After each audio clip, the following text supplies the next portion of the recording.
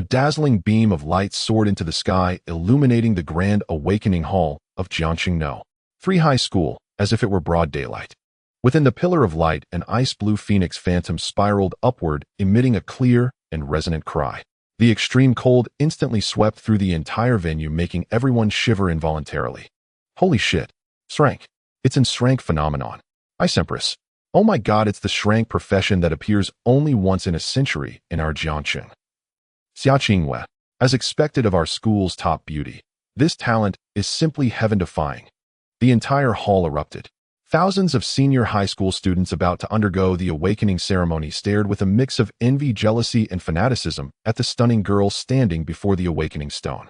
The girl was tall and slender, dressed in a white gown, her hair like a waterfall of jet black silk. Even under the gaze of thousands, her exquisitely beautiful face was covered with a layer of frost that seemed eternal, as if all this was only natural. On the main platform, Principal Zhao Jingguo was flushed with excitement, clenching his fists, his voice trembling slightly. Excellent. Wonderful. Our Jiangqing 3 has finally produced and Shrank genius. Beside him, homeroom teacher Li was grinning from ear to ear, his tone sycophantic. Xia Qingyu's talent is destined to make her a phoenix among mortals. Principal, this is the greatest glory for our school.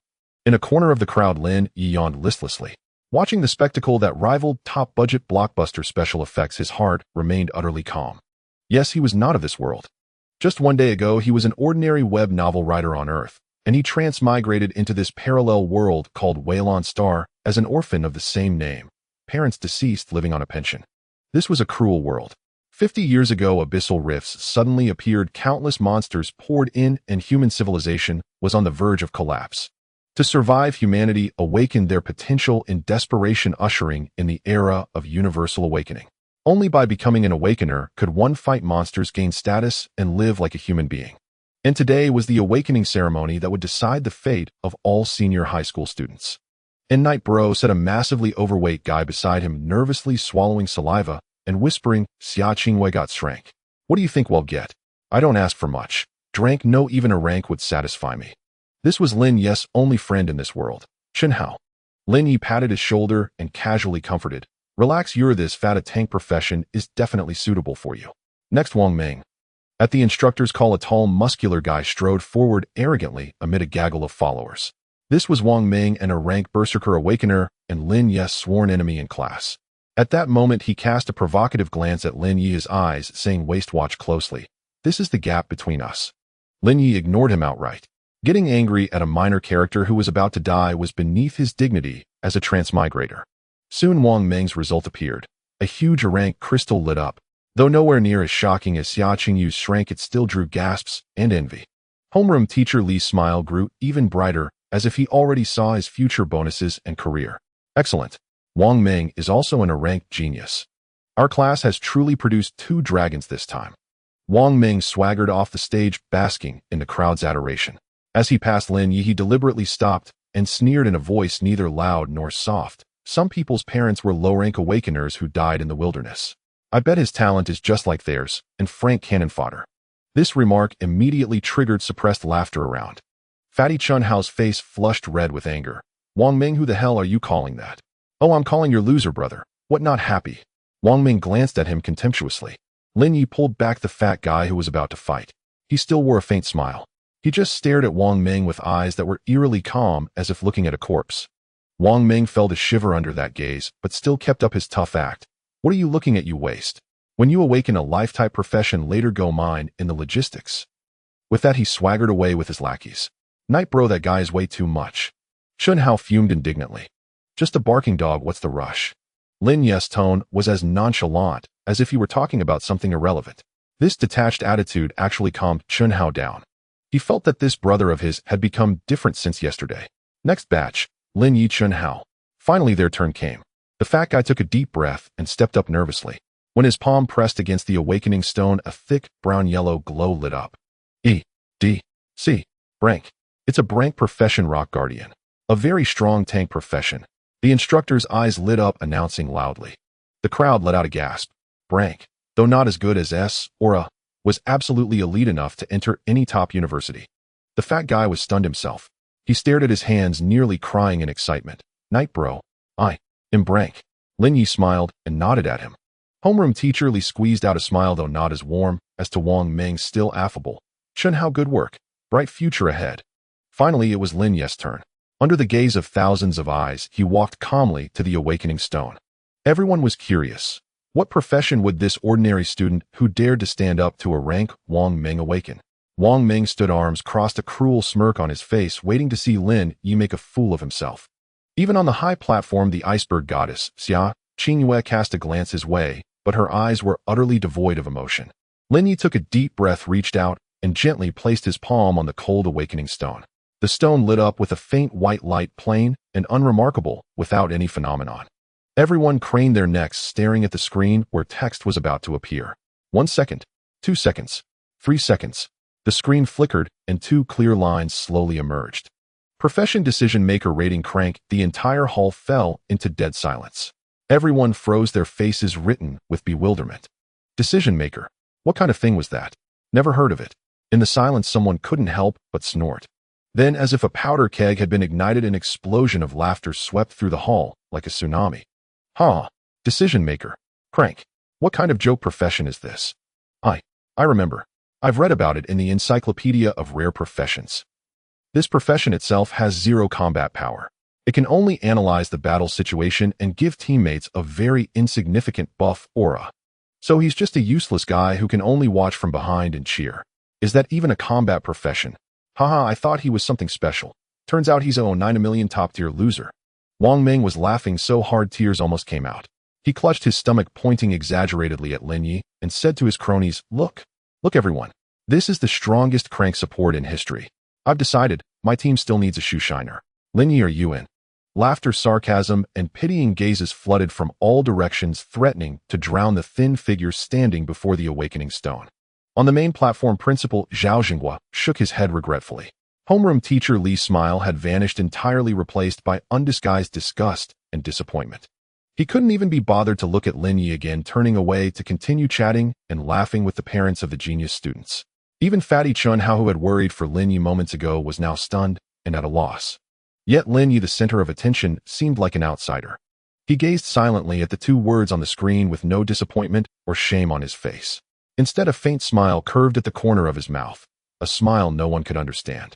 Because at the very moment the profession information appeared, a mechanical voice that only he could hear suddenly exploded in his mind. Ding! Detected that the host has awakened the profession Decision Maker. Meets system binding requirements. The absolute control assistant system is activating. Activation successful. Congratulations, host. Your profession Decision Maker has mutated into the exclusive hidden profession Undead Decision Maker. The newbie gift pack has been issued. Please check it, host. The mechanical voice echoed in Lin Ye's mind, and immediately afterward a blue translucent panel filled with a sci-fi aesthetic and visible only to him unfolded abruptly before his eyes. The panel design was extremely minimalist. On the left were his personal attributes, and on the right were several large functional modules. Name: Lin Ye, profession Undead Decision Maker, exclusive level 0/100. Core functions: 1. Zombie conversion, can convert biological corpses into absolutely loyal zombies. 2. Infinite enhancement, can consume soul fragments to endlessly strengthen zombies under command. Lin Ye's breath paused for an almost imperceptible moment. Undead Decision Maker. Zombie conversion. Infinite enhancement. Holy crap. Even with his to-life mentality, his heart couldn't help but twitch violently. This golden finger was simply too much to his liking. Huh? Did you hear that? Crank. Decision Maker. Today I've really witnessed something new. Wang Ming's harsh laughter pulled Lin Ye back to reality from his ecstasy. He raised his head, looked around at those faces full of mockery and contempt which now seemed so ridiculous in his eyes. A group of mortals about to be eliminated by the times were mocking a god holding a nuclear button. A cold arc curled at the corner of Lin Ye's mouth.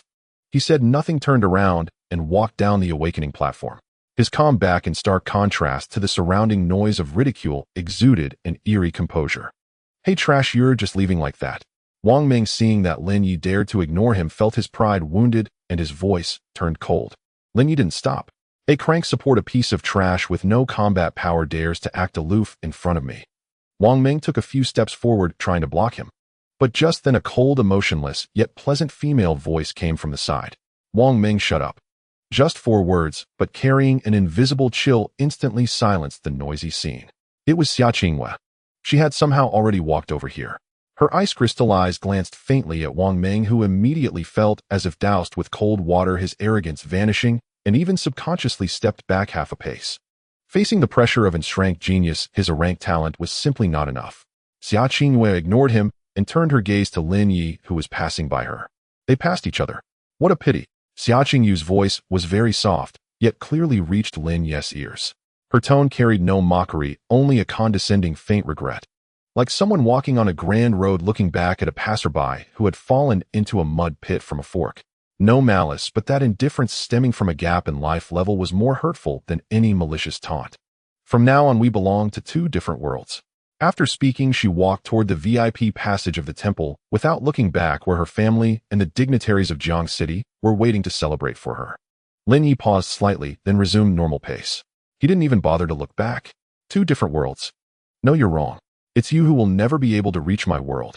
Lin Ye walked out of the temple expressionlessly, the glaring sunlight making him squint slightly. Behind him, the temple that decided the fate of countless people now seemed nothing more than a formality. Ye go. An anxious voice came from behind. Fatty Chun Hao, panting heavily, caught up, his face full of worry and guilt.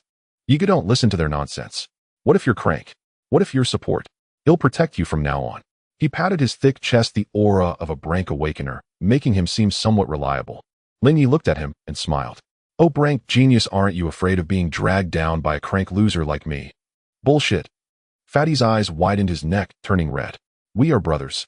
If you think Chun Hao is that kind of person, punch me right now. Looking at Fatty's sincere and eager expression, a warm current flowed through Lin Ye's heart. In this unfamiliar world, this pure friendship might be the most precious thing.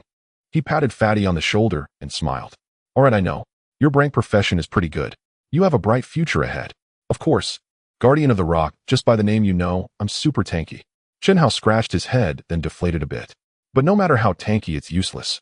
I have no attack power, I still need a team. Yiga, how about? We team up. He'll be the tank, and you'll be a cheer me on from behind. Even he felt awkward saying it. A Brank tank leading a crank support with 0 combat power. That combination was practically a warm meal delivery for the monsters in the wilderness. Just then a sarcastic voice cut in. Oh, aren't these our 2 class geniuses? 1 Brank, 1 crank, a perfect match. Class teacher Li, accompanied by Wang Ming and a few student parents, walked over. He didn't even glance at Lin Ye's gaze, only stopping on Chun Hao, speaking earnestly. Chun Hao, is a Brank genius, you're headed for a key federal university. When making friends, you need to be discerning. Hanging around with certain people will only ruin your future, understand? The words were already blunt. It was almost like pointing at Lin Ye's nose and saying, you're trash, stay away from him. Fatty Chun Hao's face instantly turned the color of liver. By nature honest, and not good with words, being rebuked by the teacher made him tremble with anger, unable to retort. Wang Ming grinned with a petty triumph. He walked over to Chun Hao, patting his shoulder as if they were old pals. Fatty, teacher Li is right. Stick with me. My madman team still needs a frontliner. As for certain trash, let him fend for himself. Teacher Li chimed in. Yes, Chun Hao. Student Wang Ming isn't a rank genius. Following him, your future will be bright. A teacher and an rank genius playing a duet openly poached in front of Lin Ye without any scruples. The surrounding students watched the scene with amusement. Everyone wanted to know what choice this lucky Brank fatty would make. A bright future with an rank genius, or the burden of a crank loser. This wasn't even a choice. Fatty Chun Hao took a deep breath. He glanced at teacher Li's hypocritical smile, then at Wang Ming's arrogant demeanor. Then he made a move that shocked everyone. He suddenly shrugged his shoulders, shaking off Wang Ming's hand, then walked over to Lin Ye, without a word, standing shoulder to shoulder with him. Actions speak louder than words. Wang Ming's face instantly darkened, ready to drip water. Teacher Li was also stunned and angry. Chun Hao. What? What do you mean by this? You're throwing away your future. Lin Ye hadn't spoken the entire time, just watched quietly. Only now did he finally lift his eyes, glancing at the exasperated Teacher Li, and spoke lightly. Teacher Li, aren't you calling me trash? Teacher Li was taken aback. Isn't that the truth? Then a word from trash shouldn't matter to you, right? A playful smile curled at the corner of Lin Ye's mouth. Wang Ming and you, his gaze turned to the ashen-faced Wang Ming. Don't be too happy. Because soon enough your so-called rank talent will become worthless in my eyes. After saying this, he turned and left, ignoring these clowns. Fatty Chun Hao was stunned for a moment, then blood surged, and he let out a loud humph. at Wang Ming and Teacher Li before quickly chasing after him. "You go wait for me." Only Wang Ming, Teacher Li, and a group of dumbfounded students were left standing there. After a long while, Wang Ming reacted, trembling with rage, his face twisted. Fine, Lin Ye. Let's see how you, a piece of trash, make me worthless. We'll see." Away from the crowd, Fatty Chunhao finally caught up to Lin Ye, saying excitedly, "You good, that was awesome back there. But what do we do next? That bastard Wang Ming won't let this go." Lin Ye stopped, turned to look at his worried brother, and smiled mysteriously. "What do we do?" He raised his head, looking at the dangerous wilderness beyond the city, a never-before-seen light shining in his eyes. "Of course. We go kill monsters and level up." "What? Kill monsters to level up?" Fatty Chunhao's eyes nearly popped out. He grabbed Lin Ye's arm, sweating profusely with anxiety. "Yigo, are you out of your mind? We just awakened still at level 0, without even a single class skill. Going to the wilderness like this is just delivering ourselves to the monsters." According to Federation regulations, newly awakened individuals must undergo at least a month of professional training in the school's simulation training grounds, familiarizing themselves with class skills and teamwork before entering the lowest level first-grade wilderness under a teacher's guidance. Someone like Lin Ye charging out alone on the very day of awakening was utterly unheard of. It was nothing short of seeking death. Lin Ye glanced back at him and smiled. "Who said I don't have any skills?" "Huh." The fatty was stunned. But aren't you a support?" "Who says supports can't fight?" Lin Ye left behind an enigmatic smile and strode off toward home. He had no time to explain too much to the fatty now. He just wanted to get home and thoroughly study this divine cheat he possessed. Watching Lin Ye's receding figure, Fatty Chunhao hesitated for a long time on the spot, but eventually stomped his foot and ran off toward his own home. No way. He had to get home and bring that set of beginner defensive gear he had stashed away for Yigo. Even if he was going to die, he had to die with some dignity.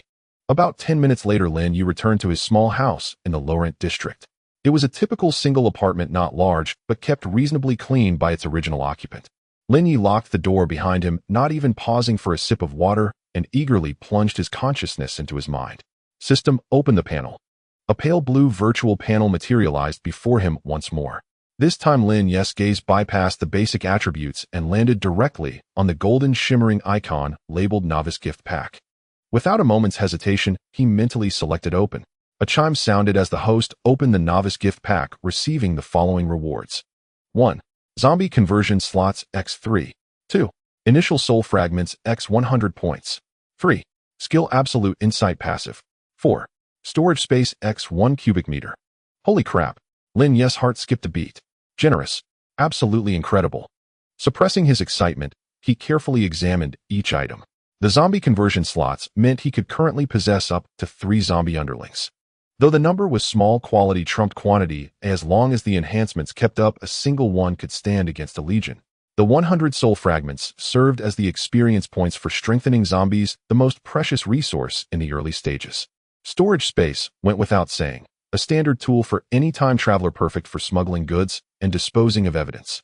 But what intrigued Lin Ye the most was the passive skill called Absolute Insight. Skill Absolute Insight. Effect: the host can view detailed information on any target, including monsters and humans, up to 10 levels higher than themselves, including, but not limited to, attributes, skills, weaknesses, and background. Lin Ye gasped sharply. A divine skill. This was essentially a walking human detector and cheat scanner. With this skill, no enemy would have any secrets before him. Which spot had the weakest defense, which skill posed the greatest threat, all laid bare at a glance. What support class was this? This was a transcendent talent tailor-made for the ultimate hunter. Calm down, calm down. Lin Ye took a few deep breaths, forcing himself to steady. One step at a time. Right now his first task was to acquire his very own zombie. But the question was, where would he get a zombie? The system was clear: it required a biological corpse for conversion. It wasn't like he could rush into the street and kill someone at random. That would make him a wanted fugitive, not a protagonist in a power fantasy. His only option was to go to the wilderness outside the city and hunt monsters. It seems the wilderness is unavoidable.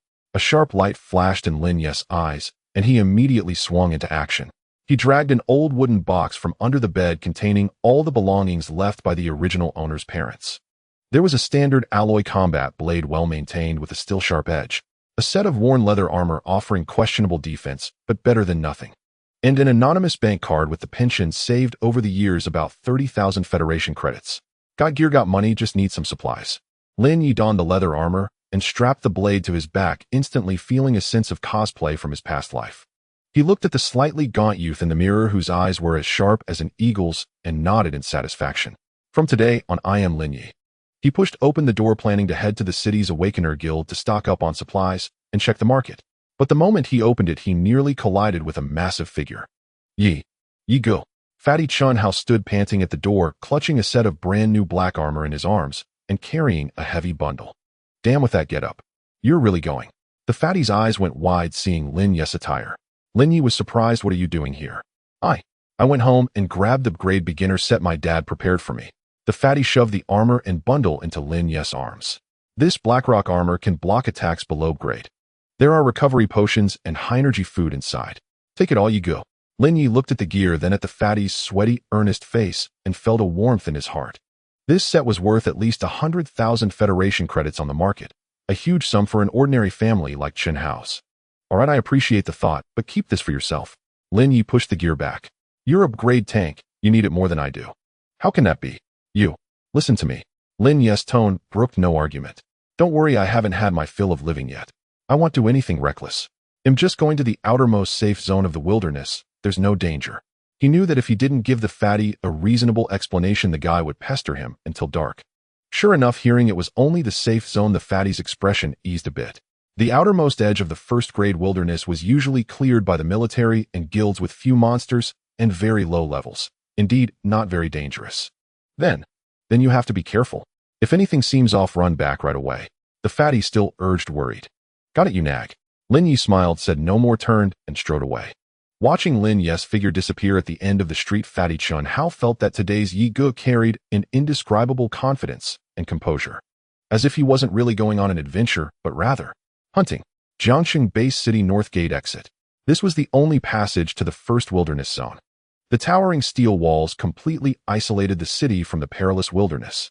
At the city gate, fully armed teams of awakeners were being inspected before orderly entering the wilderness. These people were the true backbone of this world. Lin Ye, with his combat blade on his back, blended into the crowd, unremarkable. After paying 100 Federation credits as an entry fee, he smoothly passed the checkpoint and set foot on the land beyond the wall. A wild gust mingling scents of earth, blood, and decay rushed at him. Before his eyes lay a desolate, ruined land. In the distance, collapsed remnants of old era skyscrapers were overgrown with vines and vegetation. Nearby, jagged rocks and waist-high weeds dotted the landscape. This was the wilderness. Lin Ye didn't linger, heading straight for the first-grade safe zone marked on the map. After about half an hour of walking, the surroundings grew increasingly primal. He knew he had entered the monster's territory. He slowed his pace, placing a hand on the hilt of the blade over his shoulder, and heightened his focus, ready for any sudden developments. Suddenly, the system panel in his mind flashed sharply. A chime announced the activation of absolute insight. Target detected. Lin Ye's pupils contracted as he whipped his head toward the dense thicket to his left. In his vision, a clear virtual information box materialized above the bushes. Monster Claw Wolf. Level 1. Skills: Bite, Claw, Swipe. Weakness: Lumbar Spine, Eyeballs. Background: a common low-level monster in the wilderness, a pack animal, cunning and cruel, one of the nightmares for newly awakened individuals. Below the information box, a red arrow precisely marked the lurking position of the Claw Wolf. Lin Ye's heart pounded fiercely at this moment. Here it was, the first blood he had been waiting for. His first zombie material. He slowly drew the alloy combat blade from his back, his gaze cold and devoid of emotion. A lone Claw Wolf. A cruel smile curled at the corner of Lin Ye's lips. Then the hunt begins. Rustle, rustle. A faint disturbance stirred within the grass. The lurking Clawfang wolf had clearly sensed Lin Ye, the uninvited intruder, and emitted a low, threatening growl from its throat. Any ordinary level 0 novice who had just awakened would have trembled with terror and fled on the spot. But Lin Ye did not.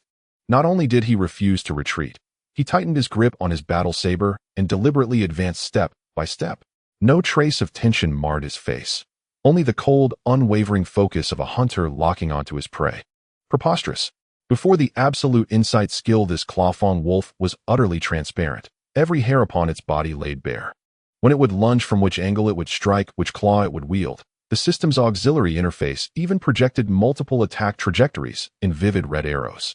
If he still lost now, Lin Ye might as well dash his head against a block of tofu and simply restart the match. Grrrr. At last, unable to contain itself any longer, the Clawfang wolf erupted from the grass. less than 5 meters from Lin Ye.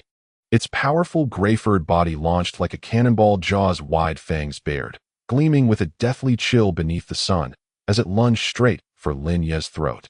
Swift, precise, relentless. This single pounce could instantly slay any unprepared low-tier awakened. Yet in Lin Ye's eyes, that lightning-fast assault unfolded in agonizing slow motion. Left front quadrant. 30-degree deviation. Target throat. A cold mechanical voice echoed in his mind. Lin Ye's body reacted, instinctively, flawlessly. His toes barely brushed the ground, and with a subtle razor-sharp lateral shift of half a step to the right, he evaded with impossible grace. Shryak. Those razor-sharp fangs grazed the skin of Lin Ye's neck, so close the rushing wind left a chilling whisper upon his flesh. The strike missed. A flicker of bewilderment flashed across the wolf's eyes, but primal instinct seized control. Its body twisted midair, claws gleamed with lethal intent as they swept horizontally toward Lin Ye's waist and abdomen. Yet every movement remained fully exposed beneath Lin Ye's omniscient, full-map cheat. Counterattack. Target third lumbar vertebra. Lin Ye did not retreat. He dropped low, driving forward instead. His alloy saber carved a frigid arc through the air, not to parry the claws but to deliver a mutually destructive blow, plunging with surgical precision into the fatal weak point marked by the system. Swift, precise, relentless. Puffed. Claws raked across Lin Ye's leather armor, sparking violently. Meanwhile, Lin Ye's blade pierced the beast's soft flank like white-hot iron through butter, sliding without resistance through the fragile gap between vertebrae, cleaving clean through. A woo! A shriek of unbearable agony tore from the clawfang wolf's throat. Its body locked rigid, its thrashing hindquarters collapsing into lifeless inertia. Its spine, shattered in one stroke by Lin Ye's blade. Ding! Fatal strike landed on clawfang wolf. Target paralyzed. Lin Ye's gaze remained icy, devoid of pity. In one fluid motion, he wrenched the saber free, and as the beast twisted to bite back, he reversed his grip and slashed cleanly across its throat. Blood gushed forth like a crimson fountain. The wolf's savage eyes dimmed rapidly, fading into dullness, then extinguished entirely, bearing only a final futile glimmer of defiance as it crashed heavily to the earth, convulsed once, and fell still. Ding!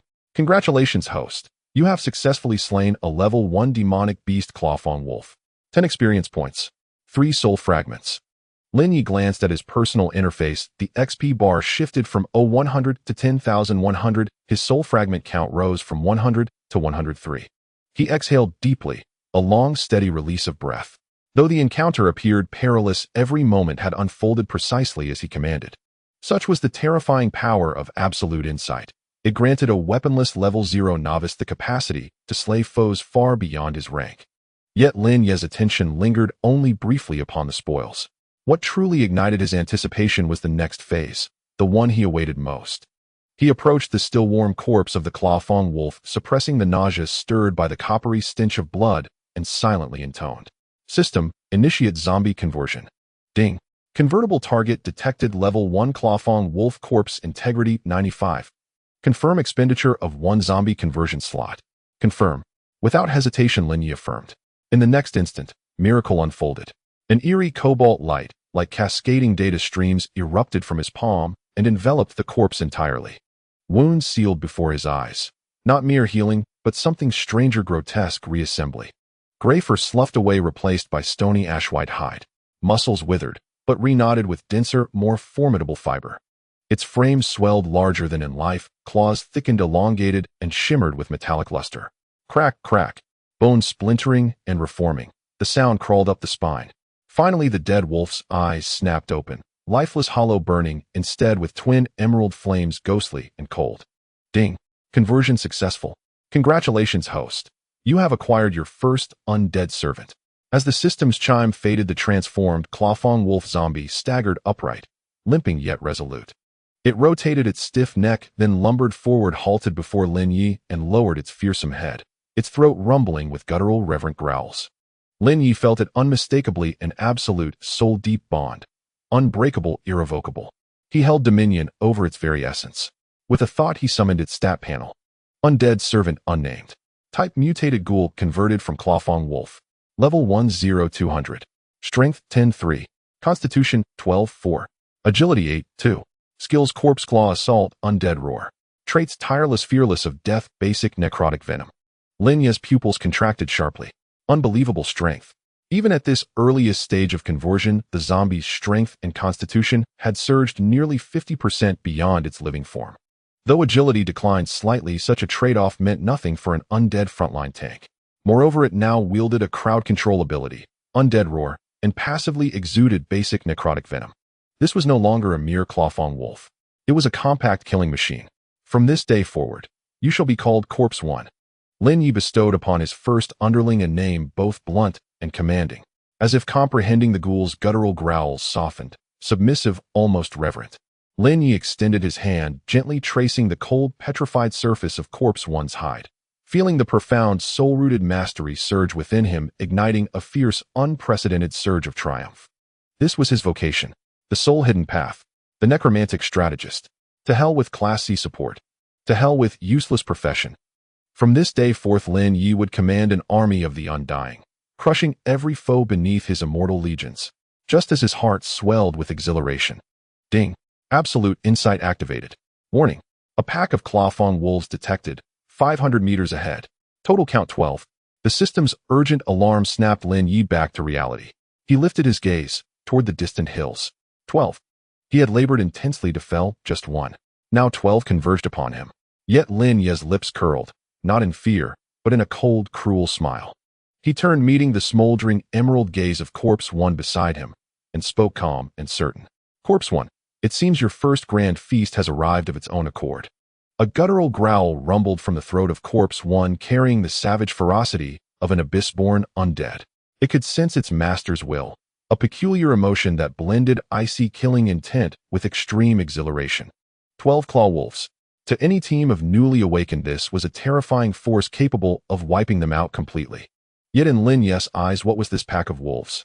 It was nothing less than 12 steaming, freshly served feasts of experience, 12 walking clusters of soul fragments. Perfect timing. Just what I needed to test my skills. Lin Ye showed not a trace of fear. Instead, he licked his parched lips, his eyes blazing with an unnerving light. Unknown, he could rely on absolute insight for a flawless counterkill. But against 12, his pitiful level 0 stats didn't even qualify him as cannon fodder. Thus, from the very start, the protagonist of this battle was not him. System, open the enhancement panel for Corpse One.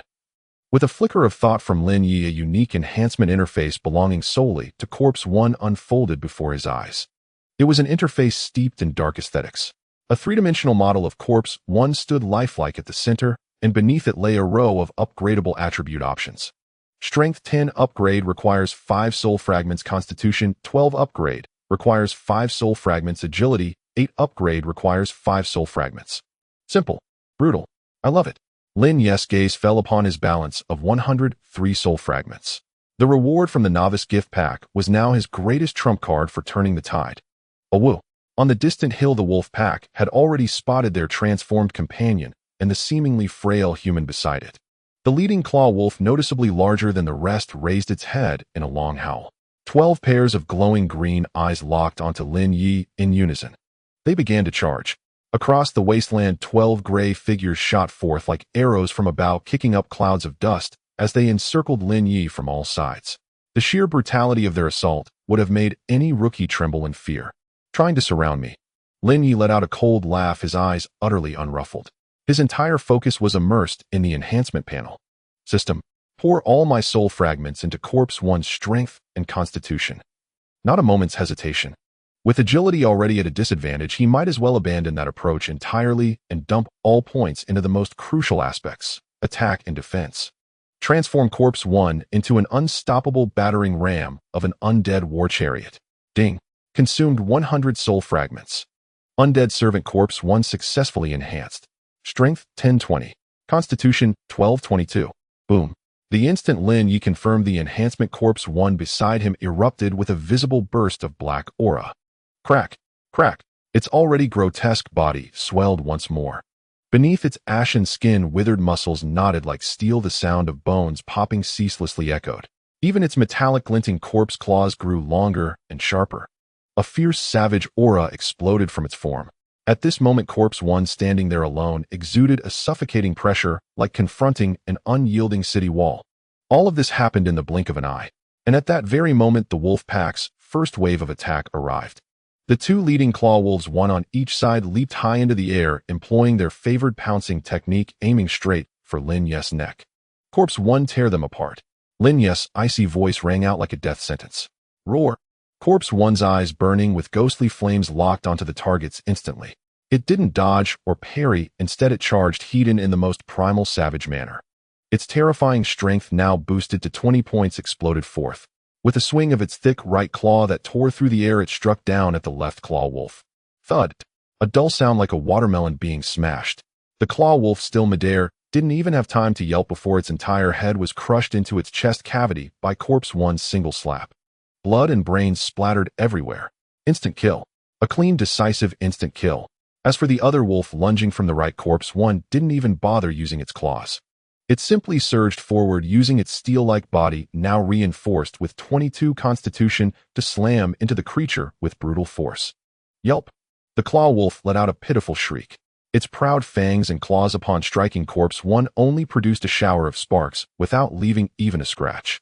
Instead, the wolf itself, as if hitting a high-speed truck, had its bones shatter in a sickening crunch. It flew backward like a tattered sack, landing as a heap of mangled flesh. In a single exchange, two ferocious level 1 monsters were instantly crushed by Corpse 1 with overwhelming force. The entire pack's charge came to a halt. In the glowing green eyes of the remaining 10 claw wolves, the emotion called fear appeared for the first time. They couldn't comprehend why this creature, which bore the scent of their kin, had become so terrifying. Scared, a bloodthirsty smile curled at the corner of Lin Ye's mouth. Too late. Corpse 1, kill them all. Leave none alive. Roar. Receiving the command, Corpse 1, like a primordial beast freed from its shackles, charged headlong at the 10 claw wolves that had already begun to retreat. What followed could no longer be called a battle. It was a one-sided, bloody massacre. Corpse 1's 22-point constitution rendered it immune to all attacks from the wolves. Claws that could easily tear through ordinary leather armor felt like mere tickles against its body. Meanwhile, its 20-point strength brought devastating destructive power. With every claw strike, a claw wolf was broken and shattered. With every charge, a claw wolf was reduced to pulp. Lin Ye stood at the edge of the battlefield, calmly observing it all. His absolute insight skill made him a commander in full control, constantly marking the weakest points in the wolf pack's formation for Corpse 1. The one on the left, its hind leg, is injured. Kill the right one first. It's trying to run. Watch the alpha. It's going for a bite. The duo of man and corpse worked together flawlessly. The number of wolves dwindled at an alarming rate. 10, 7, 3. Finally, only the most robust alpha wolf remained, trembling in place, its eyes filled with despair. It had lost all its former majesty, tail tucked between its legs, whimpering as if begging for mercy. Its answer came from Corpse 1's massive claw, already drenched in blood and gore. Squelch. The alpha wolf's body was effortlessly torn in two. The battle was over. The thick stench of blood hung in the air. Ding. Your undead servant Corpse 1 has killed. Ding. A cascade of system notifications like the most beautiful symphony flooded Lin Ye's mind in an endless scroll. Congratulations, host. Your level has increased to level 1. Congratulations, host. Your undead servant Corpse 1's level has increased to level 2. This battle yielded 130 experience points and 39 soul fragments.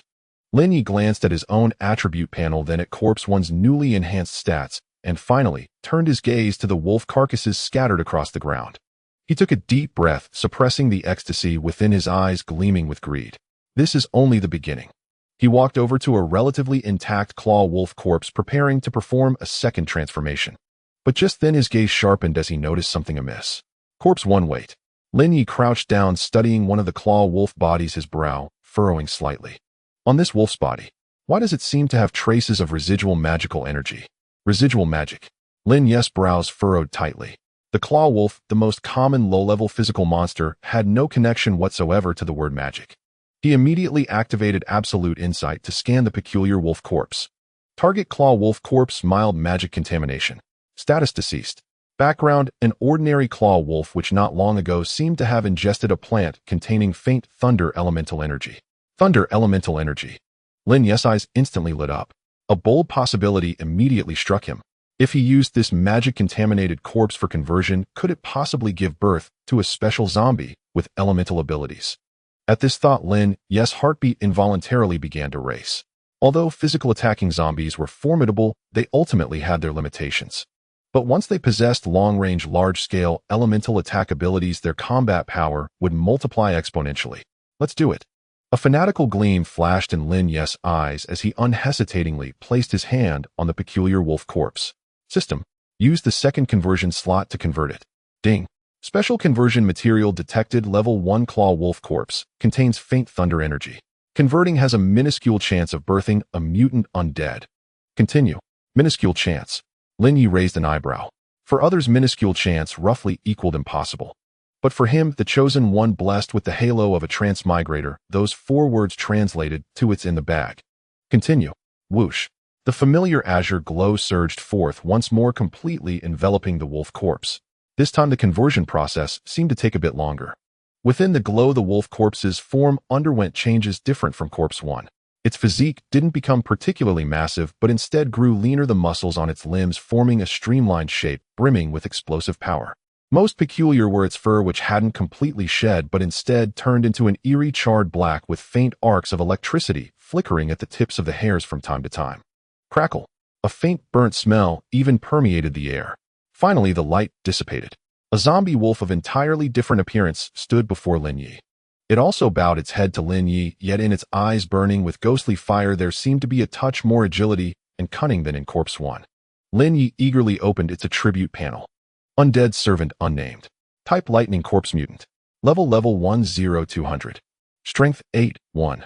Constitution 9-1. Agility 12-2. Spirit 5. Special Attribute. Skills: Corpse Claw, Strike, Paralysis Arc.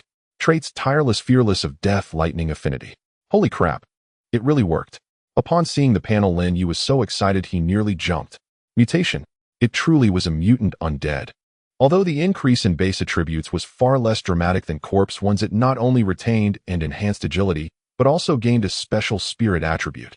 Most crucial was the new skill, Paralysis Arc. Paralysis Arc consumes spirit to unleash a faint lightning strike at an enemy, dealing minor damage and having a chance to inflict paralysis. Ranged. Magic. With crowd control. Lin Ye could already envision a shameless scene in future battles, Corpse 1 tanking at the front as an invincible meat shield, while this new zombie wolf unleashed electric attacks from behind, controlling enemies one by one until they were helpless. You shall be called Corpse 2 from now on. Lin Ye waved his hand, grandly naming his second underling. Who? Corpse 2 let out a low growl, as if in response. Thus, under Lin Ye's command, he now had 2 generals, one for melee and one for ranged combat. He still had 1 conversion slot left, and the 39 soul fragments he had just harvested. Lin Ye glanced at the mess on the ground and decided not to proceed with a 3rd conversion for now. Biting off more than one could chew. The remaining ordinary wolf corpses, if converted, would only yield cannon fodder meat shields similar to Corpse 1 with limited potential. He decided to reserve that final precious slot for a more powerful, more special monster. Now then, it's time to witness a miracle. Lin Ye's gaze returned to Corpse 1. The earlier reinforcement with 100 soul fragments was merely an appetizer. Now what he was about to undertake was the true first formal enhancement, the one that would cement his role as an undead strategist and utterly crush all other professions. He opened Corpse 1's reinforcement panel once again. This time he didn't rush to click the plus signs for strength or constitution. His gaze slowly drifted downward, settling on an option at the very bottom of the panel that had been grayed out and locked due to insufficient resources. Skill Enchantment. Activation condition: Undead Servant reaches level 2 and consumes 10 soul fragments. Now Corpse 1 was exactly level 2. He still had 39 soul fragments on hand. This is it. Lin Ye's heart began to pound uncontrollably. He had a strong premonition that this function would open the door to a whole new world. System. Activate Skill Enchantment. Ding. Consume 10 soul fragments to activate Skill Enchantment for Corpse 1. Yes. Whoosh. The reinforcement panel trembled violently, then underwent a radical transformation. The original attribute list was compressed to the side, replaced by a massive talent tree-like new interface. At the very root of this talent tree was a basic skill icon, Corpse Claw Strike.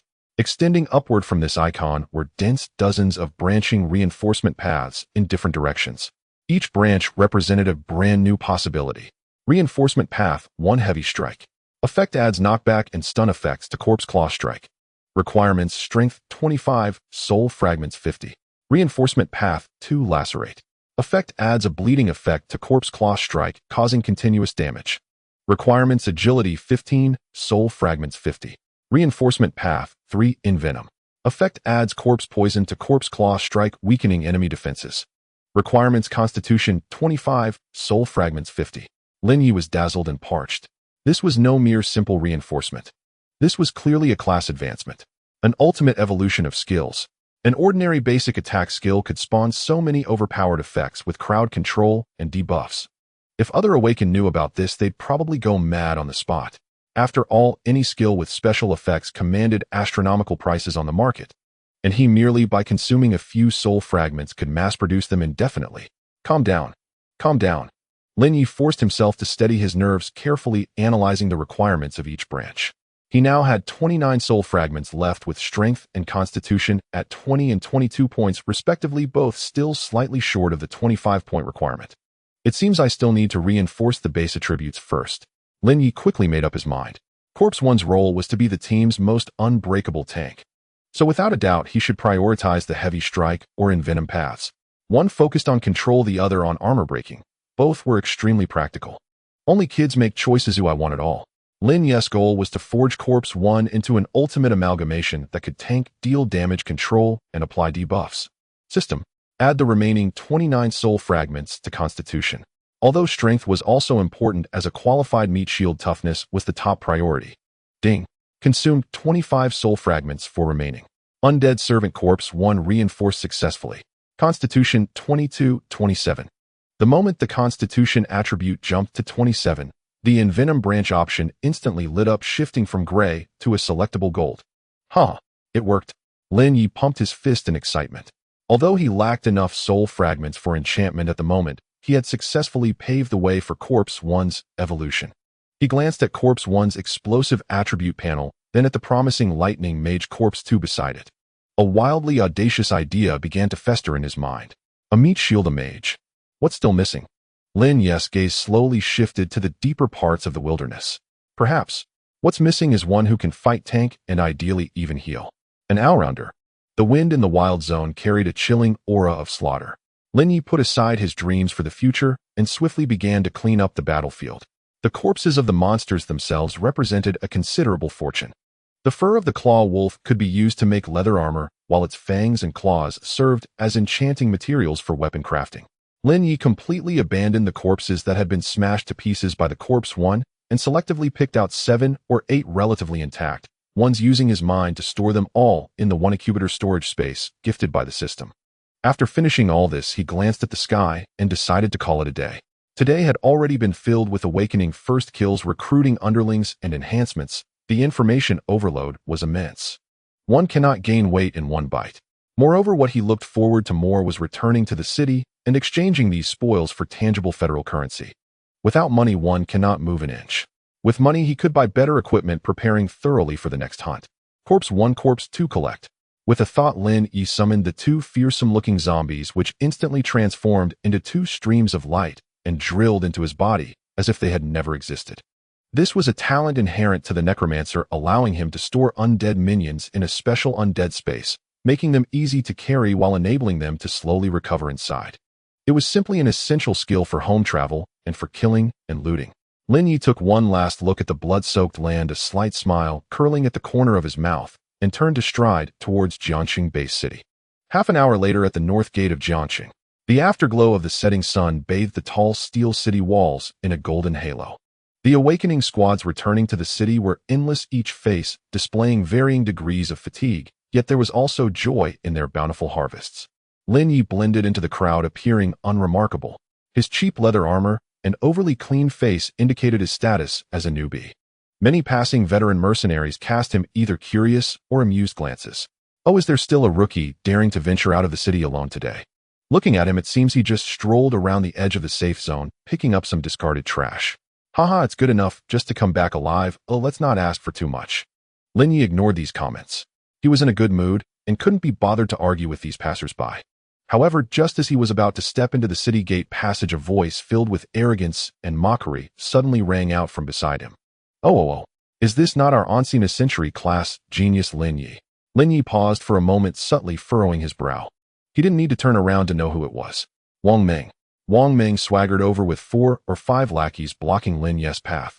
In stark contrast to Lin Ye's simplicity, Wang Meng was clad in a brand new set of E-class alloy armor, wielding an enchanted longsword that flickered with faint flames, exuding an air of grandeur. Clearly, the moment he awakened, his family had immediately outfitted him with top-notch equipment. What's this? You came back alone from the wild zone. Wang Meng circled Lin Ye, inspecting him like a rare animal, clicking his tongue in wonder. Not missing an arm or a leg. You're quite lucky. One of his lackeys immediately chimed in sycophantically, Brother Meng, you don't know. He's a decision maker. He must have found a bush to hide in, waiting for the other big shots to finish off the monsters, then went to pick up some wolf dung to sell. Ha! Ha! The surrounding area erupted into unabashed laughter. Wang Meng was very pleased with his lackey's comedic timing. He lightly tapped Lin Ye's cheek. With his enchanted longsword, his eyes filled with the thrill of cat and mouse. Waste, why don't you talk? Cack out your tongue. Lin Ye's gaze gradually turned colder. He slowly raised his head and looked calmly at Wang Meng, speaking in a flat tone. What do you want? Is it not okay to chat with you if there's nothing going on? Wang Meng's smile grew more arrogant. I just wanted to ask you in person if what you said in school still stands. What did I say? You said that it wouldn't be long before my A-class talent would become worthless in your eyes. Wang Meng leaned close to Lin Ye's ear, speaking with a tone of extreme disdain. Now, I am already a level 1 berserker. And you? What do you have to make me worthless? Just your mouth. It turned out this guy was deliberately blocking him to pick a fight. Lin Ye felt a bit like laughing.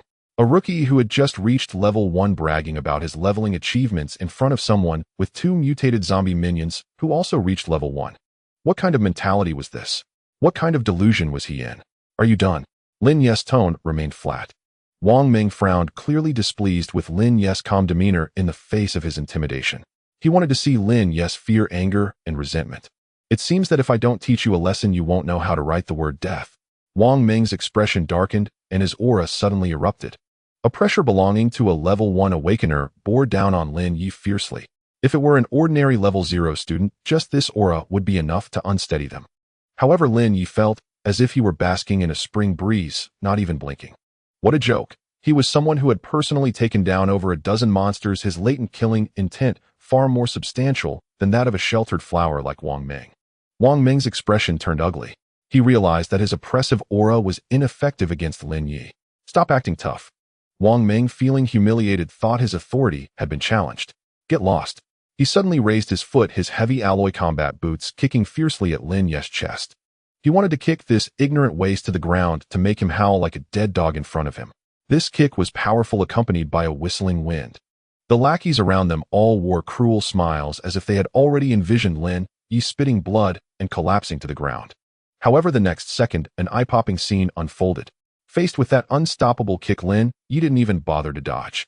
He simply raised his own foot in response. Then, striking first, bang, a thunderous sound erupted. Lin Ye's foot accurately kicked against the sole of Wang Meng's foot. Crack! A crisp, teeth-grinding sound of bone breaking clearly reached the ears of everyone present. Wang Meng's expression, which had been arrogant to the extreme, instantly froze, only to be replaced by endless pain and horror. He let out a shriek akin to that of a slaughtered pig, his entire being feeling as though he had been violently rammed by a raging bull. His hulking body, weighing over 180 pounds, was unexpectedly sent flying by Lin Ye's seemingly ordinary kick, both feet leaving the ground. After tracing a perfect parabolic arc in the air, he crashed heavily onto the ground 5 meters away. The entire area fell into silence. Everyone stood there as if hit by a petrification spell, staring blankly at this scene, their minds blank. The smiles on the faces of Wang Meng's lackeys were frozen in place, appearing utterly ridiculous. What had they just witnessed? A level genius, level 1 berserker, Wang Meng, kicked away by that clever waste. Was he kicked away? Time itself seemed to freeze in that instant. An eerie, deathly silence hung in the air. Every gaze was locked upon the slender figure slowly retracting his foot, and upon the hulking frame writhing in agony on the ground, clutching his shin. Their expressions were dazed, disbelieving, utterly bewildered. What in the world is happening? Wang Meng's lackeys stood frozen, their grins shattered. They rubbed their eyes frantically, convinced they must be hallucinating. Brother Meng, the one who awakened the rank profession berserker, was just kicked in the leg by a crank support. His leg snapped clean in two. This script makes no sense. Lin Ye withdrew his foot and didn't even glance back at Wang Meng. His indifference as absolute, as if he'd merely kicked aside a piece of litter. He swept his gaze across the stunned lackeys, his eyes cold and lifeless, as though surveying corpses. At that single glance, the men shuddered violently, instinctively stumbling backward, too terrified even to draw breath. Now, do these feet of mine render your rank talent utterly worthless? His voice was quiet, yet every word rang with crystalline clarity in the ears of all present. Wang Ming, writhing on the ground in shrieking agony, nearly choked on his rage, on the verge of fainting outright. Humiliation. Naked, unvarnished humiliation. He longed to hurl threats, but the searing, bone-deep pain in his shin allowed only screams, nothing more. Lin Ye gave a faint, dismissive laugh, unwilling to waste another second on such irredeemable fools. Turning calmly, he walked into the city gate passage beneath a sea of stairs, reverent, fearful, utterly lost, his bearing serene, as though he'd done nothing more consequential than dusting off his sleeves. Only when his figure vanished entirely did the suffocating stillness finally break. Hurry, call a healer. Brother Ming's leg. It's broken. Like sleepwalkers jolted awake, the lackeys scrambled forward in frantic disarray, chaos erupting on the spot. As Lin Ye walked home, his inner calm belied the storm churning beneath. He glanced down at his own foot. That kick had required scarcely any effort. He'd only meant to teach Wang Ming a lesson, and to send a warning to any others foolish enough to cross him. Yet he'd never imagined the sheer, terrifying force behind it. System, open my character panel.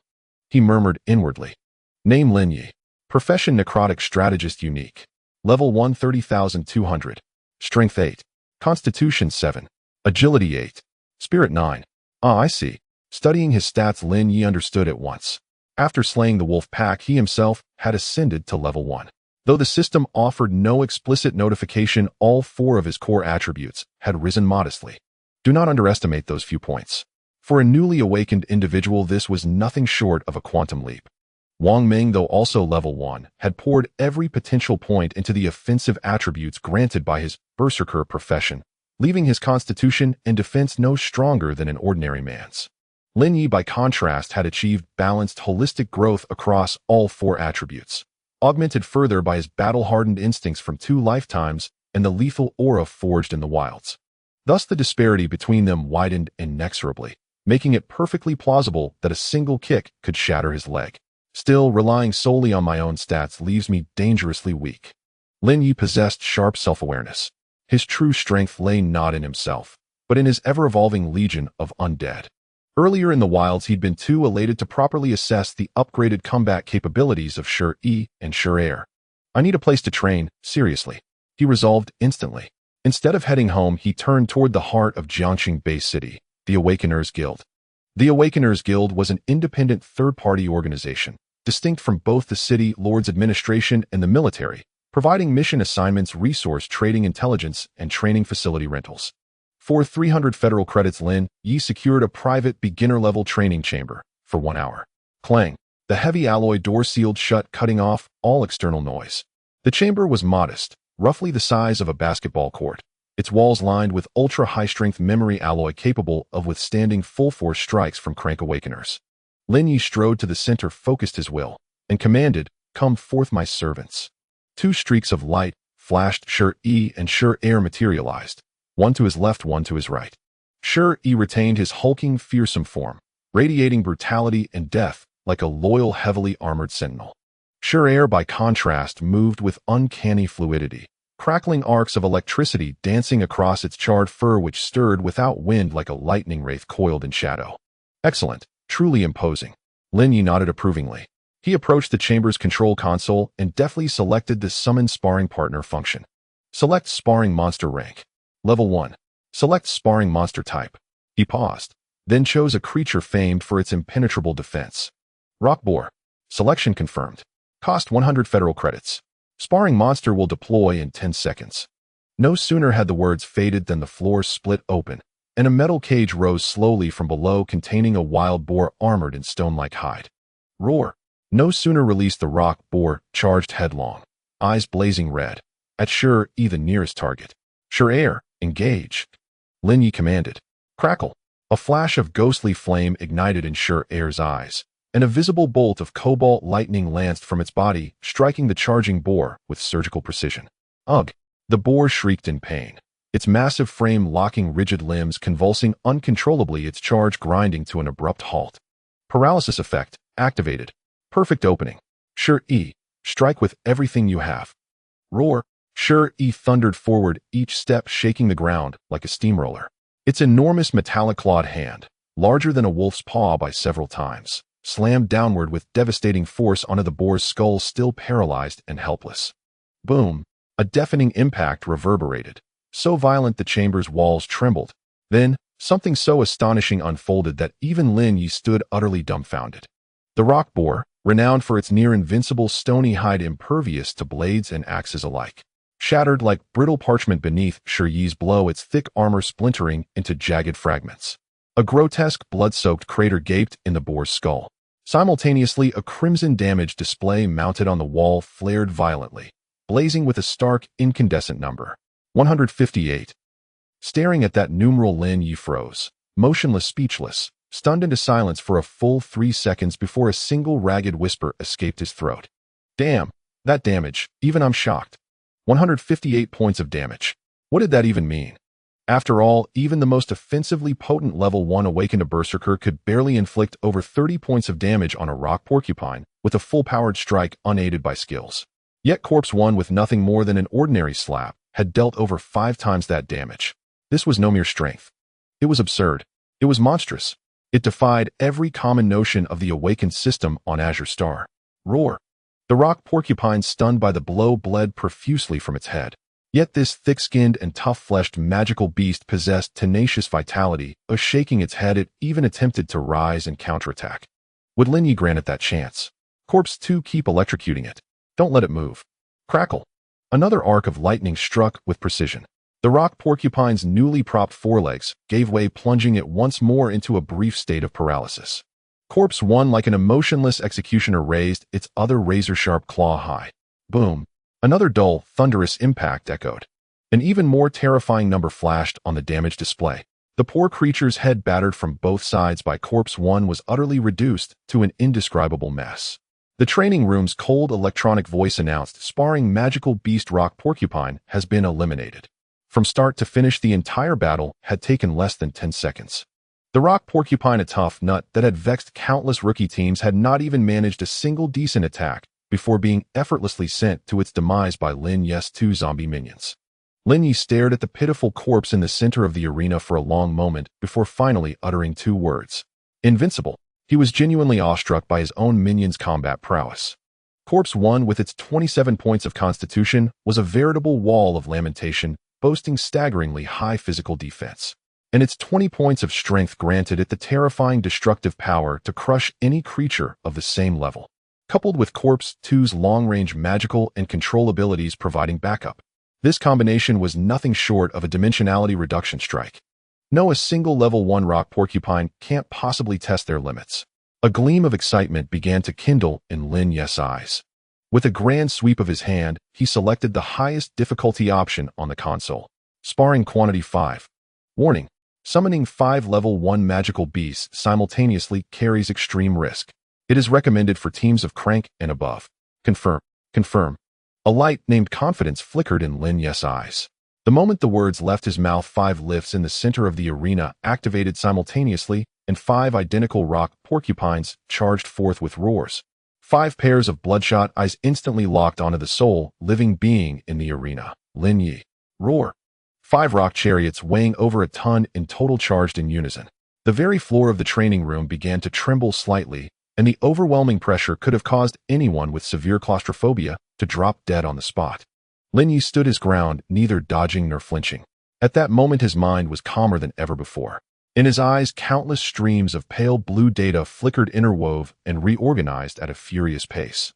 This was the true terror of his class, the Decision Maker. When the system had fully merged with his soul as a transmigrator, his brain had become a super biocomputer with infinite computational power. Targets locked. 5 rock porcupines.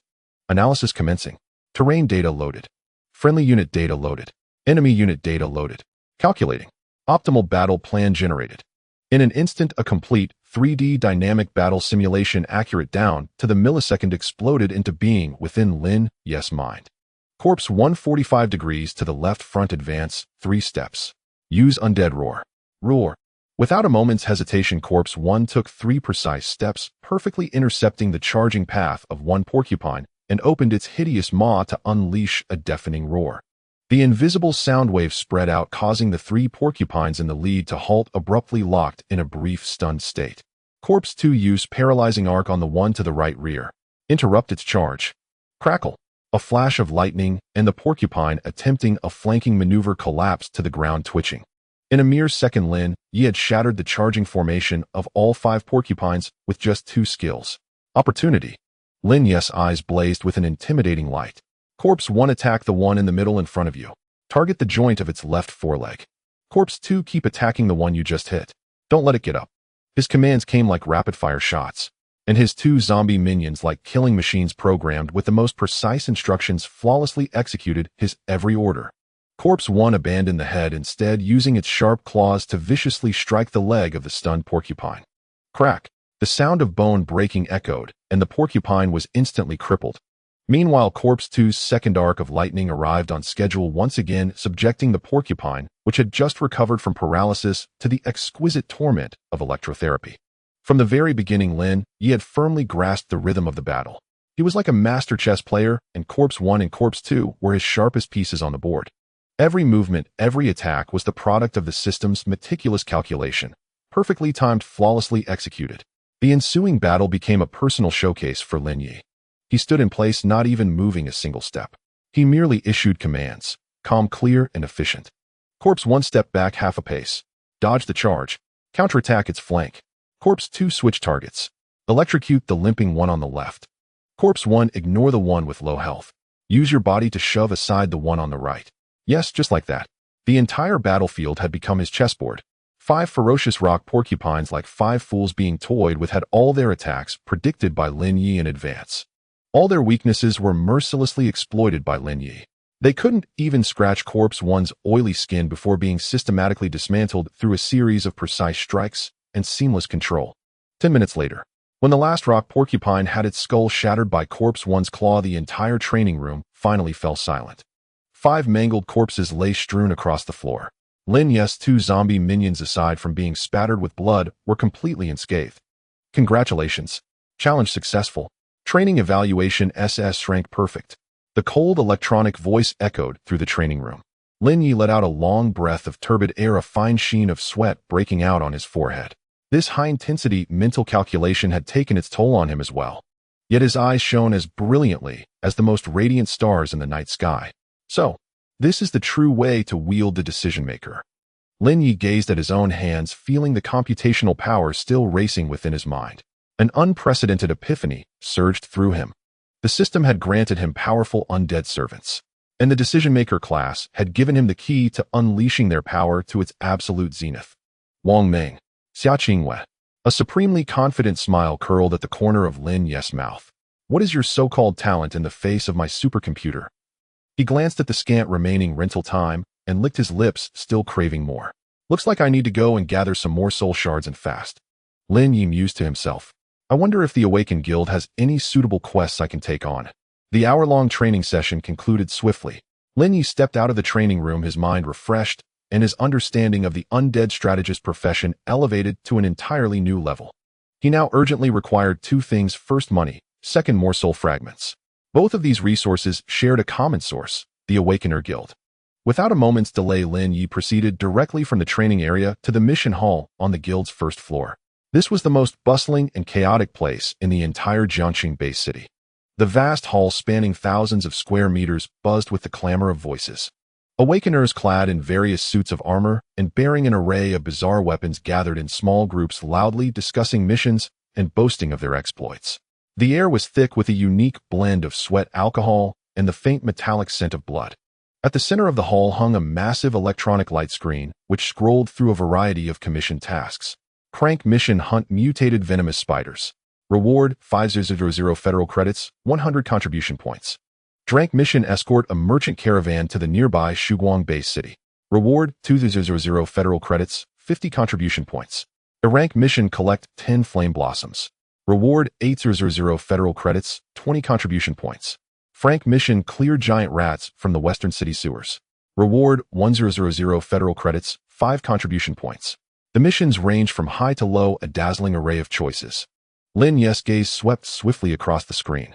With his current strength, soloing drank or rank missions would pose little challenge. However, as a qualified mastermind, behind-the-scenes ostentation was never his style. Playing it safe, feigning weakness, and only then springing a surprise. That was the script for a true protagonist. His eyes finally settled on the lowest-tier Frank missions. These tasks offered meager rewards and minimal difficulty, typically intended for newly awakened individuals gaining experience. This one will do. Lin Ye quickly locked onto a mission. Frank mission: Eliminate Goblin Outpost. Mission description: a small goblin outpost has appeared near the abandoned mine shaft 30 li north of the city. Estimated 20-30 goblins. Eliminate them completely. Mission reward: 3000 federal credits, 10 contribution points. Goblins like claw wolves were among the weakest monsters in the wilderness, frail with low attack power. Their only advantages were numbers and cunning. For other newcomers this might pose a challenge. But for Lin Ye, who commanded Corps 1 and Corps 2, this was a gift. Most importantly, this mission would provide him with an abundance of what he needed most: corpses. Lin Ye approached the mission acceptance counter and handed over his identity card. The clerk, a somewhat lazy, middle-aged man, glanced at Lin Ye's identity details and his youthful face, then offered a well-meaning warning. Kid, just awaken, huh? Goblins are weak, but there are plenty of them, and they're cunning. Going alone is dangerous. You'd better form a team. Thanks for the warning, but I know what I'm doing, Lin Ye replied calmly. The man shrugged, processed the paperwork, and muttered under his breath. Kids these days no idea how tough the world is. Leaving the guild, Lin Ye first headed to the material trading zone. He sold the 7 or 8 materials stripped from the claw wolves earlier bundled together to a shady merchant for 500 federal credits. Though he was swindled somewhat, Lin Ye couldn't be bothered to argue. With this starting capital, he immediately purchased a batch of high-energy compressed biscuits, purified water, and basic healing potions, stuffing his storage space to the brim. Having done all this, he didn't linger. Once more alone, he stepped out of Jiangcheng Bay City's north gate. An hour later, he arrived at the abandoned mine. Lin Ye's figure appeared like a ghost on a hillside overlooking the mine. He lay in the grass, peering down at the crude goblin camp built from wood and stone. In the camp, over 20 green-skinned, point-eared, short-statured goblins patrolled noisily, brandishing weapons made of scrap metal. In the center stood a crude stone watchtower manned by a goblin archer. It did look somewhat like an outpost. 23 goblins, one of them an archer. A faint blue data stream flashed through Lin Ye's eyes. The absolute insight skill had analyzed the entire camp's situation with perfect clarity. Weaknesses practically everywhere. Threat level virtually zero. Lin Ye reached a conclusion. Time to begin the slaughter. Instead of charging in from the front, he quietly circled to the rear of the camp. Corpse 1, Corpse 2 emerged. 2 figures materialized silently beside him. Lin Ye pointed at the goblin archer on the watchtower and issued his first command. Corpse 2, take it out. A crackling sound filled the air. Ghostly fire flickered in Corpse 2's eyes, and a paralysis arc thicker than before shot out, like a bullet traversing nearly 100 meters to strike the goblin sentinel with pinpoint accuracy. The goblin let out a short, shrill cry before tumbling from the watchtower, charred black, dead before it hit the ground. At level 2, with enhanced spirit attributes, Corpse 2's paralysis arc was now potent enough to instantly kill such fragile monsters. With the only ranged unit eliminated, it was time for the wolves to descend upon the flock. Corpse 1 charge. Smash their formation to pieces. With a roar, Corpse 1, like a tiger released from its cage, charged forward with heavy steps and a ferocious, unstoppable momentum, crashing into the unsuspecting goblins from behind. The sound of impacts echoed like bowling balls striking pins. The frail goblins were utterly helpless against Corpse 1's terrifying force. In an instant, the camp was filled with the wails of broken bones and panicked screams. A single charge had completely shattered the goblins' formation. But this was only the beginning. Lin Ye, standing on higher ground, commanded calmly. Corpse 2, free fire. Prioritize the ones with spears. Corpse 1, ignore the small fry. Go for the big one with the bone necklace. That's the goblin chieftain. A bloody and efficient massacre unfolded before the abandoned mine. Over 10 minutes later, the battle was over. The entire camp had been reduced to a mountain of corpses and a sea of blood. Lin Ye slowly walked down from the hillside, gazing at the green bodies littering the ground with a look of harvest-time joy. A system notification chimed. Ding. This battle has yielded 230 experience points and 69 soul fragments. His personal level shot up to 2. Both Corpse 1 and Corpse 2 also leveled up to 3. It was a resounding victory. However, Lin Ye's attention didn't linger on the ordinary goblin corpses. He walked straight to the largest corpse, the goblin chieftain, its head crushed by Corpse 1's claw. This was the true prize of the operation. Ding. Convertible target detected, level 2, Goblin Chieftain Elite. Consume 1 zombie conversion slot to proceed with conversion. Finally, Lin Ye's eyes gleamed with excitement. His last conversion slot had been reserved precisely for an elite unit like this. Convert. A humming sound filled the air, and a cerulean glow illuminated the area for the 3rd time. This time the conversion process was longer and the light far more dazzling. Within the radiance, the goblin chieftain's corpse underwent a dramatic transformation. Its once scrawny frame began to grow and swell. Its withered green skin turned as tough as rock, and eerie dark red magical runes surfaced upon it. The crude bone club in its hand, corroded by the ghostly light, morphed into a massive, sinister warhammer wreathed in an aura of death. Finally, the light faded. Before Lin Ye stood a nearly 2-meter-tall humanoid zombie, its muscles bulging with power and radiating an overwhelming bestial aura. It knelt on one knee, lowering its ugly, fearsome head, and spoke its first word since birth in a raspy, grating voice, like metal scraping metal. "Greetings, Master. Greetings, Master. Greetings, Master." A hoarse, strange, yet utterly submissive voice echoed through the empty mine entrance. Lin Ye stared at the massive figure kneeling before him on one knee. Despite having mentally prepared himself, he couldn't help but gasp in astonishment. It can speak. This creature. It can actually speak. Though only the simplest syllables, this marked an essential difference from Corpse 1 and Corpse 2, those beast-like walking dead that only knew how to grunt ho-ho. This signified that it possessed the most basic intelligence. "Rise." Lin Ye suppressed the excitement surging within him and spoke slowly. The humanoid zombie obediently stood up, its 2-meter-tall body like an iron tower, exuding an overwhelming sense of pressure. Its eyes, burning with dark red, ghostly flames, curiously surveyed the surroundings before finally settling on Lin Ye, filled with dependence and reverence. Lin Ye took a deep breath and immediately called up its attribute panel. He had a strong premonition that this new servant, transformed from an elite monster, would bring him an immense surprise. The next second, as the detailed attribute panel unfolded before his eyes, his pupils contracted sharply into pinpoints. Undead Servant Unnamed. Type Giant Strength Zombie Elite. Level 2 0 300. Strength 25. Constitution 20. Agility 10. Spirit 3. Skills Heavy Hammer Strike or Stomp. Unyielding Will Passive. Traits Primary Intelligence Fearless of Death. Strength Aura Basic. Holy shit. This time Lin Ye truly couldn't hold back. A curse slipped out. He stared blankly at this, what could only be described as a luxurious attribute panel, feeling as though his brain had momentarily short-circuited. Is this for real? A level 2 zombie with strength directly soaring to 25 points. What does that even mean? To put it in perspective, his level 3 tank Corpse 1, who had undergone several enhancements, had only just reached 20 points in strength. This guy right from birth has already surpassed the big brother. In Constitution 20 points. Equally impressive enough to serve as a qualified sub-tank. But even more outrageous were its skills and traits. War Stomp stomped the ground fiercely, dealing shock damage to all enemies within a 5-meter radius with a slowing effect. AoE, area damage. With group soft crowd control, this is practically a godly skill tailor-made for team fights. Unyielding Will Passive. When health drops below 30, enter an unbending state, gaining 50 damage reduction for 10 seconds. Health Lock. Built-in invincibility. This survivability is ridiculously overpowered. But what shocked Lin Ye the most was the final trait. Strength Aura Basic. As an elite undead, its presence inspires all friendly undead units within a 10-meter radius, increasing their strength by 1 point. An aura. An actual aura-type skill. Lin Ye whipped his head around and immediately called up Corpse 1's attribute panel beside him.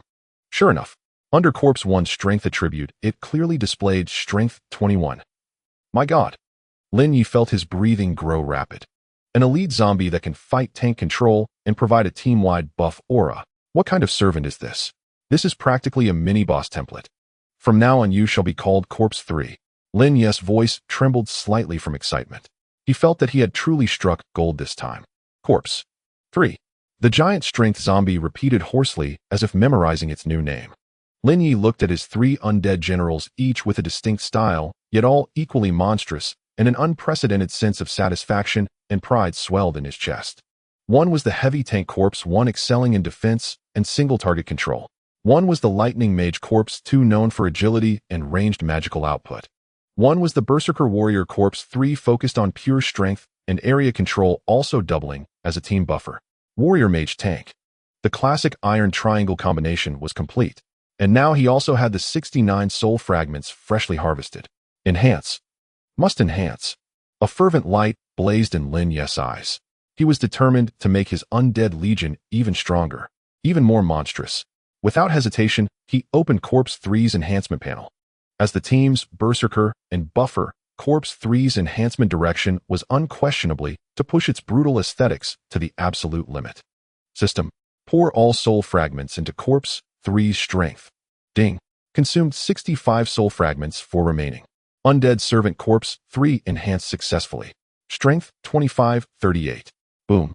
When Corpse 3's strength attribute rocketed from 25 all the way to 38, a visible wave of dark red energy erupted from its center, exploding outward. Crack, crack. Corpse 3's already imposing physique swelled once more, its muscles bulging like granite, brimming with explosive power. The bone giant hammer in its hand doubled in size, and a raging dark red flame began to burn upon its surface. A terrifying, heart-stopping aura surged forth. Standing before Corpse 3 Lin Ye could even feel an intense pressure. This power. Lin Ye stared at Corpse 3's monstrous 38-point strength attribute and swallowed hard. He seriously suspected that with one hammer strike now Corpse 3 could instantly obliterate even a level 3 elite monster. This was the power of the system. This was the terrifying essence of infinite enhancement. Awesome. Lin Ye clenched his fists tightly, feeling every cell in his body tremble with exhilaration. What a rank geniuses. What strength school beauties. Once I level these 3 dads up to max, not just you all. Even if a god shows up, they'll pluck a few whiskers off them. Gurgle. Just then an untimely sound came from Lin Ye's stomach. Since his awakening, he had been running non-stop without food or water, sustained purely by sheer willpower. Now that the task was accomplished and his mind relaxed, hunger surged over him like a tidal wave. It's time to head back. Lin Ye glanced at the sky. It was nearly dusk. He stored the 3 zombies into the undead space and began quickly cleaning up the battlefield. This time's loot was far richer than before. Even the intact bone club from the goblin chieftain was a decent, rank blunt weapon likely to fetch a good price. After packing away all the valuables, Lin Ye lingered no longer and set off on the road back to the base city. Little did he know that in Jiangxing Base City he had already stirred up quite a ripple. Jiangxing 3rd High School Principal's office. Principal Zhao Jingguo was staring grimly at a surveillance video playing on a light screen before him. The footage showed Lin Ye kicking Wang Fei flying at the North Gate earlier this evening. Old Zhao, what do you make of this? A middle-aged man in military uniform bearing a major's insignia on his shoulder asked in a deep voice. Zhao Jingguo was silent for a moment before speaking slowly. I've seen the footage. Wang Fei provoked first. That's not what I'm asking. The major's tone was stern. I'm asking about Lin Ye's strength. How did a crank support class on the very first day after awakening manage to kick a level 1 rank berserker flying? This defies logic. Zhao Jingguo sighed, a hint of confusion flickering in his eyes. That's what baffles me too. Unless what? Zhao Jingguo stared at Lin Ye's eerily calm face in the footage and spoke deliberately. Unless the decision maker he awakened is far more complex than we imagined. Unless the decision maker he awakened is far more complex than we imagined.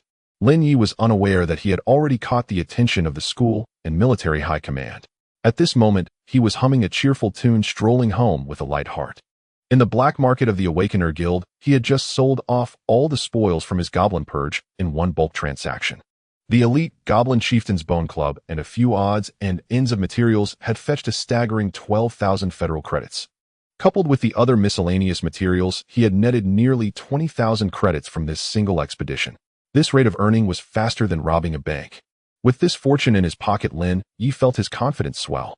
He even indulged himself by buying a steaming hot skewer of grilled meat from a street vendor for dinner. Money feels damn good, Lin Ye mused while devouring the skewer. In his past life, he had burned the midnight oil riding for royalties and attendance bonuses, slogging through a month to earn just this much.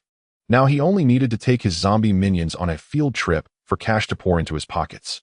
The disparity was simply immense. Just as he was about to return to his cramped rental apartment, a familiar and irritating figure suddenly appeared at the alley entrance, blocking his path. It was the homeroom teacher, Mr. Li. On his face, there was no trace of the disgust and contempt he had shown at the awakening sanctum during the day. In its place was an extremely complex expression, a mixture of shocked suspicion and a hint of fawning. He looked at Lin Ye, opened his mouth as if to adopt the teacher's authority, but the words that came out were couched in a negotiative tone. Lin Ye, you're back. There's something I'd like to discuss with you. Lin Ye halted, stuffed the last skewer of meat into his mouth, and chewed slowly and deliberately. He glanced at Mr. Li and said flatly, "Is there something you need, Mr. Li?" Seeing Lin Ye's dismissive attitude, Mr. Li's eyelid twitched and a flicker of anger surged within him. As a seasoned drank awakener and a senior teacher at third high, when had he ever had to grovel before a student? If not for the principal personally calling him, chewing him out, and ordering him to placate Lin Ye at all costs, he wouldn't have set foot in this slum to seek out this crank waste. Suppressing his displeasure, Mr. Li forced what he thought was a genial smile onto his face. "It's like this, Lin Ye. Regarding your altercation with Wang Meng at the school gate this afternoon, I've already looked into it." He paused, then declared with an air of righteousness, Wang Meng was in the wrong. He used his status as an rank prodigy to provoke and bully his classmates, an absolutely intolerable act. I've given him a severe reprimand and ordered him to write a thorough self-criticism. Lin Ye almost burst out laughing. Criticism. Self-criticism. Wang Meng's leg had been broken by his kick. He was probably still lying in a hospital bed. This Mr. Li was a master at evading the real issue and twisting the truth. Oh, and then Lin Ye's tone remained utterly unruffled. Mr. Li seemed not to catch the mockery in Lin Ye's voice. He cleared his throat and finally revealed his true intent. "Lin Ye, I know you must feel wronged. But you see, Wang Meng isn't a rank prodigy, a key talent our school is nurturing with boundless prospects. And his uncle happens to be the deputy adjutant of the Northern City Military District." He shifted his tone, speaking earnestly. "So I hope you can consider the bigger picture. Take the initiative to go to the hospital and apologize to Wang Meng and put this matter to rest. That would be best for you, for the school, don't you think?" "Me? Apologize to him?" Lin Ye repeated, a sardonic expression spreading across his face. "Yes, Mr. Li nodded emphatically, putting on an "I'm doing this for your own good" face. "Think about it. You're just a crank support. Your path ahead is long. Offending in a rank prodigy and a military bigwig now will bring you no benefits. Take your teacher's advice. A real man knows when to bend." Lin Ye listened quietly. Then he smiled. "Mr. Li, do you think I'm particularly easy to push around?" Mr. Li was taken aback. "Lin Ye, what do you mean?" "What do I mean?" Lin Ye's smile slowly faded, his eyes turning icy cold. "Wang Meng provoked me first. He was outmatched, and I broke his leg. He deserved it. Now you want me, the victim, to apologize to the perpetrator lying in the hospital. You're quite the impartial teacher. You, Mr. Li's face flushed and paled with anger at Lin Ye's words. He hadn't expected this usually quiet student to have such a sharp tongue. He instinctively wanted to lash out, but remembering the principal's orders, he forced down his fury. "Lin Ye, how dare you speak to your teacher like that? I'm doing this for your own good." "For my own good?" Lin Ye sneered. "I think you're afraid Wang Meng's uncle will take it out on you and ruin your pitiful bonus and career. You're slandering me." Mr. Li was like a cat whose tail had been stepped on, instantly bristling. Because Lin Ye had hit the nail on the head. It was exactly what he feared most. Lin Ye couldn't be bothered to waste more words. He raised a finger and wagged it. "An apology? Not a chance. If you want revenge, I'm game anytime." With that, he sidestepped the trembling Mr. Li and walked straight toward his home. "You stop right there." Mr. Li, both anxious and enraged, instinctively reached out to grab Lin Ye. But the moment his hand extended, an icy, bone-piercing, killing intent enveloped him. Mr. Li's body froze. In horror, he saw the student walking ahead slowly turn his head. What kind of eyes were those? Cold, indifferent, filled with undisguised murderous intent. Like the apex predators in the wilderness zone that were about to pounce and tear you apart. Gulp. Mr. Li swallowed hard, cold sweat instantly beading on his forehead. His drank awakener aura was as fragile as paper before that pure killing intent. He had no doubt that if he dared make another move, this seemingly harmless student would actually kill him. "Mr. Li, I advise you." Lin Ye's voice was like a wind from the abyss, each word hammering into Mr. Li's heart. "Not to mess with me." With that, he ignored the teacher, frozen in terror, and turned into the dark stairwell. After a long while, Mr. Li snapped out of the extreme fear. He realized his back was drenched in cold sweat. He stared at the figure disappearing into the darkness, his eyes filled with shock and confusion. Was this really a newly awakened crank support? Just then his communicator rang. It was Principal Zhao Xinghua. Mr. Li fumbled to answer, and the principal's authoritative voice immediately came through. "How's it going? Have you pacified Lin Ye?" Mr.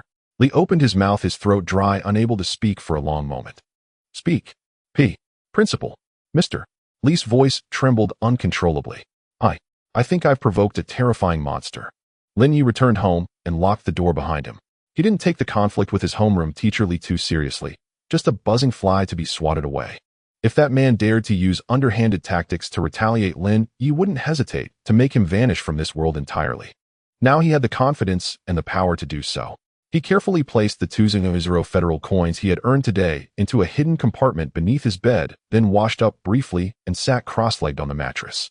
He didn't sleep. Instead, he immersed his entire consciousness into his necromantic space, a gray death-filled dimension roughly the size of 2 football fields.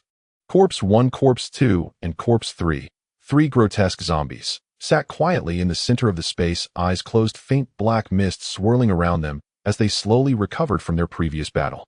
Lin Ye's consciousness, like a sovereign ruler, gazed down upon his 3 generals from on high. He could clearly sense that as his level increased, the necromantic space had expanded slightly. So this space can grow as well. Lin Ye understood. He began to study his 3 prized possessions in detail. Corpse 1, a heavy tank. Its strengths were its thick skin and astonishing defense. Its weaknesses were low agility and monotonous attack patterns. Corpse 2, a lightning mage. Its strengths were long-range crowd control and high mobility. Its weaknesses were a fragile frame and low spirit value, mana, unable to cast many skills before exhausting itself. Corpse 3, a berserker warrior. Its strengths were explosive attack power along with auras and area effect abilities. Its weaknesses were a lack of effective defense and a tendency to lose control in battle due to its nascent intelligence, a typical hothead. The 3 zombies each had their own merits and flaws distinct in character. Not perfect yet, Lin Ye murmured, stroking his chin, his eyes gleaming with contemplation. His undead team had maxed out damage and control, but it lacked a crucial core, a top-tier tank that could truly stand at the front, absorb all the firepower, and create space for the others. Corpse 1 could endure, but it was more like a heavy infantry, lacking effective taunts and protective abilities for its allies. Once facing a truly powerful or numerous enemy, Corpse 1 could easily be pinned down, leaving fragile Corpse 2 and reckless Corpse 3 exposed to enemy fire. I need someone who can make all his teammates feel safe in trusting him with their backs, Lin Ye muttered to himself. A name instinctively sprang to mind. Chen Hao, the chubby guy who had been the only one to stand by him when everyone else mocked him. His awakened class, grade guardian of the monolith. A natural top-tier tank, class born for protection. Lin Ye's eyes grew brighter. He could already envision it on the future battlefield. Fatty Chen Hao would stand like a mountain at the forefront of the team, raising an unbreakable shield for his undead legion. It settled. Lin Ye slapped his thigh. He wasn't just going to cultivate his necromantic army. He would also forge his best brother into the toughest man in the world. The next morning early, as Lin Ye stepped out of his cheap rental building, he saw a familiar figure pacing anxiously at the alley entrance. It was Chen Hao. Ye go. The chubby guy's eyes lit up when he saw Lin Ye. He rushed over in 3 big strides, his face etched with worry. Igor, are you okay? I heard you beat up that bastard Wang Meng at the school gate yesterday. Word travels fast. Lin Ye smiled. Uffed. It's all over the school forum. Fatty said, excited and vindicated, waving his fists. Good one. I wanted to punch him myself yesterday. By the way, I heard his leg's broken. True or false? Probably. I didn't use much force, Lin Ye said casually. Fatty's mouth twitched. Didn't use much force, and you broken a grade genius leg. You call that not using much force? Was he planning to compete in the Olympic shot put and kick the shot put instead? He stared at Lin Ye, feeling that his best buddy was becoming more and more unfathomable. All right, stop dwelling on that. Lin Ye patted his shoulder and got straight to the point. Fatty, I've got serious business with you. What's up, you go? Fatty scratched his head. Forming a team. Lin Ye's tone turned stern. I want to create our own Awaken squad, just the 2 of us. He'll be the captain and you'll be our only tank. What do you say? Yes, of course. Fatty agreed without a second thought. Then a bit sheepishly he added, but ye go? I'm a grade tank with no attack power, just thick skin. And you're a crate support. Isn't our combo a bit like scratching an itch? Lin Ye finished his sentence. Fatty nodded awkwardly. Who says a support can't deal damage? Lin Ye smiled mysteriously. Trust me, our combo will be the strongest in the world. Seeing the absolute confidence in Lin Ye's eyes, Fatty felt a surge of adrenaline. All right, Ye go, in with you. Tell me what to do and he'll do it. Good. Lin Ye nodded in satisfaction. He pulled out a bank card from his pocket and handed it directly to Fatty. There's 1000 federal coins in here. Damn. Fatty's hand trembled, almost dropping the card. Ye go, where did you get so much money? Spoils of war, Lin Ye said succinctly. Pointing at the card, he spoke with an unwavering tone. Now your first mission, take this money, go to the Awaken Guild, buy yourself the best grade defense set, and pick up your Guardian of the Monolith's basic core skill book, Sturdy Bastion. 10,000 for all that. Enough. Fatty worried. Relax, a grade gear is cheap. Lin Ye said flatly. As for skill books, they're practically worthless, common as dirt. He knew that for a tank the early priority was maxing out toughness. Attack. That was the damage dealer's job. Got it. I'm off. Fatty nodded firmly, took the card, and turned to leave. But after 2 steps he stopped and looked back at Lin Ye, asking seriously, Ye go, what's our team name? Lin Ye looked up at the rising sun in the sky, full of vitality. He recalled an anime from his past life, and a nostalgic smile curved at his lips. Let's call it Dawn. Dawn. Fatty Chunhao murmured the name to himself, his eyes growing brighter and brighter. Dawn signified the end of night and the arrival of daybreak. This name was brimming with hope. All right, brother, ye let it be Dawn. From this day forth, I Chunhao am a member of the Dawn Squad. The stout man nodded emphatically, clutching the bank card as he dashed eagerly toward the Awakener, Guild, his silhouette radiating boundless drive. Lin Ye watched him, a gratified smile curling on his lips. A rough gem had been found. Now came the process of polishing it into a masterpiece. And the finest method of polishing was through real combat. Over the next 3 days, Lin Ye and Chunhao were almost inseparable. By day, they went to the Awakener Guild's training room for the most basic coordination drills. Of course, to conceal his true strength, Lin Ye did not summon his zombie legion. Instead, he merely utilized his terrifying computational ability to guide the stout man's positioning, blocking, and timing of skill releases. Even so, it was immensely enlightening for the stout man. He was astonished to discover that although Lin Ye was merely a crate support, his insight and judgment regarding the battlefield were absolutely terrifying. He could always, at the most critical moment, use the simplest language to remind him to make the optimal choice. In just 3 days, the stout man felt he had grasped more about the profession guardian of the monolith than he had learned in an entire month at school. At night, it was Lin Ye's private hunting time. He would sneak out of the city alone, heading to the wilderness zone to hunt for experience points and soul fragments needed to upgrade his undead legion. After 3 days, his personal level had skyrocketed to level 4. Furthermore, his 3 mighty generals, Corpse 1, Corpse 2, and Corpse 3, had all reached level 5. Corpse 1's constitution had been successfully boosted to 30 points using newly acquired soul fragments, and it had unlocked the poison coating enchantment. Now every attack it landed inflicted a defense-reducing debuff on the enemy. Corpse 2's spirit value had greatly increased, allowing it to unleash paralytic arc more than 5 times consecutively. And the most fearsome of all, Corpse 3 had broken through the 40-point threshold in strength. Lin Ye felt that with a single hammer strike from the current Corpse 3, not even a level 4 monster could withstand it, let alone a level 3 one. After 3 days of development, Lin Ye's strength had undergone earth-shattering changes. However, on the 4th day, a school-wide announcement interrupted his growth rhythm. The first field training assessment for the senior year was about to begin. The location number 1 wilderness zone. The task was to hunt monsters in squads to earn points, with the final ranking based on points determining resource allocation for the coming month. This news sent the entire senior year into a frenzy. This was not merely an assessment, it was a chance for a complete reshuffle. Brother Ye, should we participate in this assessment? In the classroom, Fatty Chunhao asked with some concern. What worried him was not the assessment itself, but Wang Ming. Ever since Lin Ye broke his leg that day, Wang Ming had taken leave. But it was said his family had spent a fortune to hire a grade healing type awakener, and his leg injury had almost fully recovered. The stout man was deeply concerned that the vengeful Wang Ming would use the assessment as an opportunity to ambush Lin Ye in the wilderness zone. After all, in the perilous wilderness, a few deaths were all too common. Participate. Why wouldn't we? A cold, sharp curve graced Lin Ye's lips. Perfect timing. Our Dawn Squad needs to get its first taste of blood. He had been waiting for this opportunity. Wang Ming. A mere clown. If he didn't stir up trouble, fine. But if he truly had a death wish and dared to scheme anything in the wild, Lin Ye wouldn't mind adding one more grade Berserker Corpse material to his undead space. The next day, outside number 1 wilderness zone, over 1,000 senior students from Jiangxingno 3 high school gathered there, led by school teachers and military escorts. The atmosphere was tense and exhilarating. Homeroom teacher Li was delivering final instructions to the students. Remember, safety first. Assessment second. Any squad that encounters an insurmountable danger must immediately fire a flare for help. Understood. Understood. The students responded half-heartedly. Teacher Li's gaze inadvertently swept over Lin Ye's eyes, filled with complexity and wariness. The murderous aura from that night had left a deep psychological shadow on him. After the briefing, it was time for free team formation. Instantly, the scene became lively. The This grade prodigy Xia Qingwei was naturally surrounded by elite students eager to latch onto her. But this icy goddess coldly selected a few capable of grade and grade talents and ignored everyone else. Meanwhile, Wang Meng had also gathered a large crowd around him. A barely noticeable fixed brace was still on his leg, but it did nothing to dampen his arrogant demeanor. He glared at Lin Ye, who stood alone with only fatty Chun Hao by his side, looking isolated, his eyes flashing with venom and cruelty. "Brother Meng, that punk is dead meat today," a lackey beside him whispered viciously.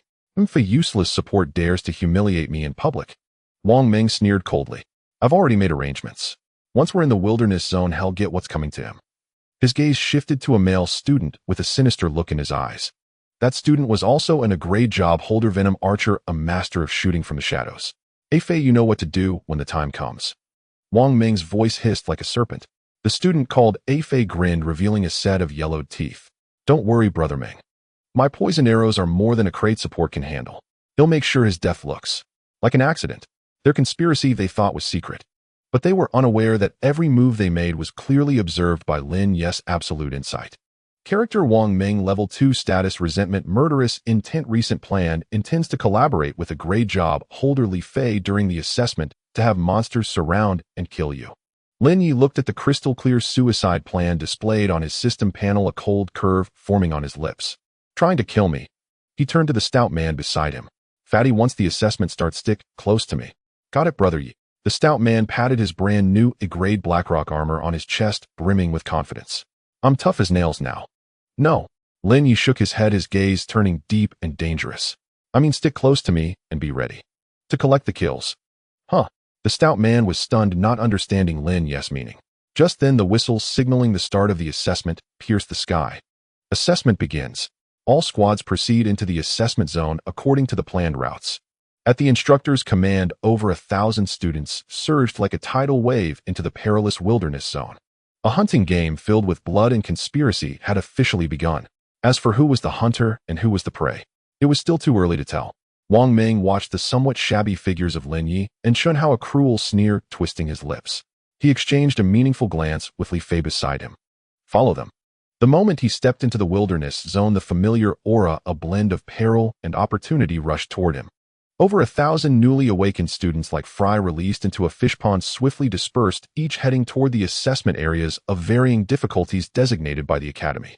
"Brother Yi, which zone are we heading to?" Fatty Chun Hao tightened his grip on the tower shield, his voice a mix of excitement and nervousness. The Blackrock armor on his body and the boulder shield in his hands were bought with Lin Ye's money, costing several thousand. The most cost-effective tank gear among E-rank equipment. Adding the skill book Fortress of Endurance worth 3,000 federal credits, Fatty's durability was undoubtedly among the top ranks of all newcomers. Lin Ye glanced at the map. The academy had divided the assessment area into 3 tiers. Zone A, with monsters from level 3 to 4, was the hardest, reserved for top geniuses like Xia Qingwei and Wang Meng. Zone B, with monsters from level 2 to 3, suited most student teams of Brank and Crank classes. Zone C, with monsters from level 1 to 2, was the safe zone Lin Ye had visited before, meant for the underachievers below Drank. "We go to Zone A." Lin Ye's reply was concise. "What A?" Fatty's eyes nearly popped out. "Z Zone A." "Brother Ye, are you joking? That place has level 3 and 4 monsters. Even elites roam. Just the 2 of us. A Crank support and a Brank tank challenging the hardest Zone A. This wasn't an assessment, it was suicide." "Who said we were going for the assessment?" Lin Ye turned back, casting a meaningful smile at Fatty. "We're going fishing."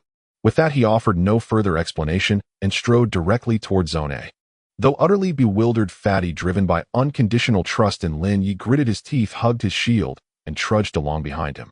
Meanwhile, about 500 meters behind Lin Ye and the others, Wang Meng's team was tailing them at a leisurely pace. "Brother Meng, those 2 fools actually dare to go to Zone A," a lackey said with schadenfreude. "I'm courting death." Wang Meng's eyes gleamed with venomous malice. "Do they think Zone A is a marketplace?" The venom archer Li Fei smirked, plucking his bowstring. "This saves us trouble. Zone A's terrain is complex, the monsters ferocious. An accidental death there is untraceable." Wang Meng nodded, a cruel smile spreading across his face. "Let's follow a bit longer. Once they're deeper, we strike." He couldn't wait to see Lin Ye torn to shreds by monsters, kneeling and begging for mercy in utter misery. He wanted that trash to know the consequences of offending him. Wang Meng. The environment in Zone A was far more dangerous than Zone C. The air was thick with the stench of blood littered with massive monster bones and shattered gear of unknown awakeners. Roar! A bellow erupted from the nearby thicket. An ironhide rhino over 3 meters tall and covered in hard scales charged at the duo with reddened eyes. Damn! A level 3 ironhide rhino. Fatty's face paled. He quickly thrust his tower shield forward and shouted, "Fortress of Endurance." A hum resonated. A earth and yellow energy barrier materialized before the shield. It was the only skill he had learned in these few days. Boom. A deafening crash. The rhino's unstoppable charge slammed violently into Fatty's shield. Fatty felt an overwhelming force, stumbling backward 7 or 8 steps before barely steadying himself. His arms went numb and his blood churned. SSO fierce. Fatty's heart pounded. This was merely the most common monster in Zone A, and it had nearly overwhelmed him. Before he could catch his breath, the ironhide rhino adjusted its stance, lowered its head, and aimed its gleaming horn directly at his heart. But in that critical moment, Lin Ye's chillingly calm voice reached his ears.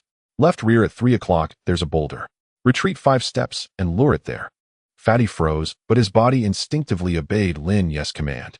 Gritting his teeth, he bore the immense pressure and backed step by step toward the boulder. Seeing its prey trying to flee, the ironhide rhino immediately charged after him on all fours. Just as it was about to ram Fatty again, Lin Ye's second command came. Now, jump to the right. Without a second thought, Fatty executed a clumsy roll to the right. Crash! The ironhide rhino, having lost its target, slammed headlong into the hard boulder. The ground shook. Shards of rock flew. The rhino's invincible horn snapped in half from the tremendous recoil. Ow! It let out a pained wail and fell into a brief daze. Perfect! A glint flashed in Lin Ye's eyes. He didn't order Fatty to attack, knowing a tank couldn't deal effective damage to the thick-skinned ironhide rhino. He just watched silently, as if waiting for something. And then, swoosh. A venomous green arrow reeking of death shot out like a viper from the shadows of the distant thicket, accompanied by a sharp whistle. Its target wasn't the dazed ironhide rhino. It was Chun Hao, who had just scrambled to his feet, his strength spent, and new power yet to gather. The timing, the angle, both were exquisitely vicious. This arrow was clearly premeditated. "Fatty, watch out," Lin Ye shouted, feigning alarm. Startled, Fatty whipped around, seeing only a green light rapidly expanding in his pupils. A poisoned arrow. It was Li Fei. He wanted to dodge, but his recent roll had exhausted him, leaving him unable to react. It was over. A flicker of despair crossed Fatty's eyes. He knew he was doomed. Yet just as the poisoned arrow was about to strike his face, ting! A crisp metallic clang rang out. A barely noticeable figure, crackling with faint arcs of lightning, had somehow appeared before Fatty. It was Corpse 2. Its claws, harder than steel, had precisely deflected the deadly poisoned arrow. The immense force of the arrow only pushed it back half a step. "What is that?" A horrified shriek came from Li Fei in the distant thicket. What had he seen? A bizarre-looking magic wolf wreathed in electric light. How did that trash Lin Ye have such a thing? Wasn't he a support? Before he could figure it out, another more massive and terrifying figure charged out from behind Lin Ye with a roar. It was Corpse 3. Its nearly 2-meter-tall frame shook the ground with every step, as if causing a minor earthquake. Ignoring the still-dazed ironhide rhino, it locked onto the thicket where Li Fei was hiding. "No, run!" Li Fei, terrified out of his wits, turned to flee. But just then Wang Ming's icy voice sounded behind him. "No need to rush off." Wang Ming emerged from another part of the woods, with his remaining lackeys, a confident sneer on his face. "See the surprise I prepared for you." As his words fell, roars and hisses erupted from all directions. Grotesque monsters crawled out from the trees, the grass, and behind the rocks. A level 3 venom lizard. A level 3 human-faced demon spider. A level 4 raging ape. A full dozen of them. They encircled Lin Ye, Fatty, and their 2 suddenly appeared pets in a tight ring. Wang Ming's face twisted with sick, vengeful glee. "Lin Ye, aren't you tough? Weren't you arrogant?" He pointed at the surrounding ravenous monsters and laughed triumphantly. "Today you'll watch with my own eyes as these starving beasts tear you apart, leaving no trace of your bones." Over a dozen monsters, all at least level 3, including a level 4 elite, the raging giant ape. Such a luxurious monster legion was enough to instantly annihilate any elite squad composed of rookies. Wang Ming and his lackeys, standing in the distance, all wore cruel and smug smiles. They could already envision the bloody scene of Lin Ye and that fat guy being torn apart by the monsters. "Why, ye go." The fat man Chun Hao was pale, his legs trembling uncontrollably. He gripped his shield tightly, standing before Lin Ye, his voice tinged with a sob. "What do we do? We're doomed." The spectacle before him had completely exceeded his comprehension. This was no longer an assessment. This was outright murder. However, in stark contrast to his near-collapsing emotions, Lin Ye showed not a trace of fear on his face. He even had the leisure to pat the fat man's thick armor and said calmly, "Doomed." "Who's doomed?" His tone was as placid as if discussing what to have for dinner tonight. "Fatty, stand firm. Next, get ready to witness a one-sided massacre." With that, he ignored the surrounding monsters, eyeing him hungrily, and fixed his gaze on Wang Ming, who thought victory was assured. A sneer of utter contempt curled at the corner of his mouth. "Wang Ming, I thought you'd come up with something more creative." Lin Ye's voice was low but clearly reached everyone's ears. "So your grand scheme was just to enlist a bunch of beasts as your lackeys? Is that all you've got?" Wang Ming's face instantly darkened. "Still talking tough at death's door. Attack." Without wasting more words on Lin Ye, he directly commanded the monsters to strike. Roar. Over a dozen monsters, lured by a special potion and driven into a frenzy, their eyes bloodshot, howled and charged from all directions toward Lin Ye and Chun Hao, who were at the center of the encirclement. The earth shook. The killing intent soared. We're done for." Fat Chun Hao shut his eyes in terror. But at that moment, Lin Ye slowly raised his right hand. "Since you enjoy ganging up so much." His gaze turned as icy as ancient frost. "Then let me show you what true, overwhelming numbers really means. Corpse 1, come forth." At Lin Ye's command. Boom. A burly, heavy figure exuding an aura of death materialized beside Fat Chun Hao. Corpse 1, the heavy tank, had arrived. The fat man felt a shadow fall over him. He snapped his eyes open and saw Corpse 1's wall-like back and its ferocious wolf head burning with eerie green ghost fire. His brain short-circuited instantly. Was this Ye guess summon? But it wasn't over yet. Roar. Corpse 1 entered battle mode the moment it appeared. It opened its maw wide at the venomous lizards charging in front and let out a deafening undead roar. An invisible shockwave spread. The venomous lizard's movements halted abruptly, caught in a brief stun. Now, a sharp glint flashed in Lin Ye's eyes as he displayed the art of command to perfection. Corpse 2, shock that monkey. Corpse 3, use War Stomp to control those spiders on the left. Crackle. Boom. Lightning flashed. The earth cracked. Corpse 2's paralyzing arc struck the highest level raging giant ape, precisely halting its charge in its tracks. Meanwhile, Corpse 3's near-broken area control skill War Stomp sent the 5 or 6 human-faced spiders on the left flank tumbling and inflicted a group slow debuff. In an instant, the once ferocious monster legion's charge formation was shattered and scattered by Lin Ye's iron triangle. This. How is this possible? Wang Ming's eyes nearly bulged out of their sockets. 3. That useless support had actually summoned 3 undead creatures that looked incredibly formidable. What the hell class was he? Wasn't he a decider? His shock didn't last long because the battle had already fallen completely into Lin Ye's rhythm. Fatty, raise your shield. Hold that armored rhino. Don't let it interfere with Corpse 1. Why yes ye go. The fat man snapped out of it. Though his mind was full of questions, he instinctively followed Lin Ye's orders. He let out a furious roar, unleashing the full potential of a Brank tank, and managed to withstand the charge of that level 3 armored rhino. Freed from restraint, Corpse 1 charged into the group of venomous lizards, stunned by the undead roar like the coldest butcher. Its claws, enchanted with venom coating, tore through the lizard's seemingly tough skin, with each swipe applying a defense-reducing debuff. Squelch. Squelch. Blood splattered wildly. Meanwhile, on the other side, the star of the battlefield was undoubtedly Corpse 3. This berserker with a massive 38 points in strength was practically a human meat grinder. The bone great hammer wreathed in dark red flames, and its hand swung with devastating force. Bang! A human-faced spider was smashed into a pulp with one blow. Bang!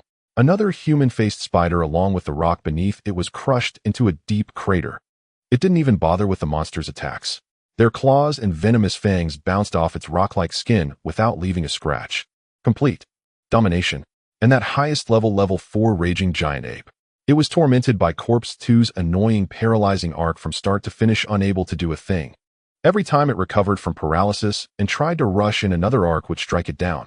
It was a powerhouse with immense strength, yet it couldn't even touch Lin Ye's side. Utterly infuriating. The entire battlefield presented a bizarre scene.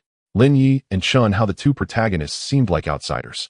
Chun Hao diligently played his role as a disruptor, no a tank, holding off one monster. Meanwhile, Lin Ye stood at the center like an elegant conductor, issuing commands. His 3 undead generals were like 3 out-of-control harvesters, reaping lives among the monsters. No. Impossible.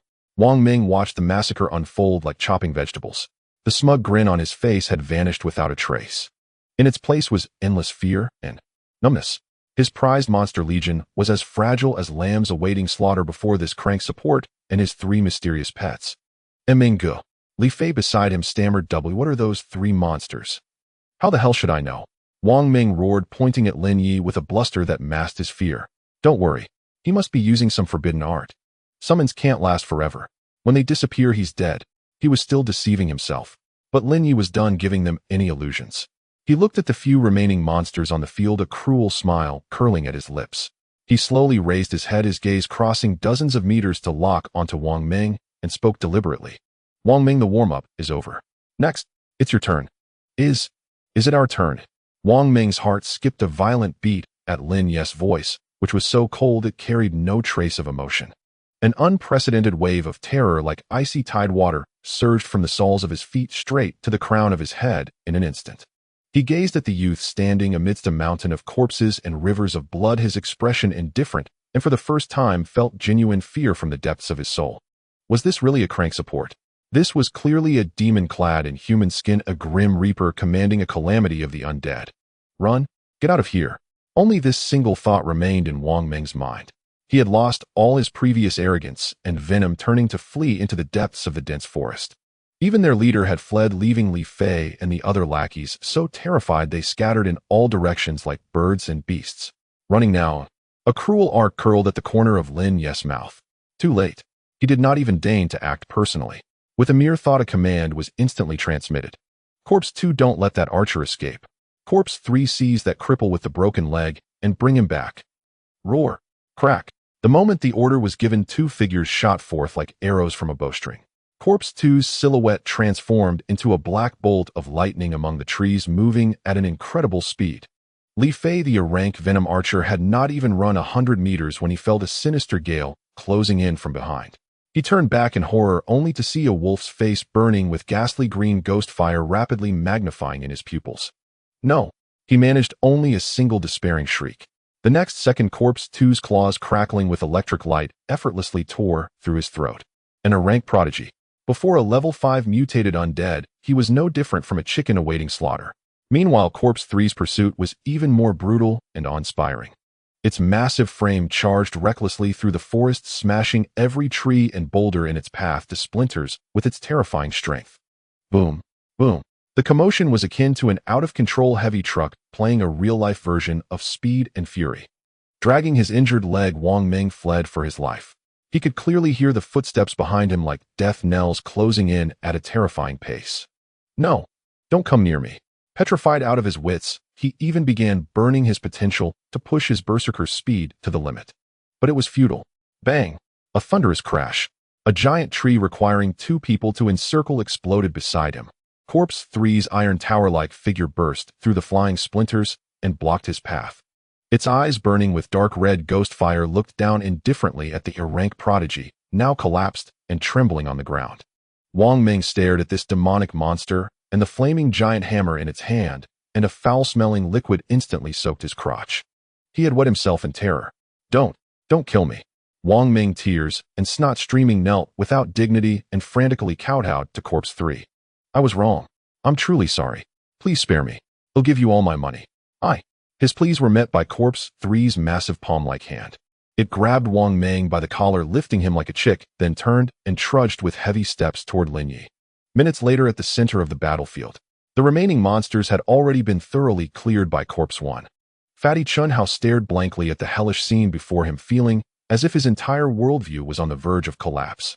Over a dozen monsters, all at least level 3, including a level 4 elite, had just vanished. Had the entire battle lasted more than 5 minutes from start to finish. He turned and looked at Lin Ye, who was leisurely cleaning up the battlefield with a gaze reserved for a monster. Yega.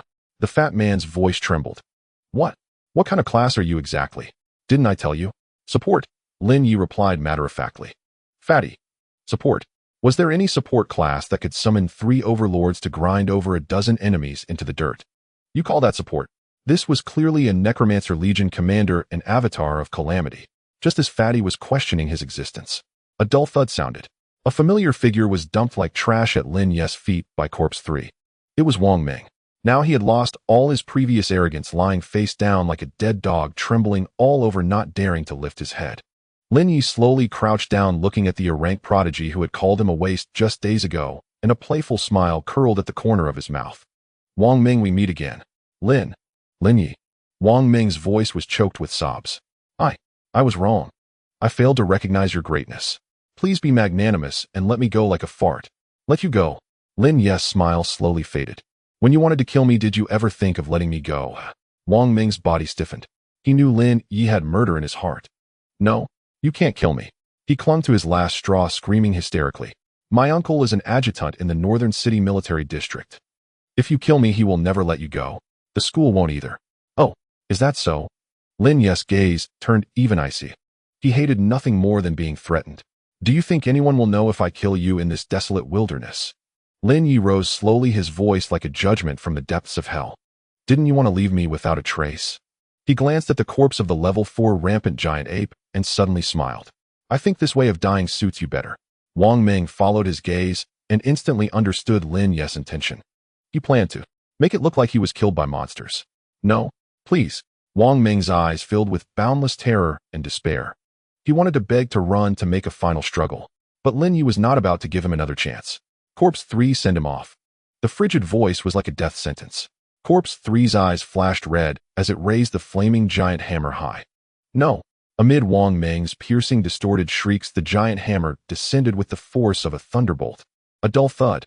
The world fell silent. Fatty Chun Hao stared blankly at the unrecognizable pulp of flesh, his stomach churning violently, nearly vomiting on the spot. He turned to look at Lin Ye, whose expression was as indifferent as if he had merely stepped on an ant, and for the first time a hint of awe appeared in his eyes. Yega. Lin Ye turned to the pale-faced Fatty, his coldness melting into a faint smile. Fatty, are you scared? The fat man nodded instinctively, then shook his head rapidly. Don't be afraid. Lin Ye patted his shoulder, his tone calm. Remember, we don't start trouble. But if someone wants us dead, a chilling glint flashed in his eyes. Then we must make sure they are utterly annihilated first. Now it's time for the one who shot from the shadows. Lin Ye turned and spoke calmly, looking toward the direction of Li Fei's corpse. Do you know what the best kind of corpse is for a necromancer, Commander? The fat man shook his head in confusion. A sinister curve crept onto Lin Ye's lips. The corpse of another. Awakener. An Awakens corpse. Fat Chun Hao felt a chill creeping up his spine upon hearing Lin Ye's words. He stared at Lin Ye's face, which bore a sinister smile, and stammered, Yiga, you're not thinking. That's right. Lin Ye's smile grew even more radiant. An rank venom archer, such fine material. It would be a sin to waste it. Fatty. He felt his worldview being ground into dust under Lin Ye's relentless assault today, shattered beyond recognition. Treating an Awakens corpse as material. Yiga, your mindset is dangerously twisted. Lin Ye ignored Fatty's horrified expression. He strode over to Li Fei's corpse, lying 100 meters away, its throat slit by Corpse 2's claw. At least the bastard died with dignity, leaving a whole body. Lin Ye crouched down and began looting with practiced ease. An rank enchanted longbow, several quivers of specially poisoned arrows, a backpack packed with survival tools, and a few thousand federal credits in cash.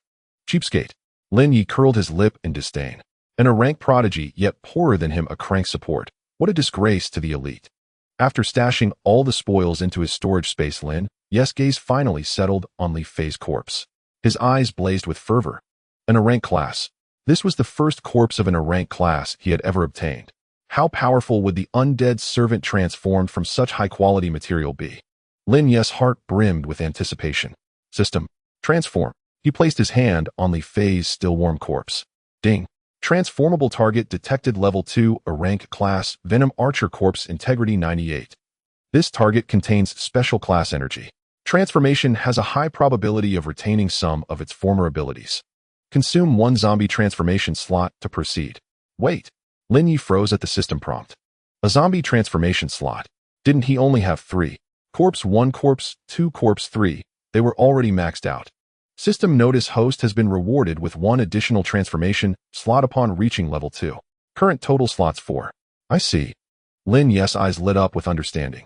So the transformation slots were tied to his level. The higher his level, the more zombie minions he could command. This is huge. Without further hesitation, Lin Ye selected yes. Buzz. A dazzling, dense azure light erupted brighter than ever before. Within the Radiance, Li Fei's corpse underwent a grotesque transformation. His skin rapidly turned pale and shriveled, yet exuded a strange resilience. His frame elongated and became more agile, like a hunter's perfect proportions. The most astonishing changes occurred in his hands and eyes. His fingernails sharpened into blade-like points wreathed in wisps of emerald venom. Beneath his closed eyelids, two eerie, pulsating lumps bulged. Crack! When the light faded, his eyes snapped open. No pupils, no whites. Only two ghastly green flames like will-o'-the-wisps burned within. At their cores, serpentine slits contracted and expanded rhythmically. Ding! Transformation successful. Congratulations, host. You have gained a fourth undead servant. The newborn undead archer rose slowly from the ground. It gazed at its own hands in bewilderment, then knelt on one knee, bowing its lifeless head before Lin Ye. Lin Ye wasted no time and pulled up its attribute panel. Undead servant unnamed. Type Shadow Venom Archer Elite Variant. Level 2 300. Strength 15. Constitution 12. Agility 30. Spirit 10. Skills Venom Shot, Poison Mist, Trap, Shadow Step Passive. Traits Basic Intelligence, Fearless Death, Eagle Eye Vision. Incredible. Lin Ye was once again awestruck by the system's godlike transformation ability. 30 points of agility. What did that mean? His agility-focused corpse, too, even after reaching level 5, only had 20 agility. This guy right out of the gate surpassed its senior, and its skills perfectly inherited the Venom Archer's traits. Venom Shot ranged physical damage with a poison effect. Poison Mist, Trap, area damage, slowing and obscuring vision. Shadow Step passive skill, movement speed increased by 30 in shadows with stealth. The Eagle Eye Vision trait boosted its range and accuracy far beyond normal. A high agility, high damage undead archer with poison traps and stealth. Wasn't this the perfect ADC attack damage carry? Lin Ye felt like he was about to faint from joy. The final piece of his undead legion was complete. A tank corpse 1, a mage corpse 2, a berserker corpse 3, an archer. You shall be called corpse 4. Lin Ye bestowed a name upon his fourth general. Thus a perfectly balanced, devastatingly powerful team had begun to take shape. Yi go. Fatty Chunhao stared at the terrifying undead archer born from their classmates' corpse, his throat dry. Your ability is so eco-friendly. He finally blurted out a word he thought fitting. Lin Ye burst into laughter. Eco-friendly. I like that. He patted Fatty's shoulder in high spirits. Come on, Fatty. Let's go turn in the mission and squeeze every last bit of value out of Wang Ming. Huh. Fatty blinked. He's turned into a pulp. What value is left? Lin Ye smiled mysteriously, offering no explanation. He walked over to the unrecognizable mass of flesh and blood, pretended to rummage through it, and then pulled out Wang Ming's flaming enchanted longsword from his storage space. See, hey, race the value. Lin Ye handed the sword to Fatty. This blaze blade, though only your rank has fire damage. It's worth at least 20,000 federal credits. We'll sell it later and split the money 50-50. Fatty's eyes widened at the still burning sword. 20,000. They had risked their lives for a mere few thousand in rewards. And now looting one corpse made them rich. Yiga, this isn't right. I didn't do anything. Fatty stammered, embarrassed. Take it. Lin Ye's tone brooked no argument. We are Donna team. We share fortune and hardship. Fatty's eyes welled up, and he nodded firmly. All right. Lin Ye smiled in satisfaction. Winning loyalty was sometimes that simple. He meticulously staged the scene to look like a brutal 2 squads wiped out by a beast horde, erasing all traces of human interference. Afterward, he led Fatty back toward the school assembly point. By the way, you go. On the way, Fatty recalled something and asked curiously. Wang Ming's lackeys scattered, right? Don't we need to deal with them? Lin Ye paused mid-step, turned back, and shot Fatty an enigmatic smile. Who said? They scattered. Who said they scattered?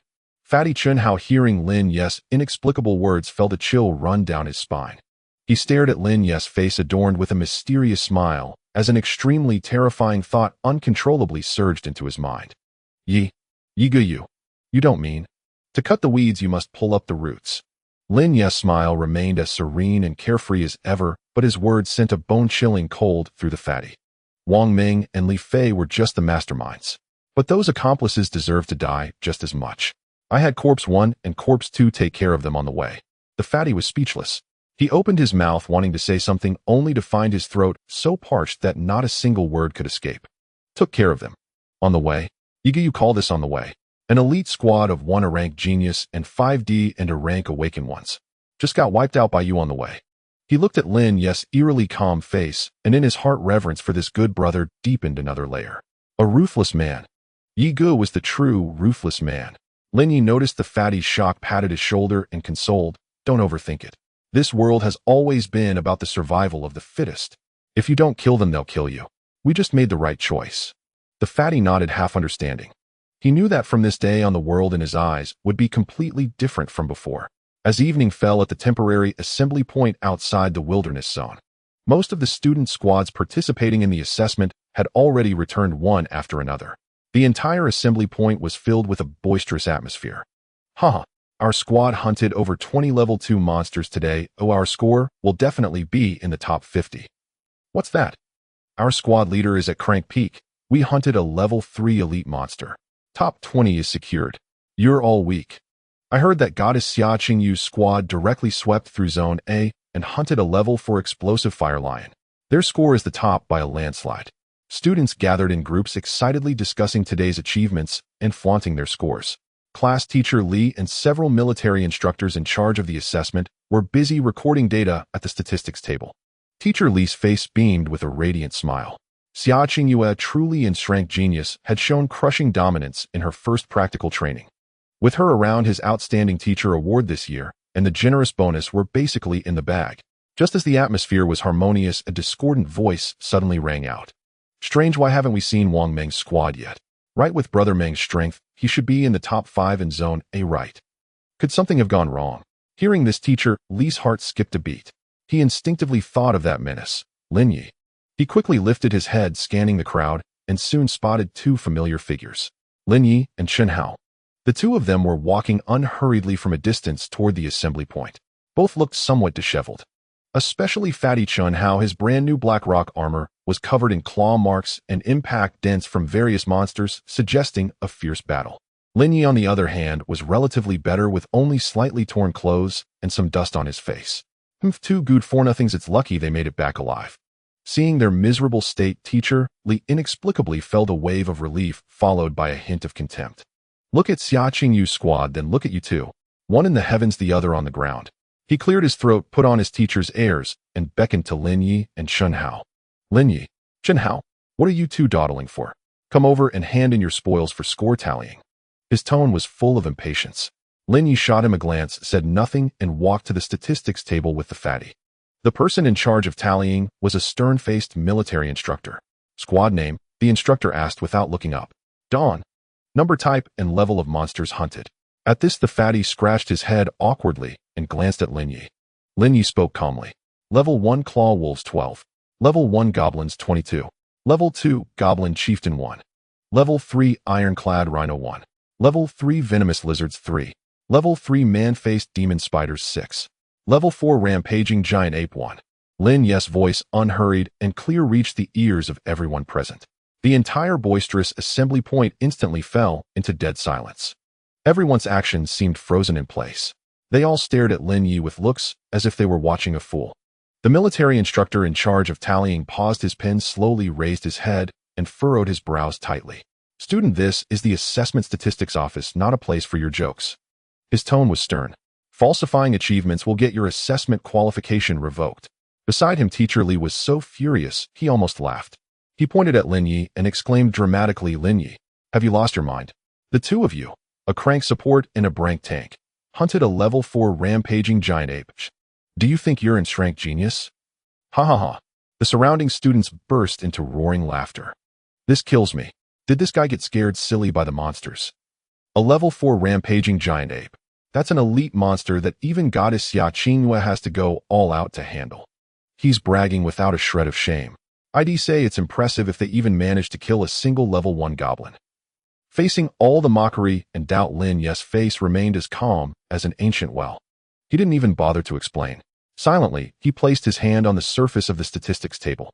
The next second, rustle. A mountain of monster materials appeared out of thin air, instantly piling up across the entire table, with many even spilling onto the ground. Fangs of the claw wolf, ears of the goblins, the broken horn of the ironclad rhino, the venom sacs of the venomous lizards, the scythe-like limbs of the man-faced demon spiders, and a massive, still radiating berserk energy, a level 4 rampaging giant apes. Magic crystal core. Buzz. The moment that level 4 magic crystal core appeared, it emitted a powerful surge of energy. The entire world fell silent in an instant. Everyone's laughter ceased abruptly. The expressions on their faces were completely frozen. One by one their eyes bulged wide, their mouths agape, as if they could swallow an egg, as if struck by a petrification spell, staring blankly at the small mountain of monster materials and the level 4 magic crystal core radiating immense power. The military instructor in charge of tallying dropped his pen with a clatter. Teacher Lee's mocking smile was still frozen at the corners of his mouth, looking utterly ridiculous. His eyes were fixed on that level 4 magic crystal core, and from his throat came a gurgling sound, as if he had seen a ghost. Thighs. How is this possible? The entire assembly point was so quiet that a pin drop could be heard. Only Lin Ye's flat voice slowly rang out. Instructor, can you tally our score now? Gulp. In the deathly silence scene, a clear sound of swallowing saliva echoed. The military instructor in charge of statistics struggled to tear his gaze away from that mountain of materials. He looked at the young man before him, whose expression was as indifferent as if he had merely accomplished a trivial task, and for the first time an emotion called solemnity appeared in his eyes. You are Lin Ye. His voice carried a dryness he himself hadn't noticed. Yes, instructor. We're all of these. Killed by the two of you. The instructor pointed at the pile of materials, then at the chubby guy beside him, who still looked bewildered. Yes. Lin Ye's reply remained concise. The instructor's eyelid twitched violently. A crate support and upgrade tank. Two people unharmed had hunted down a monster battalion consisting of over a dozen 3rd and 4th tier monsters. Was this some kind of myth? He had been an instructor for so many years, leading countless prodigies, including a grade and even scrade geniuses. But he could swear that even in scrade genius freshly awakened and under level 5 could absolutely not achieve such an incredible feat. This could no longer be explained by the word genius. This was a monster. Quick, calculate the points. The instructor took a deep breath and barked at his assistants, who were still paralyzed with shock. Yes, sir. The assistant snapped out of it and frantically began to tally and verify. Meanwhile, the surrounding students erupted like a boiling pot. Holy crap. What am I seeing? A 4th tier rampage giant ape's magic core. Fake. It has to be fake. How could they have done it? A support and a tank. That combo couldn't even scratch a rampage giant ape. Could it be? That crate strategist isn't a useless class. Were we all fooled? All eyes instantly focused on Lin Ye. Admiration, envy, doubt, shock, disbelief. A complex mix of emotions intertwined. Meanwhile, class advisor Lee, as if slapped in the face dozens of times in public, had his face flushed a deep purple. He looked at the dazzling pile of spoils, feeling his heart ache in spasms. He recalled his earlier words and actions toward Lin Ye. His regret was profound. If he hadn't been so snobbish and short-sighted back then, but had chosen to trust Lin Ye, then now he would have both in scrade and a super monster with limitless potential under his wing. How bright would his future have been? Alas, there are no ifs in this world. Just as the scene descended into chaos, a cold snow lotus-like figure slowly stepped out from the crowd. It was Xia Qingwei. For the first time, an emotion other than indifference appeared in her icicle-like eyes. It was an emotion mixed with surprise, confusion, and a trace of curiosity. Her gaze fell upon the 4th tier rampage giant ape's magic core and lingered for a moment. Then it slowly shifted to the young man, who had remained eerily calm throughout. Did you kill these, eh? Her voice was still cold, but lacked some of its previous condescension, replaced by a hint of equal inquiry. This was the second time she had voluntarily spoken to Lin Ye. The first time was in the Awakening Hall. She had said, we are from two different worlds. Now her question signified that she acknowledged this young man had the right to stand in the same world as her. Lin Ye lifted his eyes and glanced at her. And scrade genius, the Frost Queen, the top campus belle of Jiangxing Bay City. Indeed, she was beautiful. Beautiful like an ethereal fairy, untouched by worldly dust. But in Lin Ye's eyes, that was all there was to it. Who else? He retorted blandly, his tone unreadable. Xia Qingwei was taken aback by his indifferent attitude. Given her status and beauty, she was always the center of attention wherever she went. This was the first time a boy her age had dared to speak to her with such disregard. Her brow furrowed almost imperceptibly. A 4th tier rampage giant ape possesses terrifying strength and defense. Even my frost spear needs 3 consecutive hits to break through its defenses. She looked at Lin Ye and asked seriously, how did you do it? She was curious. A support and a tank. What method could they have used to kill an elite monster that even she had to go all out to defeat? That question was also on everyone else's mind. Everyone perked up their ears, waiting for Lin Ye's answer. However, his response nearly made everyone choke. Oh, he uttered just that single word. Then turning away from the scrayed campus bell, he urged the still-dazed military instructor. Instructor, aren't the points calculated yet? Uffed. Someone in the crowd couldn't help but laugh. Xia Qingyu's pretty face instantly frosted over. For the first time, a flash of annoyance flickered in her beautiful icy blue eyes. This guy, how dare he ignore me? Done. The results are out. Just as the atmosphere grew awkward, the military instructor, holding a freshly printed score sheet, looked at Lin Ye with an extremely complex expression and announced loudly. Dawn Squad Lin Ye Chun Hao.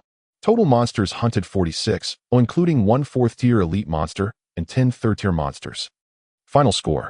He took a deep breath and shouted the number that would leave everyone speechless. 1350 points. Boom. The assembly point exploded like a bomb had been dropped. 1,350 points.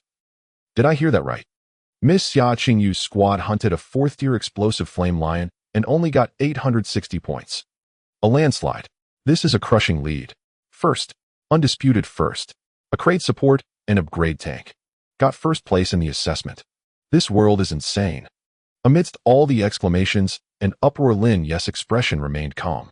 He simply took the score sheet representing glory and generous rewards from the instructor, then turned to the still petrified chubby guy and smiled. Fatty, let's go. Huh. Oh, okay. The chubby guy snapped out of it and hurriedly picked up his shield to follow. Under the gaze of everyone, filled with awe, envy, and jealousy, Lin Ye led the chubby guy and slowly brushed past Xia Qingyue. From start to finish, he didn't spare the scrayed campus bell another glance, as if she were no different from the surrounding extras. Xia Qingyue stood still, her lips tightly pressed. She watched the slightly thin, retreating figure, and for the first time her icy blue eyes shimmered with a light of reluctance and curiosity. Lin Ye. She softly murmured the name in her heart. What kind of person are you? The assessment had concluded, yet the ripples it stirred were only just beginning. Lin Ye, that name along with his 2-man squad named Dawn, swept through the entire online forum of Jiangxingno. 3 high school like a Category 12 typhoon overnight.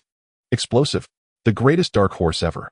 A crate supporter leads a grade tank to crush and scrape prodigy, claiming the top spot in the assessment. In-depth analysis, the strategist, class divine skill, or garbage. Have we all been fooled? Live report shocking. That man actually publicly ignored grade school beauty, Xia Qingyue's approach. Threads brimming with clickbait and sensationalism surged to the trending list. Within them, discussions about Lin Ye had split into 2 sharply divided factions. One faction, the adoring fans, revered Lin Ye as a deity. Holy crap, Lin Ye is a legend. This is the real deal, playing the fool to crush the mighty, just like a protagonist in a satisfying novel. Huh, you should have seen the scene. Class advisor Lee, that tyrant, his face turned green as grass. It was utterly satisfying. I'm a fan. From today on, I'm Lin Ye's diehard supporter. Daring to openly ignore Xia Qingyue. Such boldness is a model for us all.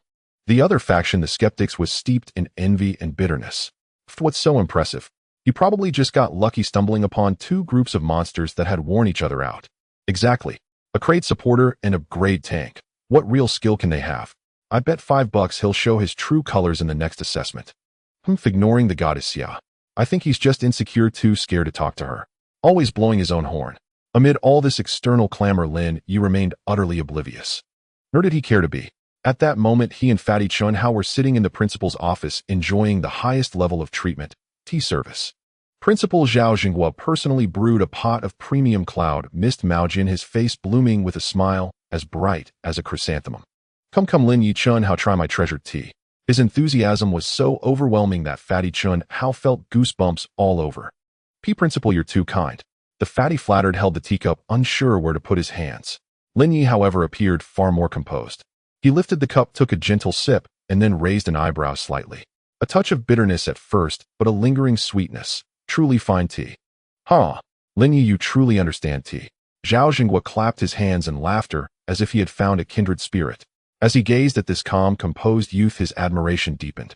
Unfazed by a mountain collapsing before him, this young man was no ordinary fish in a shallow pond. Lin Ye, Zhao Jinghua set down his cup, finally getting to the point. I called you here first to commend your outstanding performance in the assessment. Second, I have a special reward to personally present to you.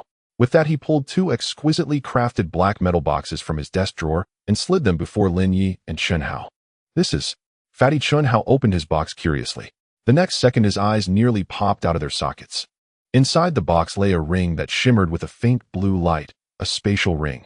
Storage Ring Basic provides 3 cubic meters of storage space, usable after spiritual binding. Holy crap, a spatial ring. The fatty shrieked, his face flushed with excitement. This was a spatial ring. On the market, even the cheapest disposable storage bracelet, with just 1 cubic meter of space, cost over 100 federal credits. And such a permanent spatial ring was a luxury item in short supply. It was said that a basic storage ring with 3 cubic meters could fetch at least 500 on the black market. And now the school was giving one to each of them. This is too valuable. Principal, we can't accept it.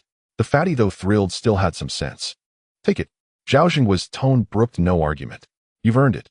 The school never shortchanges any genius who brings it honor. He spoke with righteous grandeur. But in truth his heart was bleeding. These 2 rings had cost him nearly half a year's salary acquired through special channels. Originally, they were meant to reward the top 2 squads in this assessment. But in the end, Lin Ye had swept them all. Yet he felt this investment was worth it. Lin Ye glanced at the ring without much reaction. After all, he already had a storage space granted by his system. But a free gift was not to be refused. He accepted the ring calmly and said flatly, "Thank you, Principal." Seeing Lin Ye take it, the fatty finally dared to pocket his own, clutching it like a treasure. Beyond the school's reward, Zhao Jinghua paused, then dropped another bombshell. The City Lord's mansion has also sent word. The City Lord is greatly impressed by your performance. He has specially approved 100 federal credits in cash and 2 grade gene enhancement potions as your rewards. Boom. This time, even Lin Ye's pupils contracted involuntarily. 100 federal credits in cash and 2 gene enhancement potions. We're rich. This time truly rich. Gene enhancement potions were even more precious than spatial rings. They could directly strengthen an awakener's physical abilities and enhance potential. The cheapest A-grade potion cost over 200 on the market and required special permissions to purchase. The City Lord's mansion had really gone all out this time. The rewards will be delivered to the school tomorrow by a special envoy from the City Lord's mansion. Zhao Jinghua's face beamed with shared pride. Receiving such a personal commendation from the City Lord was a tremendous honor for Jiangxing No. Free High School. All right, that's settled regarding the rewards. Zhao Jinghua shifted the topic, his gaze turning somewhat meaningful. He looked at Lin Ye and asked in a seemingly casual tone, "Lin Ye, I'm curious. Regarding Wang Meng and his squad, is there anything you'd like to say? Here it comes." Lin Ye sneered inwardly. He knew this matter wouldn't be brushed aside so easily. Wang Meng's entire squad had gone missing without a trace. Though the scene had been staged to look like a monster attack and a Grey Prodigy and 5D and a Great Awakeners wiped out silently, no one would believe there wasn't something fishy. And the prime suspect was undoubtedly Lin Ye, who had a grudge against them, operated in the same area, and emerged unscathed with the top spot. At that moment, the office atmosphere grew tense. Fatty Chunhao's heart leaped into his throat as he nervously watched Lin Ye. He knew that a wrong answer could lead to dire consequences. Yet Lin Ye's face remained as calm as ever. He even took another sip of tea. Then lifting his eyes to the principal, he spoke slowly. "Principal, are you referring to the possibility that Wang Meng and his team met with misfortune?" Zhao Jinghua nodded, his gaze fixed on him. "Yes, I am deeply pained. But the wilderness is full of unforeseen dangers. Perhaps they were unlucky and encountered some particularly powerful monster." Lin Ye's tone was filled with regret and innocence. After all, he paused, a hint of a sly smile curling at the corner of his mouth. Even a crate supporter and a grade tank like us ran into a level 4 rampant giant ape. For their elite squad to encounter a level 5 or level 6 monster seems quite plausible, doesn't it? Encountering a 5th or 6th tier demon. That seems quite reasonable, doesn't it? Lin Ye's words were spoken with an air of nonchalance, yet they made Principal Zhao Jinghua's eyelids twitch. This kid. Sly? Too sly. On the surface his words were laced with regret, but in truth he was subtly hinting, "Don't ask, for I know nothing. Ask again, and it was just our good fortune and their bad luck." A classic case of gaining an advantage while feigning innocence. Zhao Jinghua cast a profound glance at Lin Ye before finally letting out a hearty laugh and brushing the topic aside. "Student Lin Ye speaks wisely. The wilderness is indeed full of uncertainties." He chose not to press further. Firstly, he had no evidence. Secondly, and most crucially, he couldn't care less about Wang Meng's fate. A deceased grade prodigy versus a living monster with potential rivaling SS grade. The weight of each was crystal clear in his mind. As long as Lin Ye remained at Jiangxing No. 3 High School, his position as principal was as solid as a mountain. As for Wang Meng's uncle, a deputy officer in the military district, Once the commendation from the city lord's mansion was issued, even with 10 times the courage, he wouldn't dare trouble Lin Ye. All right, you've had a long day. Go back and rest. Zhao Jingguo rose and personally escorted them to the door, his warmth so palpable that even Fatty felt uneasy. Don't be late for tomorrow morning's award ceremony. Got it, Principal? After leaving the principal's office, Fatty Chun Hao finally let out a long sigh of relief. My God, that scared me. He patted his thick chest, still shaken. I thought the principal was going to investigate Wang Meng's case. Investigate? Lin Ye let out a scornful laugh. He wants Wang Meng dead and gone more than anyone. Why? Fatty asked, puzzled. Because I am far more valuable than Wang Meng. Lin Ye stated flatly. This was reality, brutal yet true. Fatty nodded, half understanding. Oh, by the way, Yi Gu, Fatty recalled, pulling out a still warm spatial ring from his pocket and trying to press it into Lin Ye's hand. This is too precious, I can't take it. And tomorrow's reward from the city lord's mansion is yours by right. Stop. Lin Ye gripped his hand, frowning slightly. Fatty, you'll say this one last time. We are done a team. What's mine is yours. Say this again, and we're done as brothers. His tone was light, yet carried an unyielding authority. Fatty met Lin Ye's earnest gaze, felt a warmth in his eyes, and nodded firmly. I understand, you go. I won't say it again. That's right.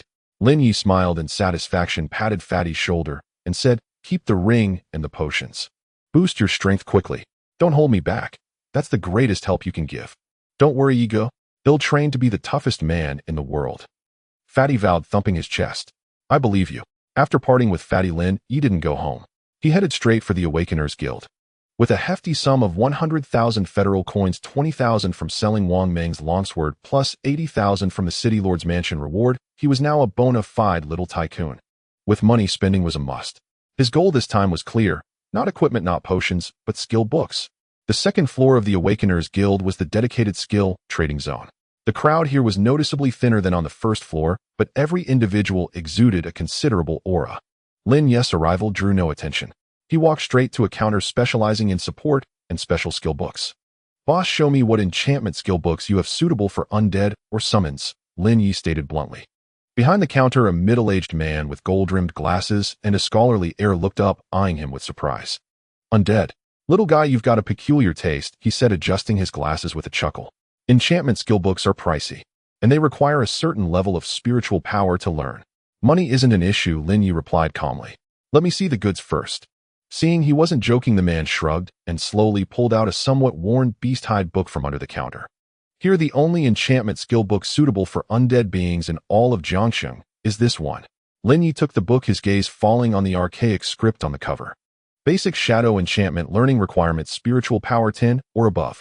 Skill effect: consumes spiritual power to grant a designated undead summon a one-time shadow attribute enchantment, enabling normal attacks to deal 10 shadow damage for the next hour with a chance to inflict fear on enemies. Lin Ye's eyes lit up instantly. This was it. Shadow damage. Fear effect. It was a godly skill tailor-made for his undead legion. Corpse 1 with poison, corpse 2 with paralysis, corpse 4 with toxin. If he could also enchant them all with fear, the scene would be too beautiful to imagine. A horde of ferocious brutes charging and not only poisoning, paralyzing, and armor-breaking you, but also launching a mental attack to terrify you into incontinence. Who could withstand that? Boss, how much for this skill book? Lin Ye asked, suppressing his excitement. Not expensive. The middle-aged man held up 5 fingers. 50,000 federal coins. Even with his preparations, Lin Ye was taken aback by the price. A basic enchantment skill book for 50,000. That was worse than highway robbery. Little brother, I'm not ripping you off. The man reading his thoughts explained, enchantment skill books are rare to begin with, let alone a shadow type, one that can inflict fear. In the entire server. Ahem, Jiangxing, you won't find another. 50,000 is already a friendly price. Lin Ye fell silent. He knew the boss was telling the truth. The value of such a strategic skill couldn't be measured in money. He'll buy it. Lin Ye gritted his teeth and without hesitation transferred 50,000 coins. Money could be earned again, but missing out on a godly skill that could transform his undead legion would be a true loss. Book in hand, Lin Ye couldn't wait a moment longer and immediately chose to learn it. Ding. Congratulations, host, you have successfully learned the skill basic shadow enchantment. A torrent of complex information flooded his mind. Lin Ye closed his eyes, digested it for a moment, and fully grasped the skill's usage. He glanced at his spiritual power stat, a lofty 15 points, and a confident smile curled at his lips. With his current mana pool, he could enchant all 4 of his undead minions. Looks like new demons are in for a rough time. Lin Ye stepped out of the Awakeners Guild and looked up at the pitch-black wilderness beyond the city, his eyes gleaming with eagerness. He could hardly wait to see his Shadow Undead Legion wreak havoc on the battlefield. But before setting out, Lin Ye's gaze shifted to another direction in the city center. It seems I need to deal with that homeroom teacher who loves to tattle once and for all. Having resolved the potential trouble with homeroom teacher Lin Ye felt refreshed. Just a clown putting on a show, a simple tap was enough to keep him in line. If he truly failed to see reason, Lin Ye wouldn't mind making him accidentally disappear from this world entirely. The urgent matter now was to enhance his strength. The next day the award ceremony proceeded as scheduled. Under the envious and jealous gazes of the entire school, Lin Ye and his chubby friend Chun Hao received from the city lord's envoy the cash prize of 100,000 federal credits and 2 gene enhancement potions that would drive any rookie wild with excitement. Undoubtedly the Dawn team and the name Lin Ye once again became the center of attention across the entire school. Even the shrank school beauty, Xia Qingyue, couldn't help but cast curious glances repeatedly at the young man, who remained utterly calm throughout the ceremony. Alas, the flower's desire was met with the stream's indifference. Lin Ye didn't spare even a single glance throughout. The moment the ceremony ended, he dragged his chubby friend and slipped away instantly. Bro, where are we going now? Back home to pop the potions and level up. The chubby friend hugged the silver potion tube in his arms, his hands trembling with excitement. This was a gene enhancement potion. 1 dose alone would elevate his Brank tank's durability to a whole new level. No rush on the potions. Lin Ye shook his head and directly dragged the chubby friend in front of the massive mission hologram at the Awaken Guild. Our team is still missing something. Huh, what else is missing? The chubby friend was taken aback. We've got a mage tank ranger and everything now. We lack air superiority. Lin Ye's gaze, sharp as a hawk's, rapidly scanned the hologram and finally settled on a crank mission glowing with a faint purple light. Take a look at this. Following the direction of his finger, the chubby friend saw crank mission hunt the Thunderlight bird. Mission description: a rare level 3 elite monster. The Thunderlight bird has recently appeared in Thunderclap Valley. It moves at incredible speed and excels in lightning attacks, posing a great threat to nearby scout teams. Mission requirement: hunt the Thunderlight bird and bring back its Thunderplume. Mission reward: 600 federal credits, 120 contribution points. Holy crap, the Thunderlight bird. The chubby friend gasped in shock at the name. Bro, are you serious? This is a level 3 elite monster. And it can fly, notoriously tough to deal with. Word has it that last week a crank team averaging level 5 tried to hunt it, but it kited them and zapped them so badly they could barely function, nearly wiping them out. Flying foes were always far more troublesome than those on the ground, especially a sky-dominating master of lightning power. I know. Lin Ye's eyes gleamed with unwavering determination. His Undead Legion was entirely ground-based. When faced with flying enemies aside from Corpse 4, who could barely harass from a distance, the rest could only stare helplessly from below. This was a glaring weakness, so he had to build his own air force. And this Thunderlight bird before him was the first. Perfect material he had chosen for his aerial unit. This is the one. Without a moment's hesitation, Lin Ye accepted the mission that others deemed nearly impossible. Half a day later at Thunderclap Valley, the area was perpetually shrouded in dark clouds, the air thick with a damp, scorched smell. From time to time, silver serpents of lightning streaked through the clouds, a terrifying sight. Bro, are you sure? We really need to go in. Chubby Chun Hao stared at the charred danger warning sign at the valley entrance, swallowing hard. Scared? Who? Who's scared? The chubby friend puffed out his chest, forcing bravado. I just think we should plan this out carefully. My plan is to go in now and kill it, Lin Ye said flatly, then summoned his entire Undead Legion. Bang! Corpse 1, Corpse 2, Corpse 3, Corpse 4. The 4 undead appeared simultaneously. A chilling, deathly, and violent aura instantly swept through the surroundings. The chubby friend looked at these 4 bizarrely shaped, but equally terrifying teammates, and felt his sense of security skyrocket. To hell with careful planning. With these 4 daddies around, whether it was Thunderclap Valley or a dragon's den, he dared to follow his bro through it all. Move out. At Lin Ye's command, the Dawn team, along with the Undead Legion, officially stepped into this dangerous lightning-restricted zone. The moment they entered the valley, Lin Ye felt the hairs on his body stand on end. The air was saturated with intensely concentrated lightning elements. Everyone stay close to the cliff wall and keep hidden, Lin Ye directed calmly. His absolute insight skill was pushed to its maximum. Not a single movement within 500 meters could escape his perception. Screech. Just as they had ventured less than a kilometer into the valley, a sharp, piercing bird cry suddenly rang out from the clouds above them. Here it comes. Lin Ye jerked his head up. A flash of blue-purple lightning tore through the thick, dark clouds. A massive bird with a wingspan exceeding 5 meters and feathers like steel needles appeared above them. Every one of its feathers crackled with electric arcs, its sharp eyes like 2 blue suns brimming with pride and ferocity. Monster Thunderlight Bird Level 3 Elite Skills Lightning Chain Thunderclap Assault Featherblade Storm Weakness Heart covered by hard feathers extremely hard to hit. Damned, this one's got much better style than that mangy wolf corpse too. Lin Ye silently gave it a mental thumbs up. Screech. The Thunderlight bird had clearly spotted these uninvited intruders daring to enter its territory. It let out an angry cry and flapped its wings. Crackle. A thick lightning chain woven from countless electric arcs descended like a spear of divine punishment, striking fiercely at the most conspicuous target in the team. Corpse 3. It was incredibly fast, but Lin Ye's reaction was even quicker. Chubby. Activate the shield. On it. The chubby friend roared, instantly activating Tough Bulwark. At the same time, Corpse 1 stepped forward using its massive body to shield Corpse 3. Boom. The lightning chain slammed violently into the dual defenses of Corpse 1 and the chubby friend. The terrifying lightning energy exploded instantly. The ground was blasted into a charred crater. The chubby friend was knocked back several steps by the immense impact, his blood churning, but he held firm. As for the thick-skinned Corpse 1, it was as if nothing had happened, though some of its black aura had been dispersed by the electricity. Beautiful. A sharp glint flashed in Lin Ye's eyes. Corpse 4 shoot it down. Corpse 4, who had been lurking in the shadows, blazed with green light in its eyes. It drew the rank enchanted longbow looted from Wang Meng, and 3 poison-drenched arrows arranged in a triangular formation shot toward the Thunderlight bird in the sky with a piercing whistle. Screech. The Thunderlight bird let out a disdainful cry, flapped its wings, and easily dodged 2 of the arrows. But the third grazed its wing, leaving a trail of sparks. It's useless, bro. This thing's too agile. The chubby friend shouted anxiously. Who says it's useless? A sly smile of triumph curled at the corner of Lin Ye's mouth. My goal has already been achieved. The chubby friend was bewildered. What goal? Lin Ye didn't answer. Instead, he looked up at the Thunderlight bird, now enraged by the provocation from mere ants, and spoke slowly. A mere feathered beast, and you think you're the king of the skies. Today I'll show you what it's like to be beaten to death by ground forces. Screech. High above, the Thunderlight avian was utterly enraged. Within its sovereign domain, a lowly ground dweller had dared to challenge its majesty. Unforgivable.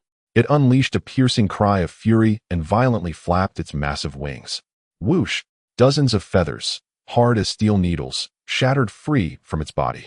Midair, these feathers were instantly enveloped by thick torrents of lightning essence, coalescing into a suffocating death-laced tempest, the Featherblade Storm, which descended upon Lin Ye and his companions like an apocalyptic shroud. This was its area effect technique. Any being caught within its lethal radius, even an armored awakened warrior, would be torn apart in an instant. Brother Ye, dodge now. Shun Hao, the stout youth, paled with terror and screamed. Against such indiscriminate wide-scale devastation, his small shield offered no protection whatsoever. Yet Lin Ye's expression remained eerily calm, serene, calculating, terrifyingly composed. He had been waiting for this very moment. Now, a flash of razor-sharp brilliance erupted from Lin Ye's eyes. Corpse 3 War Stomp. Roar. The berserker Corpse 3, who had stood idle until now, suddenly raised its thick, corded right leg and slammed it down onto the earth with devastating force. Boom. A visible shockwave exploded outward from its feet, fracturing the valley floor into jagged fissures. And the descending feather blades, upon contact with that concussive wave, were violently deflected as if seized by an invisible titan's hand, their trajectories warped fatally off course. Most struck empty air beside the group, gouging blackened craters into the ground and cliff faces. Corpse 1, Corpse 2, Corpse 4, and Shun Hao charge in. Slay it. In the same breath that War Stomp disrupted the enemy's assault, Lin Ye's second command thundered forth like a divine decree. Indeed, he had never intended to engage this winged beast in some turn-based duel of ranged attrition. His sole objective was to force it down to the earth, to compel it into the domain where he reigned supreme, the brutal, grinding melee of close-quarters carnage. Screech. The Thunderlight avian could scarcely believe that its peerless area denial technique had just been shattered, not by finesse, but by sheer unrelenting brutality.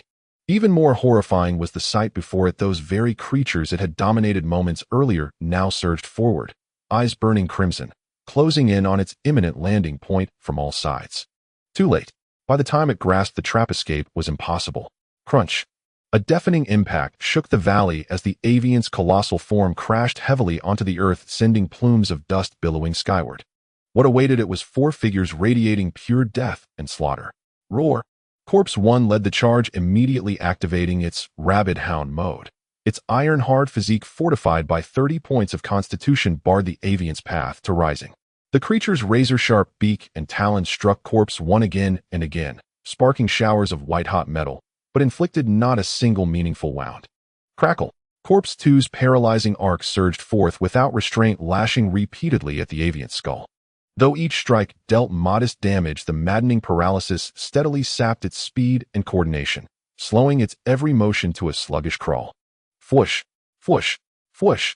Corpse 4's venom-coated arrows struck with viper-like precision, finding gaps in the avian's armor, piercing its wings and underbelly, leaving behind viridian wounds that oozed dark poison. Yet unquestionably the battlefield's sovereign was Corpse 3. Die for me! Lin Ye roared inwardly, his soul ablaze with savage triumph. Lifting high its flame-wreathed Gretamer, Corpse 3's eyes blazed crimson as it channeled its staggering 38 points of raw strength, then brought the weapon down in a cataclysmic blow upon the avian's proud upturned head. Scree! A shriek tore from the Thunderlight avian, the most harrowing, most despairing cry it had ever uttered since birth. Crack! Then, silence. The world fell still. Chunhao stared dumbfounded at the gory spectacle before him, his heart pounding so fiercely he feared it might rupture.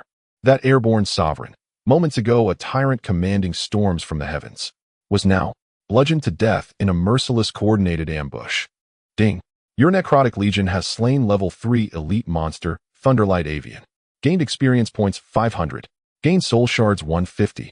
Gained special items Thunderclap, Feather 1, a fractured heart core of the Thunderlight avian 1. A cascade of lavish rewards flooded Lin Ye's consciousness. Yet his focus lay elsewhere, locked unwaveringly upon the avian's heart core, still crackling with volatile lightning energy, pulsing faintly with residual power. A wild, audacious idea, daring beyond reason, ignited within his mind. Corpse 2, come here. He issued the order to his lightning elemental mage, a command that left Chunhao utterly bewildered. Corpse 2 obediently approached the avian's corpse. Consume it. Lin Ye pointed at the heart core, larger than Corpse 2's own skull, and commanded, voice absolute, unyielding. Huh. Chunhao gasped, once more stunned beyond speech. Brother Ye, what in the world are you doing? Commanding your summoned entity to devour a monster's core. Wouldn't that trigger catastrophic energy backlash, causing immediate detonations? Yet Corpse 2 hesitated not even for a heartbeat, in obeying Lin Ye's will. Bending low, it opened its jaws and swallowed the heartcore whole. Kerkum! In the next instant, a blinding eruption of violet-blue lightning, wild, untamable, overwhelming, detonated from Corpse 2's center. Crackling, countless serpentine arcs of raw electricity writhed across its body, lifting its charred fur straight upward in stiff, trembling spikes. Its frame convulsed violently, uncontrollably, while guttural, agonized growls rumbled from its throat. It seemed on the verge of bursting, ripped apart by the sheer magnitude of the energy surging within. Brother Ye, it's gonna blow. Chunhao stumbled backward in terror. Silence. Blood vessels strained across Lin Ye's eyes, his mind raced faster than ever before, calculating, adapting, commanding. System, infuse all soul shards into Corpse 2. Help it suppress and assimilate this energy. Ding. Soul shards consumed 150. A torrent of pure death-saturated energy surged from Lin Ye into Corpse 2. Bolstered by this infusion, the chaotic lightning found an anchor, flowing rapidly into synergy with Corpse 2's necrotic essence, fusing, transforming, ascending. Its body underwent a profound metamorphosis, shedding its former austerity for something more elegant, more arcane. Its scorched fur receded, replaced by a flowing robe woven from shadow and storm, shimmering with latent thunder. Its claws elongated, refined, now wreathed in destructive arcs of lightning. Finally, when the last tremor subsided and the energy settled, a new being stood before Lin Ye, an undead sorcerer reborn, steeped in mystery and sovereign authority. Slowly it lifted its head, twin emerald flames burned in its sockets, flickering with ancient wisdom and annihilating power. Lin Ye eagerly summoned its renewed stat panel. Undead Servitor Corpse 2. Type, Thunderstorm Warlock Lord Tier, Transcendent Evolution. Level 6. It succeeded. Lin Ye stared at the new class designation and the dramatic surge in all attributes, clenching his fists, trembling with exhilaration. My first true spellcaster has finally ascended. Lord, transcendent evolution. Chun Hao, the stout young man, stared blankly at the figure before him. Shatter, whose artistic style had abruptly transformed, clad in a thunder-wreathed arcane robe radiating an aura that whispered, "I am your father." His mind reeled once again, overwhelmed beyond capacity. He pointed a trembling finger at Shatter and stammered toward Lin Ye. "Brother Ye. Is this still our household hound, who could only discharge electricity? Henceforth address it as Stormcaster." A satisfied curve lifted the corner of Lin Ye's lips. He could distinctly sense that following its evolution, Shatter had undergone not merely a qualitative leap in attributes and abilities, but also a profound awakening of intellect.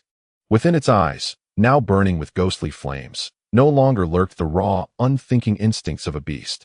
Instead, there now gleamed the calm, incisive wisdom of a seasoned spellcaster. Incredible, absolutely incredible. After a long, breathless pause, Chun Hao could muster only these two words to articulate the awe swelling within him. He felt certain following Brother Yi was more exhilarating than any roller coaster, utterly unpredictable yet electrifying. You could never foresee what world-shattering treasure he might unveil next. Enough gawking. Lin Ye clapped Chun Hao firmly on the shoulder, snapping him back from reverie into reality. "Secure the battlefield. We're heading home. Our Dawn Squad has completed its inaugural official operation flawlessly." "Huh. Oh, right." At Lin Ye's words, Chun Hao instantly perked up. The Dawn Squad. Its first official operation. The realization that he himself was now part of this miracle-weaving team flooded his chest with an unprecedented surge of pride and belonging. He ceased wrestling with phenomena beyond his comprehension, and instead brimming with renewed vigor set about assisting Lin Ye in processing the corpse of the Thunderlight bird. By the time they returned to Jiangxing Bay City, it was deep into the night. Lin Ye's first act was to lead Chun Hao straight to the Awakeners Guild. "Brother Ye, why come here so late?" Chun Hao yawned, utterly bewildered. "To submit the mission and formally register our squad." Lin Ye's reply was concise. "Register our squad." Chun Hao blinked in surprise. "But haven't we already?" "Verbal agreements hold no weight." Lin Ye's gaze hardened with unwavering resolve. "I intend for the name Dawn to appear, officially and unmistakably, in the awareness of every awakened being in Jiangxing." He meant to proclaim to all a new legend. A squad capable of shattering every preconception had officially risen this very day. Gazing into Lin Ye's earnest eyes, Chun Hao felt his own blood ignite anew. "Yes, Brother Ye, I'm with you." At the guild's mission submission counter, the night shift attendant remained the same indolent middle-aged man. When Lin Ye slammed the still crackling thunderclap feather onto the counter, the man's drowsy eyes snapped wide open, gaping like bronze bells. Thunderclap feather. You actually slew that Thunderlight bird." His voice trembled uncontrollably. This Class C extermination assignment had lingered on the mission board for over a week. During that time, no fewer than 5 seasoned Class C squads had attempted it, only to return in utter defeat. One team had even narrowly escaped annihilation. The Thunderlight bird had become the guild's universally acknowledged unbreakable bone. Yet now, this unbreakable bone had been cracked by this youth before him, whose awakening appeared barely recent. "Is there an issue with the mission?" Lin Ye cast him a cool glance. "And no, none whatsoever." "Of course not." Snapping back to awareness, the man fumbled hastily through the handover procedures. His gaze upon Lin Ye had irrevocably shifted to that of all reserved for a transcendent prodigy. "Alert. Class C mission exterminate the Thunderlight bird completed. The Dawn Squad receives reward 600 federal credits, 120 contribution points. 60,000 credits, secured." Staring at the sudden cascade of zeros in his account, Chun Hao nearly leapt straight into the air. In just one day, he had earned more than his parents could amass in an entire year of grueling labor. It felt less like reality, more like a waking dream. "Also, please formally register our squad," Lin Ye remarked calmly. "Certainly. May I have the squad's name?" "Dawn. Just the two of you." The attendant glanced at this improbable duo, one support, one tank, and his eye twitched involuntarily once more. "For now, confirmed. Registration complete. As of this moment, the Dawn Squad is officially certified as an frank adventuring squad under the Awakeners Guild." Though merely the lowest tier, this designation marked their transition from unaffiliated wild squads to recognized official regular forces. Emerging from the guild, Chun Hao floated in euphoric disbelief. He kept staring at the newly imprinted Dawn insignia on his identity card, grinning foolishly. "Brother Ye, does this mean we're now bona fide professional awakeners?" "Indeed." Lin Ye nodded. He studied Chun Hao's dazed expression, then asked suddenly, "Chun Hao, what is your dream for the future?" "My dream," Chunhao blinked, scratched his head, and confessed bashfully, before my greatest aspiration was simply to awaken a drank profession, join a decent squad, earn enough each month to lift my parents into comfort. And that would have been enough. And now, Chunhao raised his head, meeting Lin Ye's gaze, his eyes blazing with newfound brilliance. Now I wish to stand beside you, Brother Ye, and ascend together to the very pinnacle of this world, to behold the view from its highest peak. His voice was soft, yet resonated with unshakable conviction. Lin Ye paused, then burst into hearty laughter. He reached out and delivered a firm, comradely thump to Chunhao's chest.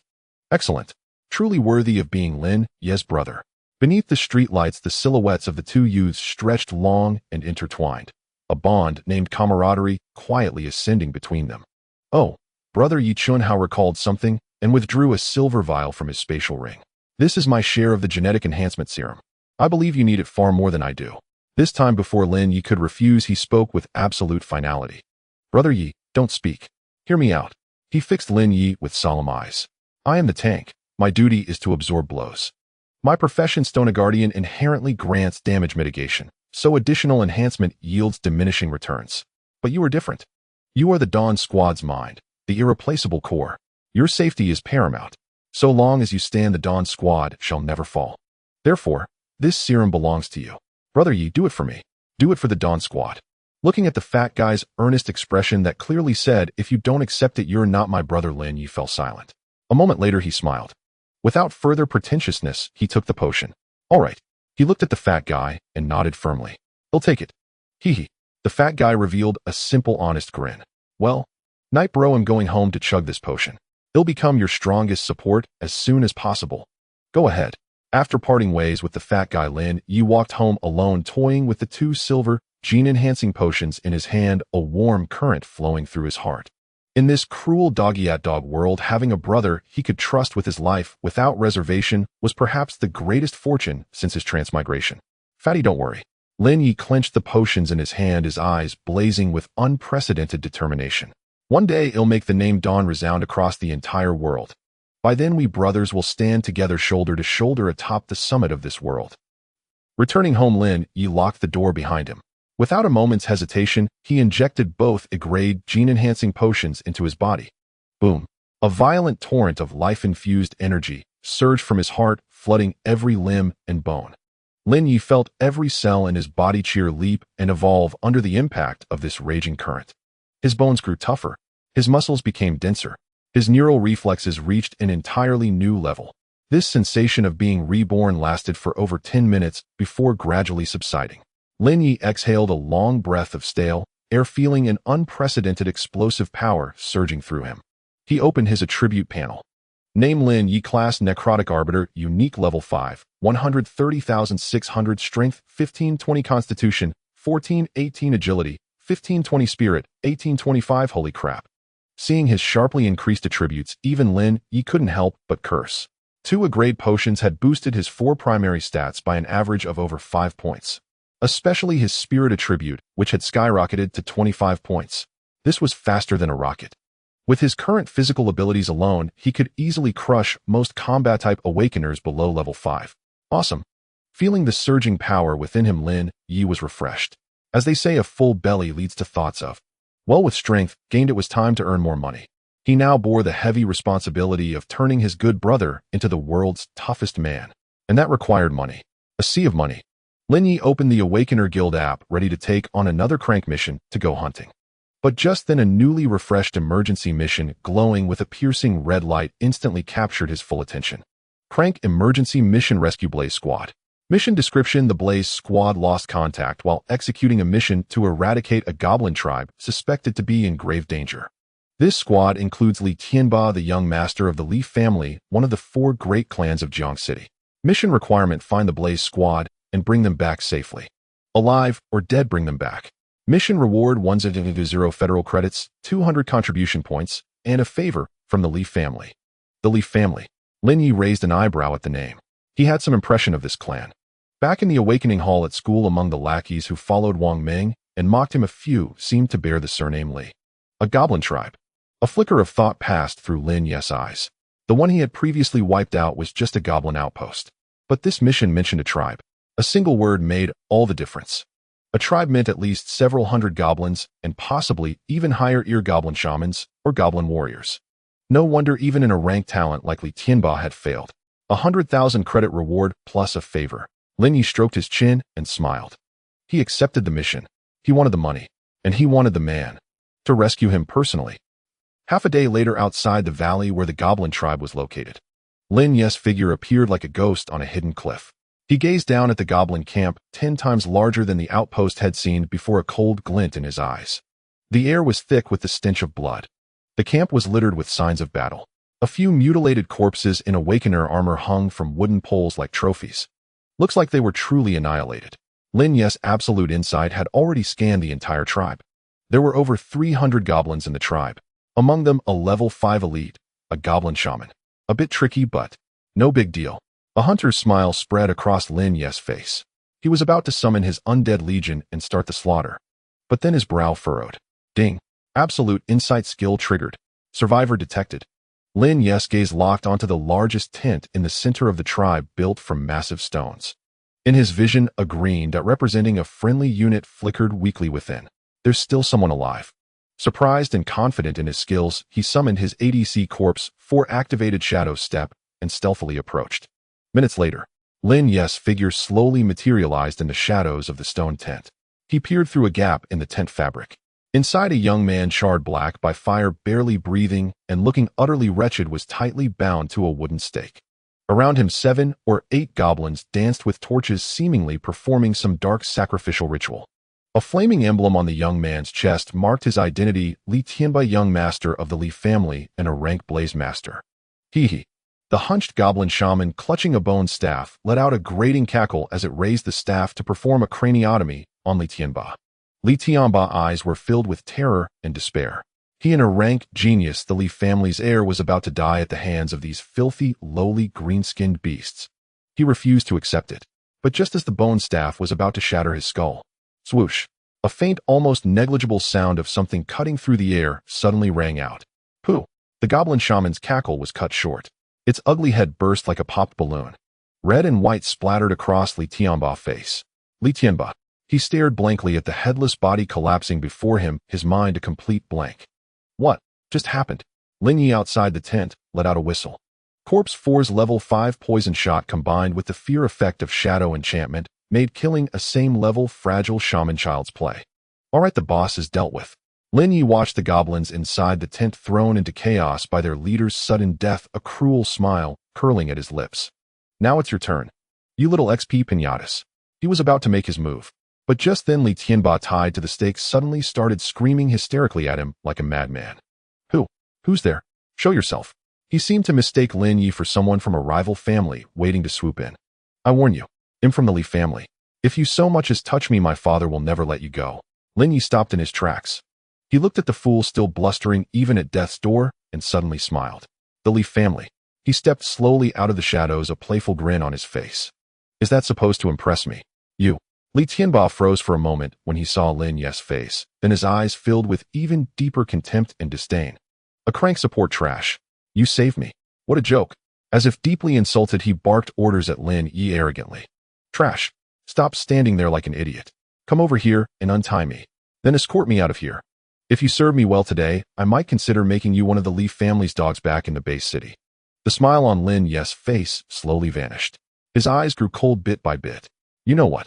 He looked at Li Tianba and slowly raised his right hand. In his palm, a ball of pitch-black energy reeking of death began to coalesce. The thing I hate most is being ordered around. Li Tianba stared at the eerie black energy and finally sensed something was wrong. For the first time, an emotion called fear appeared in his eyes. What are you doing? I warn you. Enough. Lin Ye couldn't be bothered to listen any longer. He snapped his fingers softly. The next second, Corpse 1, Corpse 2, and Corpse 3, 3 terrifying figures like demon gods, materialized out of thin air, cramming the entire tent. Li Tianba stared at the 3 undead creatures, radiating overwhelming malevolence, and the youth standing among them with an expression as indifferent as the Grim Reaper. He was utterly dumbfounded. His mouth hung open, a raspy, wheezing sound escaping his throat like a leaking bellows. Now, Lin Ye looked at him, a devilish grin curling at the corner of his mouth. Still want to make me your dog? Silence.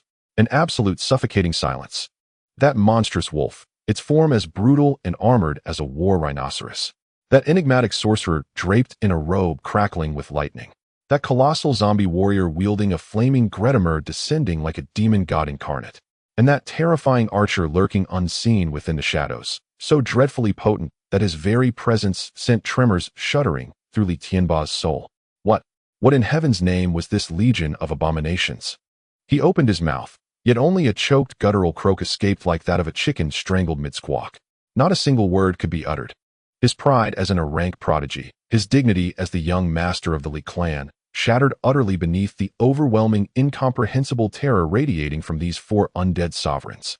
Now, Lin Ye gazed upon Li Tianba's petrified expression, his lips curling into a colder, sharper smile. Still wish to make me your dog? And no, I dare not. Li Tianba's lips trembled violently, and the words spilled forth instinctively, raw, unfiltered, stripped of all defiance. Before absolute, unfathomable terror, all dignity and pride crumbled into absurdity. Good. Lin Ye nodded, satisfied. So you're not entirely foolish after all. He dismissed the now terrified, rank prodigy, without another glance, and turned his gaze outward toward the goblin horde beyond the tent, thrown into utter chaos by their chieftain's sudden demise. Over 300 strong, a veritable mobile reservoir of experience points and soul fragments. The warm-up is over. A hunter's fierce, exhilarated light blazed in Lin Ye's eyes. Now, it is time for your first official, coordinated Legion assault. His voice low yet resonant, with kingly authority cut through the air. Corpse 1, Corpse 3, smash straight through their front line. Corpse 2, Corpse 4, engage freely. Prioritize those attempting to flee. Roar. At your command, master. The moment the orders were given, four figures wreathed in death and devastation erupted forward, like blades drawn from sheaths swift and lethal. A massacre of true dimensional disparity had begun. Boom. Corpse 3, that rampaging war machine, charged ahead. Its blazing gretamer descended with the force of a collapsing mountain, crashing deep into the panicked goblin ranks. Crunch. A deafening detonation. The earth fractured. Around the impact point, within a radius of 7 or 8 goblins, not a single scream escaped before the shockwave pulverized them into crimson slurry. Then it roared, a thunderous bellow, and unleashed its war stomp ability. An invisible concussive wave rippled outward, slowing every goblin within 10 meters, toppling them like scattered dolls into a collective debuff of crippling deceleration. Roar. At that very instant, the armored juggernaut Corpse 1 surged forward with a bestial howl, its body thick as a fortress wall, functioning as the ultimate siege ram. Any goblin standing in its path was shattered, bones snapped, tendons torn, as they flew backward like rag dolls hurled by divine wrath.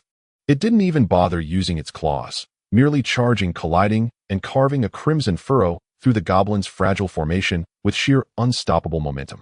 One charge, one stomp. In mere seconds, the goblin's imposing legion, its proud front line, was utterly obliterated by Lin Ye's two most devastating frontline warriors. And this was only the beginning. Crackle. Shush. While the goblins remained paralyzed by fear and confusion at the two demonic titans assaulting their front, death descended silently from sky and shadow alike. Thunderstorm Sorcerer Corpse 2, now evolved, had become a remorseless lightning artillery platform, no longer painstakingly weaving individual paralyzing arcs. It slowly raised its right claw. In the next breath, a storm cloud of writhing miniature serpents, crackling with annihilation, coalesced above its palm. Go. Its voice, hoarse and utterly devoid of emotion, rang out. Instantly, the storm cloud engulfed the goblin legion's rear. Zap, zap, zap, zap. Dozens of violet-blue lightning bolts rained down like a cataclysmic monsoon, chain lightning. The signature technique of the Thunderbird, now wielded by Corpse 2, had been elevated to a force of pure apocalyptic devastation. Scree, scree. Amid shrieks of agony, dozens of goblins were instantly charred into blackened husks beneath the torrent of lightning. Meanwhile, Corpse 4 moved like the supreme phantom assassin, gliding unseen through battlefield shadows. Each time it materialized, a venom-drenched arrow would lash forth from an impossibly precise, lethal angle. Its targets were always the same goblin squad leaders attempting to rally resistance, or stragglers fleeing the carnage. Each shot, swift, precise, merciless. Each shot claimed a life without fail. From the front, unstoppable steel tides. From the skies, apocalyptic thunderstorms. From the shadows, a ghostly marksman poised to deliver final judgment. How could anyone possibly fight this? The goblins broke completely, their already feeble morale collapsing, to absolute zero beneath this one-sided cataclysmic slaughter. Scree, one goblin, unnamed unknown, let out a piercing shriek of terror, dropped its weapon, and bolted blindly into flight. That panic spread like wildfire, contagious, inevitable. Defeat cascaded like a crumbling mountain. The remaining 200 goblins abandoned all will to fight, scattering chaotically in every direction like headless insects. Yet would Lin Ye grant them escape? You wish to run. Standing at the tent's entrance watching his self-conducted spectacle of pyrotechnic carnage, Lin Ye's lips curled into a cruel predatory arc. My experience, infants, none shall slip away. Slowly he raised his right hand. A coil of obsidian-dark malevolent shadow energy gathered in his palm. Basic shadow enchantment. By my name, I bestow upon you the power of terror. For invisible threads of shadow energy shot forth, vanishing into the bodies of his 4 undead generals. In the next heartbeat, Corpse 1, Corpse 2, Corpse 3, and Corpse 4 each shimmered with a faint, ominous black aura. Their attacks now carried a new soul-deep affliction, terror itself. Roar. Corpse 1 swiped a fleeing goblin to the ground with a single claw strike. The goblin did not die instantly, yet its eyes, suddenly wide with unspeakable horror, rolled back in its skull. As if witnessing some eldritch nightmare, it convulsed violently, foamed at the mouth, and died quite literally of sheer terror. Terror effect triggered, and this was merely the opening act. The battlefield had become a living hellscape, a crucible forged entirely from fear. Inside the tent, Li Tianba stared numbly at the apocalyptic scene beyond, his mind utterly hollowed out. He watched the youth standing calmly at the entrance, expression serene as though observing a mere theatrical performance, and felt only one thought reverberating in the silence of his soul. A demon. This boy is no mortal. He is a fiend risen from the deepest abyss. Fear is contagious. When the first goblin was scared to death, the collapse of the entire goblin tribe turned into a complete disaster. The numerical superiority they prided themselves on seemed utterly laughable in front of Lin Ye's entirely evil undead army. In less than 10 minutes, over 300 goblins, without exception, all fell on the land they relied on for survival. The entire valley was terrifyingly quiet, the rich smell of blood mixed with a faint scent of charred flesh creating a nauseating odor. Ding! Your undead army has killed. A series of dense system prompts like a waterfall crazily flooded Lin Ye's mind. Congratulations, host, your level has risen to level 6. Congratulations, host, your undead servant Corpse 1 has leveled up to level 7. Congratulations, host, your undead servant Corpse 4 has leveled up to level 7. You have gained 3,250 experience points and 975 soul fragments from this battle. Damn, seeing nearly 1,000 soul fragments credited, even Lin Ye couldn't help but sharply inhale a breath of cold air. This is a real windfall. With this fortune, he could once again give his undead army a complete upgrade. Suppressing the wild joy in his heart, Lin Ye began to command his zombie subordinates to clean up the battlefield.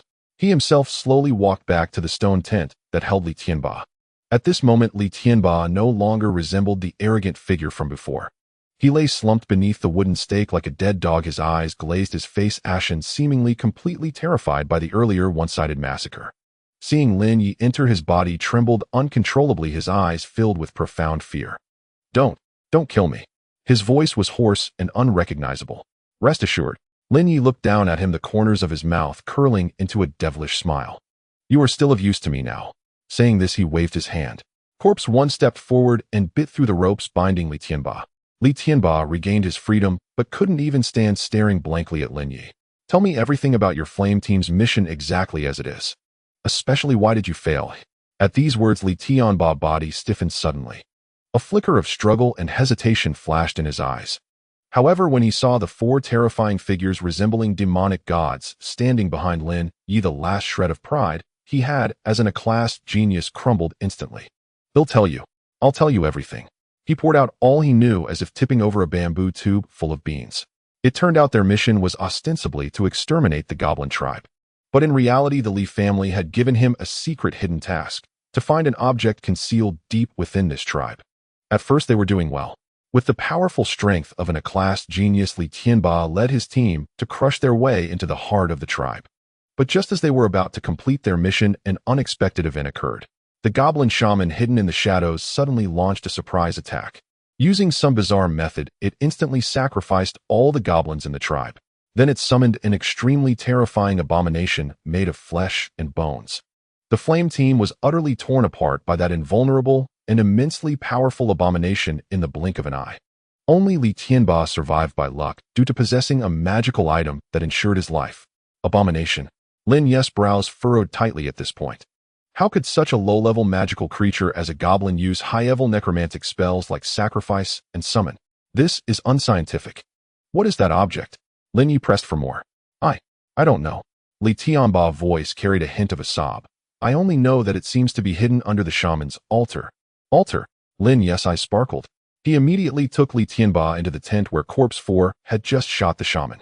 Inside the tent, aside from the headless corpse, the most striking feature was a black altar built from the bones of various unknown creatures radiating an aura of evil and foreboding.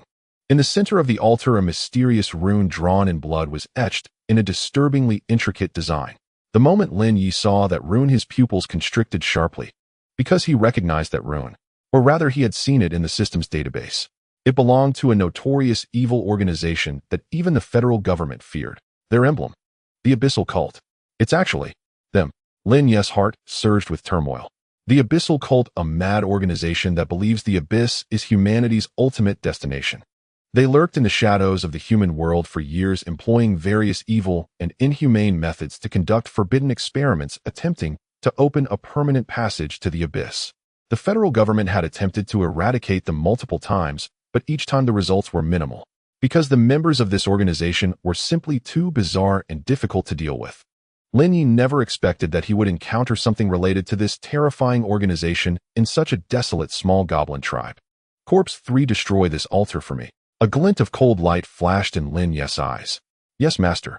Corpse 3 stepped forward, raising the massive hammer, and smashed the bone altar to pieces. Boom.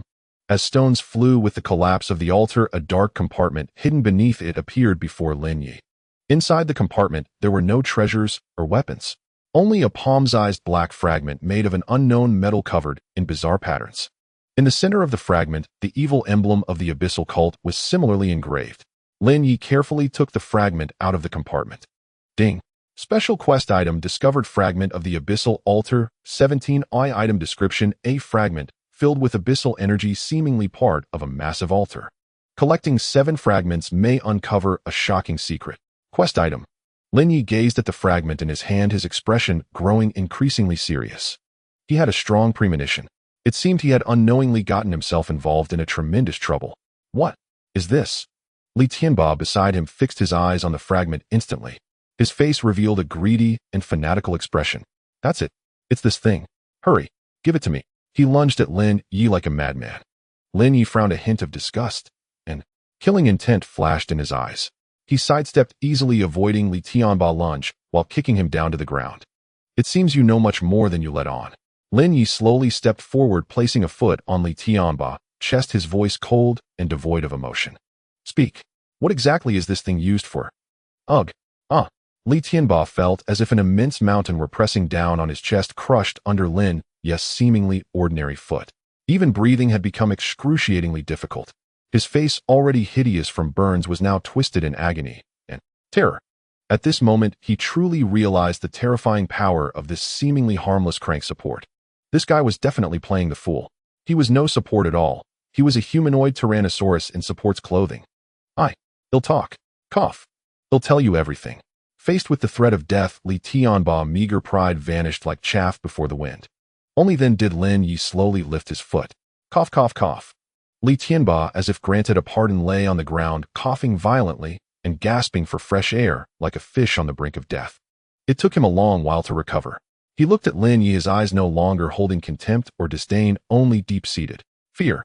This fragment, he pointed at the black metal shard in Lin Ye's hand, his voice hoarse, was discovered by an ancestor of my Li family while exploring an ancient ruin. According to the ancestor's journal, this thing seems to be connected to the legendary Abyss Gate. Abyss Gate. Lin Ye's brow furrowed deeper. Exactly. Li Tianba nodded emphatically, a glint of greed and fanaticism flashing in his eyes. Legend says the Abyss Gate is a passage connecting our Azure Star to another higher energy plane, the Abyss. If we can find and open that door, we can obtain boundless power, even immortality. Immortality. Lin Ye almost laughed out loud at those words. What era was this? Who still believed such nonsense? Clearly the Li family had been duped by some organization. And the name of that organization was obvious. So your Li family has been secretly searching for these fragments all along. Lin Ye asked calmly. Yes, Li Tianba nodded honestly. Based on clues in the Ancestors' Journal, it took us decades to find just 3 pieces. And this 4th one was in this goblin tribe. We thought we could take it easily, but we never expected. He glanced at the headless corpse of the goblin shaman, a flicker of lingering fear in his eyes. But you never expected that the goblins here had already been corrupted and controlled by the Abyss cult, did you? Lin Ye finished his sentence. The Abyss cult. Li Tianba's face turned deathly pale at the name. As if he had heard something utterly terrifying, his entire body began to tremble uncontrollably. How do you know that name? Why shouldn't I? Lin Ye retorted. He sneered inwardly at Li Tianba's horrified expression. It seemed his guess was correct. The Li family was likely involved in far more than just searching for fragments. They were absolutely complicit with that infamous evil organization. It seems your Li family has been hiding quite a lot. A cold, murderous intent flashed in Lin Ye's eyes. Colluding with the Abyss cult was a heinous crime punishable by the extermination of one's entire clan throughout the Federation. Li Tianba seemed to realize he had let something slip. His face turned ashen as death. He looked at Lin Ye, a struggle and ruthlessness flickering in his eyes. Since you already know? His voice suddenly turned icy cold. Then you cannot be allowed to live. Before the words faded, the hand he had kept hidden behind his back suddenly swung forward. A large handful of black pungent powder was hurled straight at Lin Ye's face. Corpse poison powder, a notoriously vicious alchemical item. Once inhaled, even a crank awakener would have their nerves paralyzed by the toxin, losing all combatability. The distance between them was far too close. Li Tianba believed that at such proximity with such a sudden ambush, even a god couldn't react in time. If he could just incapacitate this brat, he would have a chance to turn the tables. Then he could snatch the fragment and silence him forever. Admittedly, his plan was well laid. However, he had ultimately underestimated Lin Ye's terror. The moment Li Tianba's wrist moved, Lin Ye's absolute insight had already analyzed every one of his petty tricks. Warning. Detected target Li Tianba about to use item corpse poison powder for a sneak attack. Countermeasure generated retreat, 3 steps, hold breath. Lin Ye's body reacted almost instinctively. With a light tap of his toe on the ground, his entire form drifted backwards several meters like a phantom, effortlessly evading the cloud of poison powder. What? Li Tianba's pupils contracted sharply. His surefire ambush had missed. Did this guy have eyes in the back of his head? Before he could process it, a bone-chilling murderous intent had already enveloped him completely. It seems you really are tired of living. Lin Ye's voice was like a winter wind from the depths of the underworld. He had already given this man a chance, since he didn't know how to cherish it. Then die. Corpse 3. Roar. The berserk warrior standing by blazed with crimson light in its eyes. It raised the massive flame-wreathed hammer high and brought it down with savage force upon the utterly terrified rank prodigy. No. Li Tianba let out the last desperate scream of his life. Thud. Another dull thud. The world fell silent once more. Lin Ye stared expressionlessly at the new, indescribable mess on the ground, his eyes utterly devoid of emotion. He stepped forward, picked up Li Tianba's flaming family crest, and tossed it into his storage space. Detected host has completed crank emergency mission rescue blaze squad. Mission evaluation: a rank target deceased, but vital intelligence obtained. Mission rewards are being calculated. Lin Ye ignored the system prompt. His gaze fell once more upon the black fragment covered in eerie patterns in his hand. Abyss cult. Abyss gate. He murmured, his eyes growing increasingly profound. He had a strong premonition. He had unknowingly touched upon the deepest secrets of this world. Interesting. A cold, sharp curve formed on Lin Ye's lips. Since you've come to me of your own accord. He tightened his grip on the fragment, a dangerous light flickering in his eyes. Then I'll play with you. Properly. But before I play with you. Lin Ye glanced at his soul fragment balance, a staggering 975 points, and a demonic smile spread across his face. First, let me make sure my little brothers are well fed. Before returning to the base city, Lin Ye carried out a major act of destroying evidence. He dragged the corpses of Li Tianba and his team members to the center of the goblin tribe, then set them ablaze, burning them to ashes. Finally, he commanded Corpse 3 to unleash an enhanced version of War Stomp, shattering the entire sacrificial tent along with the mysterious altar into dust, burying them deep underground. Having done all this, he nodded in satisfaction. With no witnesses left to testify, even if the Li family dug 3 feet deep, they would find no useful clues. They would only believe that their precious young master had perished alongside those filthy goblins. Perfect. Lin Ye brushed the dust off his hands, his mood unprecedentedly elated. He glanced at his soul fragment balance, which stood at a staggering 975 points, and without a moment's hesitation waved his hand grandly. System. Reinforce Corpse 1, Corpse 2, Corpse 3, and Corpse 4 to the current level limit. Ding. Consumed 950 soul fragments. Reinforcement successful. Boom, boom, boom, boom. Four distinct, yet equally terrifying energies brimming with death and destruction erupted instantaneously from the 4 undead behind him. The level 7 heavy tank Corpse 1 saw its physique attribute break through the 40-point threshold. Now merely standing there, it was like an immovable mountain. The level 7 Thunderstorm Warlock Corpse 2 had its spirit attribute surge to 35 points. It could now instantly cast several chain lightning spells. The level 7 Shadow Venom Archer Corpse 4 had also reached an astonishing 45 points in agility. It was now the most lethal and elusive specter on the battlefield. In that moment, all 4 undead generals had completed an epic transformation. Lin Ye felt the terrifying pressure emanating from them and nodded with satisfaction. Not bad, not bad. Now you finally resemble a Scourge Legion, just a little. Half an hour later at the Awakener Guild in Jiangxing Base City. At the mission counter, the lazy middle-aged man was dozing off, bored out of his mind. Suddenly, a familiar figure appeared before him. Turning in a mission, Lin Ye said calmly. Huh. The man looked up sleepily, saw Lin Ye pause, then yawned, and said weakly, Oh, it's you, kid. Out hunting goblins again today.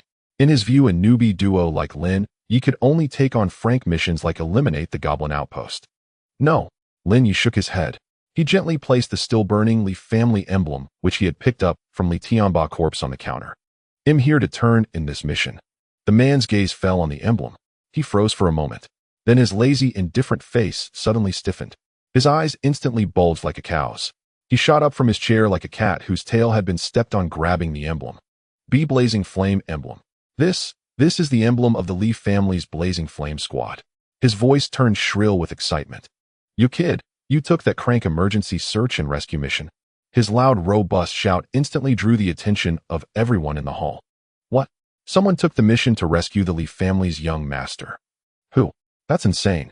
That's a goblin tribe. Even an ranked talent like Li Tianba got wiped out. Let me see. Who's so reckless? In an instant, dozens of curious, amused, and gloating gazes turned toward the counter. When they saw a young man, barely an adult, clad in cheap leather armor, standing at the counter, everyone's face showed shock. Damn, a newbie. Is he crazy? Going alone into a goblin tribe? Probably desperate for money, trying his luck. Ha, clueless fool. Muffled, mocking murmurs filled the hall, but the middle-aged man seemed deaf to them. His hands trembled uncontrollably. He stared at Lin Ye and asked hoarsely, You found them? Where are they? Lin Ye's face showed just the right amount of sorrow and regret. I'm sorry. He shook his head and sighed. By the time I arrived, it was too late. The entire Blazing Flame Squad, except for the young Master Li Tianba, whose remains were left, had vanished without a trace. I only managed to retrieve this emblem from the claws of the monsters as proof. His words were so genuine, as if he had truly fought a fierce battle and felt deep remorse for failing to save his comrades. Hiss!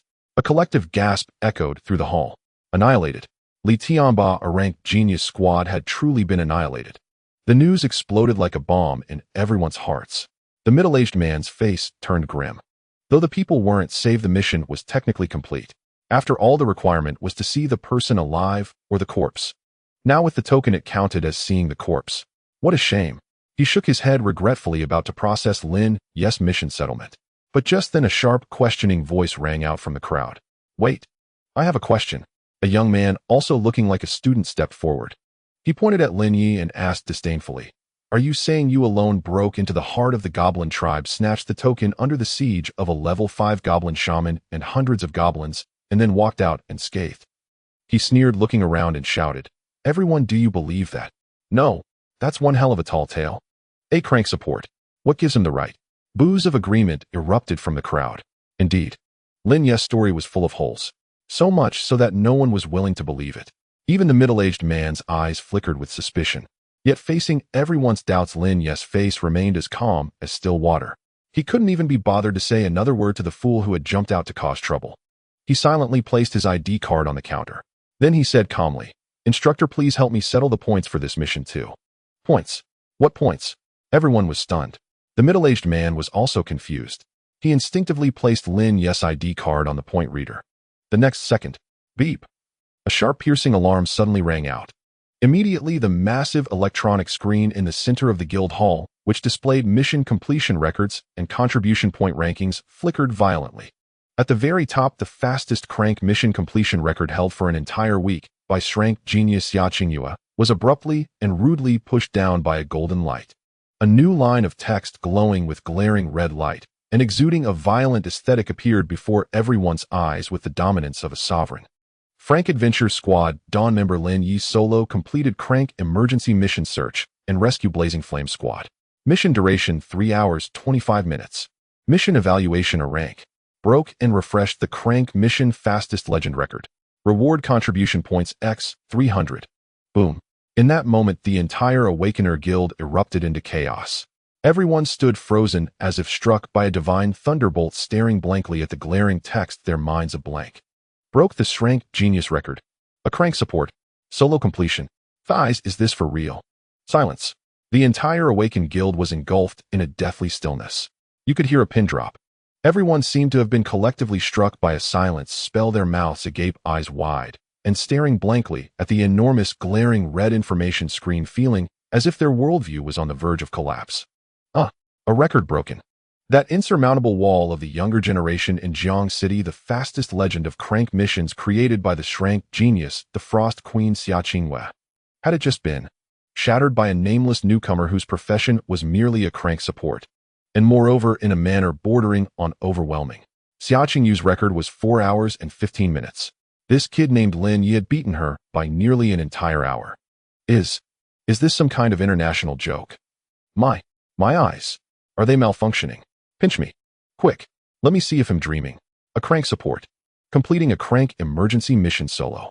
And breaking in Shrank genius record. This is more absurd than any brainless power fantasy I've ever read. After the brief, deathly stillness, the entire guild hall exploded like a pond into which a depth charge had been dropped. Gasps. Cries of disbelief. Sharp intakes of breath. They rose and fell in waves. The young man who had earlier jumped out to point accusingly at Lin Ye now wore an expression of sheer unparalleled drama. It was as if he had been publicly slapped dozens of times, his face flushed a deep liverish red, and he wished he could find a crack in the ground to crawl into. Behind the counter, the lazy, middle-aged man looked as if he had seen a ghost. He stared at Lin Ye as if he were a primordial beast crawling out from an ancient relic. Trembling, he handed Lin Ye the settled cash card worth 100,000 federal credits and the reward certificate for 200 contribution points with both hands. My lord. His address had unconsciously shifted from kid to my lord. What? Your mission is complete. Lin Ye calmly accepted his reward. Then, under the gaze of the entire hall filled with awe and fervent admiration, as if looking upon a deity, he turned and drifted away, leaving not a trace behind. All that remained was a silhouette steeped in mystery and legend that countless could only look up to. Have you heard? Our Jiang City has produced a monstrous prodigy. You mean Lin Ye, who broke Xia Qingyu's record? Damn, this story is spreading like wildfire in our circles. A crank support. My god, how did he do it? Could he actually be a hidden SS Shrank big shot slumming it for the experience? Who knows? Anyway, I've memorized the name of that team, Dawn. We must never mess with them. Over the next 2 days, Lin Ye became an absolute sensation. Though he was not in the world was full of legends about him. Almost every Awakened was discussing this crank myth that had appeared out of nowhere. Lin Ye, the protagonist of this tale, was utterly oblivious to it all. For those 2 days, he had taken leave from school and locked himself in the top-tier private training room of the Awakened Guild. He was furiously honing his Undead Legion, which had just undergone an epic enhancement. After countless simulated battles, his mastery over these 4 undead overlords under his command had reached a level of supreme refinement. He could even within his mind simultaneously direct all 4 of them in high-difficulty coordinated operations against different targets. Then on the 3rd day, just as Lin Ye had finished a day of seclusion and walked out of the training room feeling refreshed and invigorated, an unexpected person appeared at the training room, doors seemingly having waited for some time. Xia Qingyue. Today she wasn't wearing her holy white gown. Instead, she had changed into a heroic form-fitting set of light blue armor that accentuated her perfect curves, and her waterfall of jet black hair was tied up high in a ponytail. She had shed some of her ethereal, otherworldly aura, gaining instead a warrior's valor and efficiency. The only constant was the perennial frost on her exquisitely beautiful face. Something wrong. Lin Ye glanced at her and spoke flatly. He couldn't muster much interest in this shrank campus beauty who kept appearing before him. Trouble. That was Lin Ye's first impression of her. Xia Qingyue looked at Lin Ye, a storm of complex emotions flickering in her ice-blue eyes. There was curiosity, resentment, confusion, and even a trace of an emotion she herself hadn't acknowledged defeat. Ever since awakening her shrank profession, she had been the favored daughter of heaven, the focus of everyone's admiration and pursuit. Yet this man before her had repeatedly ignored her existence. He had, even in the very domain she was most proud of, trampled her record underfoot in a manner that could only be described as humiliating. This was something she simply could not accept. She had to find out. What secret was this man hiding? I want to invite you to team up. Xia Qingyue took a deep breath and finally stated her purpose. Her voice was still so cold, but if one listened closely one could detect a faint, almost imperceptible nervousness. This was the first time in her life she had ever taken the initiative to invite a boy. Team up. Lin Ye was taken aback. Then he laughed. He laughed out loud without restraint, as if he had heard the funniest joke in the world. Xia Qingyue, have you misunderstood something? He looked at the stunned, icy beauty before him and slowly shook his head. First, I already have my own team. It's called Dawn. Second, a playful smirk reminiscent of the one he wore in the awakening sanctum curled at the corner of his mouth. What makes you think you're qualified to join my team? Boom. It was as if a bomb had detonated in Xia Qingyue's mind. She stared blankly at Lin Ye, her frozen 18-year-old face revealing for the first time an expression of stupefaction and utter disbelief. I, and shrank genius, the Frost Queen, the top campus beauty of Jiang City Base, was being rejected by a crank support. You. Her chest heaved violently, clearly furious. Lin Ye, don't go too far. Too far. Lin Ye sneered. I'm just stating a fact. He gave Xia Qingyue a once-over, his gaze appraising her like a commodity. Finally, he slowly shook his head. You're too weak. You can't keep up with my pace. With that, ignoring the icy beauty who was about to break down, he turned to leave. Stop. Xia Qingyue's voice trembled with rage. Lin Ye, on what basis do you call me weak? Because I can do what you cannot, Lin Ye said without looking back. You. Xia Qingyue gritted her pearly teeth in fury. She took a deep breath as if making an immensely difficult decision. She stared at Lin Ye's retreating back and spoke word by word. Lin Ye, I admit you are stronger than I ever imagined. But I, Xia Qingyue, am by no means weak. 3 days from now is the end-of-month dungeon challenge day. I want to compete with you. Compete in what? Let's see who can solo the Drank Dungeon, the Wailing Mine, in the shortest time. Xia Qingyue's eyes blazed with fiery battle spirit.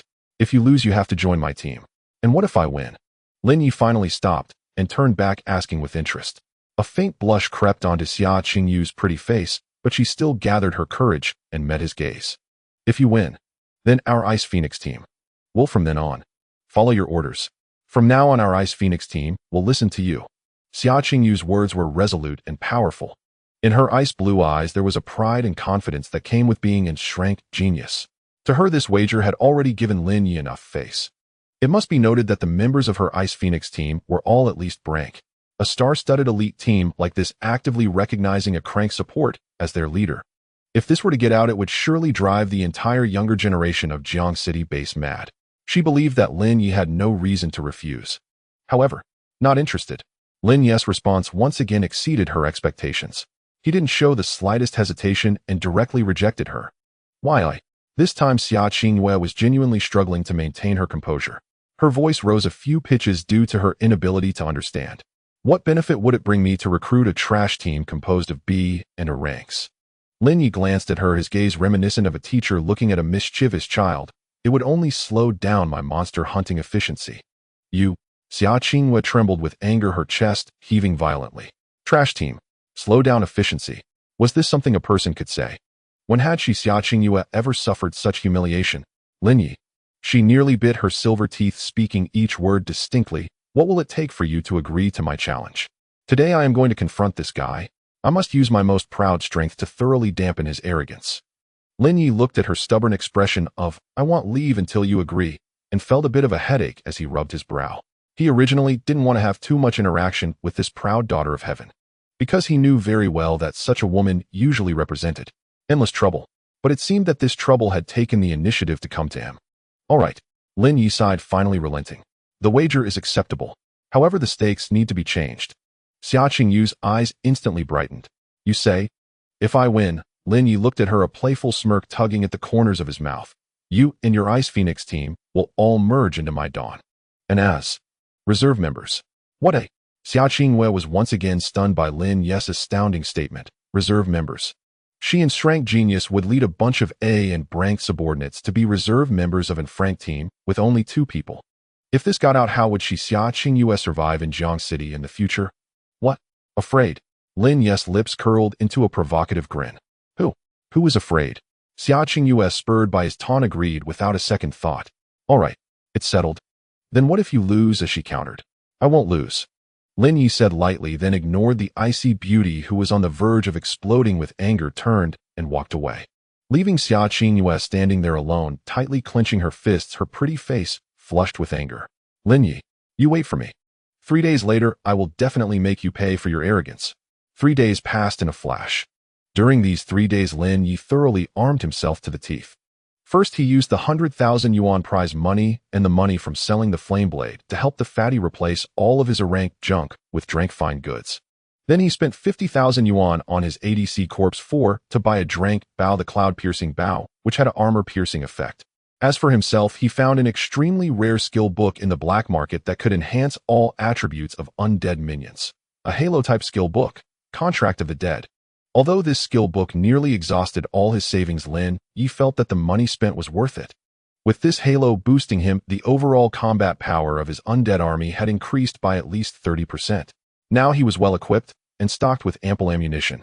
He was just waiting to tour that so-called whaling mine.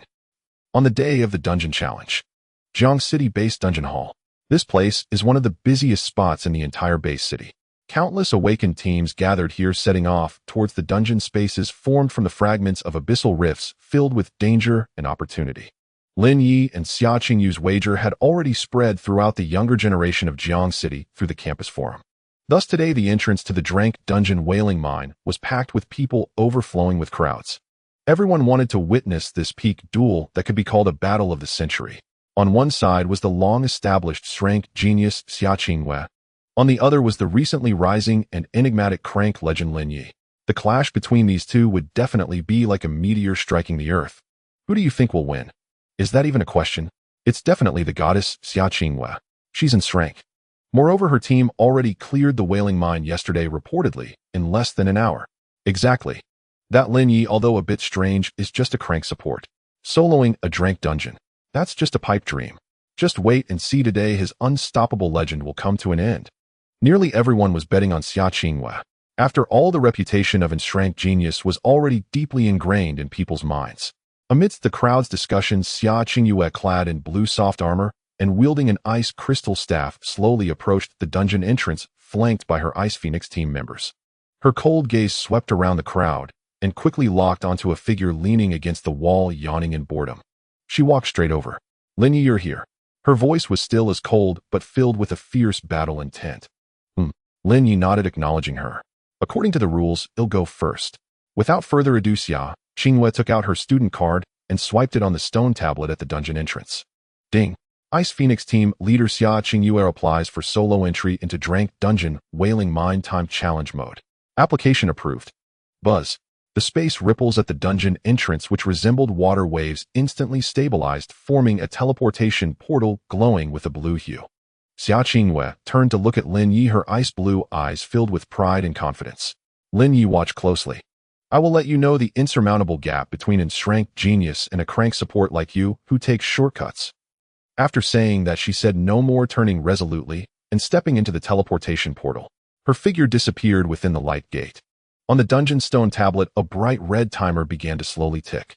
001. All eyes were fixed on the timer and the stone slab beside it that displayed the historical best record. Whaling Mine solo fastest completion record, 58 minutes 32 seconds. A record holder, Qin Wu, City Lord of Jiang City. Do you think Goddess Xia can break the record set by the City Lord in his youth? It's hard to say. The City Lord was a legendary figure known as the first genius of Jiang City. However, with Goddess Xia's strength, she shouldn't be too far off. Just as everyone was discussing fervently, in a corner of the crowd, a chubby guy in brand new armor secretly leaned over to Lin Ye, lowering his voice with a worried expression. Why, ye brother, this whaling mine, I've heard that the monsters inside not only come in large numbers, but they also have a skill called whale that can weaken our defenses, especially countering us physical types. The most critical part is that the final boss is a level 5 elite monster mine lord. That guy has tough skin and flesh and can summon minions. No one can take it on alone. Sister. Cough cough. Xia Qingwei has such strong teammates, and it took them an hour to clear it. Do we really stand a chance? Lin Ye heard this and glanced at the rapidly ticking timer. Then he looked at the record set by the city lord regarded as unbreakable. Then he smiled. He reached out and patted the fatty's shoulder, his face revealing a deep, inscrutable smile. Fatty, remember this. There is no dungeon in this world that my undead army cannot conquer. Strength geniuses can't tackle what I can. I will. Time ticked by second. On the dungeon steely, the bright red number, representing Xia Qingyu's challenge time, was racing upward. Everyone's hearts were in their throats. Finally, at the very moment the timer struck 005518. Buzz. The entire steel suddenly erupted with a dazzling white light. Then a brand new line of text exuding a faint, icy aura slowly materialized beneath the historical best record. Wailing Mine Solo latest clear time 55 minutes 18 seconds, the record holder Xia Qingwei. Boom. The entire dungeon hall erupted into chaos once more. Holy crap. She broke it. She actually broke it. She's over 3 minutes faster than the city lord. My god. Is this the power of enshrank genius? Incredible. It's so strong it defies all logic. Goddess, you're amazing. Amidst the thunderous cheers, Xia Qingyue, looking slightly weary but still unable to hide her pride, slowly walked out of the teleportation portal. She listened to the wave of praise and awe around her, yet her face showed little joy. Her gaze immediately fell upon the young man still leaning against the wall, his expression calm and indifferent. She looked at Lin Ye, her icy blue eyes filled with provocation and defiance. 55 minutes and 18 seconds. With this result, she had pushed her abilities to the absolute limit. She refused to believe that any other person her age in this world could do better. Lin Ye. She spoke slowly, her voice carrying across the entire hall. It's your turn now. Everyone's gaze instantly focused on Lin Ye. The show was about to begin. With such a brilliant performance before him, Xia Qingwei had just created a myth that seemed nearly impossible to break. Now all the pressure was on Lin Ye. Everyone wanted to see how this crank support, who had previously arrogantly claimed Xia Qingwei was too weak, would handle the situation. However, Lin Ye's face remained as unruffled as ever. He even smiled at Xia Qingwei. 55 minutes. Not bad. His tone, like a teacher grading a student, nearly infuriated Xia Qingwei so much that she wanted to storm back into the dungeon and fight her way through it all over again. Hold on.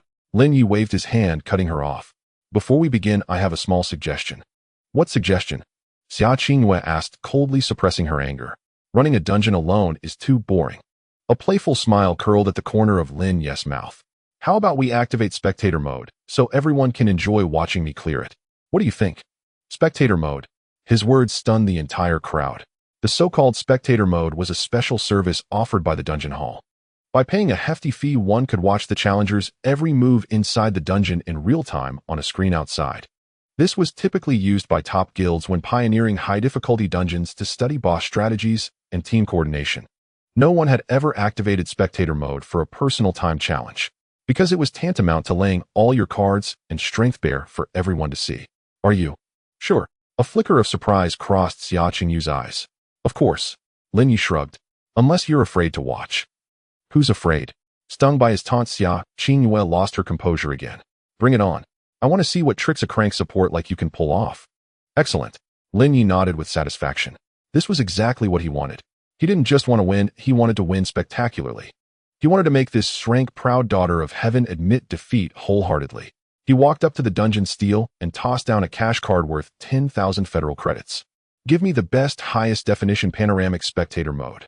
The instructor managing the dungeon twitched his mouth, but followed the procedure to activate the mode. Buzz. In the center of the dungeon hall, a massive cinema-like screen slowly lit up. Under everyone's watchful eyes, Lin Ye swiped his card and stepped into the teleportation portal. Beep. Dawn Squad leader Lin Ye requests solo entry into Drank Dungeon Wailing Mine Time Challenge mode. Request approved. Spectator mode activated. The image on the screen flickered. Lin Ye appeared inside a dark, damp, and enormous mine. A new timer began to tick slowly. 0:01. Everyone's eyes were glued to the screen. Xia Qingyue clenched her fists tightly, staring unblinkingly at the solitary figure on the screen. She was determined to see what gave this guy such audacity. But in the next second, the scene on the screen made her pupils contract sharply. Boom, boom, boom, boom. Four terrifying figures brimming with death and destruction materialized out of thin air, surrounding Lin Ye like stars around the moon. A heavily armored werewolf tank, a mysterious lightning warlock, a raging giant warrior, and a ghostly archer lurking in the shadows. Thighs. Are these summons? A collective gasp of astonishment echoed through the entire dungeon hall. Foray. And they all look incredibly dangerous. Damn, that big guy with the hammer feels even fiercer than a level 4 raging giant ape. No wonder he dared to solo the dungeon. He's a one-man army. A deep shock filled Xia Qingyu's eyes. She finally understood why Lin Ye had called her weak. Just these 4 terrifying summons alone were already on par with her all-star Ice Phoenix squad in combat power. However, this was only the beginning. What truly left her breathless was the artistic command ability Lin Ye displayed next. Corpse 1, Corpse 3 flank from the left and right. Corpse 2 blanket the corner ahead with thunderclouds. Corpse 4 eliminate that lone mine zombie at 3 o'clock. On the screen, Lin Ye's voice was calm and clear. His 4 undead minions moved like killing machines programmed, with the most precise instructions flawlessly executing his every command. Corpse 1 and Corpse 3 like 2 charging tanks tore through the dozens of wandering mine zombies in the tunnel, scattering them left and right. Meanwhile, Corpse 2's thunderclouds, as if by precognition, precisely blanketed an ambush point about to spawn around the corner ahead. Crackle. 3 elite wraiths that had just crawled out of the ground were instantly obliterated by the descending thunderstorm before they could even let out a wail.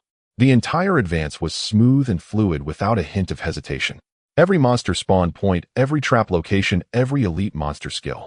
It was as if Lin Ye had scripted it all beforehand. He was like a player with a full map, hack strolling leisurely through a mine that was fraught with danger for others. He didn't even bother to fight himself. He simply kept issuing commands. His undead legion crushed every enemy in their path into dust with a devastating, aesthetically brutal force. The dungeon hall had fallen into complete silence. Everyone stood with their mouths agape like ducks with wrung necks, staring blankly at the screen, displaying what looked like a dimensional annihilation, their minds utterly blank. Thighs. Is this really a drank dungeon? I feel like he's just strolling through his own backyard. His command is terrifying. Every order is perfectly timed. It's like a ruthless AI. Xia Qingyu's delicate frame trembled, her face filled with sheer disbelief. She realized that her proud strength talent was as fragile as a joke in the face of this man's almost miraculous command art. For the first time, she began to doubt her own strength. Just then on the screen, Lin Ye and his undead legion arrived before the final boss, the Mine Lord. The timer glaringly displayed 001958. Less than 20 minutes. Lin Ye glanced at the boss, a level 5 elite wielding a massive mining pick and radiating a terrifying aura, and a slight smile tugged at his lips. All right, the warm-up is over. Next. He turned his head as if looking through the screen at the utterly stunned icy beauty and spoke slowly. Classmate Xia Qingyu, watch closely. This is my true strength. This is me, my true strength. Lin Ye's calm, yet infinitely confident voice seemed to transcend the barriers of space, echoing clearly in the ears of everyone in the dungeon lobby. Boom. The entire dungeon lobby erupted once again. Holy shit. What did he just say? It sounds like he's talking to Xia Qingyu through the screen. Oh my god. This aura is utterly incredible.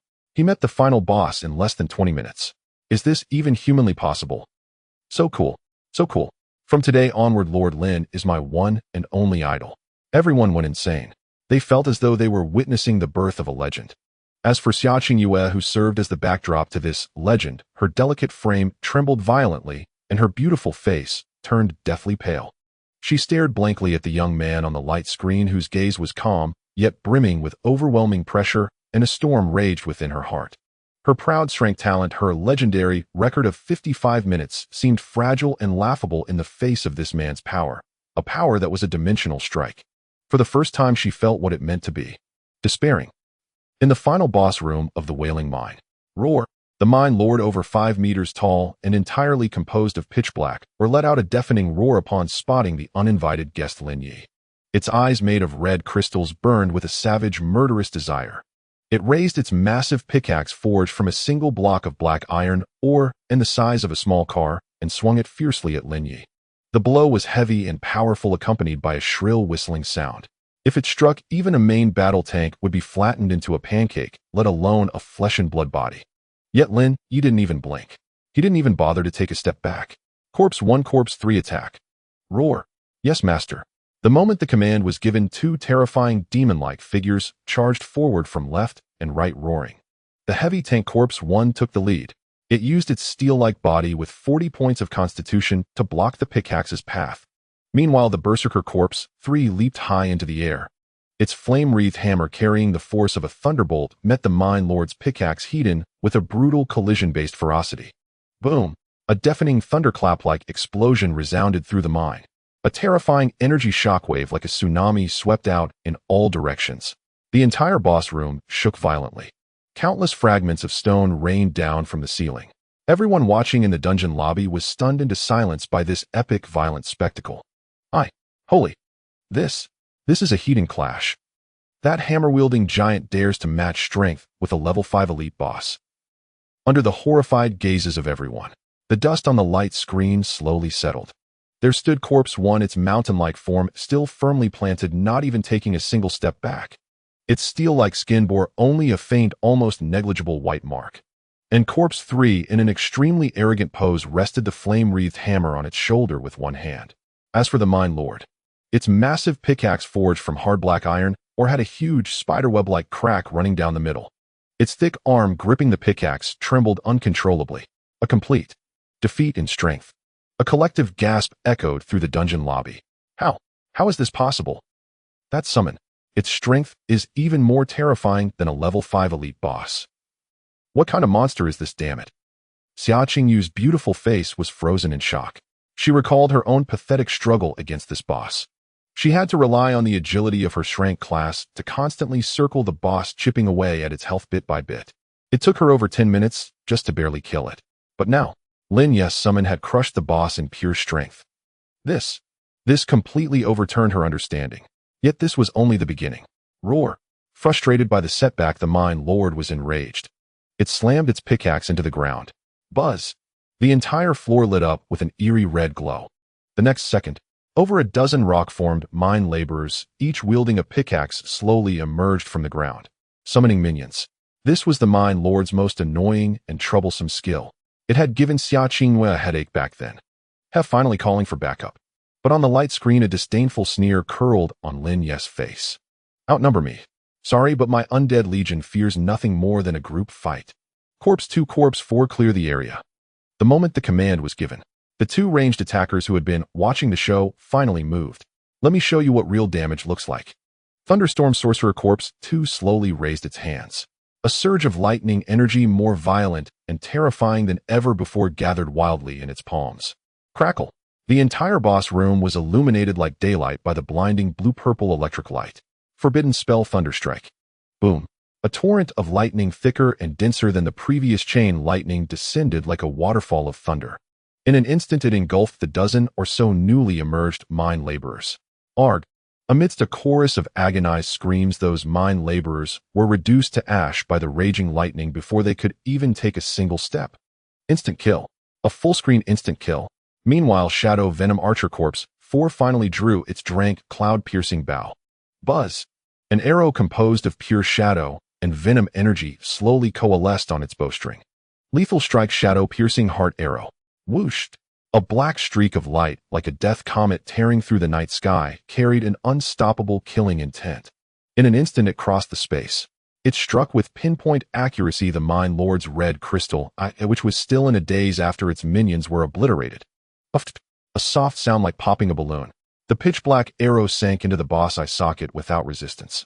Then a cloud of dark green poison gas burst forth. 858. A massive crimson, terrifying critical damage number, a true health bar eraser, floated up from the Mind Lord's head. Roar! The Mind Lord's massive body stiffened. The light in its red crystal eyes quickly faded. Finally, with a thunderous crash, it fell heavily to the ground, kicking up a cloud of dust. A level 5 elite boss, just like that, was one shot. The entire dungeon lobby fell into dead silence. Everyone stood frozen, as if hit by a petrification spell, staring blankly at the boss corpse on the light screen, their minds completely blank. Xia Qingyu's delicate frame trembled violently, her beautiful face deathly pale. She looked at the young man on the light screen who hadn't moved an inch from the start, his expression indifferent, and her heart was filled with nothing but endless bitterness. So, everything he said was true. In front of him, she truly was too weak. And at that moment, on the light screen, Lin Ye slowly raised his hand and glanced at the timer on his wrist. Then he looked up as if once again meeting the gaze of the utterly crestfallen icy beauty through the screen, and a slight smile curled at the corner of his mouth. Miss Xia Qingwei, 25 minutes. Sorry, it seems I win again. It seems I've won again. Lin Ye's calm, yet endlessly mesmerizing voice echoed through the light screen, crisp and clear, reaching the ears of everyone in the dungeon hall. The entire dungeon hall remained shrouded in utter silence. Everyone stood as if collectively struck by a petrification spell, staring blankly at the light screen that was slowly dimming as the challenge concluded, their minds completely empty. 25 minutes. A terrifying number, enough to plunge every young awakener who prided themselves as a genius into utter despair. Xia Qingyue and Shrank Genius had taken 55 minutes. Qin Wu, the city lord of Jiangqing in his youth, had taken 58 minutes. And this crank support named Lin Ye had used less than half their time. This could no longer be described as genius. This was a miracle, a blatant, unreasonable cheat. Gulp. From within the crowd, someone swallowed hard, muttering to themselves in a dreamlike tone. Today I think I've witnessed the birth of a legend. At the dungeon entrance, spatial ripples shimmered once more. Lin Ye's composed figure slowly emerged from the teleportation gate. Schwa. In an instant, everyone's gaze focused sharply on him. Their eyes no longer held doubt, mockery, or schadenfreude. In their place was boundless awe, fervor, and adoration. It was as if they weren't looking at a youth of their age, but at a living myth. Lin Ye remained utterly indifferent to these gazes that would make any young person's head swell with pride. His eyes calmly fell upon the icy beauty standing at the forefront of the crowd, her delicate frame trembling slightly, her pretty face pale. Xia Qingwei. At this moment, her ice blue eyes, once brimming with pride and confidence, held only boundless confusion and bitterness. Lost. She had lost. Lost utterly and completely. Lost so thoroughly that she couldn't find even a shred of an excuse. Her proud talent, her so-called mythical record, was as fragile and laughable as a joke before the man's bug-like strength. According to the bet, Lin Ye walked slowly to her, his voice still so calm. From now on, you and your Ice Phoenix squad belong to me. Xia Qingyu's delicate frame trembled violently.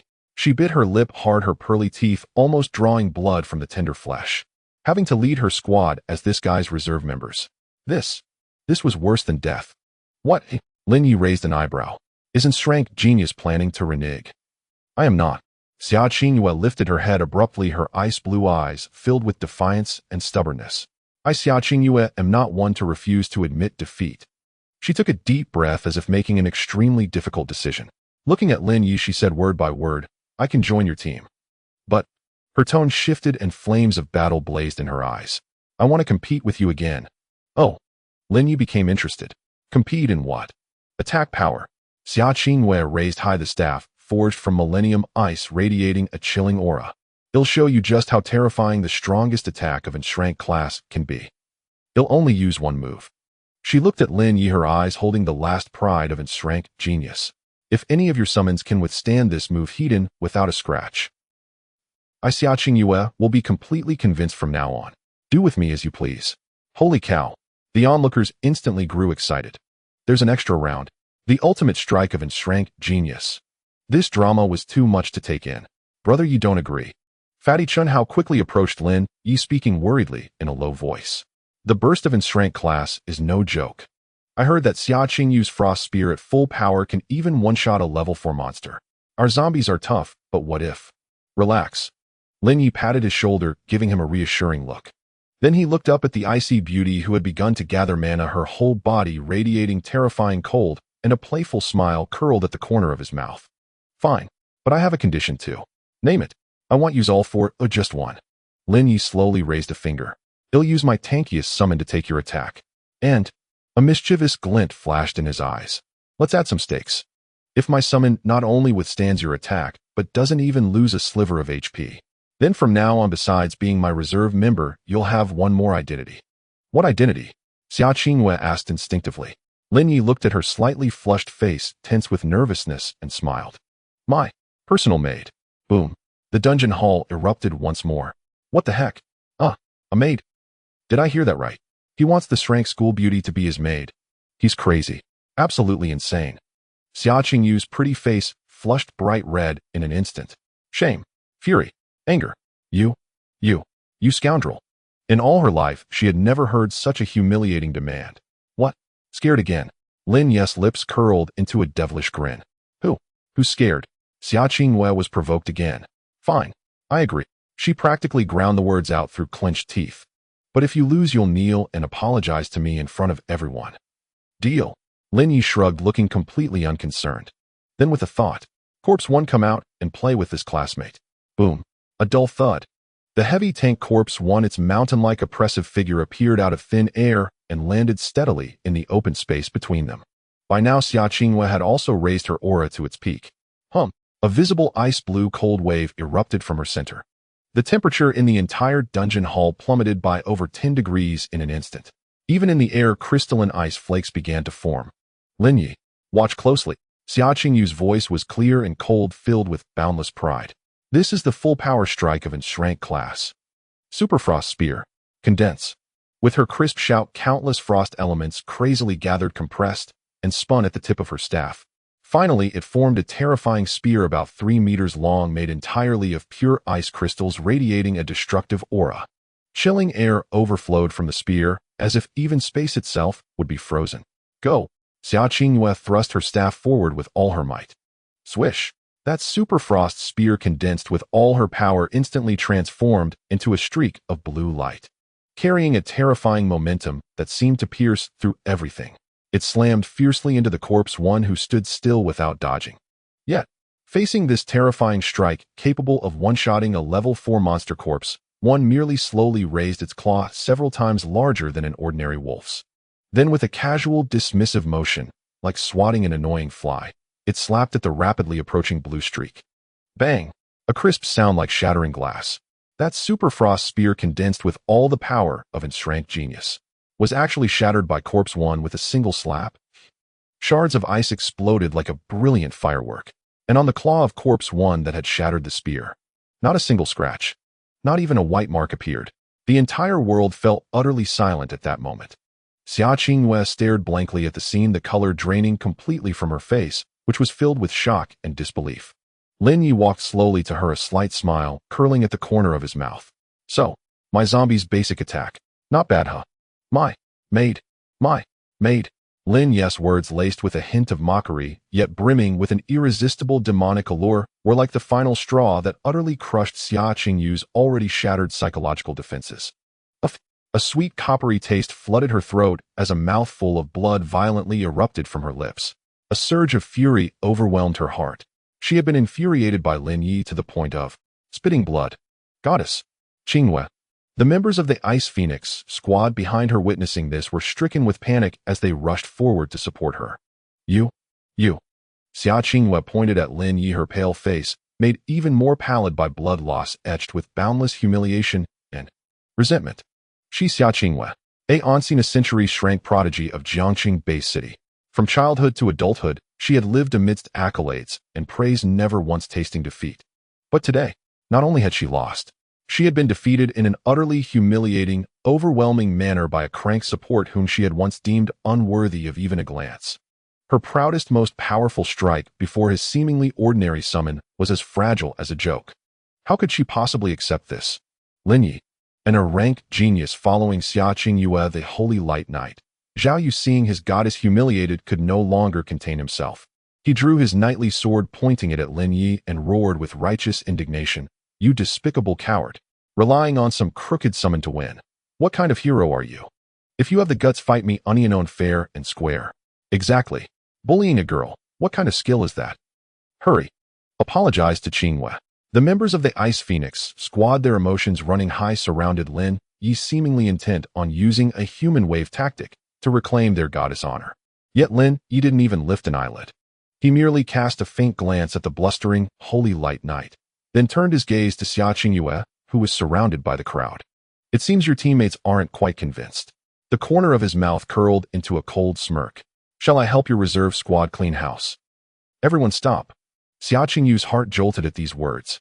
She had no doubt that Lin Ye, with his ruthless nature and the terrifying undead under his command, could indeed annihilate the entire Ice Phoenix squad on the spot.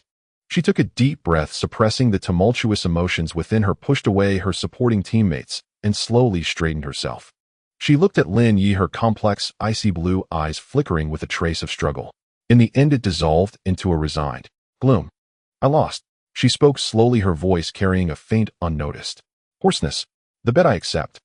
From now on, Xia Yue and the Ice Phoenix squad will all follow your orders. Having said this, she seemed drained of all energy, her entire demeanor forlorn and disheartened. Good. Lin Ye nodded in satisfaction. At least you know when to yield. He glanced at the still disgruntled Ice Phoenix squad members and said indifferently, as for you all, if you're not convinced, feel free to come at me anytime. Unknown or a group fight. I'm game either way. With that, he paid no further heed to these utterly dumbfounded, defeated foes, turned around, and strode away with his good brother Chen Hao. On the way home, Fatty Chun Hao was still in a state of extreme exhilaration, as if in a dream. Holy crap. Bro, you're just too awesome. He waved his fists, his face flushed with excitement. And shrank prodigy. Just like that you subdued her. And she's your mate. Bro, you're my only idol now. No, you're a god. Lin Ye shook his head with a wry smile at his friend's unsophisticated reaction. Just in shrank, is it that big a deal? It is. Totally is, the fatty said with utter conviction. That's Xia Qingwei, the dream girl of the whole school, no, the entire Jiangqing. And she just became a reserve member of our Dawn squad. He felt as if he were dreaming. Oh, by the way, bro, he suddenly recalled, curiosity piqued. That wolf of yours. It's insane, isn't it? Xia Qingyu's move. I felt my hair stand on end even from a distance. And it just swatted it away with one paw. Just routine. Lin Ye said it as if it were nothing. After multiple enhancements and the blessing of the Death Pact, Aura Corp's one's physique attribute was approaching the 50-point mark. Let alone Xia Qingwei. Even her grandfather and Shrank powerhouse would likely struggle to breach its defenses. Such was the irrational power of infinite enhancement. Meanwhile, elsewhere, Xia Qingyue, disheartened, returned to her luxurious villa in the city center's affluent district. Thump. She threw herself heavily onto the soft, large bed, burying her head under the covers. Her mind was a chaotic mess. The events of today had dealt an unprecedented massive blow to her heart, which had been proud for 18 years. Defeat. Crushing defeat. Humiliation. And a maid. The mere thought of Lin Ye's smirking face made her cheeks burn as if on fire. Bastard. Villain. Scoundrel. She grabbed her pillow and slammed it viciously onto the floor, as if the pillow were Lin Ye himself. After venting, she gradually calmed down. Lying in bed, her beautiful icy blue eyes wide open, she stared blankly at the ceiling. Uncontrollably, her mind began replaying the scenes from the instance hall today. That man's eyes eerily calm from beginning to end. His 4 terrifying undead like demon gods descending upon the world. And his flawless, almost miraculous command artistry. All of it was like a vast enigma, deeply captivating her. What kind of person is he really? She muttered to herself, her eyes filled with confusion. How could a crank support possess such terrifying power? Where did those 4 irrationally powerful undead come from? And his insight into battle, his almost prophetic command abilities. None of it could be explained by common sense. Just how much more strength is he hiding? The thought uncontrollably surfaced in Xia Qingyu's mind. And once it appeared, it spread like wild grass, utterly unstoppable. She suddenly realized. Toward the man who had repeatedly humiliated and infuriated her, she had developed a dangerously intense curiosity. She wanted to understand him, to peel back the mysterious veil shrouding him, to uncover just how many unknown secrets lay hidden behind his facade. Lin Ye. She silently repeated the name in her heart, but this time her tone carried less resentment and anger. Instead, it held a hint of an unfamiliar sentiment of which she herself was unaware. Perhaps. A charming blush suddenly crept across her beautiful face. Being his maid might also not be unacceptable. In the following days, Lin Ye's life was, to say the least, quite fulfilling. Every day, aside from taking Fatty and his 4 undead daddies on sightseeing tours through various dungeons to farm materials and earn money, he also had an unshakable little tail behind him. Xia Qingwei. This Shrank prodigy of heaven seemed to have truly accepted her fate. She disbanded her own Ice Phoenix squad composed of A and Brank geniuses, and then as a reserve member and personal maid joined Lin Ye's Dawn squad single-handedly. Every day, she would appear punctually at the entrance of Lin Ye's alley. Then, without a word, she would follow behind him. Wherever Lin Ye went, she went. When Lin Ye raided a dungeon, she would wait quietly outside. When Lin Ye returned home, she would see him to the alley entrance, then silently leave on her own. She didn't argue, didn't make a fuss, and didn't ask questions. She simply followed quietly. This made Fatty Chun Hao feel extremely uncomfortable. Yi. Yigu, he asked Lin Ye secretly more than once. Sis. Ahem, classmate Xia Qingyue, what is she after? Who knows? Lin Ye shrugged, looking completely indifferent. But in his heart he saw through it all. This woman was using her own method to observe and test him. She wanted to find from him the answer that would convince her. Lin Ye couldn't be bothered to care. As long as she didn't bother him, she could follow if she wanted. After all, having an extra-strength beauty bodyguard reserve member around was quite easy on the eyes. And during these few days, Lin Ye's strength had once again taken a leap forward. All 4 of his undead minions had reached level 10. Level 10 was a milestone. Upon reaching this level, each undead had comprehended a brand new class skill. Undead 1 comprehended Shield Wall, which could greatly increase its defense for a short time and came with a group taunt effect. Undead 2 comprehended Thunder Nova, a powerful area effect burst skill. Undead 3 comprehended Barbarian Charge, allowing it to instantly rush to an enemy and cause a stun. And Undead 4 comprehended Poison Trap, an extremely insidious control skill. It could be said that the current Undead Legion's combat power was at least doubled compared to a few days ago in the Wailing Mine. Lin Ye was confident that now, even facing an elite monster of level 8 Hedon, he could win easily. Just as Lin Ye was preparing to take his luxury squad to challenge a higher difficulty cranked dungeon, a piece of news came that made all the younger generation of Jiangxing base city boil with excitement. The annual Jiangxing High School Awaken tournament was about to officially begin. Jiangxing Central Stadium. This was the largest and most luxurious comprehensive venue in the entire base city, capable of holding 100,000 spectators. And today it was packed. The crowd was buzzing. Because today what was about to be held here was the Awaken tournament, participated in by all the high schools in Jiangxing Base City. This was not just a competition between students. It was also an annual grand event where major high schools showcased their teaching achievements and competed for educational resources and honor. At the same time, it was the best stage for talent scouts from federal key universities, the military, and major guilds to discover geniuses and recruit talent. It could be said that achieving a good ranking in this tournament was equivalent to having 1 foot in the door of life winners. Look, it's the team from No. 1 High. The one leading them seems to be that a rank windwalk swordsman. The No. 2 High team isn't bad either. That Brank Iron Fist is said to be able to kill an ox with 1 punch. If they're all cannon fodder. This year's champion will definitely be from our No. 3 High. That's right. With goddess Xia Qingyue here who can compete. The atmosphere in the audience was incredibly heated. Cheerleaders and supporters from various schools were shouting themselves hoarse, cheering for their own schools. In the central player preparation area of the stadium, Zhao Jinghua, the principal of Jiangxing No. 3 High School, was beaming with pride, giving final pre-battle encouragement to his school's participating team. Students, an army is built for 1,000 days to be used for an hour. Today is the day to test the results of your training over this past month. I don't need all of you to get a ranking. I only ask you to show the spirit of our No. 3 High. Show the prestige of our No. 3 High. Especially you, Qinghua. He cast his gaze towards the incomparably beautiful girl standing at the very front of the team, aloof, like a lotus blooming in the snow, detached from the world. This year's championship, our No. 3 High is determined to win. Rest assured, Principal. Xia Qingyue nodded faintly, her tone full of confidence. With her current strength, winning the championship was indeed almost certain. Yet for some reason her gaze subconsciously flicked towards the very back of the team. There, a figure who had made her feel both love and hate these past few days was leaning against the corner, yawning boredly. It seemed that this citywide grand event, which made everyone else's blood boil, was nothing more than a boring farce in his eyes. Lin Ye. Zhao Jinghua also noticed that unsociable fellow. His brow furrowed slightly, but then he put on a kind expression. Classmate Lin Ye, in this tournament you and classmate Chun Hao must also perform well. Try to get into the top 100, that'll be enough. Even as he said this, he felt a bit guilty. After all, Lin Ye and Chun Hao, this odd one support one tank duo, were simply far too lacking in offensive power. In previous dungeons they might have been able to work miracles relying on Lin Ye's astonishing command and those mysterious summons. But this was an arena.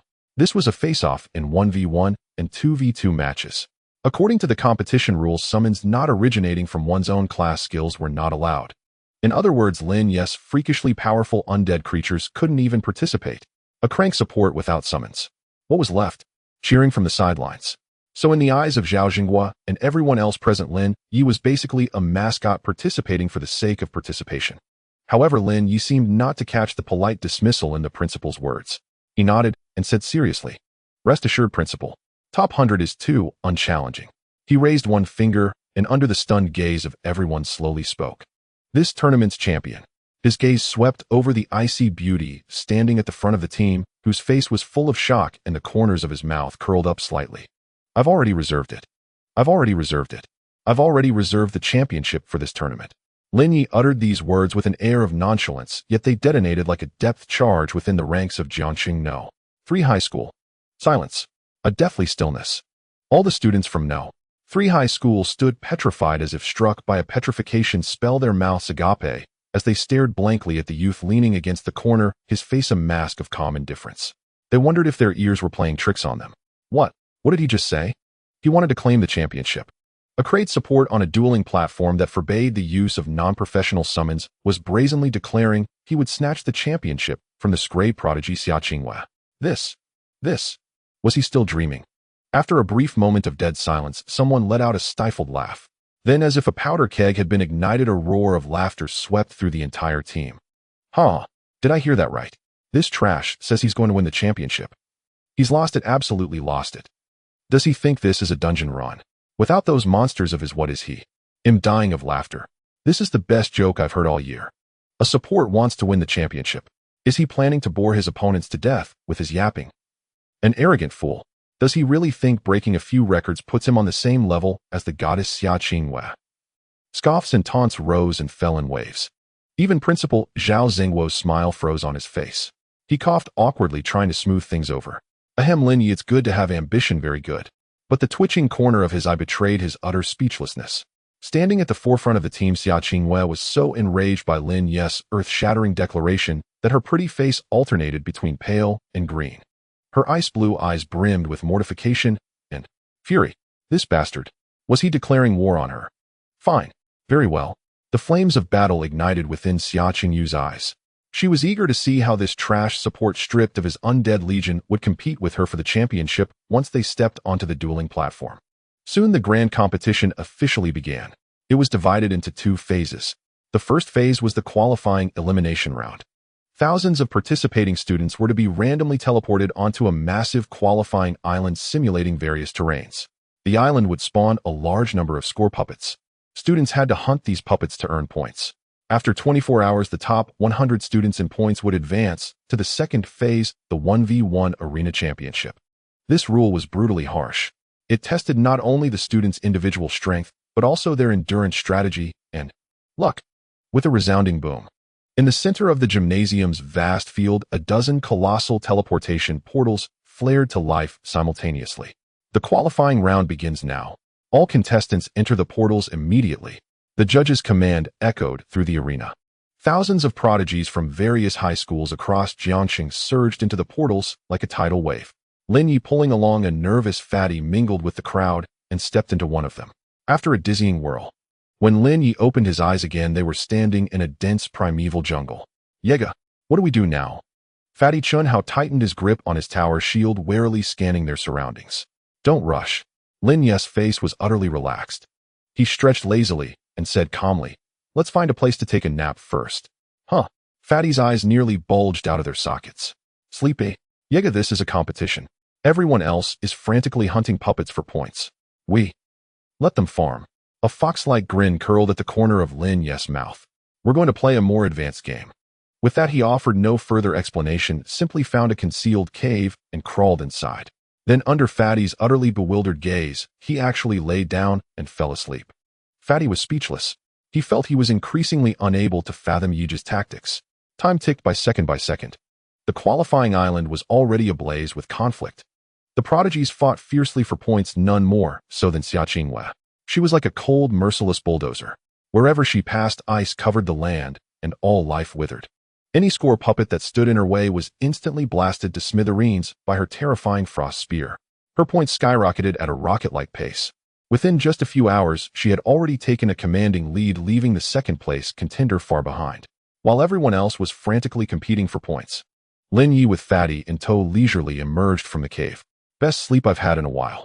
He stretched, glancing at the sun beginning its descent in the sky. All right, Fatty. A hunter's glint flashed in his eyes. Now it's our turn to start. Hunting. Huh. Hunting. Fatty was taken aback. Where are we going to find puppets? They're probably almost all killed off by now. Who said we're going to kill puppets? A devilish arc curved on Lin Ye's lips. He pointed at a few students from No. 1 high school not far away who had just finished a battle and were resting panting heavily. Killing a puppet only gives you 1 share of points. But, he looked at Fatty speaking slowly. What if we kill the one who killed the puppet? Fatty's eyes widened. It dawned on him instantly. Robbery. Yega was actually planning to rob the other contestants. This was too audacious, wasn't it? But Yega, Fatty said, a note of concern in his voice. Doesn't the competition rule forbid maliciously attacking other contestants?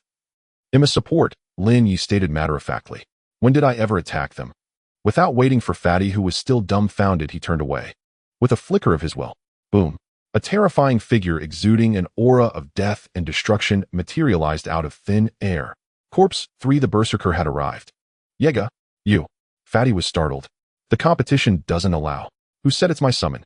A profound, enigmatic smile spread across Lin Ye's face. Have you forgotten what my class is? Undead Decision Maker. Undead was the foundation, but decision was the core. Just yesterday, Lin Ye had discovered a new, almost bug-like application for his class. He could temporarily assign his undead servants to other units. The assigned undead would for a short time no longer fall under the category of summons. Instead, they would become the assigned unit's temporary guardian spirit. This meant he could perfectly circumvent the competition's restrictions. Fatty, you don't need to do anything from now on. Lin Ye pointed at Corpse 3, who was staring back at them in bewilderment. Just think of yourself as having gained a new daddy named Corpse 3. Then watch how your daddy helps you sweep the field. Fatty was left speechless, his brain struggling to keep up. Just then, Lin Ye issued the first attack command to Corpse 3. Corpse 3, charge. Target those trash from No. 1 high school ahead. Rob them all. For the other contestants on the selection island, the next 20 hours were nothing short of a nightmare. Every single one of them encountered an utterly unreasonable BUG combination of grade tank so tough he was like a turtle shell impossible to dent, and a terrifying demon god trailing behind him, wielding a massive flaming hammer, standing 2 meters tall, exuding an aura of I am your father. This demon god was absurdly powerful with staggering strength. 1 hammer blow could reduce even a level 3 elite puppet to spare parts, let alone a person. And his speed was damn fast. With a single savage charge, a 200-pound brute went flying. The most twisted part, he had area effect attacks. 1 more stomp sent everyone within 10 meters sprawling. Before this father and son duo, all resistance seemed pale and futile. Thus an absurd scene unfolded across the selection island. Damn, it's that demon god and his turtle son. Run. Don't come closer. I'll give you all my points, just don't take my shorts. Wah. Mom, I want to go home. This competition is too terrifying. Every contestant who saw the towering figure carrying the flaming hammer fled in panic. Lin Ye and Chun Hao followed leisurely behind Corpse 3 like 2 relaxed fishermen. One gave orders. The other collected heads and points. The feeling was simply exhilarating. 24 hours later, the selection round ended. When Lin Ye and Chun Hao stepped out of the teleportation gate, refreshed and spirited, the entire central gymnasium erupted. On the leaderboard, scrolling in real time on the big screen, 2 names no one expected appeared, tied at the top, leading by a sheer cliff-like margin. First place, Lin Ye, points 99.99. First place, Chun Hao, points 99.99. Behind them, the third place, strength genius Xia Qingyue, had barely scraped past 5,000 points. A crushing, blatant, unreasonable domination. What the hell? 9,999 points. Did they hack the point counter? What did those 2 do in there? They're devils, absolute devils. I heard the geniuses from No. 1 and No. 2 high schools were stripped down to their underwear by them. Too brutal. Amid the shocked gazes of everyone staring as if at monsters, Lin Ye calmly walked up to the equally stunned principal, Zhao Jinghua, and smiled. Principal, I didn't let you down.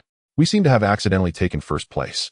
Zhao Jinghua opened his mouth, but couldn't utter a single word for a long time. He felt his heart couldn't take it anymore. Meanwhile, Xia Qingyue clenched her fists tightly, her icy blue eyes filled with indescribable complex emotions. She gazed at the calm, unruffled boy under the spotlight of thousands, her heart left with nothing but endless bitterness. Once again, she had been left far behind by this man. After a brief rest, the second phase of the tournament, the most anticipated 1v1 arena showdown, officially began. 100 geniuses who emerged from the selection round would face the cruelest single elimination matches through a draw. Ultimately, the sole champion would be decided. First match, Li Rue, the Wind Swordsman from Jiangxing No. 1 high school versus Chun Hao from Jiangxing No. 3 high school. At the referee's command, Fatty Chun Hao took a deep breath, clutched his thick tower shield, and stepped onto the arena nervously. His opponent, the rank wind swordsman, looked utterly contemptuous. A brank tank, huh? Tough luck. He drew his longsword, wind, elemental energy swirling around the blade. He'll finish you in 3 moves. However, 10 minutes later, Lin Ye, the wind swordsman, was on one knee leaning on his sword, gasping for breath, his face a picture of existential crisis. Across from him, Fatty Chun Hao stood as steady as a mountain, shield raised, not even taking a single step back. His armor, tough as a turtle shell, was covered in dense sword marks, but not a single decent wound could be found. You monster. Li Rui's voice trembled. What the hell are you? Fatty scratched his head sheepishly. I didn't really do anything. I'm just pretty good at taking hits. In the end, a rank genius Li Rue, exhausted, had no choice but to concede. Brank tank Chun Hao advanced to the next round without breaking a sweat. The entire venue was in an uproar. Everyone was stunned by Fatty's terrifying defense, like a wall of lamentation. Lin Ye nodded in satisfaction. A Brankstone guardian who had downed 2 genetic enhancement potions and wore a full set of Drank tank gear. If he couldn't outlast a fragile assassin of the same rank, he might as well quit the group. The following matches were even more shocking. Whoever drew Chun Hao felt like they had drawn the short straw. They tried every trick in the book, unleashing all sorts of skills in a frenzy. But the result? All mandatory 1-1-1. They couldn't even break through his defense. In the end, every opponent who faced Chun Hao was worn down until they conceded. Thus, a very striking nickname spread through the gymnasium, the moving wall of despair. Lin Ye's matches were even more straightforward. As soon as his opponents saw Lin Ye on their match list, they all immediately forfeited without hesitation. Are you kidding? Fight the freak who can summon a demon god. Were they insane? Thus, in an incredibly arrogant manner, without fighting a single match, Lin Ye advanced to the finals alongside Fatty Chun Hao. Holy crap, is this for real? Are these 2 from No. 3 high school devils? One's an unkillable cockroach, the other's a big demon no one dares fight. Does the final even need to be fought? Isn't the result obvious? Under the utterly speechless gazes of the audience, Lin Ye and Fatty stood on the final arena. Yiga, Fatty said, forcing a smile that looked worse than crying. How about I just forfeit? Forfeit? Lin Ye raised an eyebrow. Why? I can't beat you. Fatty stated matter-of-factly. Who says you have to forfeit just because you can't win? A mysterious smile curled at the corner of Lin Ye's lips. He slowly raised his right hand. A dark energy filled with death and an ominous aura condensed in his palm. Fatty, haven't you always been curious about my class? A chilling glint flashed in his eyes. Today I'll show you with your own eyes what the terror of the undead truly is. The terror of the undead. Lin Ye's voice, cold and devoid of any emotion, echoed like a judgment from the abyssal hell, clearly reverberating through the entire central gymnasium. Buzz. As his words fell, a surge of deathly energy visible to the naked eye and as black as ink erupted from him with a thunderous explosion. The temperature of the entire finals arena plummeted by over 10 degrees in that instant. A nauseating stench of blood and decay permeated the air. What is this? As such an evil power. My God, what class is this Lin Ye? Undead. Did he just say undead? Could he be the legendary Ancient Century Necromancer? In the audience, everyone was terrified by this sudden and dreadful aura, their faces turning pale as sheets. Even the seasoned bigwigs of Jiangxing City on the podium abruptly rose from their seats. Their faces were etched with profound shock and disbelief. On the arena, Fatty Chun Hao, who was directly facing this terrifying pressure, felt as if he had fallen into an icy abyss. He felt as though he were being fixated upon by a monstrous beast from the abyss. Every cell in his body trembled and wailed in agony. "And night, bro." His voice quivered. Yet Lin Ye did not answer him. He merely raised his right hand slowly. Then he snapped his fingers gently. "Come forth. Let the world witness your power after evolution." Boom. A bolt of blue-violet lightning, thicker and more violent than any before, descended from the heavens like a spear of divine punishment, striking fiercely beside Lin Ye. Crackle. The terrifying lightning energy rampaged wildly. The entire arena, forged from hard alloy, was blasted into a charred, massive crater by this lightning bolt. And within the blinding electric light, a tall figure clad in a robe of shadow and lightning and wielding a mysterious staff formed from pure thunderous power slowly materialized. Thunderstorm Sorcerer Corpse 2. Under the gaze of the multitude, he officially made his debut. He merely stood there motionless, without even a single unnecessary movement. Yet the overwhelming, world-shattering pressure emanating from him made everyone present feel as if their hearts were gripped by an invisible hand. Even breathing became extremely difficult. What? What kind of monster is this? On the podium, Qin Wu, the city lord of Jiangqing, stared at the imposing figure of Corpse 2 on the light screen and cried out in shock. He could clearly sense that the energy fluctuations emanating from this summon had far exceeded level 5. In fact, it was infinitely approaching. Level 7. A Lord-level summon with a potential level as high as 7. What a joke. Even in Glass Ice Empress could never summon such a thing at this stage. I. On the arena, Fatty Chun Hao looked at this teammate, who just by standing there made him lose the courage to even raise his shield, and swallowed hard. Then he made an extremely wise decision. He slowly raised his right hand. I surrender, he shouted with all his might. In the end, the Jiangcheng High School Awaken tournament concluded in an extremely dramatic fashion. Lin Ye, this class support, with an undefeated record that could be called mythical, successfully claimed the top spot. He became the strongest champion of the year. When he stood on the highest podium overlooking the tens of thousands of spectators cheering and going wild for him, his face remained as calm as an ancient well, as if all of this was only natural. Silence. At that moment, a voice full of authority rang through the entire venue. Qin Wu, the city lord of Jiangqing, escorted by a few personal guards, personally stepped onto the podium. He was going to award this peerless prodigy who had made history. Student Lin Ye. Qin Wu walked up to Lin Ye, his eyes as sharp as an eagle's, filled with undisguised admiration and curiosity. First, on behalf of the entire Jiangqing Bay City, I congratulate you on winning this tournament. You have proven to everyone with your strength that class level does not determine everything. You are a role model for all low-class awakened individuals. You are the future hope of our Jiangqing. His impassioned words instantly ignited the atmosphere. God, Lin is awesome. Hope of Jiangqing. Thunderous cheers erupted once again. Qin Wu nodded with satisfaction, gesturing for silence. Then he changed the subject, a mysterious smile spreading across his face. To honor the glory you have brought to our Jiangqing, after a unanimous decision by me, the military, and the leaders of major guilds, we will grant you an unprecedented special reward. As he spoke, he gestured to someone off stage. Soon a black metal safe, personally escorted by 2 fully armed glass powerhouses, was solemnly presented. This is... Everyone held their breath at that moment. They stared intently at the safe, which emitted a chilling cold, their eyes brimming with curiosity. What kind of reward required 2 glass powerhouses for personal escort? Under the gaze of the multitude, Qin Wu personally entered the password. Click. The safe opened. A dazzling, blinding golden light burst forth from the crack. A massive, suffocating wave of terrifying energy swept across the entire venue like a tsunami.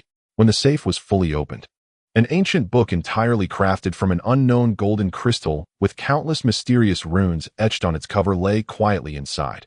The moment he saw that book, on the podium, Xia Qingyu's father, the head of the Xia family, Xia Changhe, abruptly stood up from his seat.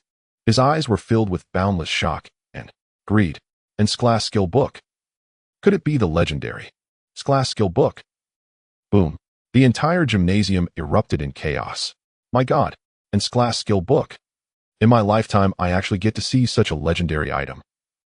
Has the City Lord's office gone mad, using Glass Skill Book as a championship reward? Such a generous gesture. Everyone went wild. Like cats drawn to the scent of fish, they craned their necks, eager to rush onto the stage and claim that divine skill, which would drive any glass powerhouse insane for themselves. Lin Ye's pupils also contracted sharply the moment he saw that book, because through his absolute insight, the attributes of that skill book were clearly displayed before him. Skill book: Undead Calamities class. Learning condition: Necromancy class, Spirit 50 or above. Skill effect: Consume all spirit to summon an undead domain covering 1,000 meters in a designated area. Within the domain, all dead creatures will be transformed into undead that obey your commands. Student Lin Ye. Qin Wu looked at Lin Ye, whose face showed a hint of shock for the first time, and smiled with satisfaction. This gift. Do you like it, eh? Necrotic domain. Summon the undead scourge. Lin Ye stared at the attributes of that strength skill book, feeling as if his heart might leap out of his throat. A divine skill. This was truly a world-shattering, cataclysmic divine skill. Once he mastered it, he would be carrying a mobile undead armory with him at all times.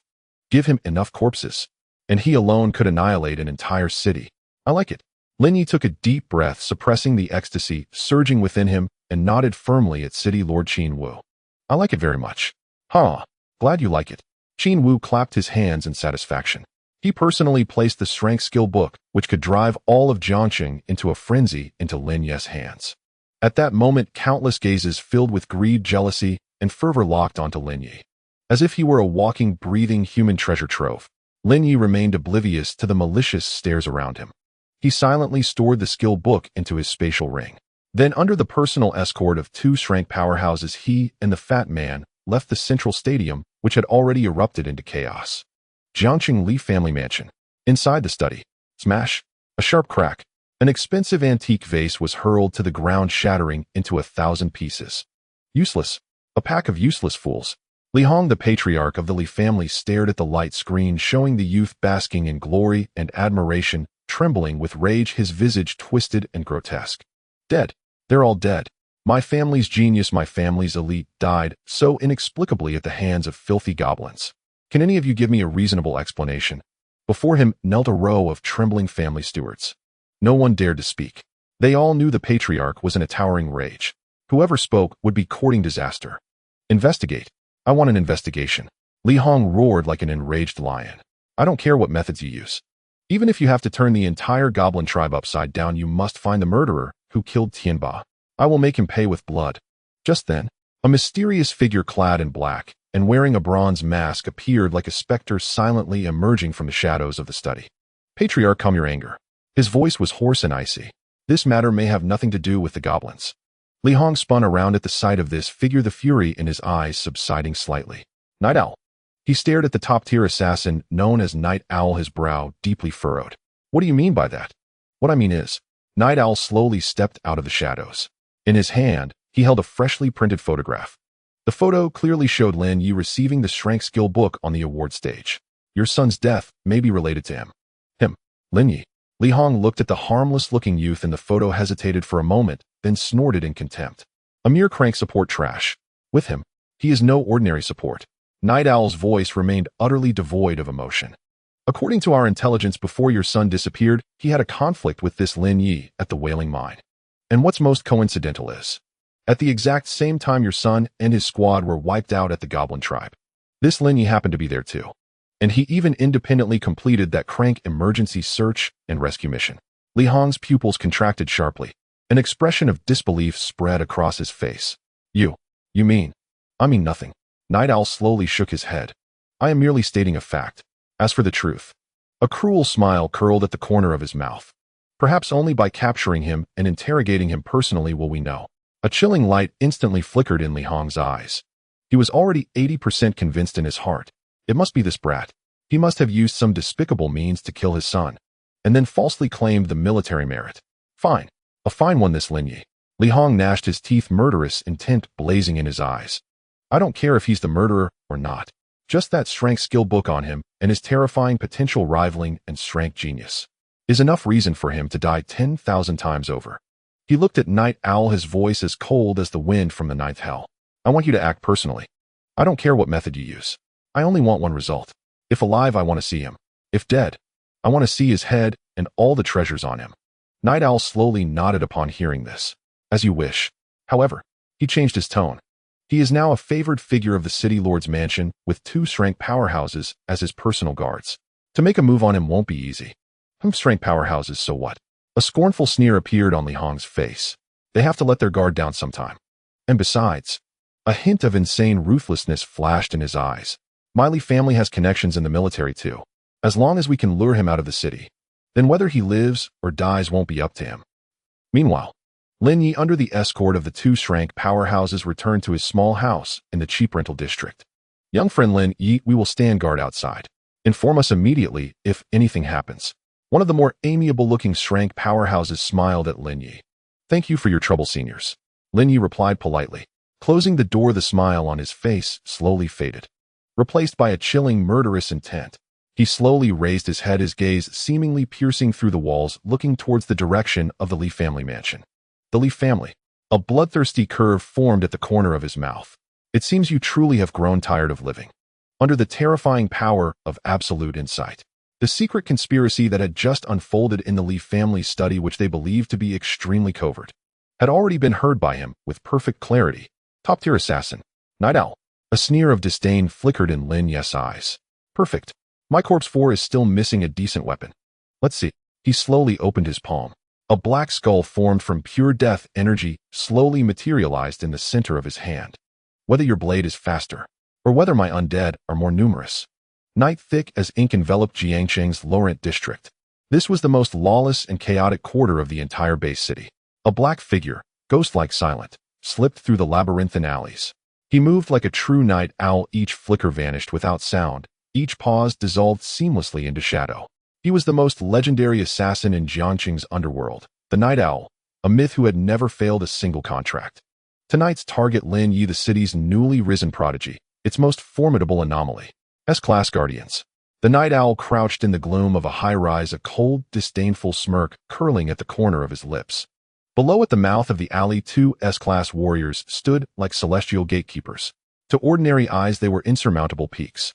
But before him, a master of shadows who had elevated assassination to an art. They were little more than inconvenient wooden posts.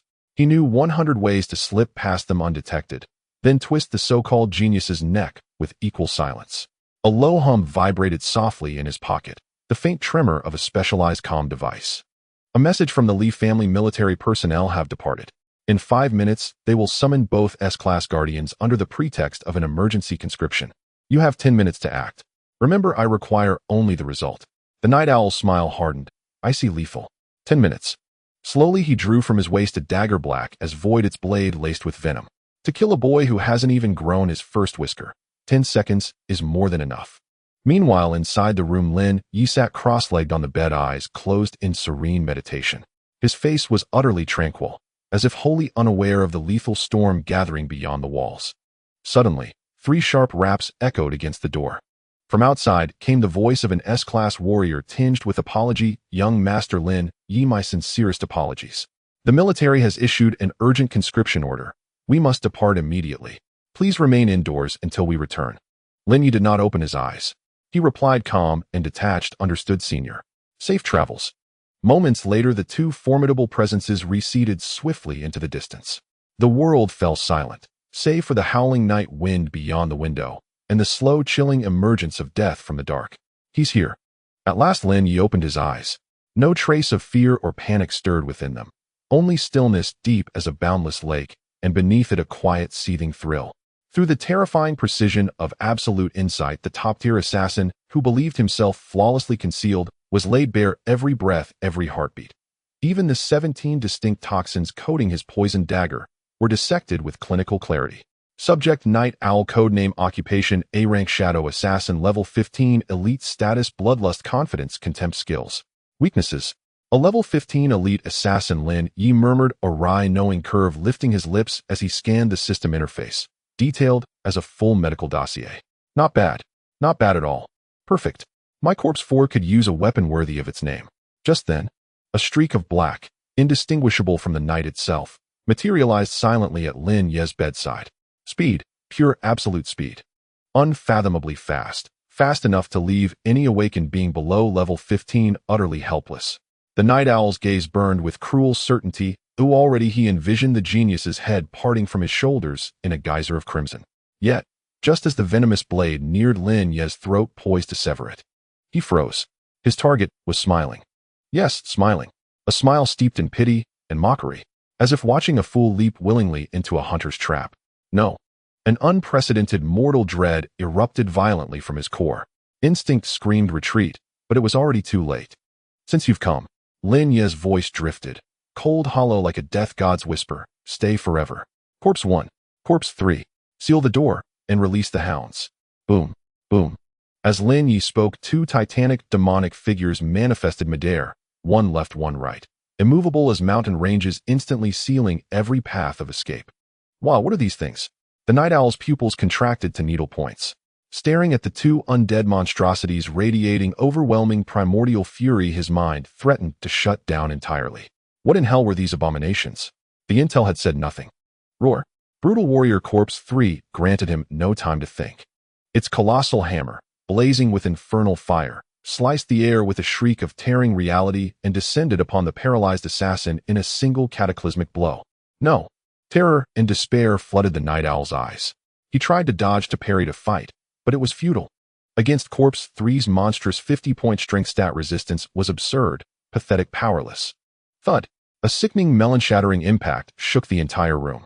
The peerless top-tier assassin, the Night Owl, uttered not a single cry before being reduced in one brutal strike to an unrecognizable pulp.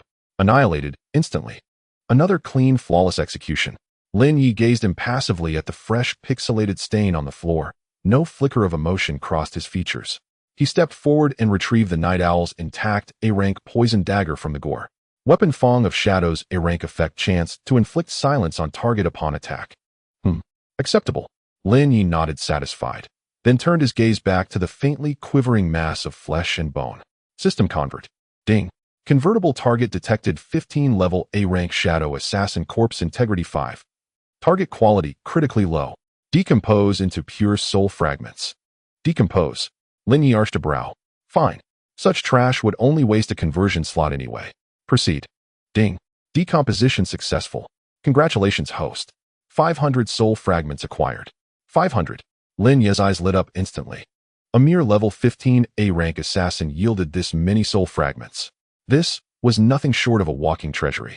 A slow, unnervingly benevolent smile spread across Lin Ye's face. He lifted his gaze, piercing effortlessly through wall and distance, toward the Li family manor. The Li family. His lips curled into a devilish arc. It seems I owe you profound thanks for delivering such a generous gift. Then, as repayment, I shall pay you a personal visit tonight. A visit? Lin Ye gazed at the mosaic on the ground, which was already beginning to emit a strong scent of blood, a cold smile curling at the corner of his mouth. No, that would be too lenient for them. He had always been clear about grudges and debts.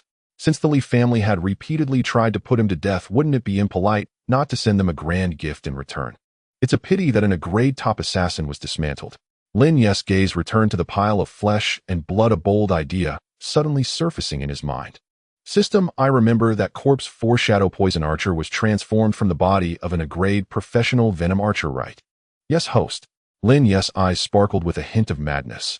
What would happen if I used this pile of flesh and blood from an A-grade professional shadow assassin to feed Corpse 4? Detected host question. Calculating. System prompt. High-quality necromantic materials of the same origin profession attribute can fuse enhance existing necromantic servants with a certain probability, leading to targeted evolution, but there is also a significant chance of collapse and death due to energy conflicts. Please choose cautiously. Targeted evolution. Lin Ye's eyes lit up instantly. It was a gamble. Fortune favors the bold. What he wanted was not an ordinary necromantic army. What he desired were 4 or even more unique necromantic kings with infinite evolution potential. Corpse 4, come forth. With Lin Ye's command.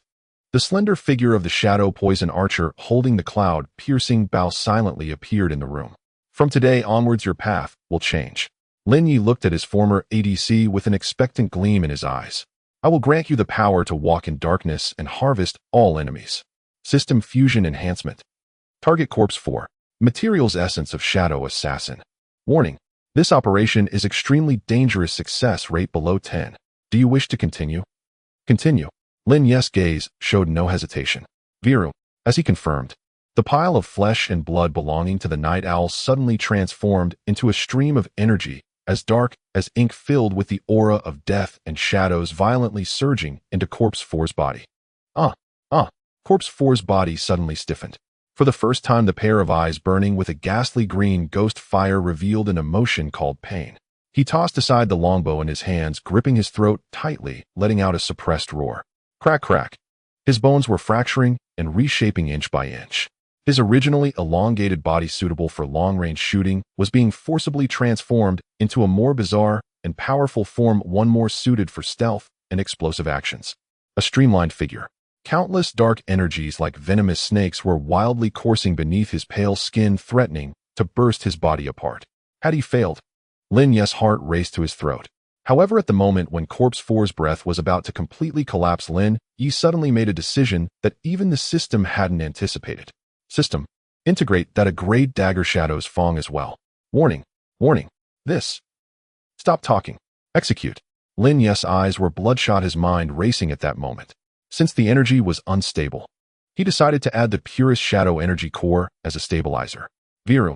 The A-grade poison dagger instantly transformed into a stream of pure shadow energy, fiercely branding itself onto Corpse 4's back. Roar.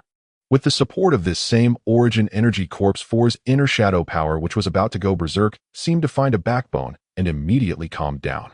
It then began to merge and transform with his own necromantic power in a manner that could be described as perfect. His aura no longer felt violent. Instead, it became increasingly restrained, profound, and deadly. He slowly lowered his hands from his neck and straightened his body.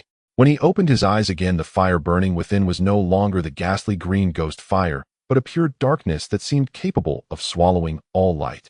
Fusion successful. Congratulations, host. Your necromantic servant Corpse 4 has successfully completed extraordinary evolution. Profession has changed to Shadow Death Knight. Lin Ye exhaled a long sigh of relief. He felt as if he had just been pulled from water, his back drenched in cold sweat. He had won the gamble. He had won the gamble once again. He eagerly opened Corpse 4's newly refreshed attribute panel. Necromantic Servant Corpse 4. Type Shadow Death Knight, Lord Extraordinary Evolution. Level 11. Strength 30. Constitution 28. Agility 60. Spirit 25. Skills Backstab, Bone Extraction, Shadow Dance, Death Mark. Traits Absolute Stealth, Weapon Master, Dagger, Deadly Poison. Equipment Shadows, Fong merged. Damn. Seeing this attribute panel, which could only be described as luxurious to the point of being outrageous, even Lin Ye couldn't help but gasp in awe. 60 points in agility. Is this even human? This speed would likely be beyond even Scrade powerhouses who might not even be able to react in time. Moreover, his skills perfectly inherited the classic one-hit kill combo of Shadow Assassin, the explosion of Backstab, the bleeding of Bone Extraction, the mobility of Shadow Dance. And there was a so-called divine skill Death Mark that could directly mark an enemy's weakness and deal additional true damage upon attack. An ultimate assassin with high attack, high agility, high burst, blood loss, mobility, and true damage. This is simply a nightmare for all fragile targets. Very well. Lin Ye looked at the completely transformed Corpse 4 before him, nodding in satisfaction. From today onwards, you will be my sharpest dagger. Also my exclusive assassin, who will clear all obstacles for me in the darkness. The newly reborn Shadow Death Knight slowly knelt on one knee, holding a pitch-black dagger made of pure shadow energy, which had appeared in his hand at some point. At your command, my master. His voice was no longer devoid of emotion as before, but rather carried a touch of coldness and loyalty belonging to an assassin. Lin Ye's lips curled into a cold smile as he slowly raised his gaze, piercing through the walls toward the direction of the Li family's mansion. Li Hong. A bloodthirsty light flickered in his eyes. Are you ready to receive the gift from the darkness? The night deepened.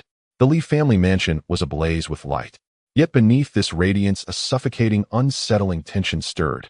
Inside the study, Li Hong, the family patriarch, paced back and forth in agitation. His face was etched with anxiety and unease. What's going on? He glanced at the clock on the wall. The hour hand had already struck midnight. Why is there no news from Night Owl? According to plan, Night Owl should have long since returned with that brat's head. But now, not even a single message to confirm safety had arrived. This was far too abnormal. Patriarch, a family steward kneeling on the ground, spoke tremblingly. Lord Night Owl is the top assassin in Jiang City, never once failing. Could he be entangled by those two shrank guards? Nonsense. Li Hong erupted in fury. He kicked the steward to the ground. The military already transferred those two useless fools away. That cheap rental building is now an undefended empty shell. Does it take this long to kill a mere inexperienced brat? A profound sense of foreboding surged within him. Could it be? Something had gone wrong. No. Impossible. Night Owl was a level 15, a rank shadow assassin. And that Lin Ye, no matter how monstrous, was merely a crank support who had only awakened less than a month ago. The gap between them was more vast than a chasm. Even with his peculiar summons, he could never be a match for Night Owl. There must have been some other accident. Yes, that had to be it. Li Hong kept reassuring himself in his mind. Yet his accelerating heartbeat and the cold sweat constantly forming in his palms mercilessly betrayed him. Just then, Patriarch, something terrible has happened. A guard stumbled in from outside, his face a mask of utter shock and terror. What's all this panic? Where are your manners? Li Hong, growing more irritable, snapped. Speak. What exactly happened? Dead. People are dead. The guard's voice quivered. Just now the third patrol squad was completely annihilated. What a... Li Hong's pupils sharply constricted. Although the Li family guards were not top-tier experts, they were all composed of drank and rank veterans. A full 10-man patrol squad wiped out silently. Where is the killer? Li Hong bellowed. Two don't know. The guard replied with a sob, "We only found this at the scene." Trembling, he pulled an object from his bosom. It was a pitch-black dagger still stained with warm, fresh blood. The instant Li Hong saw the dagger, his body stiffened. The color drained from his face completely, because he recognized that dagger. Wasn't this the rank weapon, Fong of Shadow, that he had personally given to Night Owl to assassinate Lin Ye? How can this be? Li Hong stared blankly at the dagger that should have been plunged into Lin Ye's heart, feeling his mind grind to a halt. Night Owl, dead. Not only had the mission failed, but even his weapon had been confiscated, and the enemy was using that very weapon to attack his own home. This was a blatant humiliation, the most audacious provocation. Lin Ye. Li Hong's throat emitted a low, beastly growl. His eyes instantly turned bloodshot. "I don't care what kind of monster you are.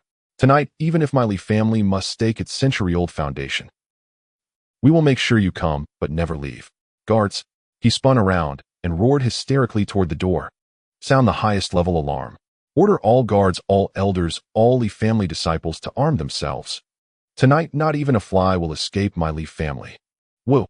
A piercing, murderous alarm siren instantly echoed across the Li family mansion.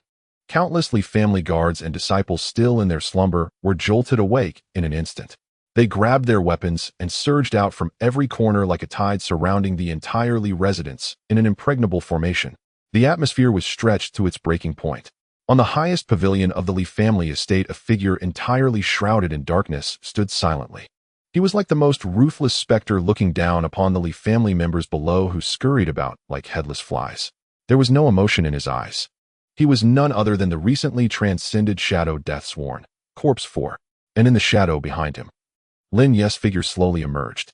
He looked down at the brightly lit, tightly guarded defenses below, a cold, contemptuous smirk curling on his lips. Quite a show of force. Pity. He slowly raised his right hand. In his palm, 4 death marks representing Corpse 1, Corpse 2, Corpse 3, and Corpse 4 revolved slowly. In the face of absolute power, numbers have never meant a thing. He was like a dark lord about to press the launch button for a nuclear bomb. His voice was icy, filled with boundless authority. "Corpse 4, the appetizer is over. Now it's time for the main course. I grant you the highest hunting privileges tonight. Go, let these foolish mortals witness." He slowly closed his eyes.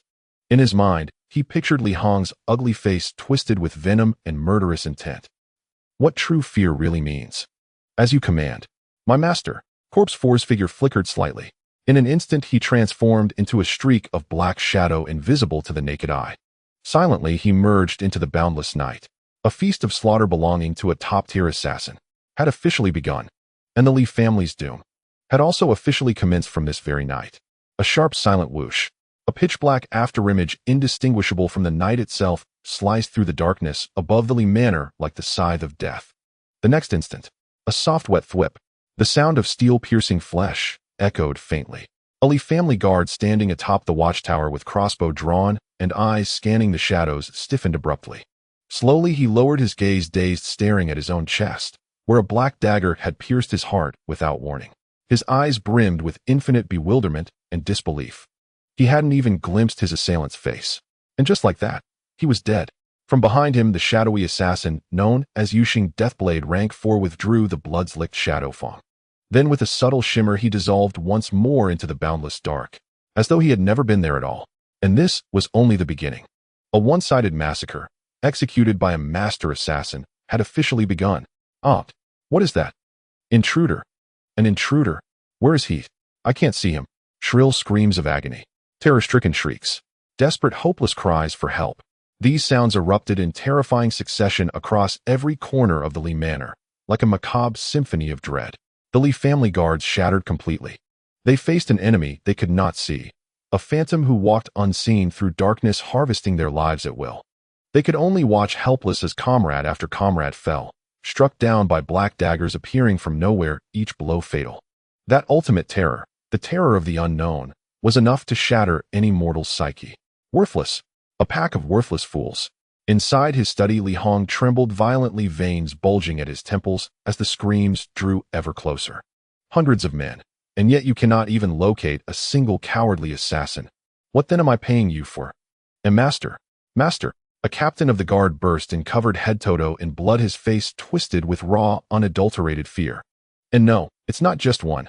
His voice quavered uncontrollably. It's a demon who cannot be killed. We struck him, but it did nothing. Our blades cannot wound him. What a... Li Hong's pupils contracted sharply. Invulnerable to blades and spears. Preposterous. Master, quickly. Summon the elder patriarch. The guard captain wailed, voice breaking. If this continues, we shall all perish. Silence. Li Hong kicked him hard, sending him sprawling to the floor. A flicker of hesitation and fierce internal struggle crossed his eyes. The elder patriarch was the Li family's final trump card. He was also the very foundation upon which the Li family stood among Jiangqing's 4 great clans, a genuine, peerless A-rank sovereign. He was to be awakened only in the final desperate hour, when the clan's very survival hung in the balance. But now, boom! A deafening cataclysmic explosion erupted from the courtyard, shaking the entire Li manor to its foundations. It felt like a localized earthquake. What now? Li Hong's face drained of all color in an instant. Danger, master. Another guard tumbled in, urinating in sheer panic, his voice warped beyond recognition. T3 monsters. 3 giants, over 2 meters tall, burst through the main gate. What a... Li Hong reeled, vision swimming, nearly collapsing on the spot. One immortal phantom assassin had already pushed them to the brink of collapse. And now 3 more monsters. Was there no end to this torment? The front courtyard of the Li manor. It had become a living hellscape. 3 titanic, godlike figures, Shi Yi, Shi Air, and Shi San, advanced in a triangular formation, obliterating all resistance with ruthless, unstoppable force. Shi Yi, the heavy assault tank, led the vanguard, its fortress-like bulk an impenetrable mobile bastion. Any guard daring to stand before it was hurled backward, bones shattered, tendons torn by its monstrous momentum. Meanwhile, the evolved thunderstorm sorcerer Shi Air had become a merciless lightning artillery platform. It hovered motionless midair, then unleashed torrent after torrent of thick, devastation-charged lightning chains, raining death indiscriminately upon the densest clusters of enemies. Crack! Snap! Each flash of thunderlight claimed a charred, lifeless corpse. Yet the undisputed sovereign of this battlefield remained Shi San, the berserker warrior gripping a colossal flame-wreathed hammer. She was a walking slaughterhouse, needing no special techniques at all. She relied solely on brute force, a staggering 50-point strength stat delivered in relentless, devastating basic strikes. One swing cleared a wide swath.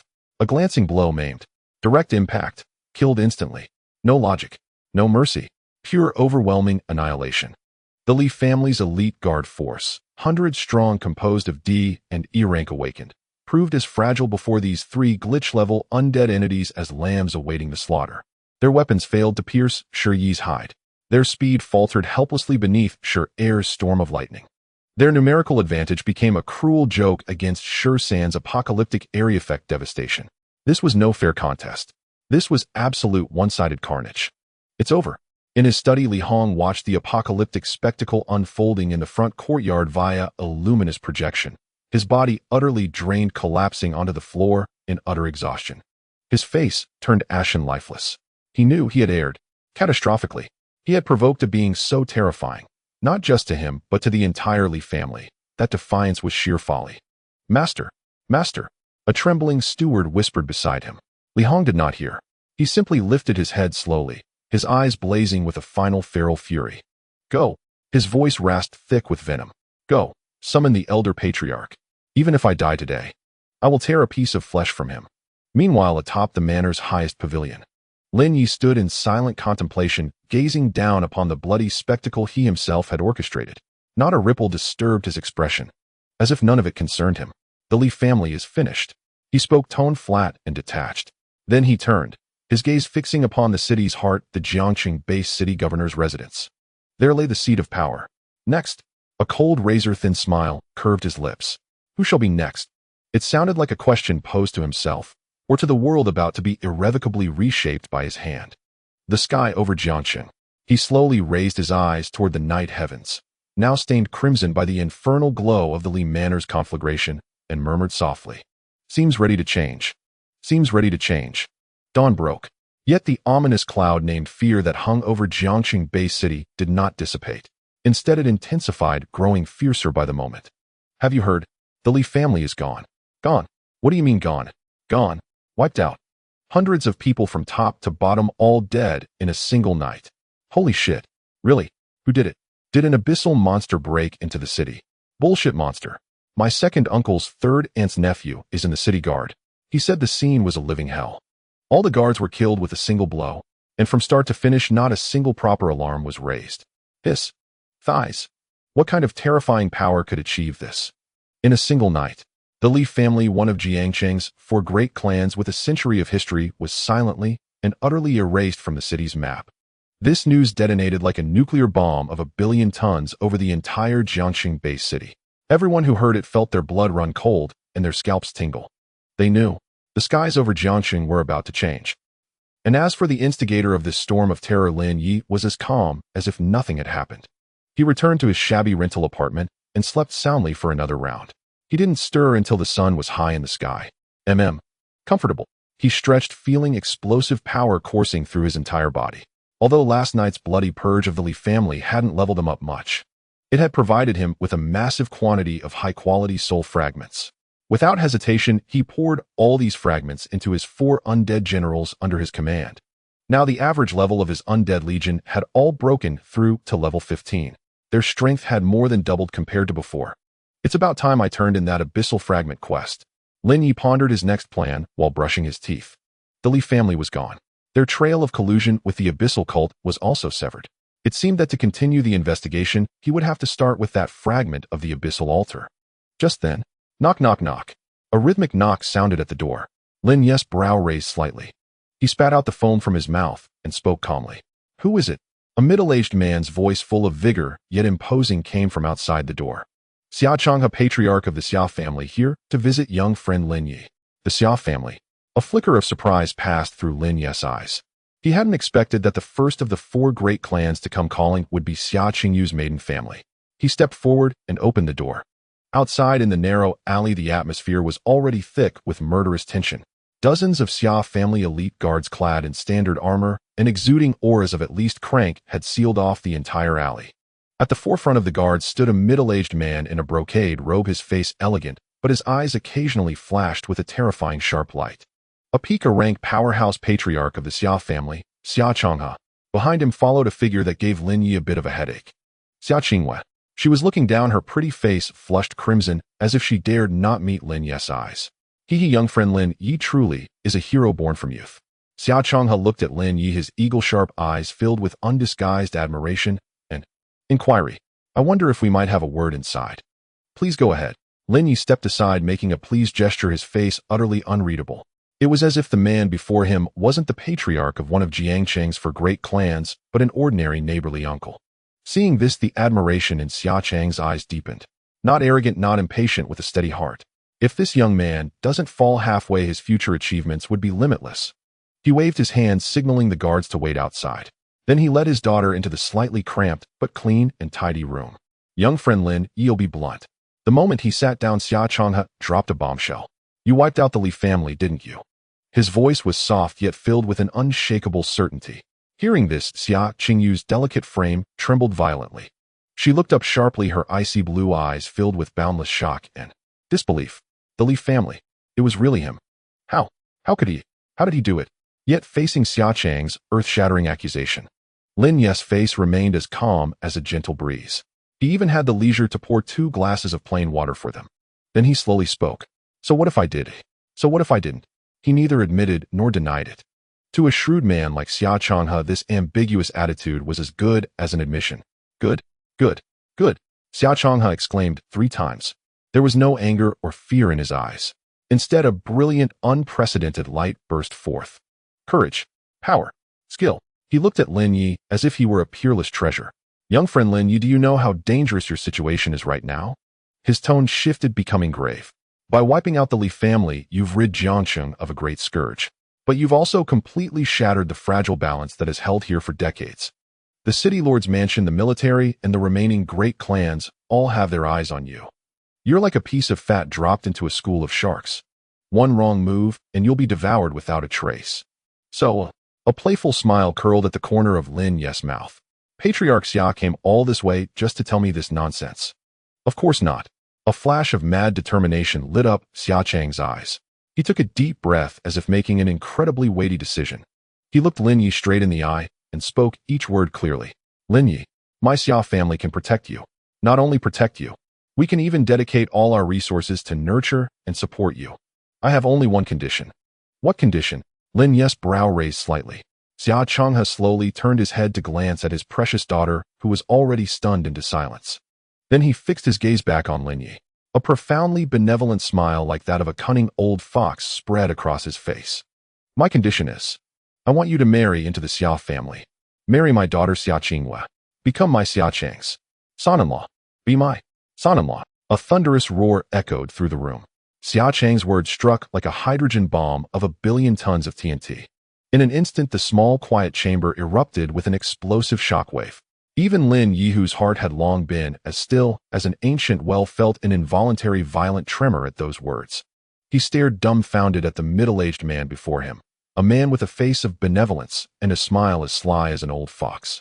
Lin Ye felt his mind struggling to keep up. What was happening? What kind of divine plot twist was this?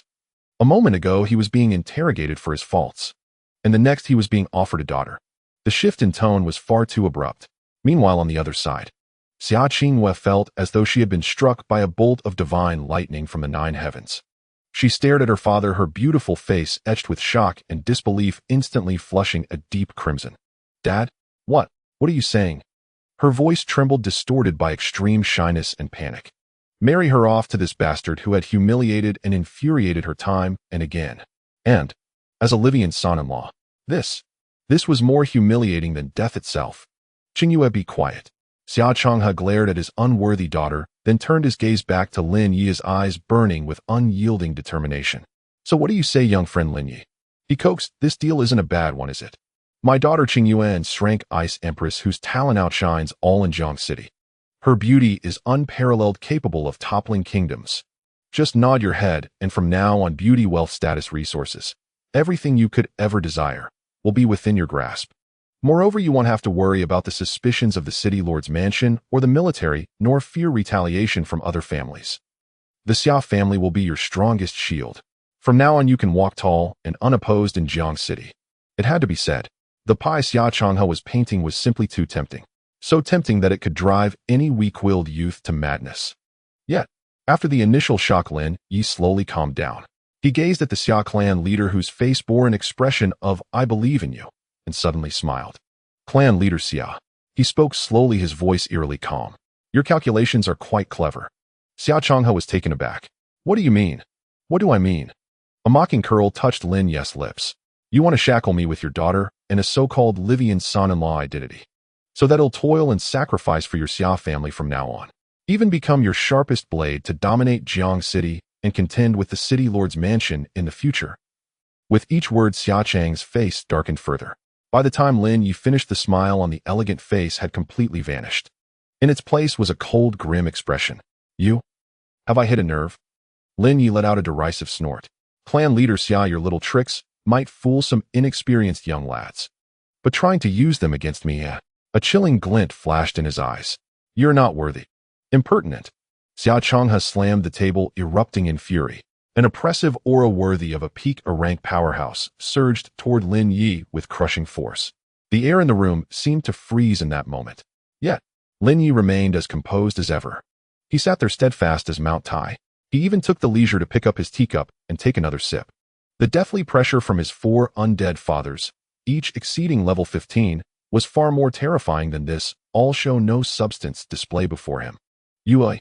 Xia Chang's pupils contracted violently. His aura, enough to make even rank experts pale, had no effect on this brat. Was it useless? This guy, what kind of monster was he? Clan leader Xia, I suggest you put away your pathetic pressure. Lin Ye set down his cup, his voice icy. Otherwise, I fear my worthless subordinates might be tempted to come out and break your bones. Xia Chang's face alternated between pale and green before he slowly withdrew his aura. He knew he had lost. He had been utterly defeated in the contest of presence. Fine. He took a deep breath, fixing his eyes on Lin Ye. Since you've seen through my intentions, let's discuss a different form of cooperation. The Xia family won't demand your marriage. We can work together as equals. The Xia family will provide you with resources and protection, and you will lend us your aid when needed. This condition should be acceptable, right? This was the greatest concession he could make. Yet, I'm sorry. Lin Ye shook his head once more. I refuse. Why? This time, even Xia Changhe lost his composure. He simply couldn't understand. Where did this brat get the audacity to repeatedly reject him, the patriarch of one of Jiang City's 4 great families? Because Lin Ye slowly rose to his feet. He walked to the window, pushed it open, and gazed at the vast world outside. His eyes shimmered with unprecedented ambition and light. Your Xia family is too small. Jiang City is also too small. He turned slowly, facing the utterly stunned father and daughter, a faint smile curling at his lips. My stage is not here, but out there in the boundless sea of stars. As for the troubles you mentioned, a domineering, world-dominating glint flashed in his eyes. The city lord's mansion or the military. If they don't provoke me, we'll coexist peacefully. But if they truly lack foresight. He slowly raised his right hand. A dark energy reeking of death and destruction began to coalesce in his palm. Then I don't mind letting all of Jiang City witness what a true undead calamity really means. Farewell. With that, he ignored the completely petrified father and daughter. He turned, pushed open the door, and strode away under the astonished gazes of countless Xia family guards, leaving behind a room of utter silence and a solitary proud silhouette that Xia Qingwei would never forget. She watched that fading figure, and a wildly absurd thought suddenly crossed her mind. Perhaps this world really is too small to even contain this true dragon anymore. Having turned down the Xia family's recruitment, Lin Ye felt a surge of refreshing clarity. What great family! What strength, beauty! All were but fleeting clouds. Only one's own strength is eternal. Lin Ye had never believed in any shortcuts. He trusted only the undead legion in his hands, which could be infinitely strengthened. Time to turn in the quest, Lin Ye thought, glancing at the black shard still exuding an ominous aura within his storage ring. A flicker of gravity crossed his eyes. This item linked to the Abyss cult was like a ticking time bomb. Keeping it in his possession for too long would eventually spell disaster. It was best to offload it to the city lord's mansion and the military, letting them deal with the headache. He might as well squeeze another advantage out of it. Why not?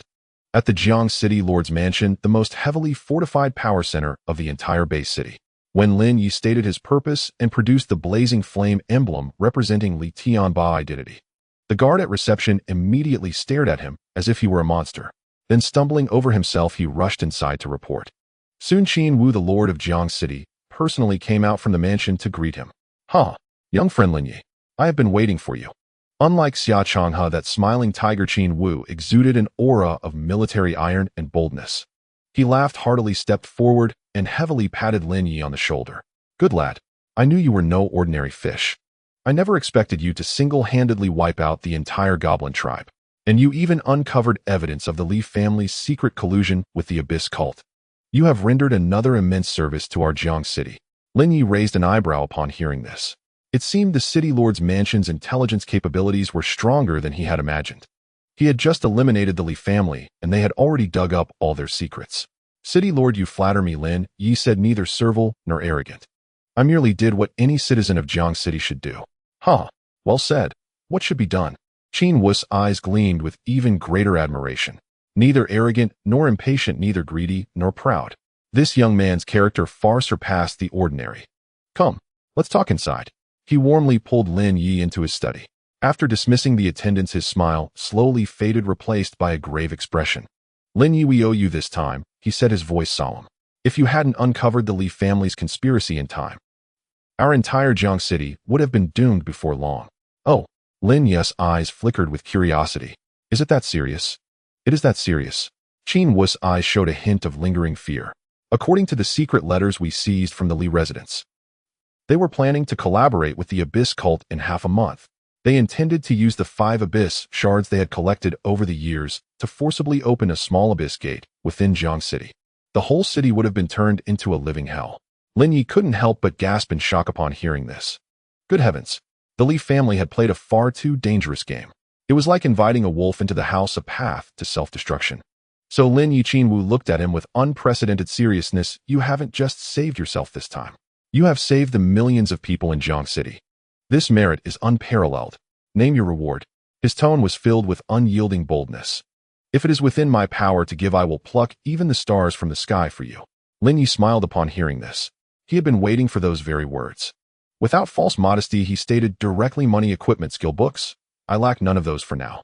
There is only one thing I desire. What is that? A piece of land. Lin Ye's eyes shimmered with the light of ambition.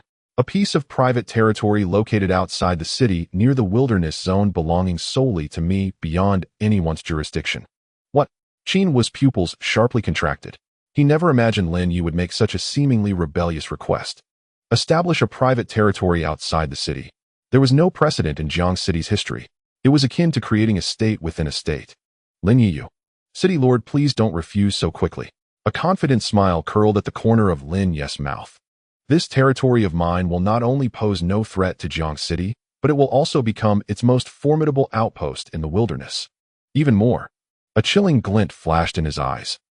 It could become our bridgehead for a future counteroffensive into the abyss. Qin Wu fell silent. He was profoundly shaken by Lin Ye's ambitious and bold grand blueprint. After a long moment, he slowly nodded. Good. I agree. The Blackstone outpost abandoned for decades north of the city along with the land within a 10-li radius is now yours. Thank you, City Lord. A surge of wild joy flashed in Lin Ye's eyes. It was done.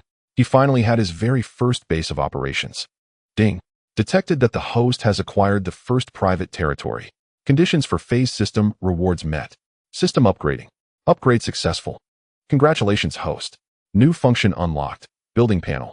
A massive stream of information surged into Lin Ye's mind. The familiar system panel before his eyes trembled violently. Then a new list of buildings dark and necromantic in style slowly unfurled. Buildable structures 1. Hall of the Dead LV. 1. The core of the territory. Increases the recovery speed of all undead units within the domain. Upgrades unlock more buildings. Build cost soul shards x 1000 stone x 5000. 2. Bone barracks LV. 1. Mass converts low-tier biological corpses into the lowest-tier undead unit, skeleton warrior. Build cost soul shards x 500 bones x 1000. 3. Plague workshop LV. 1. Researches various necromantic technologies such as plague bombs and plague catapults. Build cost soul shards x 500 rotten flesh x 1000. 4. Dark altar LV. 1. Performs special undead sacrifices with a chance to obtain rare undead treasures or hero units. Build cost soul shards x 500 resentment crystal x 10. Lin Ye stood dumbfounded staring at the rows of terrifying buildings with their scourge aesthetic. Was this forcing him to play Warcraft in another world? Was this forcing him to play Warcraft in another world? Young friend Lin Ye. City Lord Qin Wu called out twice in confusion, watching the youth before him, who had suddenly fallen into a dazed stupor. Oh, Lin Ye snapped back to reality from that awe-inspiring construction panel. A trace of shock and ecstasy still lingered on his face, yet to fade. Forgive me, City Lord. I was lost in thought over some matters. He suppressed the excitement surging within him and offered Qin Wu an apologetic smile. No matter. Young man, it's good to have grand ambitions. Qin Wu assumed Lin Ye was thrilled by his own magnificent construction plan. Little did he know that Lin Ye's mind was now consumed by terrifying concepts like plague catapults and skeleton barracks. This is the deed and supreme access permit for Blackrock Outpost. Qin Wu retrieved a prepared document from his drawer and handed it to Lin Ye. From now on, that place is yours. However, he shifted his tone, cautioning, that site has been abandoned for decades, surrounded by rampant demonic beasts and fraught with peril. For you to establish a foothold there alone won't be easy. Thank you for the warning, City Lord. Lin Ye accepted the deed, a confident curve forming at the corner of his mouth. For others, perhaps it would be difficult, but for me, rampant demonic beasts, that is nothing short of paradise. Qin Wu. He gazed at Lin Ye's eyes brimming with longing, and for some reason felt a pang of mourning for the poor beasts near Blackrock Outpost. After bidding farewell to City Lord Qin Wu, Lin Ye wasted no time. His first stop was the Awakeners Guild. There he exchanged the massive stockpile of demonic beast materials he had accumulated for cold hard federal currency. Overnight, his personal assets soared past the 500,000 mark. He had become an undeniable minor tycoon. With this fortune in hand, he ventured to the black market. He invested heavily in procuring the stone and bones needed to construct the Hall of the Dead and skeleton barracks. Though these basic materials were cheap, the sheer quantity demanded was staggering. The 5,000 units of stone alone nearly burst his 3 cubic meter storage ring. Only after completing all this did he with great satisfaction set off for his territory. Blackrock Outpost, located 30 li directly north of Jiangxing Base City. This was once Jiangxing's first line of defense against abyssal demonic beasts. But as the front lines advanced, the outpost gradually fell into disuse. When Lin Ye arrived travel-worn, all that met his eyes was decay and desolation. The towering walls of black obsidian had largely collapsed, covered in claw marks and moss from various beasts. Inside the outpost, the watchtower's barracks and training grounds had all been eroded by wind and sand, leaving only ruins. The only structure still relatively intact was the main fortress at the very center, forged from sturdy obsidian. Not bad at all. Lin Ye surveyed the dilapidated scene, brimming with wasteland aesthetics, yet his eyes gleamed with satisfaction. The foundation is decent. A simple renovation and it'll be ready to move right in. He strode slowly into the ancient outpost, untouched by human feet for decades. Whoosh! The very moment he set foot within the outpost's boundaries, the deed in his hand erupted with a blinding radiance.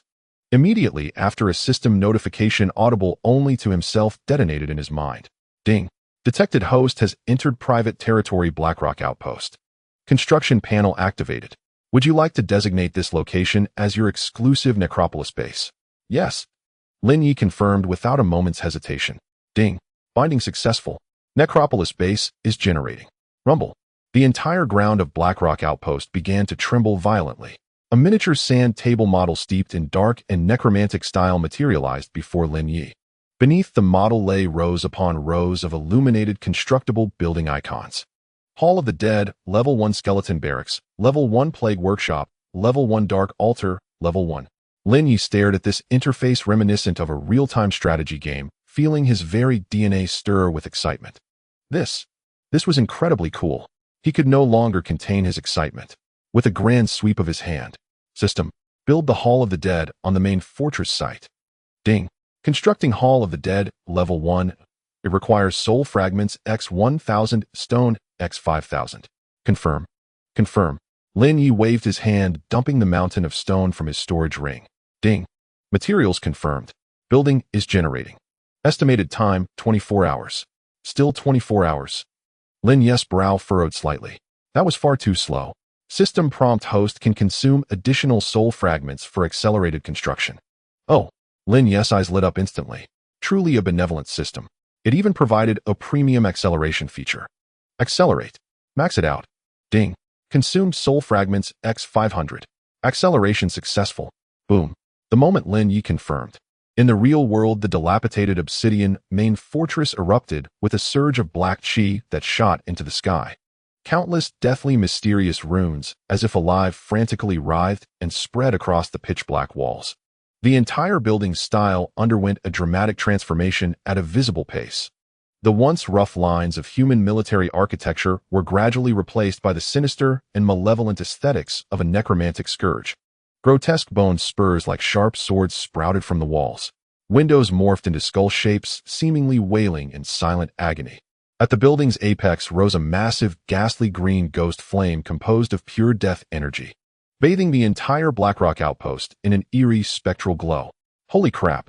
Lin Ye, gazing at this necropolis base with a Warcraft vibe, couldn't help but swear again. This was unbelievably awesome. Ding. Congratulations, host.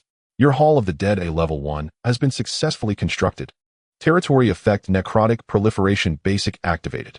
Affect all undead units within your territory, gain a 10 boost to health and energy recovery. You have unlocked a new unit. Skeleton Warrior. Lin Ye stared at the new unit icon, a deeply benevolent smile spreading across his face. Skeleton Warriors. Excellent. I was just in need of some cannon fodder to guard the place. He slowly raised his head, his gaze piercing through the outpost to the perilous, endless wilderness beyond. His eyes glimmered with a greenish light, like a mining tycoon who had just spotted a rich vein. Those adorable demonic beasts nearby. The corner of his mouth curled into a devilish grin. Are you ready to welcome your new neighbor? Over the next 3 days, the entire Blackrock Outpost and all the monsters within a 10-mile radius suffered a catastrophic disaster that could only be described as an apocalypse. For the first time, they witnessed what it meant to be a scourge. By day, an elite hunting squad composed of 4 terrifying undead beings akin to demon gods would, under Lin Ye's leadership, plow through their lairs one by one like a bulldozer. But when night fell, something even more horrifying occurred. A bone barracks radiating an aura of endless death rose from the ground. Then a cannon fodder army of hundreds of skeleton soldiers wielding bone spears with ghastly green flames flickering in their eye sockets would surge out of the outpost like a tidal wave, led by those 4 undead patriarchs. They conducted a carpet-style purge of the area. Any living creature, whether it was a level 1 razorclaw wolf or a level 5 rampaging giant ape, faced the same fate. Before this fearless, tireless sea of bones, there was only one outcome: to be overwhelmed, torn apart, and then dragged back to that terrifying bone barracks to become one of them. Help! Devils! There are devils here. Run! Flee this cursed land. For a time, monsters near Blackrock Outpost were wailing and scattering in panic. Countless monster communities that had originally inhabited the area packed up and moved overnight, fleeing this terrifying forbidden zone that was even more dreadful than the abyss. Lin Ye, however, remained as steady as a rock, smiling as he watched his level and soul shard skyrocket like a rocket. 3 days. In just 3 days, his personal level had soared to level 10, and his 4 undead kings had all broken through the level 20 barrier. His soul shard balance had once again exceeded 5,000 points. This wave of map-clearing development had caused Lin Ye's power to undergo another earth-shattering surge. Not bad, Lin Ye said, standing on the wall of his nascent city of the dead, nodding in satisfaction as he watched the thousands of skeleton soldiers drilling below. Finally, I'm starting to look like a Lich King. Just then, ding. Detected host has reached level 10. Main quest has been updated. Quest name: Dragon Roar in the capital. Quest description: the small city of Jiang is no longer capable of accommodating a true dragon like you. Proceed to the center of the Blue Star Federation, the capital base city. There a grander stage, mightier enemies, and more secrets await. Quest requirement: obtain entry into the Capital Genius Training Camp. Quest reward: the capital. Lin Ye looked at the new main quest, a glint of excitement flashing in his eyes. He knew his days of lording over this newbie village were over. It was time to see the true center of this world. However, before setting off, he had some matters to attend to. First, he called his friend Fatty Chun. Yo, night bro, where have you been these past few days? I've been missing you like crazy. Fatty's booming voice came through the phone. I've set up a new home for myself outside the city, Lin Ye said with a smile. Get ready. We're heading to the capital tomorrow. Huh? To the capital? Fatty was stunned for a moment, then screamed with excitement. Great. Great. I've always wanted to see the Federation's capital. Night bro, wait for me. They'll pack my bags right now. No rush, Lin Ye said, a mysterious curve forming at the corner of his mouth. Before we leave, let me give you a special gift.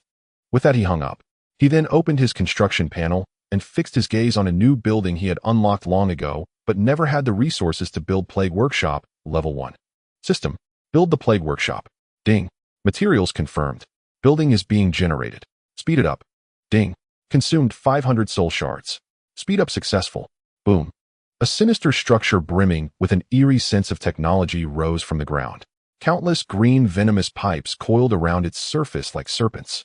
At the building's summit, a massive bubbling green plague pool exuded a nauseating and terrifying aura. Ding. Plague Workshop, level 1, has been built successfully. You have unlocked a new technology. Necromantic Alchemy Basic. Manufacturable items: 1. Corpse Venom Bomb, a grenade filled with necrotic venom. Upon explosion, it inflicts continuous poison and slow effects on enemies within range. 2. Zombie Strengthening Agent Basic, an alchemical potion that significantly enhances the physical capabilities of undead servants. 3. Lin Ye's gaze locked directly onto the second option, Zombie Strengthening Agent. His eyes lit up instantly. Without hesitation, he poured all the massive amounts of rotten flesh he had accumulated over the past few days into the workshop. Make them. Make as many as you can. The next morning at the north gate of Jiangxing Base City, Fatty Chin, carrying a huge travel bag, waited excitedly. Beside him stood a tall, aloof, and stunningly beautiful girl. It was Xia Qingwe. Sis. Ahem, classmate Xia, are you coming to the capital with us too? Fatty asked curiously. Xia Qingwe nodded faintly without a word. Her icy blue eyes were filled with complex emotions. Ever since Lin Ye had thoroughly humiliated her that day, she had been training like crazy. She refused to accept defeat. She was determined to catch up to that man's pace. So when she heard Lin Ye was going to the capital, she followed without a second thought. She wanted to see exactly what that guy was up to in the capital. Just then, a familiar figure strolled over leisurely from a distance. It was Lin Ye. Night bro. Fatty waved excitedly upon seeing him. Lin Ye nodded, then pulled over a dozen strange potion bottles still bubbling with green gas from his storage ring and shoved them all into Fatty's arms. Here, your special gift. Holy crap. Fatty stared at the pile of bizarre unlabeled products in his arms, his eye twitching violently. And night bro, what? What the hell are these? Good stuff, Lin Ye said, a devilish grin spreading across his face. Drink it, and you'll become tougher than an alloy shield. Fatty. He looked at the unknown liquid still churning with green bubbles and swallowed hard. He felt that if he drank this stuff, he might just drop dead on the spot. Don't worry, you won't die. Lin Ye patted his shoulder, then turned to look at the safe passage leading to the capital, his eyes gleaming with unprecedented light. Fatty Qingyue, he said, his voice low but filled with an undeniable heroic spirit. Stay close. Our journey begins now. The Earth Dragon Express train bound for the capital Bay City is about to depart. All passengers please board immediately. At the station of Jiangxing Bay City, a colossal armored train resembling an iron beast stood silently by the platform. The broadcast echoed with an urging prompt.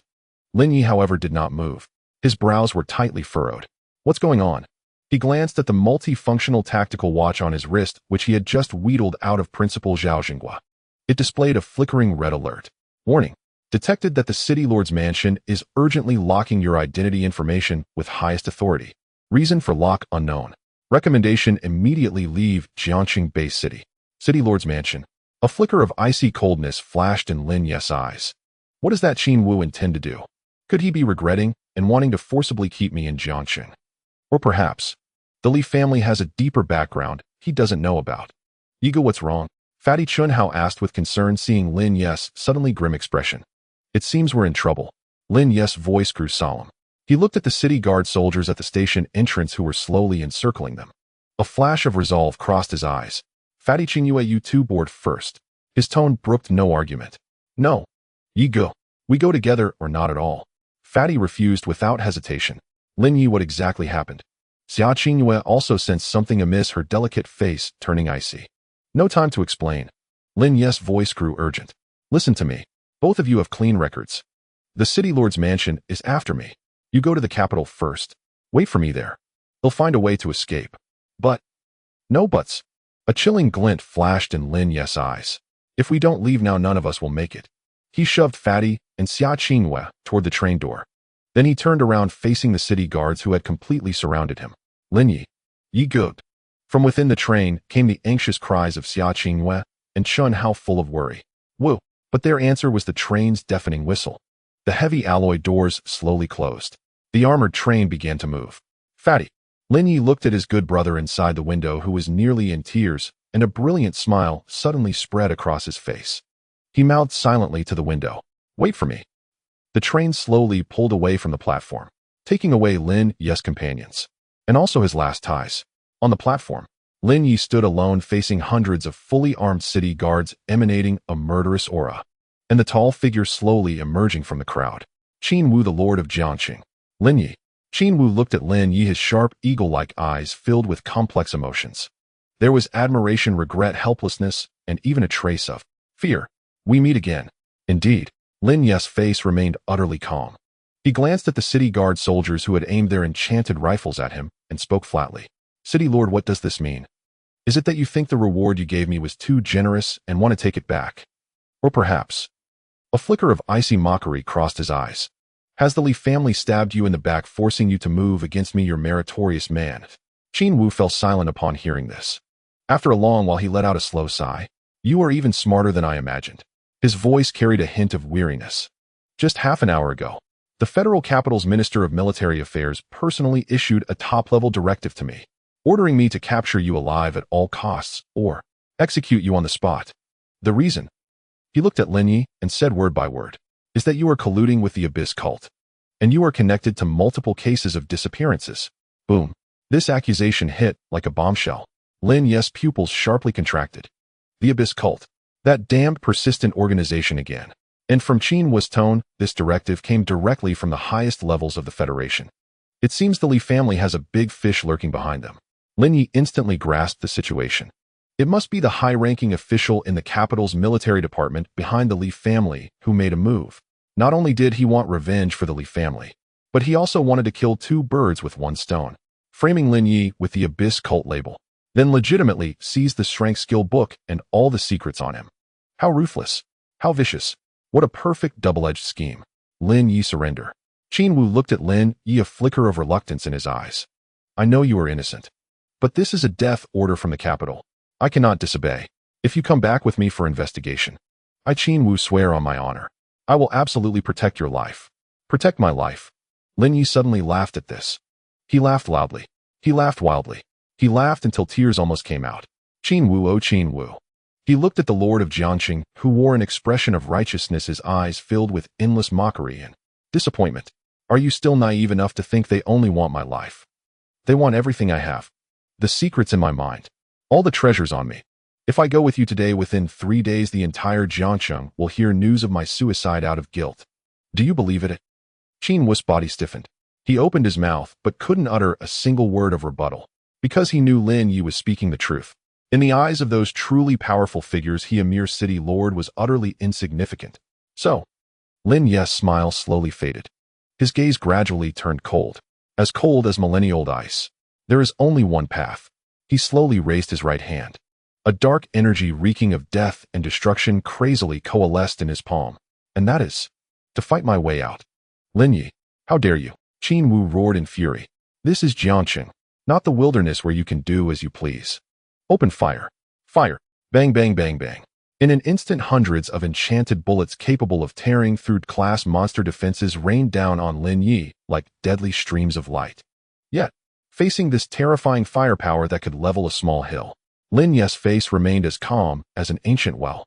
He simply snapped his fingers lightly. Corpse 1. Boom. A dull thud. A towering mountain-like figure exuding a deathly aura materialized out of thin air, shielding Lin Ye behind it. Clang, clang. Countless enchanted bullets struck Corpse 1's skin, which was as tough as divine metal, leaving nothing but dazzling sparks. Not even a single scratch. Wah! What? All the city guard soldiers were dumbfounded. Qin Wu stared in disbelief at the terrifying giant wolf and scathed amid the storm of bullets. What? What the hell kind of monster is this? Monster. Lin Ye's voice came eerily from behind Corpse 1. City Lord, it seems you have some misunderstanding about my undead legion. Today I'll give you a free lesson. A terrifying glint flashed in his eyes. What true despair really means. True despair. Qin Wu gazed at the terrifying giant wolf that strolled leisurely through the hail of bullets, not even a single strand of its fur dislodged. He then looked at the youth standing behind the colossal wolf, his expression as indifferent as the grim Reaper himself. An unprecedented bone-piercing chill surged wildly from the depths of his heart. He had an extremely ominous premonition. Today he seemed to have made a disastrous decision that would haunt him with regret for the rest of his life. Open fire. Keep firing. All heavy firepower units. Concentrate fire on that monster. I refuse to believe its defenses are truly limitless. He roared with blustering bravado, trying to mask the terror in his heart with his voice. However, a light laugh, brimming with boundless mockery, drifted eerily from behind Corpse 1. City Lord, it seems you've misunderstood something. Lin Ye slowly stepped out from behind Corpse 1. A trace of Catan mouse taunting flickered across his face. Who told you that my undead legion only has one? Boom, boom, boom. As his words fell, 3 distinct yet equally terrifying auras brimming with death and destruction erupted instantly on the cramped platform. Under the horrified gaze of everyone, a mysterious sorcerer clad in a lightning robe wielding a thunderous staff, a berserker warrior over 2 meters tall wielding a massive flaming hammer like a demon descending from the heavens, and a ghostly archer shrouded in darkness with only a pair of ghastly green flames burning in its eyes. 3 terrifying fiends, as if crawling out from the abyssal hell, materialized out of thin air. They stood shoulder to shoulder with the mountain-like heavy-armored wolf encircling Lin Ye at the center like stars around the moon. In that moment, the entire world fell silent. All the city guard soldiers who had been frantically pulling triggers were, as if collectively struck by a petrification spell. Their mouths agape and eyes wide, they stared dumbfounded at this terrifying, almost mythical sight. Enchanted rifles clattered to the ground one after another. They couldn't even muster the courage to flee. As for the city lord of Jiangqing, Qin Wu, it was as if he had been struck by a divine thunderbolt from the 9 heavens. He stared blankly at these 4 undead fathers, each of different forms, but all radiating a terrifying aura that could make even an enshrank powerhouse tremble. He felt his brain grinding to a halt. All of them were lord-level monsters. How the hell was he supposed to fight this? With his head. Now, Lin Ye looked at the utterly petrified city lord of Jiangqing, a cruel smirk curling at the corner of his mouth. Still want me to surrender without a fight? Gulp. Qin Wu swallowed hard with difficulty, his throat emitting a raspy bellows-like wheeze, unable to utter a single word. He knew he was finished. From the moment he chose to carry out the orders from the capital, he had already lost, utterly and completely. All troops hear my command. Lin Ye was no longer willing to give him any time to think. He slowly raised his right hand. Like a lich king about to unleash a cataclysm, his voice was icy and brimming with boundless authority. Raise this place to the ground. Roar. The moment the command was given, the four demonic figures erupted into motion. A bloodbath that could only be described as a dimensional reduction strike officially began. Boom. The Berserker Warrior Corpse 3 charged ahead. Its flaming hammer with the force of a thunderbolt smashed heavily into the already shattered formation of the city guards. Bang! A deafening crash. The earth cracked. Over a dozen unlucky city guard soldiers were pulverized into a pulp by the terrifying shockwave before they could even scream. Crackle. The Thunder Sorcerer Corpse 2 transformed into a merciless lightning artillery platform. A chain lightning filled with destructive energy descended from the sky. In an instant, it turned the entire platform into a lightning-infused hell. Meanwhile, the Shadow Assassin Corpse 4 moved like a ghost walking through the darkness. With every flicker, it inevitably struck down an officer trying to organize a counterattack with a single fatal blow. As for the Heavy Tank Corpse 1, it didn't even bother to fight. It simply stood quietly behind Lin Ye like the most loyal guardian, shielding its master from all stray bullets. The entire battlefield descended into utter chaos. Screams of agony. Cries of despair, pleas for mercy. They rose and fell in waves. Jiangqing's pride, its elite force, the city guards. Before Lin Ye's game-breaking Undead Legion, they were as fragile as lambs awaiting slaughter. Defeat was like a landslide. Stop. Cease fire at once. Qin Wu's eyes bulged with fury at the hellish scene before him. He wanted to intervene, but he dared not, because the deathly youth's gaze was locked onto him from start to finish. He had no doubt. The moment he made any suspicious move, the four seemingly invincible undead beings would abandon the small fry without hesitation and concentrate their fire on him. At that point, he would die more miserably than anyone else. Do you see, Oi? Lin Ye walked slowly before him, his voice calm and flat. This is the fate of those who sell their lives for those high and mighty big shots. Now, a flicker of icy mockery flashed in his eyes. Do you still think you can protect me? Qin Wu. He opened his mouth, his face a mask of endless bitterness and regret. Get lost. Lin Ye couldn't be bothered to waste more words. He walked slowly across the platform, which had been transformed into a living hell. Wherever he passed, all the undead parted to clear a path leading toward the light. Tell those self-righteous fools in the capital. His voice was low but carried clearly to Qin Wu's ears. Clean your necks. I'm coming. With that, his figure flickered slightly. In an instant, he vanished into the boundless darkness, leaving behind only a scene of devastation and a terrifying silhouette that would be seared into Qin Wu's memory forever. Half an hour later, on the roof of a cargo train heading toward the wilderness, Lin Ye stood proudly against the biting night wind. His gaze was fixed on the distant, brightly lit city that crouched in the darkness like a colossal steel beast. That was the heart of the Blue Star Federation. It was also the destination of his journey. The capital, Fatty Qingwa. And all you scum hiding in the shadows scheming to kill me. A cold, sharp curve formed at the corner of his mouth. I am coming. Whoa. A freight train forged of steel roared across the desolate wilderness, an unwearying black dragon cloaked in endless night. Cold night wind howled across the train's roof. Yet Lin Ye remained utterly unmoved. He sat cross-legged in serene stillness, eyes closed, conserving his spirit. Within his mind, he relentlessly replayed the battle at Jiangqing Station. Still too weak. He shook his head slowly, a faint trace of dissatisfaction flickering across his face. Though his Legion of the Dead had crushed Jiangqing's city guard with overwhelming, unstoppable force, Lin Ye knew the truth well. That was merely trampling over amateurs. The city guard soldiers were mostly below level 10, while his four sovereigns of the dead averaged over level 20. The gulf between them was simply too vast, offering no true measure of his legion's ultimate limits, especially when confronting genuine high-tier cultivators. A shadow of solemn gravity passed through Lin Ye's eyes.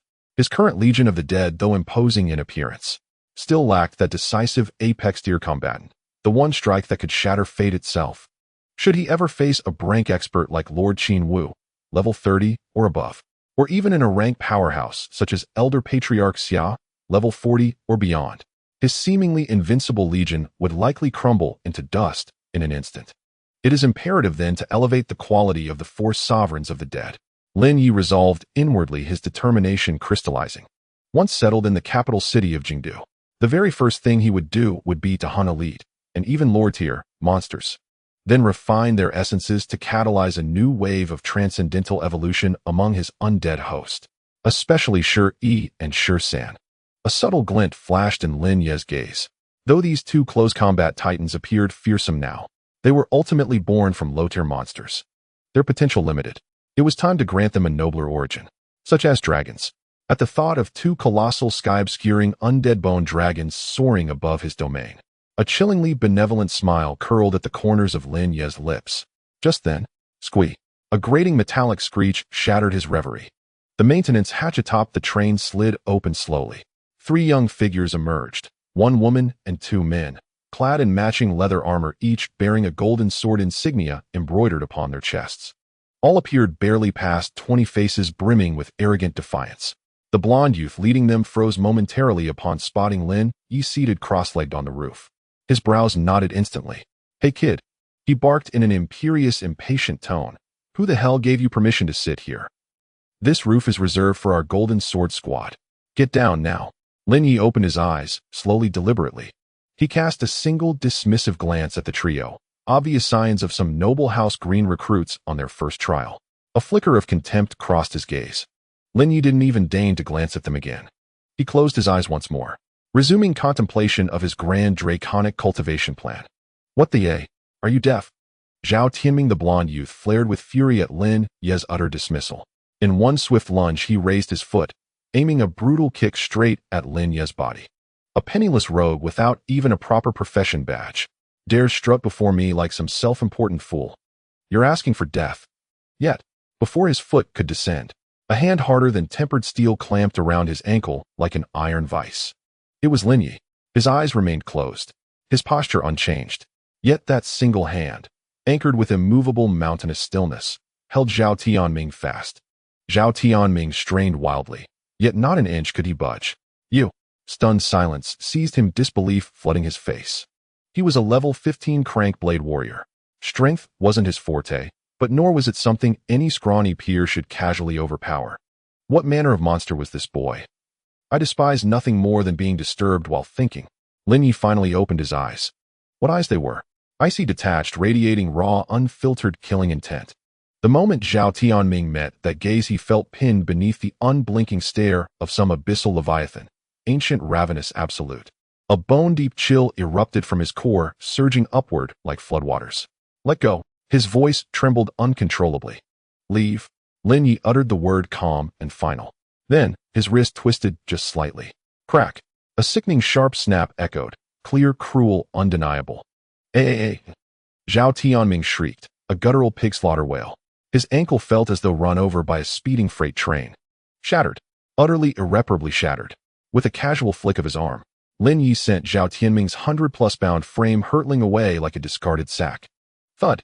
He slammed hard against the train's iron hull, tumbled down, and collapsed, cradling his grotesquely mangled ankle in writhing agony. Silence, absolute suffocating, descended. The remaining man and woman stood frozen, petrified, minds utterly blank. What had they just witnessed? Their squad leader, level 15 crankblade warrior, broken in a single move by this unremarkable-looking youths. Now, Lin Ye rose smoothly to his feet. Step by deliberate step, he advanced toward the 2 paralyzed youths. A devilish smile played upon his lips. "Your turn. Will you leave of your own will? Or shall I escort you, personally? Shall I see you off?" Hearing Lin Ye's icy words like the whisper of the Grim Reaper, the remaining male and female members of the Golden Sword squad shuddered violently. An unprecedented, bone-chilling cold surged from the depths of their hearts. They had no doubt that this seemingly harmless youth would kill them without a second thought. "Stay back." The burly male member barked, his voice blustering but weak. He pulled a massive, door-sized battle axe from behind him and slammed it onto the roof of the vehicle. Thud. A dull sound. "I'm warning you. I'm a Drank Great Axe Warrior. Level 15. If you take one more step forward, I won't go easy on you." He tried to intimidate Lin Ye with his seemingly formidable class. Yet Lin Ye didn't even raise an eyelid. He couldn't be bothered to waste another word on such a minor character. He simply snapped his fingers. Corpse 1. Boom. A dull explosion. A towering mountain-like figure filled with an aura of death materialized out of thin air. It landed solidly before Lin Ye. Roar. Corpse 1 threw back its head and let out a roar brimming with ferocity and disdain. A visible wave of black chi erupted from its center, causing the entire roof to tremble slightly. What? Is that a... The once arrogant great axe warrior, upon seeing Corpse One's terrifying physique comparable to a heavy armored demon rhino, and its ferocious wolf head burning with ghastly green ghost fire, dropped his axe with a clang. As if all his strength had been drained, he collapsed onto the cold metal roof. Every trace of color fled from his face. The nearby somewhat attractive female member fainted on the spot, her eyes rolling back. Level 15. A drank great axe warrior. Before a heavy tank of Lord-grade quality exceeding level 20 like Corpse One, they didn't even deserve a second glance. Now, Lin Ye slowly emerged from behind Corpse One. He looked down at the great axe warrior who had been scared into soiling himself, a cruel smirk curling at the corner of his mouth. Still want to go easy on me? And no. The great axe warrior, covered in tears and snot, knelt without dignity, kowtowing frantically to Lin Ye. "B-boss, grandfather, I was wrong. I was so wrong. Please be merciful and let me go like a fart." "Let you go?" Lin Ye chuckled. "Sure. But before I do." A demonic glint of mischief flashed in his eyes. "You have to pay a toll first, don't you?" 10 minutes later, Lin Ye weighed the newly acquired storage ring in his hand, thoroughly satisfied. The ring was filled with the entire belongings of those 3 unfortunate souls. Though they were worthless junk, every little bit counted. Frugality had always been one of Lin Ye's virtues. As for those 3 reckless provocateurs, Lin Ye hadn't actually killed them. After all, this was a train heading to the capital. A murder would be troublesome. He had merely politely invited them off the roof. Whether they lived or died after falling was none of his concern. After all, this was a desolate wilderness teeming with monsters. With or without them, it made no difference. The capital. Lin Ye sat cross-legged again. His gaze pierced the distance towards the faint grand silhouette on the horizon. His eyes blazed with unprecedented anticipation and battle intent. He knew that was his true stage. There awaited stronger foes, more monstrous geniuses, and more high-quality undead materials. Fatty Chingwa, and you bastards hiding in the shadows wishing for my death. A cold curve touched his lips. Clean your necks. I'm coming. Meanwhile, within a heavily guarded secret base in the capital, a stern old man in a Federation general's uniform with snow-white hair and sharp eagle-like eyes silently watched a holographic screen. The screen played a high-definition recording of Lin Ye's spectacular rampage at Jiangxing Station and his subsequent nonchalant departure. Interesting. A playful smile crossed the old man's face. One man, an army. That waste Qin Wu was scared witless by a kid, not even 20. He's disgraced the entire military. Dragon Marshal. A middle-aged general also in a high position stepped forward and said solemnly, "This Lin Ye has an unknown background, bizarre abilities, and has publicly attacked and killed Federation soldiers. A heinous crime. I recommend issuing an immediate highest-level warrant for his arrest. Nip him in the bud. Nip him in the bud." The dignified elder known as Dragon Marshal scoffed. Li Yuan. Still so short-sighted. Can't you see? This kid is showing us his fangs. He's telling us in his own way that he's not a pushover. He has the right to negotiate with us on equal terms. Equal terms. The general, named Li Yuan, sneered disdainfully. A snot-nosed brat worthy of negotiating with us. No matter how monstrous he is, he's just one man. We just need to dispatch a single elite squad. And we can crush him easily. Is that so? Dragon Marshal slowly rose from his seat. A terrifying pressure like a crashing mountain or a tsunami instantly filled the entire room. An SS-rank powerhouse. Suppressor Dragon Marshal. The #1 figure in the Blue Star Federation military. He walked step by step towards the middle-aged general who was already struggling to breathe under his aura. His voice was as cold as a wind from the deepest abyss. "Li Yuan, I'm warning you. Put away those improper thoughts of yours. That child is under my protection. From now on, he is a preparatory member of my genius training camp. If anyone dares to make a move against him in secret," a terrifying killing intent flashed in his eyes. "Don't blame me, Long Xiaoyan, for showing no mercy and personally seeing you off to the afterlife." Woo! Accompanied by a long and melancholy blast of the steam whistle. The steel dragon, which had been racing across the wilderness all night, finally slowed and glided into a colossal station that was both magnificent and brimming with a futuristic aesthetic. Kyoto Base City. They had arrived. Lin Ye slowly rose from the train's roof. He gazed into the distance at this, the greatest human city, standing proudly at the pinnacle of the Azure Star Federation. A flicker of genuine awe passed through his eyes. It was too enormous. Truly too enormous. If Jiang City was like a fully armed steel fortress, then Kyoto before him was a prehistoric beast crouching upon the earth, its end nowhere in sight. Alloy city walls hundreds of meters high stood like a black natural moat, completely severing the city from the wilderness. Upon the walls, densely packed giant electromagnetic cannons and energy defense towers gleamed with a chilling, murderous light. And within the walls lay a city far more prosperous and futuristic than any megacity from Lin Ye's past life. A city of the future. Countless strangely shaped anti-gravity vehicles weave between the skyscrapers that pierced the clouds, creating trails of dazzling multicolored light. The entire city was enveloped under a massive pale blue energy shield. It was filled with a sense of security and oppression. So this is Kyoto. Lin Ye murmured to himself, his eyes shimmering with unprecedented excitement and battle intent. He knew, from today onward, he would begin a brand new legend here. Getting off the train, Lin Ye blended into the bustling crowd heading towards the city gate. The security here was clearly a cut above Jiang cities by several levels. Every single city guard was actually a crank awakener above level 15, and the commanding officers were all rank experts of level 20 or higher. Back in Jiang City, these people could be captains of the city guard. Stop! Just then a cold voice blocked Lin Ye's path. A guard holding an energy detector looked at him impassively. Identity card. Lin Ye nodded and handed over his card. The guard swiped the card through the device. A soft beep sounded. Lin Ye's personal information appeared clearly on the screen. Name Lin Ye, domicile Jiang City, base city, occupation crank decision maker, level 10 remarks. None. The guard's eyes flickered with a barely perceptible disdain when he saw crank decision maker. A rookie. What business do you have in Kyoto? He asked casually. To study, Lin Ye replied flatly. Study? The guard was taken aback, then let out a sneer. You? A crank support? I doubt any third-rate university in Kyoto would want you. All right, Ollie, don't give the newcomer a hard time. An officer who looked like the captain walked over and waved his hand. Let him in. The guard named Ollie curled his lip before reluctantly returning the identity card to Lin Ye. Get lost, hick. Remember, this is Kyoto, not your backwater village. Even a dragon has to bow its head here. Lin Ye took the card, his face an unruffled mask. He didn't even bother to give that jumping jack another glance. He turned and walked straight into the deep city gate passage. Because he knew, getting angry at this trash who wasn't even worthy of being his zombie material would be beneath the dignity of his future Lich King status. The moment he set foot in Kyoto, a surge of pure energy 10 times denser than in Jiang City washed over him. Lin Ye felt every pore on his body moan with pleasure. Wow! Shock flashed in his eyes. No wonder everyone is desperate to get into Kyoto. Just breathing and cultivating here is several times faster than in Jiang City.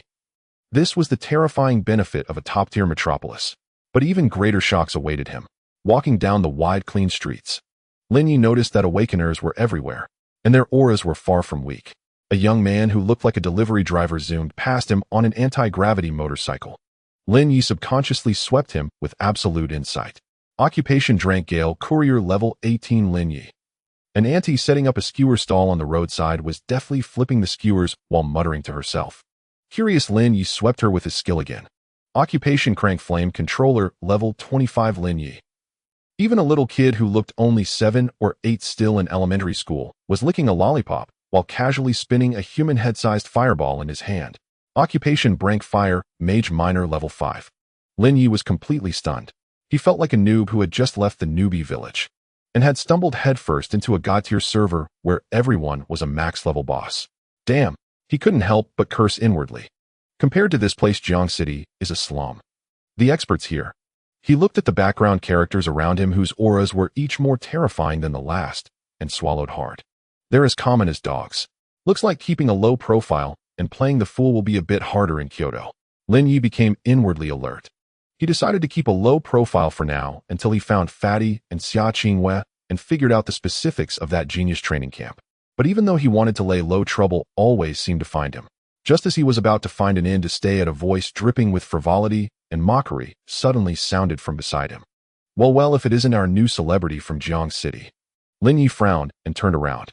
He saw a young mage in a splendid magic robe, handsome enough, but with eyes full of arrogance and contempt, slowly approaching him with several lackeys whose auras were also far from weak. Confusion flickered in Lin Ye's eyes. He didn't remember knowing anyone like this in Kyoto. And just then, his absolute insight automatically provided the answer. Character Yang Fan, occupation a rank arcane, mage level 25, status jealousy, disdain, hostility, background a direct descendant of the Yang family, one of Kyoto's 4 great clans. One of Xia Qingyu's many suitors. Oh, Lin Ye understood instantly. A romantic rival had come to find him.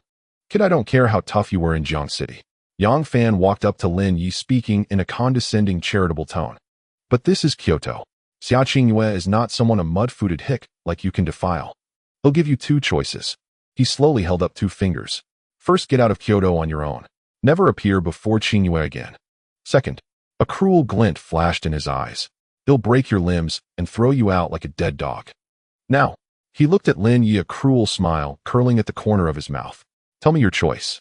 Tell me your choice. Yang Fan crossed his arms, a mocking grin playing on his lips as he gazed at Lin Ye, his eyes akin to those observing a pitiful creature cornered with no escape. In his view, this country bumpkin from a remote hamlet had only one option left: to kneel and beg for mercy. Yet, I choose the third. Lin Ye's reply once again defied everyone's expectations. Oh, Yang Fan's brow arched, slightly curiosity piqued. Do tell.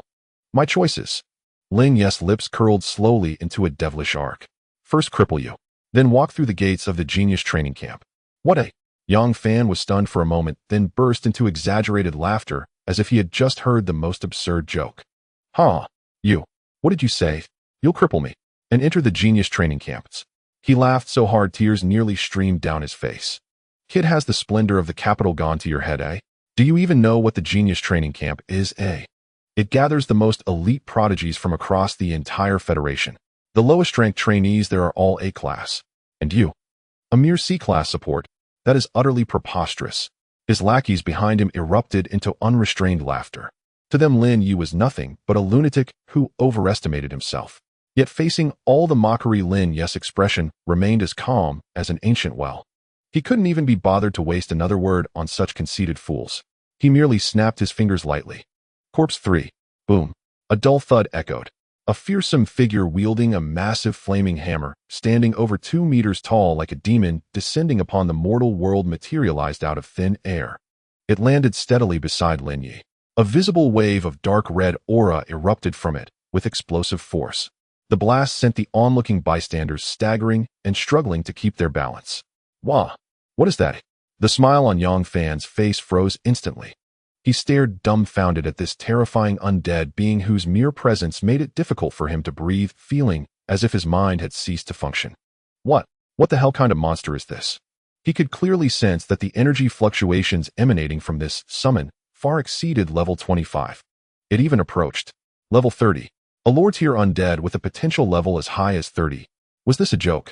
Even an S-class necromancer couldn't possibly summon something like this at their current stage. Now, Lin Ye gazed at the utterly terrified A-class genius, a cruel smile curling at the corner of his mouth.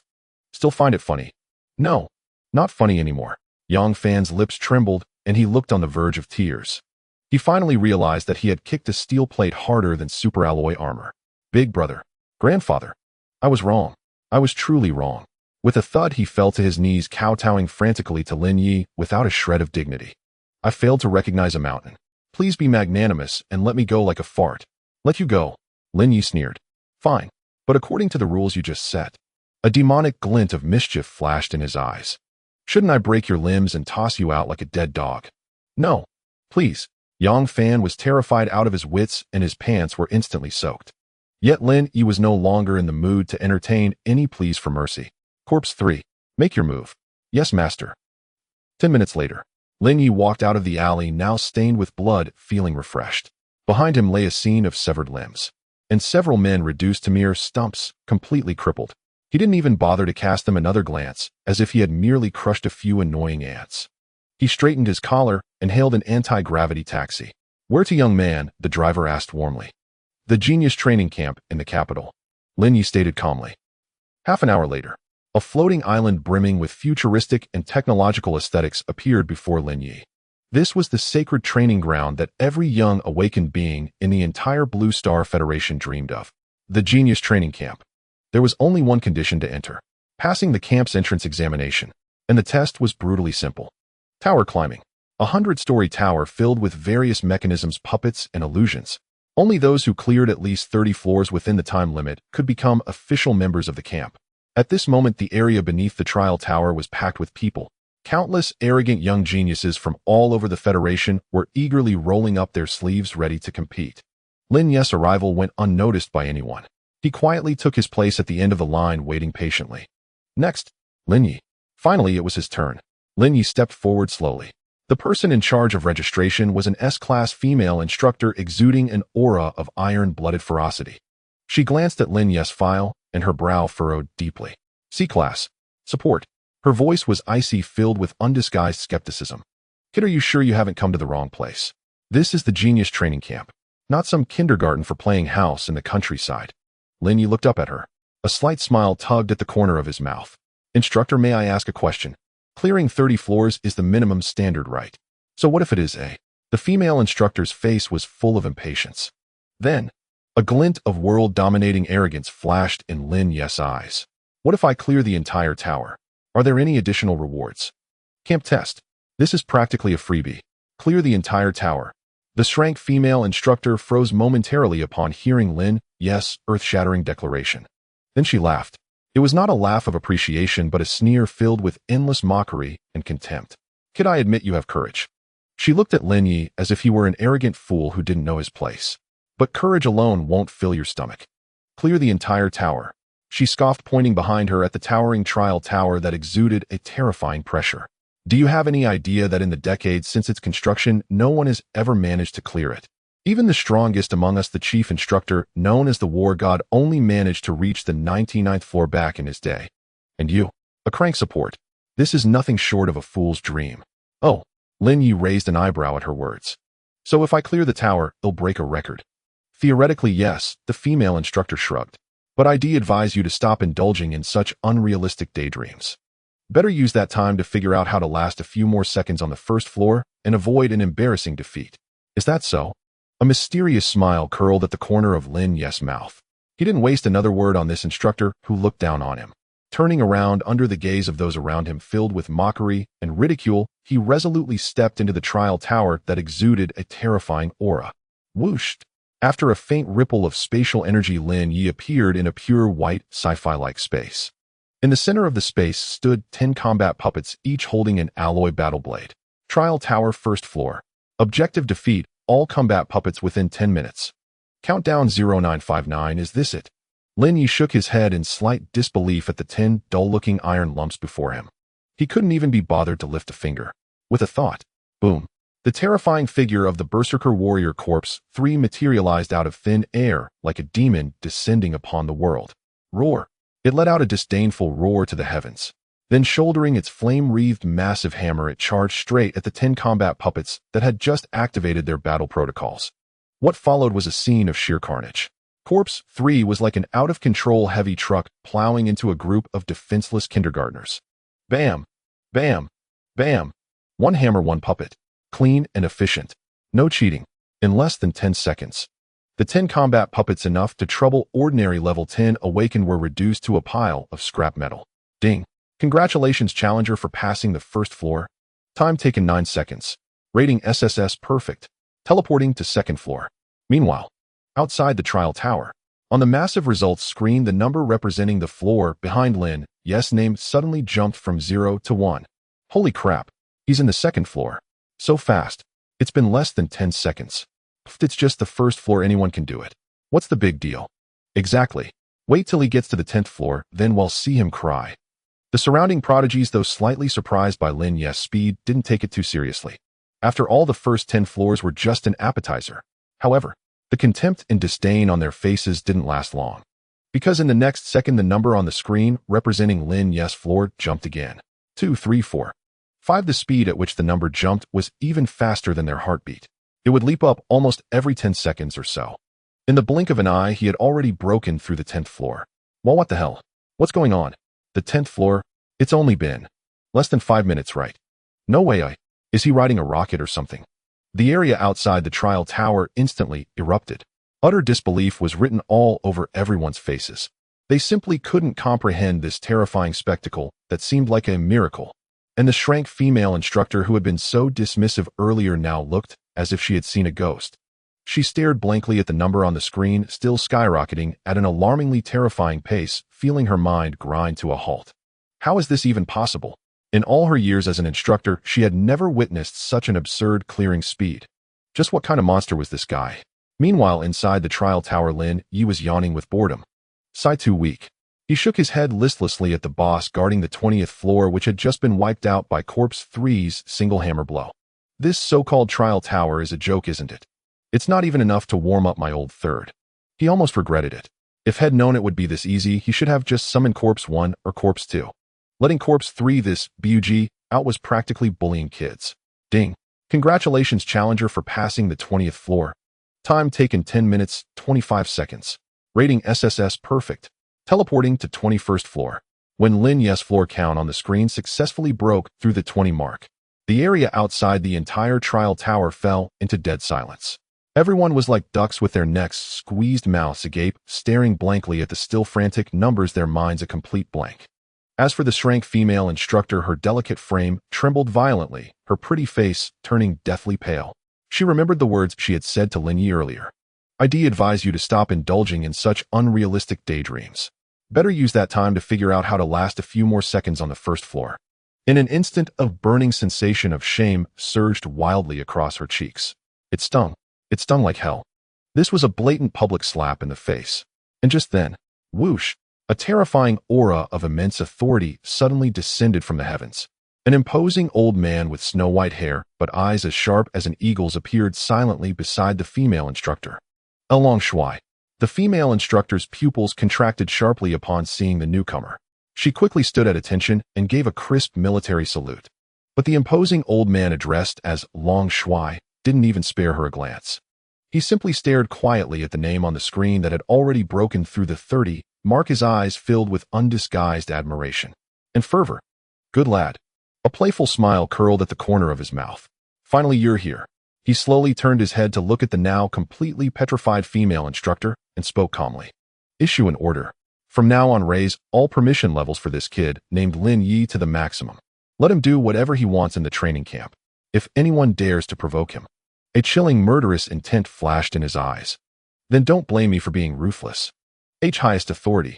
The shrank female instructor was utterly dumbfounded upon hearing Dragon Lord's unquestionable command. She stared blankly at the screen where the number continued to skyrocket, feeling as if her brain had ceased to function. Highest authority. This was a privilege not even the top rank prodigies in the training camp possessed. This kid named Lin Ye.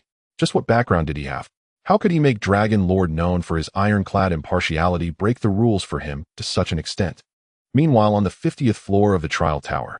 Sigh, how boring. Lin Ye shook his head with a hint of disinterest as he looked at the 50th floor guardian boss, the lava giant, which had been smashed into a meat patty by Corpse 3 with a single hammer strike. The monsters in this tower are way too fragile. They don't even qualify to scratch my third. He even felt a twinge of regret. If he had known it would be this easy, he should have summoned Corpse 1 and the others earlier. They could have all fought together. Maybe then it would have been a bit more fun. Ding. Congratulations, challenger, for passing the 50th floor. Time taken 30 minutes and 5 seconds. Rating SSS perfect. Congratulations, challenger, for breaking the fastest 50 floors record. Bonus reward 10000 points.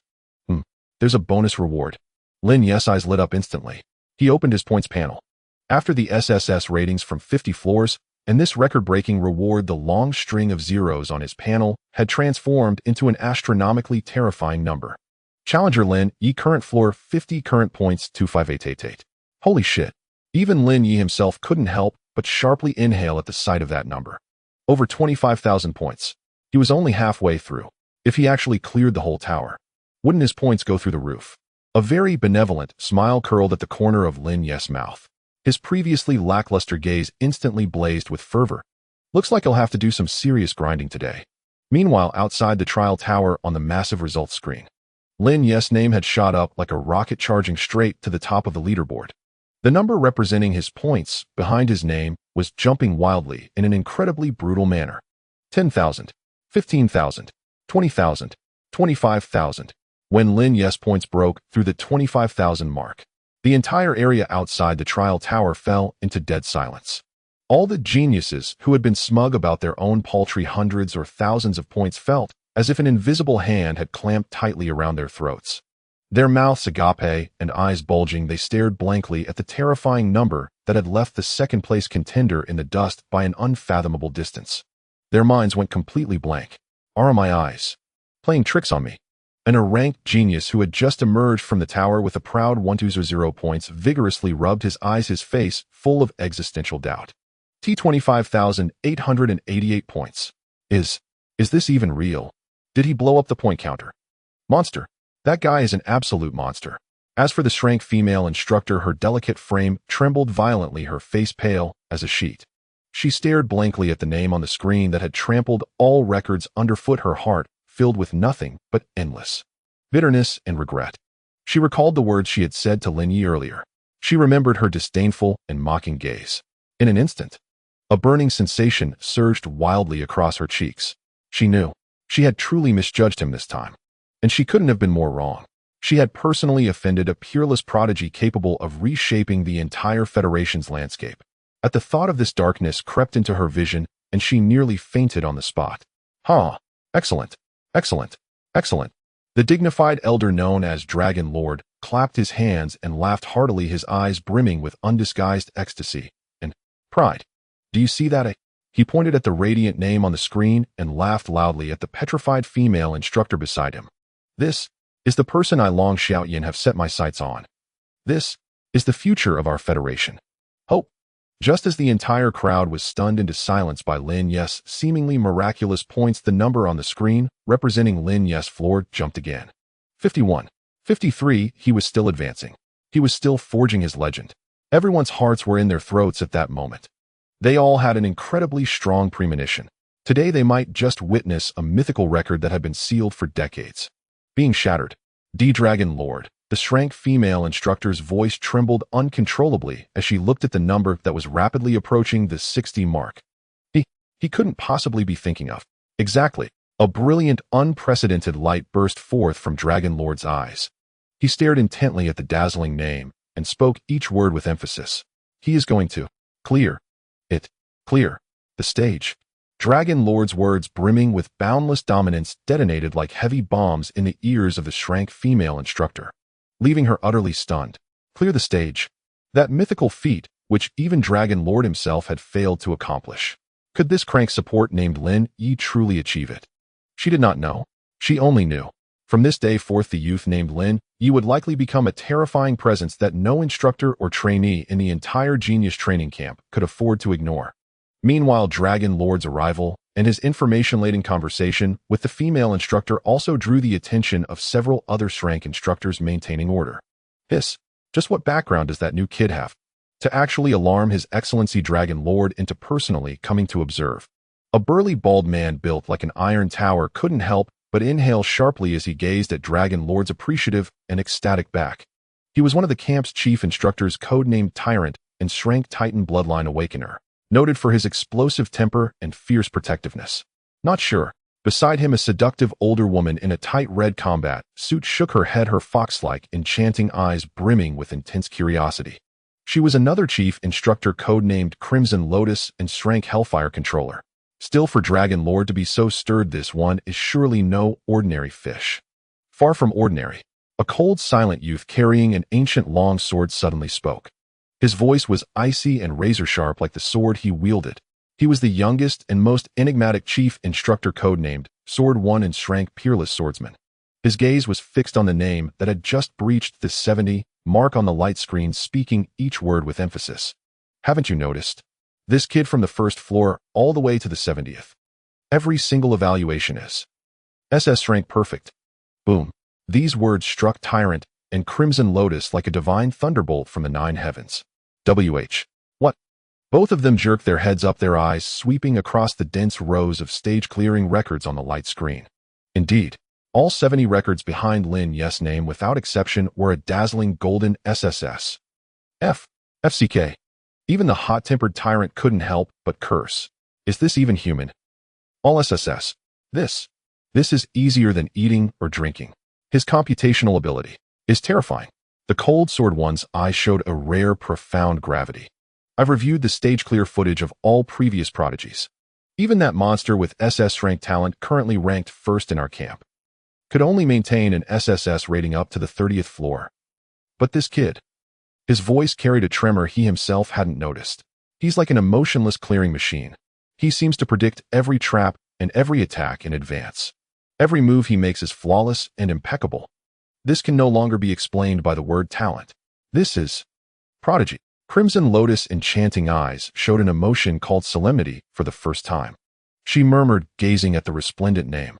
It seems our lifeless training camp has finally gained a dragon from across the river to stir the waters. While the Shrank instructors were stunned into silence by Lin Ye's prodigy, the trial tower reached the 80th floor. Roar! A level 80 guardian boss over 10 meters tall and wreathed in blazing flames. The Flame Lord roared as it swung a massive warhammer of pure molten rock, madly smashing down at a seemingly minuscule black figure. Boom, boom, boom. Each swing sent forth a terrifying wave of heat capable of melting steel. The entire space of the 80th floor felt as if it might ignite from the scorching temperature. Yet, facing this ferocious assault that would make any A-rank powerhouse pale, the black figure was like a leaf adrift in a stormy sea. Seemingly on the verge of collapse, yet at every critical moment it evaded the lethal blows with a dexterous, improbable angle, as if it were child's play. This was none other than the Shadow Death Soldier who had just undergone transcendent evolution. Corpse 4. Not bad. Not far away, Lin Ye watched the spectacular godlike battle with arms crossed, nodding in satisfaction. Agility is high enough. Reflexes are fast enough, but attack power is still lacking. He shook his head with some resignation, watching the dagger of shadow energy in Corpse 4's hand leave only shallow white marks on the Flame Lord's hard lava skin. Looks like he'll need to find him a real divine weapon once we're out. Forget it. I'm done playing. Lin Ye stretched, feeling a bit bored. He slowly raised his right hand. Corpse 3 come out and send it off. Boom. A dull thud. The Berserker Corpse 3's terrifying demongod-like figure materialized once more out of thin air. Roar. It glanced at the oversized acrobat before it, a strikingly human look of disdain flashing in its eyes. Then it raised high the flame-wreathed giant hammer in its hand. Bang! A thunderous roar erupted. The arrogant 80th floor gatekeeper boss, the Flame Lord, didn't even have time to let out a single scream before being smashed back into the lava by Corpse 3's hammer. Instant kill. Yet another clean, decisive instant kill. Ding! Congratulations, challenger, for passing the 80th floor. Time taken 40 minutes and 15 seconds. Rating SSS perfect. When Lin Ye's floor count on the light screen successfully broke through the 80 barrier, the entire area outside the trial tower was plunged into an eerie, deathly silence. Only boundless numbness remained on everyone's faces. As for Dragon Commander, he slowly turned around to look at the 3 Shrank head instructors behind him, who were completely petrified, a playful curve forming at the corner of his mouth. So, this kid I chose. Does he meet your standards? Can you even catch my IA?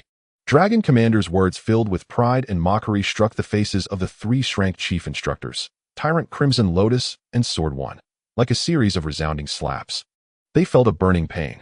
The 3 of them exchanged glances, their faces reflecting nothing but endless bitterness and shock. Catch your eye? Not just catching their eye. This is simply tearing through the heavens, isn't it? A crank support, in a manner deemed miraculous, achieved a flawless evaluation of SSS and pushed all the way to the 80th floor. This terrifying prodigy, unseen and unheard of. Don't even mention them. Even if the federal president came, they would have to treat him like a forebear. Old Zhao. Tyrant gulped, nervously looking at the Dragon Commander beside him, who had been filled with mysterious confidence in Lin Ye from the very beginning, his voice trembling uncontrollably. You? Tell me honestly, did you already know about this kid's extraordinary qualities? The Dragon Commander smiled inscrutably and did not reply. He slowly raised his head once more, directing his gaze at the massive score screen filled with unprecedented anticipation. The 80th floor is not his limit. What other surprises can this little guy bring? How far can he go? Will he equal the mythical record that has been sealed for decades? Or perhaps he can truly create a new miracle, one that has never been seen before and may never be seen again. And just as everyone held their breath, waiting to witness the moment of history, the number representing Lin Ye on the score screen moved once again. 818,590. This time his speed was noticeably slower than before, yet it remained steady, still unstoppable. At the moment when that number finally settled on 99. Buzz. All the alarms in the Genius training camp blared wildly at that instant. A dazzling golden light shot up from the top of the trial tower, illuminating the night sky of the entire capital like daylight. He tied the record. My heavens. He really equaled the Dragon Commander's mythical record that has been sealed for 30 years. So terrifying. We are witnessing a living legend. The outside of the trial tower erupted into chaos. All the geniuses who witnessed this scene went completely wild, screaming and roaring in sheer excitement. They were going crazy for this myth they had never even seen. Meanwhile, the dragon commander looked up to the sky and let out a long cry, filled with endless exhilaration and joy. "Huh. Good. Good kid. You didn't let me down." However, before his laughter could fade, the number on the screen, which had settled at 99, lightly jumped once more. 100. The entire world seemed to be paused at that moment. All cheers, screams, and roars abruptly ceased. The fervent expressions on everyone's faces froze completely. Their eyes widened in shock, mouths agape, as if they had all been collectively petrified. They stared blankly at the dazzling golden 100. He cleared the level. The trial tower known as the Eternal Wall of the Genius Training Camp. Has it really been cleared by someone? Ding! A grand and imposing system notification echoed through the skies of the Kyoto-based city. Congratulations to challenger Lin Ye for successfully clearing the 100th floor of the trial tower. You are the first perfect clear in the history of the Federation. Reward SS level unique title, Pioneer. Reward SS level unique item, All-Knowing Eye. Reward 100,000 points. When Lin Ye stepped out of the trial tower feeling refreshed, he was met with an eerie silence, and thousands of eyes filled with awe, fear, and a complex fervor. Lin Ye, looking at this bizarre scene, felt a bit embarrassed and scratched his head. I should have passed the assessment, right? Huh? Passed? Of course you passed. The dragon commander was the first to snap out of his shock. He suddenly appeared in front of Lin Ye, grasping his shoulder with sharp eyes that gleamed like an eagle's, filled with unabashed joy. Kid, your name is Lin Ye, right? I am the chief instructor Dragon Xiaodian of this genius training camp. From now on, you are my personally chosen disciple. In this training camp, if anyone dares to mess with you, you just beat them to a pulp. If you kill them, it's on me. His declaration, filled with endless dominance and protectiveness, instantly made all the geniuses present shiver in fear. They looked at Lin Ye with eyes full of trepidation. Are you kidding? Even the dragon commander is backing him up. Who the hell would dare to provoke him? However, sorry, I refuse. Lin Ye's response once again left everyone astounded. He actually refused. Refused the invitation to be a disciple from the federal military's top figure, Lord Dragon. Has this guy gone mad? What? What did you say? I said I refuse. Lin Ye looked at him seriously and said, I don't like being controlled. And a confident smile appeared on his lips. I don't need anyone to protect me. Dragon Commander. He stared at this incredibly arrogant kid, momentarily stunned. Then he burst into laughter once again. Good, good, good. You have character. I like you. No wonder I picked you. He did not force the issue again. Instead, he handed Lin Ye a token made of pure gold, symbolizing highest authority. Take this. From now on, you can go anywhere in this training camp without hindrance. All resources are at your disposal. Go ahead. He patted Lin Ye's shoulder, his eyes filled with boundless expectation. Start your new chapter. But I must remind you of one thing. A playful smile appeared on his lips. The youngsters in our training camp are all proud and ambitious. You've stolen the spotlight from them today. They probably won't submit to you so easily. Is that so? Lin Ye chuckled at this. He took the token and turned around, slowly walking towards the shrank student area reserved for the very top geniuses under the complex gazes of everyone. Not convinced. His voice was not loud, but clearly reached the ears of every genius present, filled with endless arrogance and dominance. Then, beat them until they do. The Genius Training Camp. The S-Class dormitory area. This was the heart of the entire camp, the most exclusive and luxurious zone. Every single student residing here was without exception an unparalleled prodigy, handpicked from across the entire Federation, a true rarity. On ordinary days, each of them was so arrogant they looked down on everyone else. But today, for the first time, they had all gathered at the entrance of the S-Class zone. Their expressions were extremely hostile. I want to see which clueless brat thinks he can come here and steal all our thunder the moment he arrives. A burly, bald young man with a physique like an iron tower crossed his arms and sneered. He was one of the acknowledged bosses of the S-Class zone, the rank immovable wisdom king, Zhou Kuei. Haha, Zhou Kuei, what's the rush? A handsome young man with an eerie appearance and a sinister smile at the corner of his lips fanned himself and chuckled. Who knows, maybe he really does have the skill.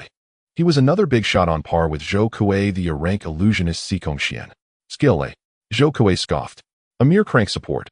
What skill could he possibly have? It must be that Dragon Lord himself made a mistake. When that kid gets here, he'll personally beat him out of the S-Class zone. Let him know this isn't a place for trash like him. As they were all discussing among themselves, a slightly thin, delicate-looking young man slowly walked over from a distance. It was Lin Ye. Huh, that kid is Lin Ye. Looks pretty ordinary, doesn't he? To crank support. What kind of presents could he have? Seeing Lin Ye's harmless appearance, all the S-class students present flashed a look of contempt in their eyes. Zhou Kuei couldn't even be bothered to lift his eyelids. He gave a signal to a similarly muscular lackey beside him. Ehu, go. Loosen him up a bit. Let him know what the rules mean. Yes, brother Kuei. The lackey named Ehu, a brank berserker, let out a sinister laugh, cracked his fists that were as big as cauldrons, and swaggered over to Lin Ye.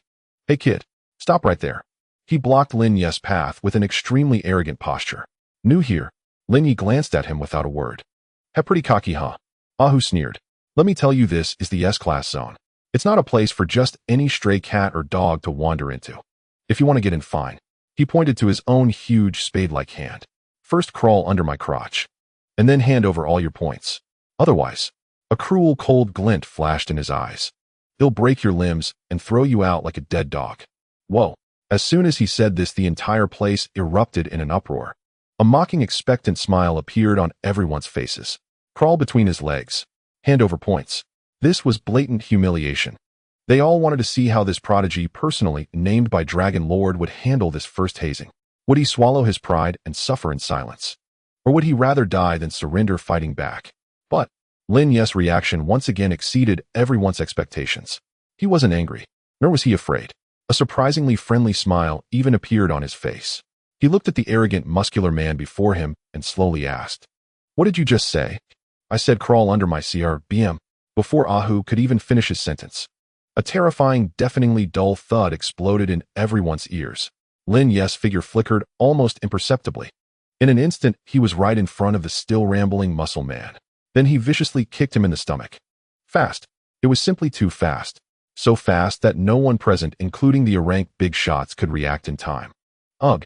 Ahu felt as if he had been slammed by a prehistoric behemoth. His stomach churned violently. A mouthful of blood mixed with fragments of his internal organs sprayed out. His burly frame, weighing over 200 Gene, flew backward like a kicked soccer ball, his feet leaving the ground. After tracing an elegant arc through the air, he crashed with a boom into the massive hard alloy gate of the S-class zone.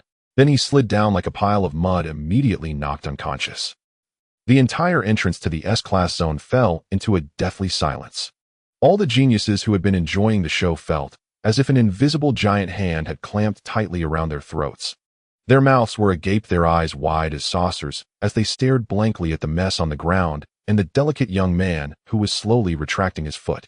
Their minds went completely blank. One-shotted. A level 20 brank berserker had just been one-shotted by a crank support. Is this for real?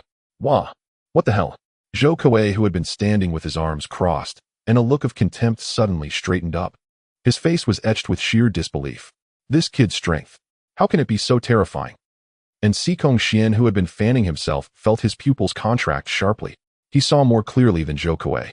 In that instant, Lin Ye had unleashed not just terrifying strength, but also a speed that could only be described as phantom-like. That was definitely not the speed a crank support should possess. This kid was no simpleton. As the entire crowd stood in shocked silence at Lin Ye's earth-shattering kick, Lin Ye acted as if he had just done something trivial. He brushed off the dust from his pants, which wasn't even there. Then he raised his head and fixed his gaze on the now thoroughly petrified boss Zhou Kuei. The corner of his mouth curled up slightly. A hazing doesn't seem to work on me. How about? A glint of extreme danger flashed in his eyes. You come and try it yourself. You come and try it yourself. Lin Ye's words, brimming with endless provocation, landed like resounding slaps across the face of Zhou Kuei, the reigning top dog of Sector S. They stung with a fiery pain. You're asking for death. In an instant, Zhou Kuei's fury erupted. He had lorded over this genius training camp for so long, yet no one had ever dared to challenge his authority so openly before such a crowd. Especially when his opponent was a Kraid supporter, whom he despised from the very core of his being. Buzz. A palpable golden wave of energy erupted from him, visible to the naked eye. The terrifying pressure of the Grade Akala instantly engulfed the entire arena. Kid, today I'll teach you the meaning of the vastness of heaven and earth. He roared, ready to charge at Lin Ye. However, stop. A cold shout brimming with boundless authority suddenly rang out from within the gates of Sector S. Following that, the scrayed female instructor who had previously handled the registration stepped out with an icy expression. Behind her trailed several disciplined squad members responsible for maintaining order. Zhou 8.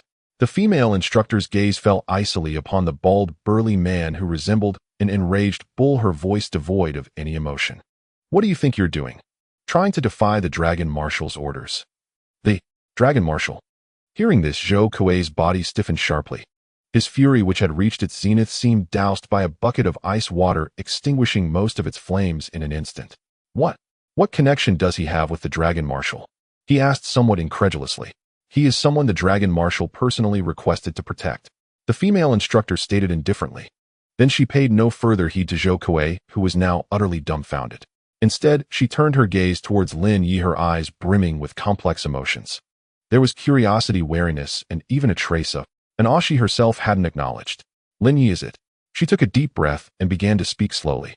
Welcome to the Genius Training Camp. I am one of the scrayed instructors here, codenamed Ice Luan. From now on, I will be your personal mentor. If you need anything, feel free to come to me at any time. With that, she handed Lin Ye a special room card shimmering with a faint golden light. This is the key to your dormitory. S01, a standalone villa. Whoosh. These words sent another wave of uproar through the entire venue. What a S01.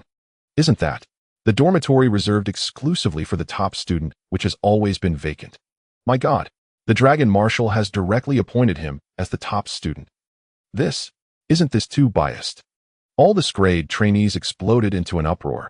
Their faces were etched with intense resentment and jealousy. Why should a Crade supporter receive such outrageously preferential treatment?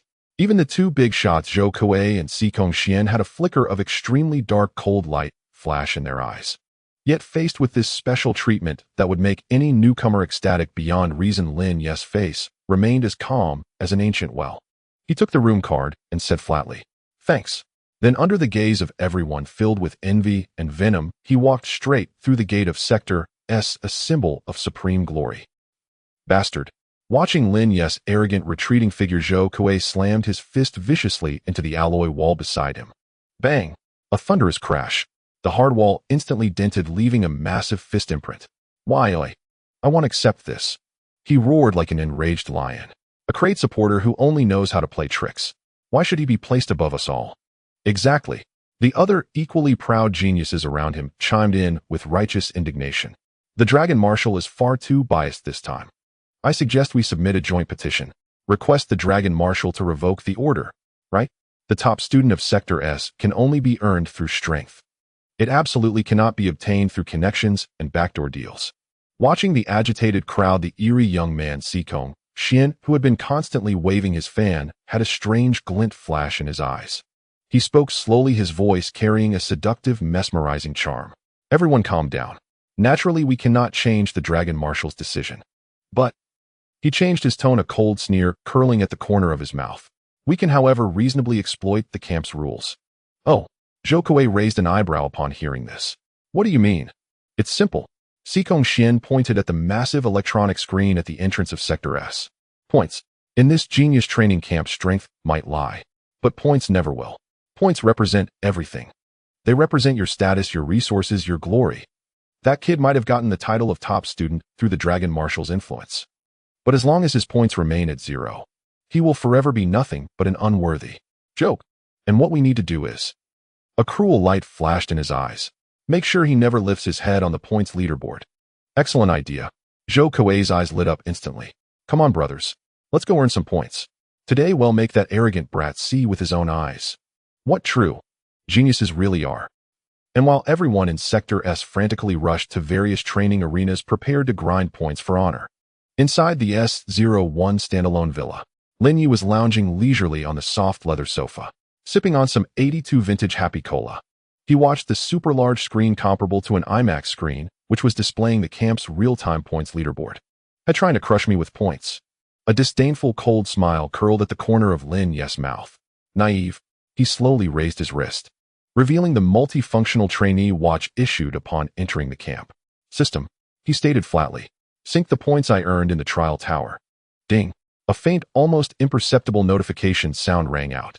The next second, the massive points leaderboard at the entrance of Sector S violently shuddered. Then under the horrified and incredulous gaze of everyone, a name that no one expected appeared at the very top of the leaderboard with the dominating presence of a sovereign, and the terrifying number representing points behind his name in an extremely brutal and unreasonable manner. Mercilessly trampled the 30,000 points that Zhou Kuei had painstakingly grinded all afternoon, which had been in first place underfoot. First place, Lin Ye. Points 108888. The entire genius training camp fell into absolute silence at this moment. All the geniuses who had just been frantically grinding points stood frozen, as if struck by a divine thunderbolt from the nine heavens. They stared blankly at the incredibly long, terrifying number. Their minds went completely blank. Oh, over 1 million. Zhou Kuei looked at the astronomical figure, which was one more zero than his own, feeling darkness close in before his eyes. He nearly spat out a mouthful of old blood on the spot. In the end, he couldn't hold it back. This? How the hell are we supposed to compete with this? Zhou Kuei stared at the astronomical number of points, feeling a sweetness in his throat as he violently spat out a mouthful of blood. Over 1 million. How the hell could anyone score that? Did this bastard hack the trial tower's system? I don't believe it. He wiped the blood from his lips, his eyes bloodshot like a mad gambler who had lost everything. Fake. This has to be fake. A crate support class scoring this high. The system must be glitched. Yet his roaring received no response from anyone. All the so-called prodigies present stood as if turned to stone by a petrification spell. Their mouths hung agape, eyes bulging wide as they stared blankly at the name that topped the leaderboard, a name imbued with a surreal magical quality. Their minds went completely blank. Lin Ye's almost miraculous achievement had utterly stunned them. As for the instigator of this storm, Lin Ye acted as if nothing had happened. He leisurely finished the last sip of his soda, then let out a satisfied burp. Over 1 million points, he murmured, nodding with satisfaction at the long string of numbers on his cadet watch. That should be enough for me to live it up here for a while. In the genius training camp, points were hard currency. They could be exchanged for equipment, pills, skill books, and even unknown private tutoring from Shrank instructors. In short, with enough points, you were a god here. First, he'll go exchange some stuff to re-equip the 4 undead generals. Lin Ye made up his mind. He stood up from the sofa, stretched, and prepared to head out to the points exchange center. However, the moment he opened the door of his villa, his brow furrowed deeply. The entrance to his luxurious standalone villa was completely surrounded by a large crowd of uninvited guests. At the forefront were 4 young men and women, each radiating a powerful aura. Their faces bore a uniform expression of arrogance and hostility. On their chests were the emblems of the 4 most powerful families in the capital, the Ice Phoenix of the Xiao family, the Arcane Eye of the Yang family, the Immovable Wisdom King of the Zhou family, and the Thousand Illusion Fox of the Xikong family. The direct descendants of the 4 great families of the capital had all gathered. Something on your minds? Lin Ye glanced at them and asked coolly, "Are you Lin Ye?" The speaker was a burly man bearing a striking resemblance to Zhou Kuei, whom Lin Ye had knocked unconscious with a single kick. He was Zhou Kuei's elder brother, the primary heir of the Zhou family in the capital, Zhou Long, and a rank peak indestructible body awakener. That's me. Lin Ye nodded. Good. Zhou Long let out a sinister laugh, cracking his fists that were as big as cauldrons, his voice booming like a bell. I don't care what dirty tricks you used to get to the top of the leaderboard. I came today to tell you one thing. I'm here to settle the score for my brother Zhou Kuei. If you don't kneel down and apologize to him today, he'll pound you into a pulp. Oh, Lin Ye laughed upon hearing this. Another one who likes to make people kneel. Seems like it's a tradition in your Zhou family. You're asking for death. Zhou Long roared in fury. A terrifying pressure from a rank peak powerhouse surged towards Lin Ye. However, before his aura could even reach Lin Ye, another colder and sharper sword intent shot up from the side. It instantly shredded his pressure to pieces. Zhou Long, what do you think you're doing? A cold-faced youth in white robes carrying a long sword on his back slowly stepped out from the crowd. His gaze like an unsheathed sword locked onto Zhou Long. Jian Wushuang of the Xia family. Zhou Long's pupils contracted sharply at the sight of the newcomer. Are you going to oppose me for this brat? He's not that brat. The cold-faced youth known as Jian Wushuang slowly shook his head. Then, under the shocked gaze of everyone present, he actually bowed slightly to Lin Ye. By the order of the young lady. I have come to pay respects to the young master. Boom. These 2 words struck like heavy bombs, exploding in the hearts of everyone present. Young master. Xiaqing Yu's young master. What the hell kind of divine plot twist is this? Even Lin Ye himself was stunned for a moment. Then a wry smile spread across his face. This Xia Qingwei really knew how to cause trouble for him. Jian Wushuang. What the hell are you babbling about? The first to react was Yang Fan, and a rank arcane mage who had always considered himself Xia Qingyu's fiancé. However, his face was now covered in bandages, and he was sitting in a floating wheelchair made of magic, looking utterly ridiculous. Qingyue is mine. When did that country bumpkin get a claim on her? He roared hysterically. Yang Fan, watch your tongue. Jian Wushuang's gaze instantly turned icy cold. The young lattice decisions are not for you to meddle with. You. All right, stop arguing. Just as the atmosphere was about to explode, a lazy and seductive laugh suddenly rang out. A bewitching woman clad in a purple qipao that accentuated her fiery figure slowly emerged from the crowd. Every smile and frown was filled with endless charm. She was the eldest daughter of the Sikong family, Sikong Yu, and a rank nine-tailed fox awakener. Little brother, I'm quite curious about you. She winked at Lin Ye, her voice dripping with honey. How about you come with me? I promise I'll take good care of you. Make you forget all your troubles. Watching this melodramatic farce unfold, Lin Ye felt a headache coming on. He finally understood. These so-called heirs of the four families weren't here to cause trouble today. They were here to test him, to stake their claims. Are you all done? Lin Ye asked, impatiently picking at his ear. If you're done, then all of you. A chilling glint flashed in his eyes. Get lost. What a... His words sent shockwaves through the crowd. Whether it was the domineering Zhou Long, the aloof Jian Wushuang, or the enchanting Sikong, Yue, disbelief was written all over their faces. This guy dared to provoke all four families at once. Was he insane? Kid, you've got guts. Zhou Long laughed in extreme anger. Today I want to see exactly what gives you the right to be so arrogant. With that, he wasted no more words. Like an enraged bull, he charged straight at Lin Ye. Indestructible body. A layer of dazzling golden light enveloped his entire body. It made him look like a wrathful deity descending from the heavens, filled with boundless majesty and oppressive force. However, faced with this terrifying attack that would make any rank powerhouse pale, Lin Ye didn't even bat an eye. He simply snapped his fingers. Corpse 3. Shut him up. Corpse 3, silence him. Lin Ye's calm, yet overwhelmingly domineering words struck the minds of everyone present like a divine thunderbolt from the nine heavens. Boom. As his voice faded, a terrifying figure wielding a massive flaming hammer towering over 2 meters tall and resembling a demonic god descending upon the mortal world materialized out of thin air. It landed steadily before Lin Ye. Roar! Corpse 3 lifted its head and let out a roar filled with brutality and disdain. A visible wave of dark red energy erupted from it in an instant. The blast sent all the arrogant geniuses present staggering and struggling to maintain their balance. This is that monster from the trial tower that day. Holy crap! What terrifying pressure! Is this really a summon? Gulp! Every face was etched with sheer terror and fear, and Zhou Long, who was directly facing this dreadful aura, looked as if he had seen a ghost. His unstoppable charge came to an abrupt halt. He stood frozen in place as if struck by a paralysis spell, not daring to move an inch. He stared blankly at the horrifying undead creature before him, whose mere presence made even breathing an arduous task. He felt his mind grinding to a halt. What kind of monster is this? He could clearly sense that the energy fluctuations emanating from this summon far surpassed his own, which was at the peak of a rank. It was even approaching rank. A Lord rank undead with a level possibly as high as 40. What kind of joke was this? Even if the Dragon Marshal himself were here, he might not be able to summon something like this right now. Lin Ye slowly stepped out from behind Corpse 3. He looked at the utterly petrified, indestructible body, and a cruel smile curled at the corner of his mouth. Still want me to kneel and apologize to your brother? No, I dare not. Zhou Long's lips trembled, and he looked on the verge of tears. He finally understood why his worthless brother had been kicked unconscious. If it were him, he probably wouldn't have fared any better. Good. Lin Ye nodded with satisfaction. It seems you're a bit smarter than your brother. He paid no further heed to the thoroughly terrified, muscle-bound brute. Instead, he slowly turned his gaze to the other scions of noble families present, who were also silent as mice. Anyone else who disagrees?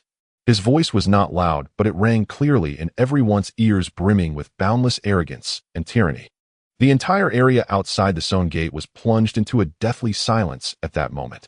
Whether it was the cold and aloof Jian Wushuang, the enchanting Sima Yue, or Yang Fan still shivering in his wheelchair, all the previously insufferable, chosen ones, were like ducks with their necks squeezed, heads bowed, not daring to utter a single word. Are you kidding? Even Zhou Long, the toughest fighter in the zone, had been scared out of his wits. If they stepped up, wouldn't they just be lambs to the slaughter? Heh.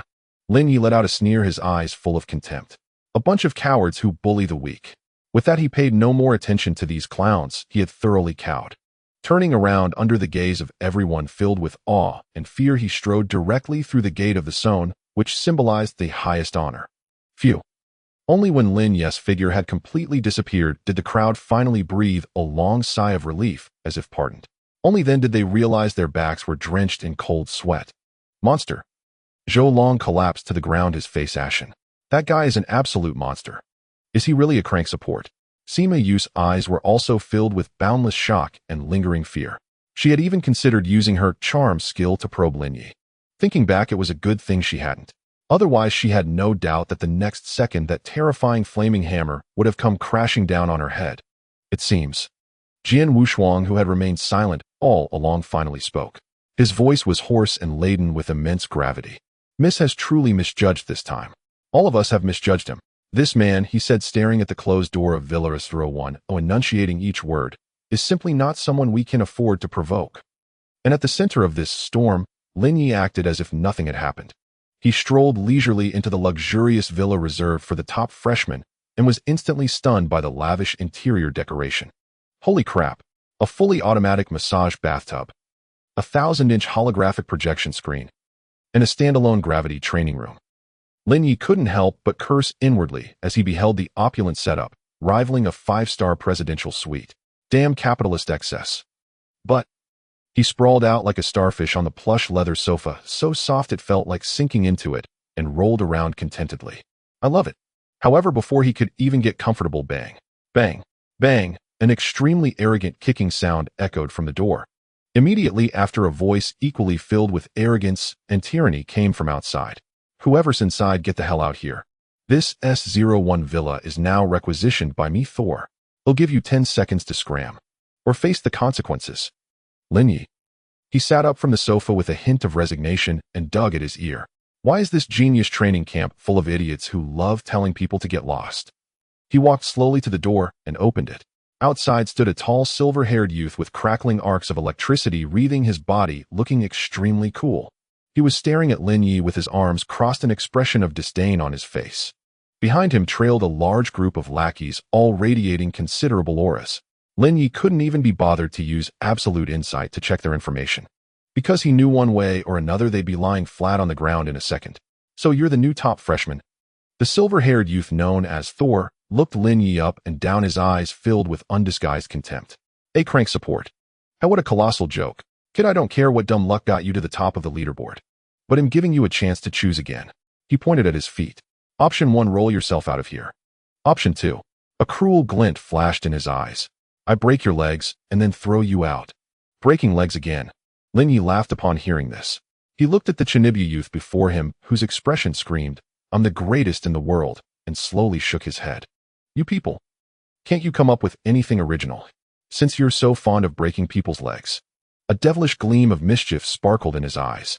Then let me give you a first-hand experience of what it feels like to have your legs broken. What did you say? Thor flew into a rage. You're asking for death. However, before he could make a move, a palm harder than steel silently appeared on his shoulder, gripping it like a vice. Then a gentle squeeze. Crack. A crisp, teeth-grinding sound of bone breaking rang out. Suddenly, a heart-wrenching, blood-curdling scream akin to the cries of a slaughtered pig shattered the originally peaceful afternoon in Area S. This scream seemed to emanate from the depths of hell, sending chills down one's spine. The source of the scream was none other than the previously arrogant and domineering Thunder God. At this moment, he had completely lost his former grandeur, rolling on the ground like a dying dog, clutching his utterly disfigured shoulder in agony. His body convulsed uncontrollably, each roll accompanied by a heart-rending wail. The arrogance and confidence that once adorned his face had long vanished, replaced by endless pain and disbelief. He widened his eyes, fixated on his shoulder, which had been rendered unrecognizable, seemingly unable to accept the reality unfolding before him. His mouth gaped wide open, yet no sound escaped, only the sound of his painful gasps echoed in the air. He could not comprehend why this was happening. How could someone as powerful and invincible as he be brought to his knees in an instant, and so severely injured at that? For him, this was nothing short of a nightmare, an eternal nightmare from which he could never awaken.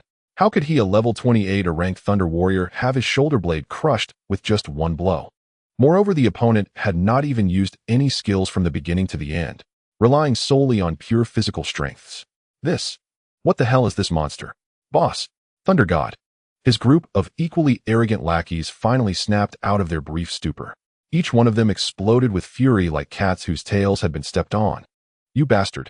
You're looking for death. Dare to touch our Thunder God. Brothers, attack. Take him down. Kill him.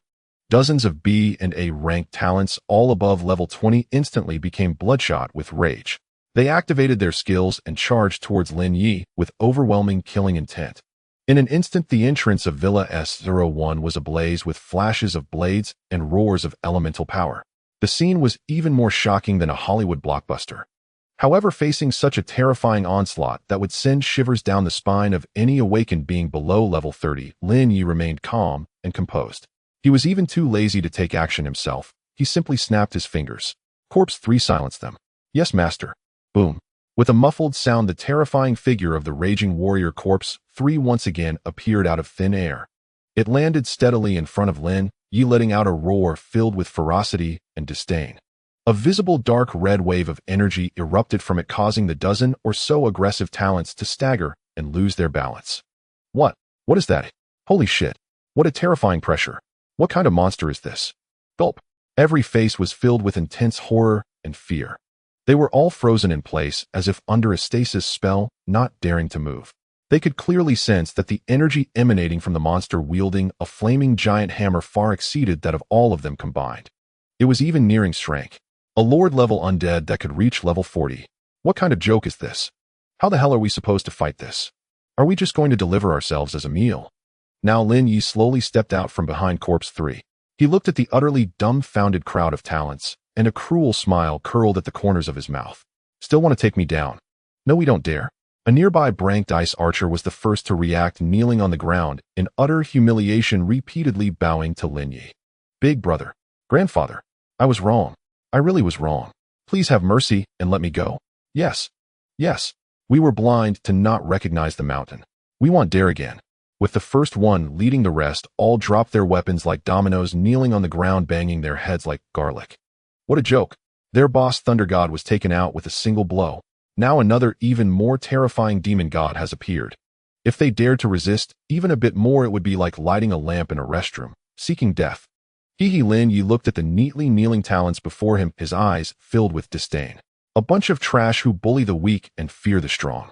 He couldn't be bothered to waste another word on these worthless fools who weren't even qualified to be his zombie materials. He slowly raised his head, directing his gaze towards the other S-District students who had been drawn here by the commotion, including the sullen Zhou Long and the contemplative Sikong Xian. Lin Ye's lips curled into a slight smile, and then he spoke in a voice loud enough for every talent present to hear, filled with endless arrogance and dominance. I know many of you are not convinced by me, thinking that as a cranked support, I don't deserve to live in this Villa S01 or to be the chief student. That's fine. He slowly extended a finger, pointing at the trembling trash kneeling on the ground, then gestured to the surrounding proud sons of heaven with grim expressions. I hereby declare that I, Lin Ye, accept all your challenges. From unknown duels to group battles, I don't mind. He slowly surveyed the surroundings, a glint of domineering pride flashing in his eyes. You can all come at me together. I'm in a hurry. You can all come at me together. I'm in a hurry. Lin Ye's words, brimming with boundless arrogance and dominance, struck like hydrogen bombs of immense power. In an instant, they detonated throughout the entire S-class trainee zone. Silence. A deathly silence. All those so-called prodigies who moments ago were brimming with indignation and eager for a spectacle now felt as if an invisible giant hand had clamped down on their throats. Their mouths hung agape, eyes wide and vacant, as they stared blankly at the youth standing by the villa entrance, his expression indifferent, as if he were commenting on some trivial matter. Their minds went completely blank. Arrogant. This was utterly goddamn arrogant. In all their time at this genius training camp, they had never encountered such an insolent person. A single person challenging everyone in the S-zone. Was he insane? Good. Zhou Long, the top dog of the S-zone, finally snapped out of his brief stupor. He laughed in extreme fury. Kid, I admit you're strong, but you're going too far in looking down on everyone in the S-zone. Today I'll show you what it truly means that there is always a sky beyond the sky and people beyond the people. Brothers. He whirled around, raising his arm to rally the equally outraged geniuses behind him. This guy is way too arrogant. If we don't teach him a lesson now, the face of our S-Zone, the face of all us geniuses, will be completely lost today because of him alone. Let's get him. That's right. Get him. What's a mere C-class support playing the big shot for? Let's all go together. I don't believe all of us together can't take him down. In an instant, the crowd was inflamed with passion.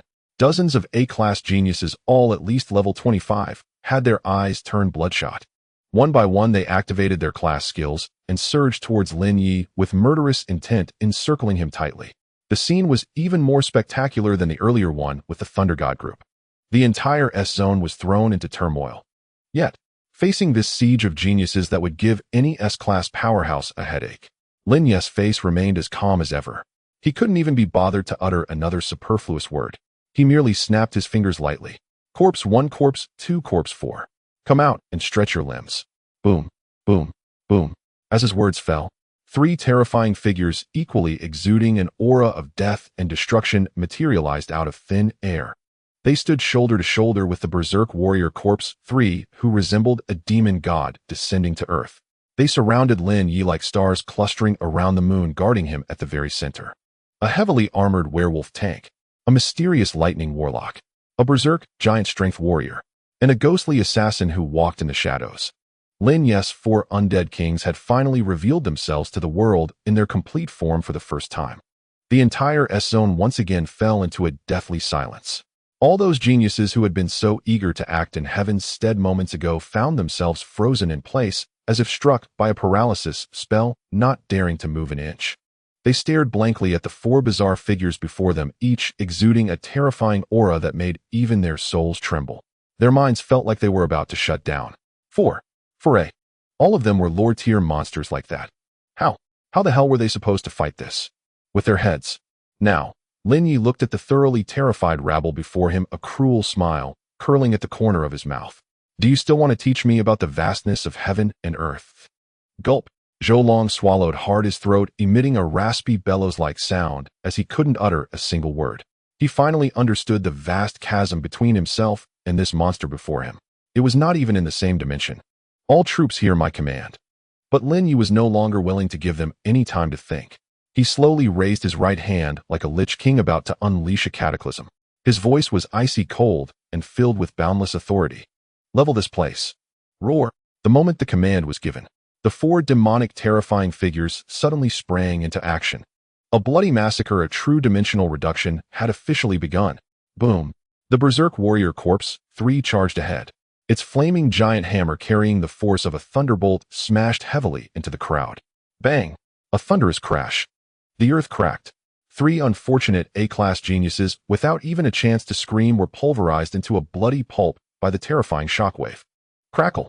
The lightning warlock Corpse 2 transformed into a merciless lightning artillery platform. A chain lightning filled with an aura of destruction descended from the heavens.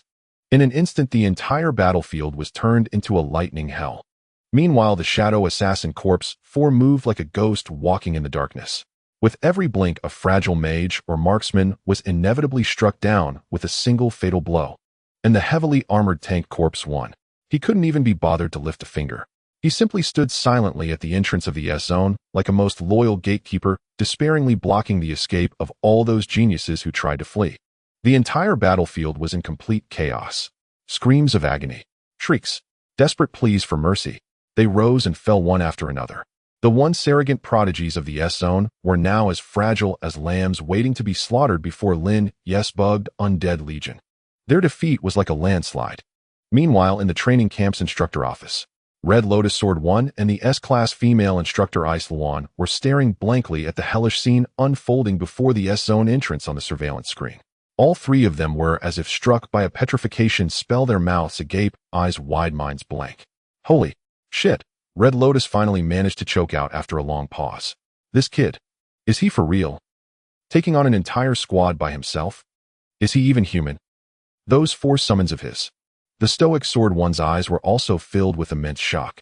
Any single one of them is a match for a top-tier S-Class genius. And now, he continued, he has 4 of them all by himself. This is outright cheating. Where the hell did old man Long Shui dig up such a monster from this time? Ice Luan's pretty face was deathly pale. She was now incredibly grateful. Grateful that she hadn't completely offended Lin Ye back then. Otherwise, she had no doubt.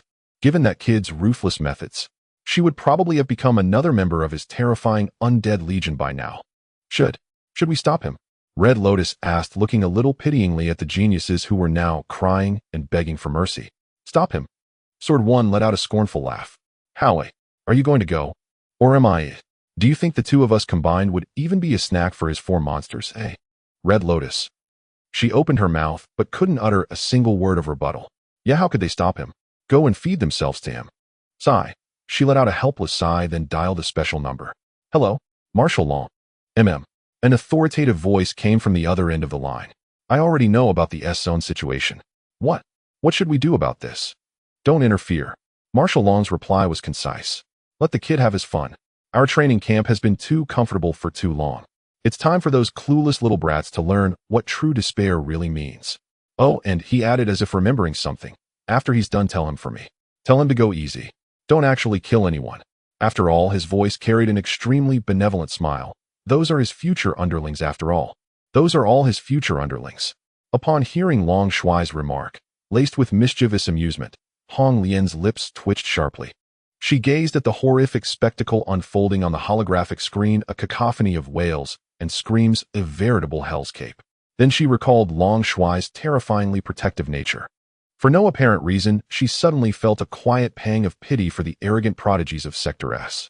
Why provoke anyone at all? And yet they had dared to challenge this utterly unreasonable demon sovereign. Well then, how does it feel now? Humiliated before the entire camp, pinned to the ground and rubbed in the dirt. How could they ever face others again? While Instructor Hong Lian was still silently mourning those pitiful geniuses, the one-sided slaughter at the entrance of Sector S finally drew to its grim conclusion. Thud.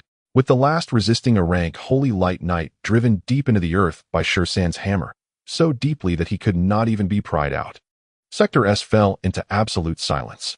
Only agonized groans rose and fell across the field, alongside severed limbs scattered across the blood-soaked ground.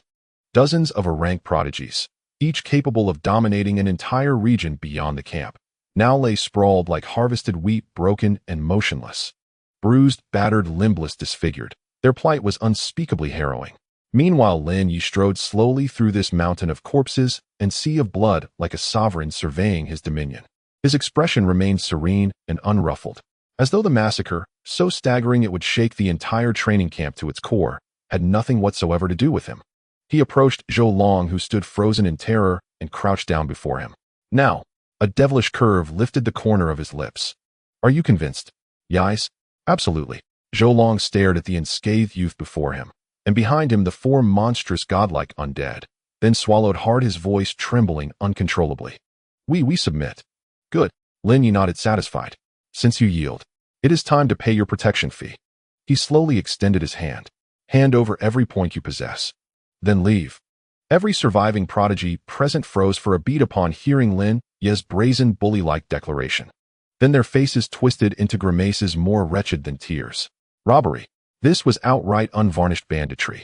Had they truly labored all afternoon to earn those points, only to surrender them without resistance? Moi. Lin Ye arched a faint questioning brow. Any objections? No. Zhou Long reacted first, immediately. Without hesitation, he fumbled out his cadet wristband and transferred every hard-earned point, over 10,000, to Lin Ye. After all, what was a few points compared to one's life? With this lead elder brother setting the precedent, no one else dared hesitate. One by one, they lined up obediently to surrender their blood and sweat earnings to this newly crowned sovereign of Sector S. In an instant, the dizzying cascade of points surging onto Lin Ye's wristband outshone even New Year firecrackers in frenetic brilliance. Far away in the instructor's office, Hong Lian and Jian Yi watched the holographic feed, the legendary collective tribute scene, frozen as if struck by petrification magic. Mouths agape, eyes bulging, minds utterly blank. What the hell? It took Hong Lian a long while to force those words from her throat. This kid is far too ruthless. He beats them senseless, then demands money. Is this some kind of bandit raid? His conduct, Jian Yi's cold lips twitched violently, appears to have gravely violated camp discipline. Shall we intervene? Hong Lian asked hesitantly, yet before she could decide, VVVVRR. An overwhelming aura of boundless authority descended once more from above. Long Shuai, his hair and beard snow white, materialized soundlessly behind them. Intervene. He gazed at the hologram where the youth stood collecting protection fees with unnerving amiability and smiled deeply approvingly. Why intervene? This training camp is a realm of survival of the fittest. Have strength, then stand tall and earn your wealth. Lack strength, then lie low and pay your dues. Isn't that perfectly logical? Hong Lian Jian. They stared speechless at Long Shuai's fiercely protective, almost grotesquely partisan, expression. Logical. Logical indeed. If you counted carving my people my protection onto one's forehead. Enough. Long Shuai waved dismissively, cutting off their silent protest. This matter no longer concerns you. You may withdraw. Remember what transpired today. Should a single word leak. A flash of lethal intent flickered in his eyes. You will face military justice. Yes, sir. Hong Lian and Jian Yi bowed deeply and retreated without delay. The vast office emptied instantly, leaving only Long Shuai alone. He stepped slowly toward the holographic screen. He watched the youth, now contentedly tallying his spoils after collecting every protection fee, with undisguised admiration and fervent intensity. Courageous, strategic, resourceful. Ruthless, decisive, never naive or sentimental. Excellent. Truly excellent. A rare talent destined for greatness. He murmured softly then, recalling something, his lips curled with playful intrigue. Slowly he raised his wrist. He dialed an exceptionally secure communication channel. Hey Fatso. It's me. A booming, hearty voice answered from the other end. Ha! Long Shuai. What a surprise, calling your old brother. Did you finally unearth another vintage bottle, eh? Plenty of wine awaits, Long Shuai replied with a smile. But today I'm calling about something else entirely. What is it? So mysterious. How's your prized disciple Chun Hao been lately? Ah, you mean Xiao Hao. The voice on the line swelled with pride. That boy's lucky. He recently awakened his Brank Stoneguard protector. Right now he's gallivanting around Beijing with his good friend Lin Ye. Oh, Lin Ye. A flash of knowing brilliance lit Long Shuai's eyes. Fatso, get here now. To the elite training camp. Huh, why come to your place? To meet someone. A profoundly enigmatic smile curved Long Shuai's lips. Someone who may just compel your prized disciple to willingly call him father. Holy crap. Holy crap. Holy crap. Inside the S01 standalone villa, Lin Ye stared at the seemingly endless string of points displayed on his trainee watch, his mind nearly bursting with ecstasy. 1,300,000. A full staggering 1,300,000 points. Just the points he had squeezed out of Zhou Long and his group of heavenly prodigies alone amounted to over 200,000. Coupled with the million-plus, record-breaking reward he had earned from clearing the trial tower earlier. It was safe to say he was now the undisputed richest man in the entire genius training camp. Jackpot! Jackpot! This is a massive bloody win. Lin Ye rolled back and forth excitedly on the soft plush leather sofa. With this fortune, this veritable astronomical sum, he could practically buy out the entire point exchange center. No, I need to calm down. Lin Ye took a few deep breaths, forcing his overexcited, slightly dizzy mind to settle. Money must be spent where it counts. He knew very well. His current core combat strength still lay with the 4 undead daddies under his command. So the top priority was to arm them to the teeth. Make them tougher, faster, stronger. Let's go. Lin Ye could no longer contain the excitement within him. He sprang up from the sofa with a nimble leap. Then in a whirlwind of haste he rushed toward the core area of the genius training camp, the Central Exchange Center. The Central Exchange Center. This was the busiest and most bustling place in the entire camp. All the trainees came here to exchange their hard-earned points for various cultivation resources they needed. The moment Lin Ye's figure appeared at the entrance of the exchange center, the entire hall, which had been buzzing with chatter, fell into a deathly silence. Everyone's movements seemed to freeze as if a pause button had been pressed. They all stared dumbfounded as if seeing a ghost at the young man who walked in with a calm, nonchalant expression. SSS. It's that big devil. My God, why is he here? Run, quick run. Don't let him target you, or else our points won't be safe. After a brief moment of dead silence, the entire hall erupted. All the geniuses who had been leisurely browsing just moments ago scattered like mice who had spotted a cat. One by one, pale-faced, they fled in panic, terrified that if they didn't run fast enough they would be robbed on the spot by that unreasonable bandit.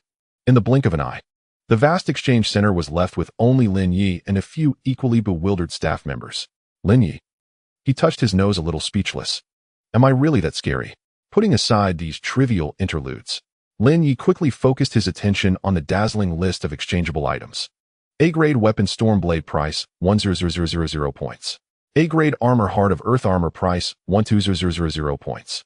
S-grade skill book Inferno Storm price, 5,000 points. Special item space, jump scroll price, 2,000 points. Good heavens. Lin Ye clicked his tongue looking at the exorbitantly priced items. The prices here are really sky high. But for him carrying a 1,000,000-point fortune, these were mere trifles. He went directly to the section dedicated to special materials and necromancy-type items. Then he activated his shopping spree mode. This A-grade material dragon's blood can greatly enhance the undead's strength and physique. Not bad, not bad. Give me 10 portions. This A-grade material shadow core can enhance the undead's stealth and burst capabilities. Good stuff. Give me 10 portions too. And this S-grade material Titan's heart fragment. Whoa, this thing can actually let the undead comprehend Titan's power and gain an unstoppable effect. Buy, must buy. For a time, the only sound in the entire exchange center was Lin Ye's bold tycoon-like voice. He'll take all of this. Wrap this up too. And that one. Yes, the most expensive one. Give me a dozen. Nearby, the staff members in charge of registration were all as if struck by a petrification spell. Their mouths agape, eyes wide as saucers, they stared blankly at the young man who was frantically swiping his card without batting an eye. Their minds went completely blank. In all their years working here, they had never seen such a straightforward and crude way of shopping. This wasn't buying things at all. This was stocking up. Half an hour later, Lin Ye looked contentedly at his drastically reduced point balance, a wildly extravagant smile spreading across his face. Awesome. Having money really means you can do whatever you want. This time he had practically swept the entire exchange center clean of all the good stuff suitable for his undead legion. He had bought dozens of A-grade rare materials alone, and even the hard-to-find S-grade material Titan's heart he had managed to snag 3 portions. Next, Lin Ye's eyes gleamed with unprecedented anticipation and fervor. It's time to witness a miracle. Without a moment's hesitation, he returned directly to his empty S01 villa, then initiated the epic large-scale upgrade of the Undead Legion. System: fuse all the dragon's blood and Titan's heart into Corpse 1 and Corpse 3. Fuse all the shadow cores into Corpse 4. As for the rest, feed all the junk materials to Corpse 2. Ding. Fusion in progress. Boom. Boom. Boom. Boom. For distinct, yet equally world-shaking waves of terrifying energy erupted instantaneously within the villa's courtyard. Lin Ye's 4 undead kings, fueled by a massive influx of resources, underwent another bone-deep, terrifying transformation. Meanwhile, in the head instructor's office at the highest point of the camp, Long Shui watched the 4 terrifying figures undergoing their frenzied evolution through a monitoring screen. His eyes, sharp as an eagle's, were filled with undisguised shock and elation. Good lad. A playful curve tugged at the corner of his mouth. You've really given me a huge surprise. He slowly turned to look at the burly, portly man standing nervously before him. He smiled. Fatty, it seems your precious disciple has run into some trouble. Trouble? The burly, middle-aged man whom Dragon Commander called Fatty was momentarily stunned upon hearing the Dragon Commander's words, dripping with malicious amusement. Then he laughed. It was a laugh of utmost simplicity and supreme confidence. Dragon Commander, you must be joking with me. He scratched his gleaming bald head and said in a deep voice, that son of mine, though not accomplished, has a turtle shell so tough that even I can't easily crack it. In this genius training camp, who could possibly cause him trouble? He was Chunhao's master, the Federation's foremost defense expert, the immovable Bastion Zhang Depang, a legendary figure who once single-handedly withstood and shrank Abyss Lord for 3 days and nights without a scratch. Hence, he had every reason to be confident. Is that so? The Dragon Commander's smile grew even more sardonic. He said no more. Silently, he called up all the combat footage of Lin Ye and his 4 undead fathers on the surveillance screen. Then he pressed play. Meanwhile, in the S01 standalone villa, the 4 terrifying energies brimming with world-ending force finally began to subside. Lin Ye's 4 undead heavenly kings, fueled by a frenzy of vast resources, had completed their second transcendent evolution since their creation. Roar! A dragon's cry filled with boundless majesty and dominance erupted from the mouths of Corpse 1 and Corpse 3. Their already imposing bodies expanded once more. Upon their rock-hard skin, dense metallic scales began to sprout, gleaming with a metallic luster. Their heads grew more ferocious, resembling legendary dragons. Even a thick dragon tail covered in sinister bone spikes emerged from behind them. Dragon's blood had successfully awakened the primal beast genes within them. It marked their crucial first step toward becoming legendary dragon descendants. As for Corpse 4, the Shadow Death Knight, its transformation was even stranger. Its form became increasingly ethereal, as if ready to merge into the surrounding darkness. Only its eyes burning with pure darkness betrayed its existence. Vast quantities of shadow cores had evolved its absolute stealth trait into the even more formidable eternal concealment. As long as it harbored no killing intent, even Enstrength Powerhouse would be unable to detect its presence. As for Corpse 2, the Thunderstorm Warlock, its change was the least dramatic, but also the most practical. After devouring a mountain of miscellaneous junk materials, it had somehow unlocked an entirely new talent tree, Elemental Mastery. Now it could not only control lightning, but even unleash basic frost and flame spells. Though their power was limited, they greatly enriched its tactical options, transforming it from a pure lightning mage into a veritable triple-threat archmage. Not bad, not bad. Lin Ye looked at his 4 precious treasures, each more bizarre than the last, and nodded in satisfaction. Finally, they're starting to look like a proper calamity. Yet he still felt something was missing, still lacking something. He stroked his chin, a glimmer of contemplation in his eyes. His undead troop now seemed perfect. Warrior, mage, assassin, tank, all present. But ultimately it lacked a pure MT like Fatty Chun Hao who could truly stand at the front and absorb all damage. Corpse 1 could tank. But after fusing with dragon's blood, it had begun evolving toward a dragon-blooded war god. Its aggression was too strong. It wasn't suited to be a pure punching bag. Looks like I need to get a real turtle shell after all, Lin Ye murmured to himself. He opened his exchange list to see if there were any suitable materials. Just then he recalled that he had casually bought a junk material at the exchange center which he had been neglecting in a corner. With a thought, a pale yellow crystal resembling a massive piece of amber appeared in his hand. Shrank material, sealed heart of the earth bear, damage description, a special crystal sealing part of the soul of the ancient beast earth bear. It appears to have lost most of its energy. Price 1,000 points. Classified as waste material due to severe energy loss. Earth bear. Lin Ye's eyes lit up instantly. This was a legendary ancient beast renowned for its absolute defense.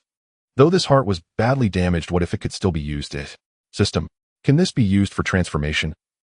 Ding. Detected special material, sealed heart of the earth bear. It contains extremely pure earth and guardian energy. But 99% of its energy has been lost, making direct transformation impossible. However, the host can consume 100 soul fragments to forcibly activate its last vestige of primal essence. Then, with a large quantity of earth-type demon corpses for flesh sacrifice, there is a small chance to recreate a special undead possessing some of the earth bear's abilities. 10,000 soul fragments. Lin Ye glanced at his balance, which had just dwindled to less than 20,000 after spending, and his mouth twitched violently. The cost was enormous, and it was only a small chance. If it failed, he would lose everything. Let's do it. Yet Lin Ye hesitated for less than a second before gritting his teeth. Gambling. What was 10,000 soul fragments? If he lost them, he could just snatch, no earn them back. Without hesitation, he dumped all the earth-type demon corpses he had accumulated from various dungeons like rocky porcupines and pangolin beasts, piling them into a small mountain in the courtyard. System. Activate. Sacrifice. Ding. Consumed 10000 soul fragments. Primal essence activated. Flesh sacrifice commencing. Boom. The pale yellow crystal instantly erupted with an unprecedented dazzling radiance. A thick ancient aura filled with boundless guardianship surged into the sky. The mountain of demon corpses instantly transformed into a torrent of pure flesh and blood madly pouring into the crystal. The entire S01 villa shook violently. It was as if some terrifying prehistoric beast was about to awaken from its slumber.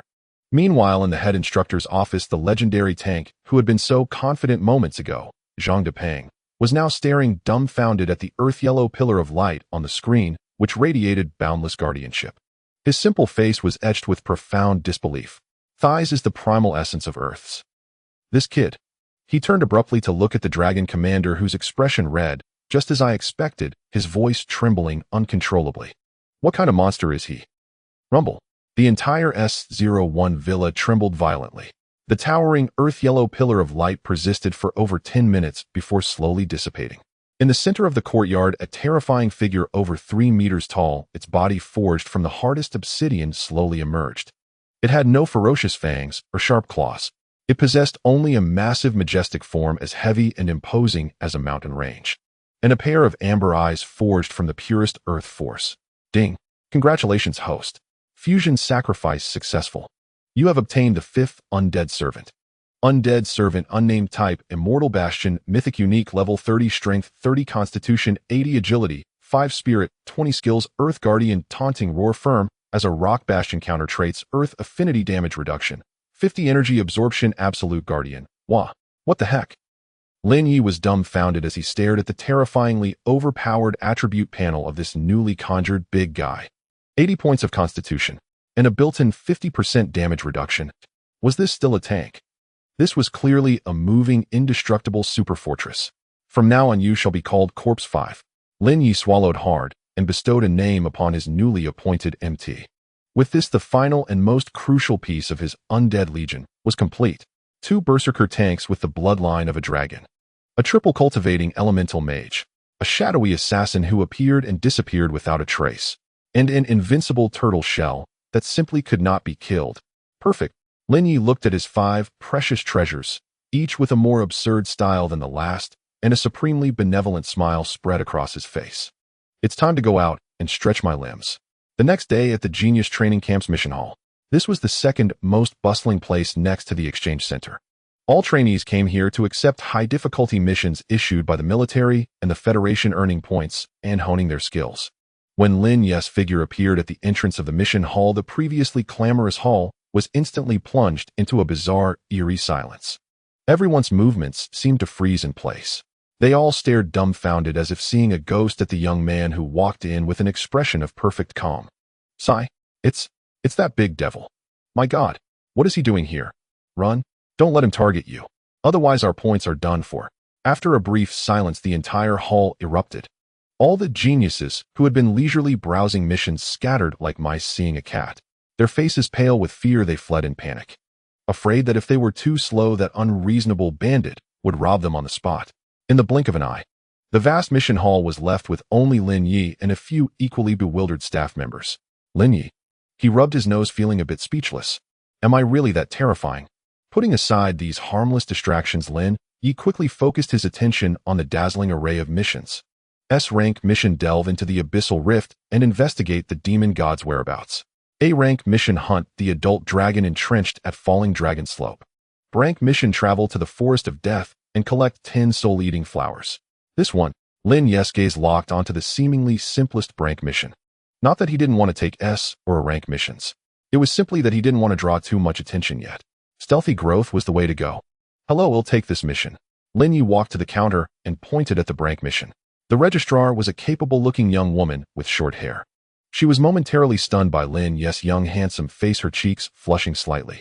But her expression changed instantly when she saw the mission he wanted to take. Wait. She quickly tried to stop him. Classmate, you must be new here, right? I strongly suggest you pick a different mission. The short-haired girl advised earnestly. This Forest of Death mission, though only B rank, has the highest mortality rate among all B-rank missions. It's even more dangerous than many A-rank missions.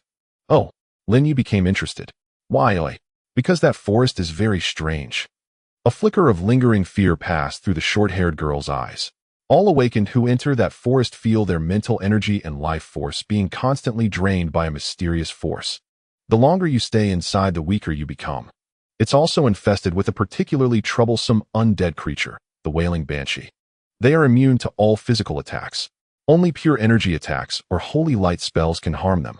And the worst part is, her voice trembled. They possess a terrifying mental attack, soul-reaping shriek. If hit, the least you'll suffer is insanity. The worst is instant death of the soul. Last month, even the top A-rank teams led by Zhou Kuei and Sikong Xian nearly met their doom when they went in together. So, she looked at Lin Ye with genuine sincerity, advising him. Going in alone is far too dangerous. I see. Lin Ye nodded.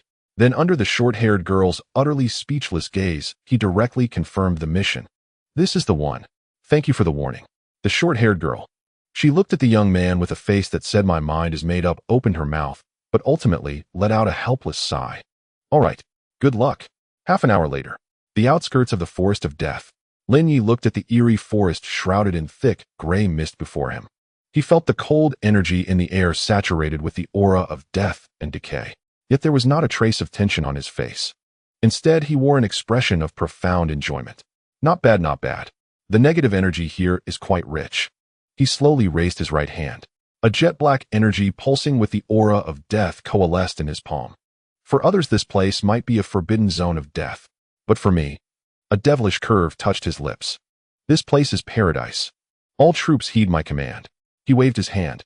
Boom, boom, boom, boom, boom. 5 terrifying figures like demon gods materialized out of thin air. They surrounded him like stars encircling the moon, guarding him at the very center. First team mission. A chilling glint flashed in his eyes. Begin. Rustle, rustle. Within the deathly silent forest, the only sound was the faint crunch of footsteps treading upon withered branches and decayed leaves. A gray mist shrouded the surroundings. Visibility was extremely low. The air was thick with an unsettling aura of cold and decay. Yi. Fatty Chun Hao tightened his grip on the tower shield, following Lin Ye with a nervous whisper. Thigh's place is way too eerie, isn't it? I feel my stamina draining several times faster than usual. Normal, Lin Ye said flatly, his expression utterly relaxed. In fact, there was even a hint of enjoyment on his face. The negative energy here might be a lethal poison for an ordinary awakener like Fatty. But for him and his undead legion, it was the most nourishing tonic. He could even sense his 5 undead daddies eagerly absorbing the surrounding death aura, slowly replenishing their energy. Everyone stay alert. Just then a crisp, pleasant female voice came from the front of the group. This mist can cloud your mind. Don't fall behind. The speaker was Xia Qingwei. Ever since Lin Ye had thoroughly humiliated her last time, this strength prodigy had completely accepted her fate. She obediently served as a reserve member of the Dawn Squad. The moment she heard Lin Ye was going to challenge the Forest of Death, which even her ranked teams dreaded, she followed without a second thought, claiming it was to share the captain's burden. In truth, she wanted to see with her own eyes just how many hidden cards this mysterious man still held. Don't worry, sis, coughed classmate Xia.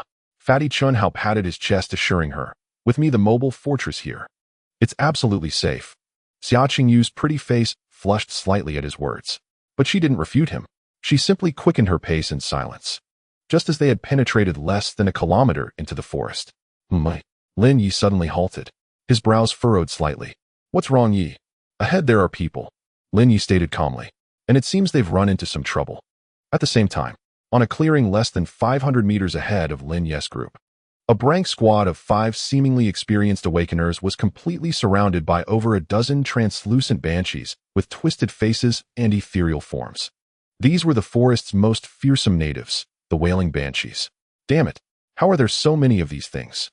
The leader, a burly man wielding a massive axe, stared at the banshees, emitting silent shrieks, his face contorted with fury. He was the squad leader, Brank Berserker Wang Hu. Captain, no good. My holy light bullets are almost gone. The only support class in the team, a holy light priest, shouted in panic. He was the only one who could effectively damage these ghosts. Once he ran out of mana, they were all doomed. Hold on a little longer. Wang Hu gritted his teeth and roared. I've already sent out a distress signal. As long as we can hold out until rescue arrives. Screech. Before he could finish, a psychic shriek sharper and more terrifying than any before exploded in everyone's mind. The holy light priest, whose mental energy was nearly depleted, barely managed to scream before his eyes rolled back, foam spilling from his mouth as he collapsed into unconsciousness. We're finished. Wang Hu watched as their only damage dealer fell, a flicker of utter despair flashing in his eyes. The dozen or so wailing banshees, like sharks drawn to blood, let out silent, sinister grins as they drifted slowly toward the 5 who had lost all ability to resist. At that critical moment, boom, a deafening, earth-shattering roar erupted from the edge of the battlefield. A demonic figure wielding a massive flaming hammer and towering over 2 meters tall crashed into the banshee swarm like a meteor falling from the sky. Crash! The ground cracked. A violent shockwave laced with the ultimate yang and blazing flame energy instantly blasted the dozen wailing banshees away. Screech! The banshees let out terrified shrieks. They couldn't understand. Why did this monster, which reeked of death, erupt with such terrifying power that was their bane? Thighs. Wang Hu stared blankly at the fearsome figure before him, which seemed like a god descending to earth, feeling his mind grind to a halt. But even more shocking was yet to come. Crackle, crackle. A chain lightning brimming with destructive energy descended from the sky. In an instant it reduced the few blasted banshees to ash. Whoosh, whoosh, whoosh. 3 arrows wreathed in shadow and venom streaked, like black lightning precisely reaping the remaining survivors. In less than 10 seconds, the dozen terrifying wailing banshees that had cornered them were wiped out by this sudden monster legion. The entire battlefield fell into a deathly silence. Wang Hu and his surviving teammates, as if struck by a petrification spell, stood with jaws dropped and eyes wide, staring blankly at the four demonic fearsome figures. Their minds were a complete blank. Just then a slightly delicate-looking youth stepped out from behind the four demons. He looked at the utterly dumbfounded bystanders and scratched his head a little sheepishly. Sorry to bother you. Excuse me. Do you know where the soul-eating flower spawns? Soul-eating flower. Wang Hu the Brank Berserker was utterly dumbfounded upon hearing Lin Ye's question, which reeked of a novice aura. He stared blankly at the harmless-looking delicate youth before him. Then he glanced at the four terrifying summons behind him, which resembled demon gods. He felt his brain was about to crash. What in the world was this bizarre combination? A rookie who looked like he couldn't even find his way around. Yet he could summon four terrifying bodyguards comparable to a rank experts. Was this reasonable? Ahem. Wang Hu swallowed hard and struggled to his feet. He cupped his hands respectfully towards Lin Ye. Brother, thank you for saving my life. My name is Wang Hu, leader of the mighty Tiger Mercenary Corps. I know where the soul-eating flower is. It's deep within this forest in a cursed swamp. However, a look of lingering fear appeared on his face. That place is extremely dangerous. Not only are there hundreds of wailing banshees dwelling there, but there's even a Lord-tier boss at level 30, the Banshee Queen. Last time we tried our luck there, but before we even got close the patrols beat us to a pulp. So, he looked at Lin Ye with sincere persuasion. Brother, take my advice. That place is truly not somewhere we can go. Unless we can invite in Shrank Powerhouse. Otherwise, no matter how many go, they're just walking to their deaths.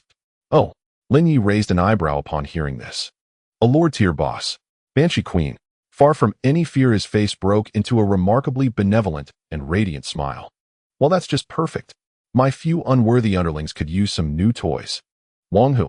Looking at Lin Ye's eyes filled with longing, he inexplicably felt a pang of pity for the Banshee Queen he had never met.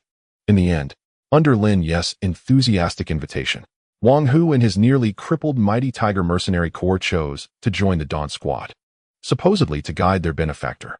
In reality, they wanted to latch onto a powerful backer. No kidding.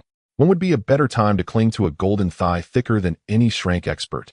And during the ensuing journey, they finally witnessed with their own eyes what it truly meant to be led by a master. What true terror meant. Corpse 1 charge 30 degrees to the left front. Ram that old tree that looks nearly dead. Lin Ye, walking in the very center of the group, looked at the seemingly peaceful forest ahead and suddenly issued a command that left Wang Hu and the others utterly bewildered. Wang Hu was taken aback and asked instinctively, Brother, is there something over there? Lin Ye did not answer him. But the heavy tank Corpse 1 had already roared into action. Boom. A thunderous crash. The massive dead tree, which would take 2 people to encircle, was instantly shattered into flying splinters. Screech. A shrill cry filled with terror and fury suddenly erupted from the shattered trunk. Immediately after, 7 or 8 wailing banshees hidden within scattered like a startled swarm of bees. Holy crap! An ambush! Wang Hu stared at the suddenly appearing banshee swarm, breaking out in a cold sweat from sheer shock. If they had walked past without any precautions, the consequences would have been unimaginable. However, would Lin Ye give them a chance to escape? Corpse 2 thundercloud cover. Corpse 4 take out the fastest one at 3 o'clock. Corpse 3 the rest are yours. Finish them with one hammer. Lin Ye's voice remained as calm as ever, yet filled with an undeniable authority.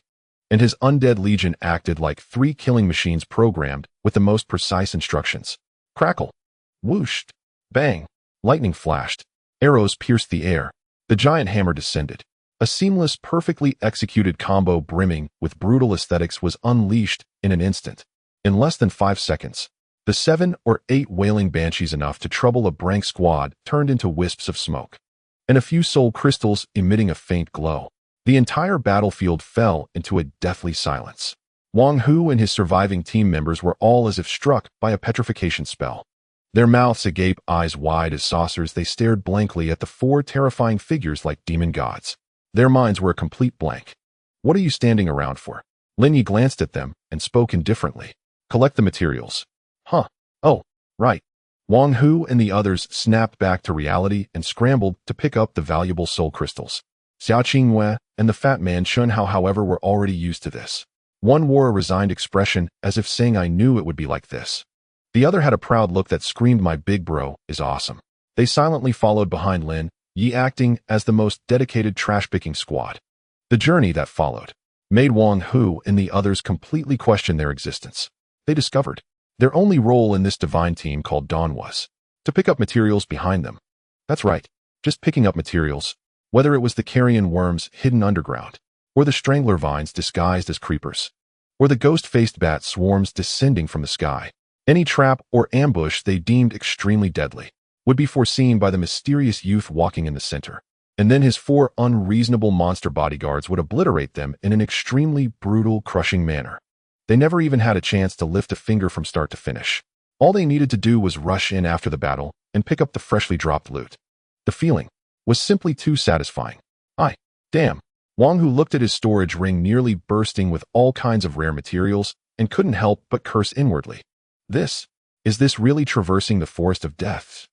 It's like strolling through your own backyard. This youth named Lin Ye. He stared at the mysterious back that hadn't moved an inch the entire time, his eyes filled with boundless awe and fervor. What kind of monster is he? His commands. They are simply godlike. Just as Wang Hu was still stunned and speechless by Lin Ye's seemingly miraculous command art, Lin Ye, walking at the front, suddenly stopped. He slowly raised his head and looked ahead at the terrifying swamp shrouded in a thick, almost tangible black mist. A cold, sharp glint flashed in his eyes. All right, the warm-up is over.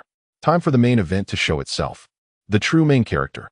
Level Berserker Wang Hu was taken aback upon hearing Lin Ye's words, which were filled with murderous intent. He followed Lin Ye's gaze towards a terrifying swamp shrouded in thick black mist. Just a glance sent chills down his spine. There above the pitch-black swamp hovered hundreds of semi-transparent figures. They were the wailing female demons. And at the very center of that horde of female demons, a terrifying queen over 3 meters tall, clad in a magnificent gown made of countless wailing souls, wearing a crown of pale bones, was quietly floating there. She is the sole ruler of this forest of death. Level 30, a Lord-class boss, Queen of the Wailing Demons. Hiss. Wang Hu and his surviving teammates involuntarily gasped in fright at the horrific scene, akin to a night of 100 ghosts. The color drained from their faces instantly. Too many. There must be at least 300 of them. And that Queen of the Wailing Demons, my goodness. This aura is just too terrifying.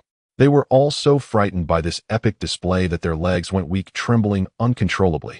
However, Lin Ye still wore a calm expression on his face. His gaze didn't linger on the ordinary wailing female demons for even a second. He simply observed the lofty Queen of the Wailing Demons. Then he slightly furrowed his brows.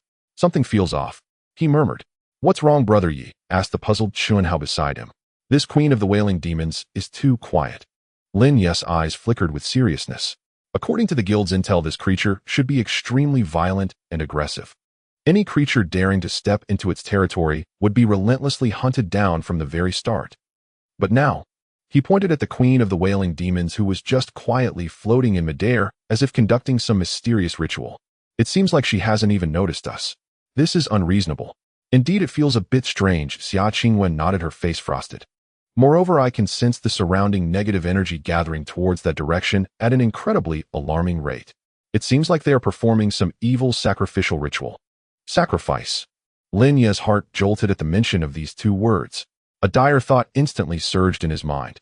Without hesitation, he activated his absolute insight, the ultimate cheat, and fixed his gaze firmly on the Queen of the Wailing Demons, who was in the midst of the mysterious ritual.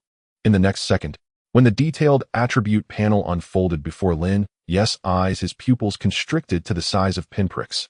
Monster Abyss Eroded Queen of the Wailing Demons, Lord Elite, level 31 status, sacrificing, cannot be interrupted, Abyss Frenzy, all attributes increased by 20, soul locked skills, weakness, background, a powerful native undead lord.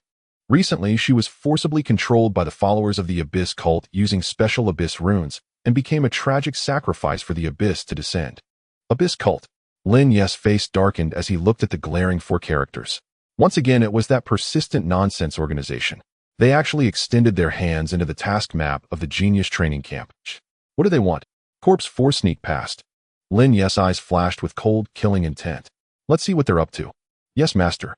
Shadow Reaper Corpse 4 flickered for a moment and instantly transformed into a dark shadow that was invisible to the naked eye, silently merging into the endless darkness. A few minutes later, at the edge of the swamp, corpse 4 gradually emerged from the shadow of a withered tree. He looked up towards the center of the swamp. They're surrounded by hundreds of wailing female demons, and the queen of the wailing demons stood a black altar constructed from countless grim, white bones exuding an aura of evil and foreboding. And at the center of the altar, a mysterious figure robed in black, wearing a bronze mask, was raising both hands and chanting incantations. Chanting some ancient spell filled with blasphemy and madness. As he chanted, the hundreds of wailing female demons began to transform into the purest form of soul energy. They surged madly into the altar, and the black altar, after absorbing a vast amount of soul energy, began to emit blinding crimson light. A terrifying aura capable of making heaven and earth change color was slowly awakening from the depths of the altar. What is this? Corpse 4 transmitted the horrifying scene filled with the aura of evil cult back to Lin Ye through their soul link. They are summoning. Lin Ye's face instantly turned extremely grim. He had no doubt that once this damned sacrificial ritual was completed, the creature that crawled out from that altar would undoubtedly bring them a tremendous surprise. We cannot wait any longer. A hint of insanity flashed in Lin Ye's eyes. We must stop them. But Brother Ye, Chun Hao said anxiously, that queen of the wailing demons is still blocking the way. Moreover, it is in an uninterruptible state. Then let's first take down that blind guardian. A terrifying glint flashed in Lin Ye's eyes. Uninterruptible. I want to see whether its status is stronger, or my undead team fists are stronger. All troops heed my command. He suddenly waved his hand. His voice was cold, yet filled with boundless dominance. Crush them for me. All troops heed my command. He suddenly waved his hand. His voice was cold, yet filled with boundless dominance. Crush them for me. Crush them. In Lin Ye's voice, saturated with boundless killing intent, struck the battlefield like a divine thunderclap from the ninth heaven. Roar. And at the instant the command was issued, the 3 close combat titans, Corpse 1, Corpse 3, and Corpse 5, let out earth-shaking roars and charged headlong into the wailing harpy formation, a so-called wall of bronze. The spectacle resembled 3 runaway heavy tanks plowing through a cluster of unarmed kindergartners. In boom. Corpse 3, that berserk war machine, surged forward first. Its colossal hammer wreathed in searing flame descended with the force of a thunderbolt upon the harpy ranks. Crack, not deafening explosion echoed across the land, and the earth splintered. In furious flames fused with the Titan's supreme yang force instantly vaporized over a dozen harpies standing at the vanguard. Meanwhile, Corpse 1 and Corpse 5 proved even more ruthless. None activated shield wall, transforming itself into an unbreachable bastion of steel, ripping a colossal fissure through the harpies' formation. The other unleashed, taunting roar, drawing every nearby harpy inexorably toward its own armored turtle-shell-like body. Gee! And the harpies shrieked in terror. Their soul-shattering assault, powerful enough to make a grade B cultivator blanch, struck these 3 physically immune monstrosities only to spark dazzling bursts of light, and not a single blow landed. And as the front line dissolved into utter chaos, Lin Ye's rear artillery finally opened fire. In Corpse 2, Corpse 4, engage targets at will. In shatter them utterly. In as you command, master. In crackle pop. And ZZZT. ZZZ. A cascade of lightning chains, saturated with annihilation, descended from the heavens, transforming the entire battlefield into a purgatory of roaring thunder and crackling electricity. Meanwhile, Corpse 4's poison-drenched shadow phantom, piercing arrows sliced through the air like scythes wielded by Death himself, hunting down every straggler attempting stealthy ambushes. Chaos consumed the battlefield entirely, in wails of agony, in shrill screams, in desperate heartrending cries, in rising and falling in relentless waves. In that harpy legion, hundreds strong, capable of annihilating an elite grade A squad, collapsed like brittle porcelain before Lin Ye's undead legion, a force so impossibly overpowered it defied logic. In defeat came swift and absolute. Upon the altar, the mysterious high priest, robed in black, face concealed behind a bronze mask, stood frozen, witnessing this cataclysmic spectacle as if gazing upon the apocalypse itself.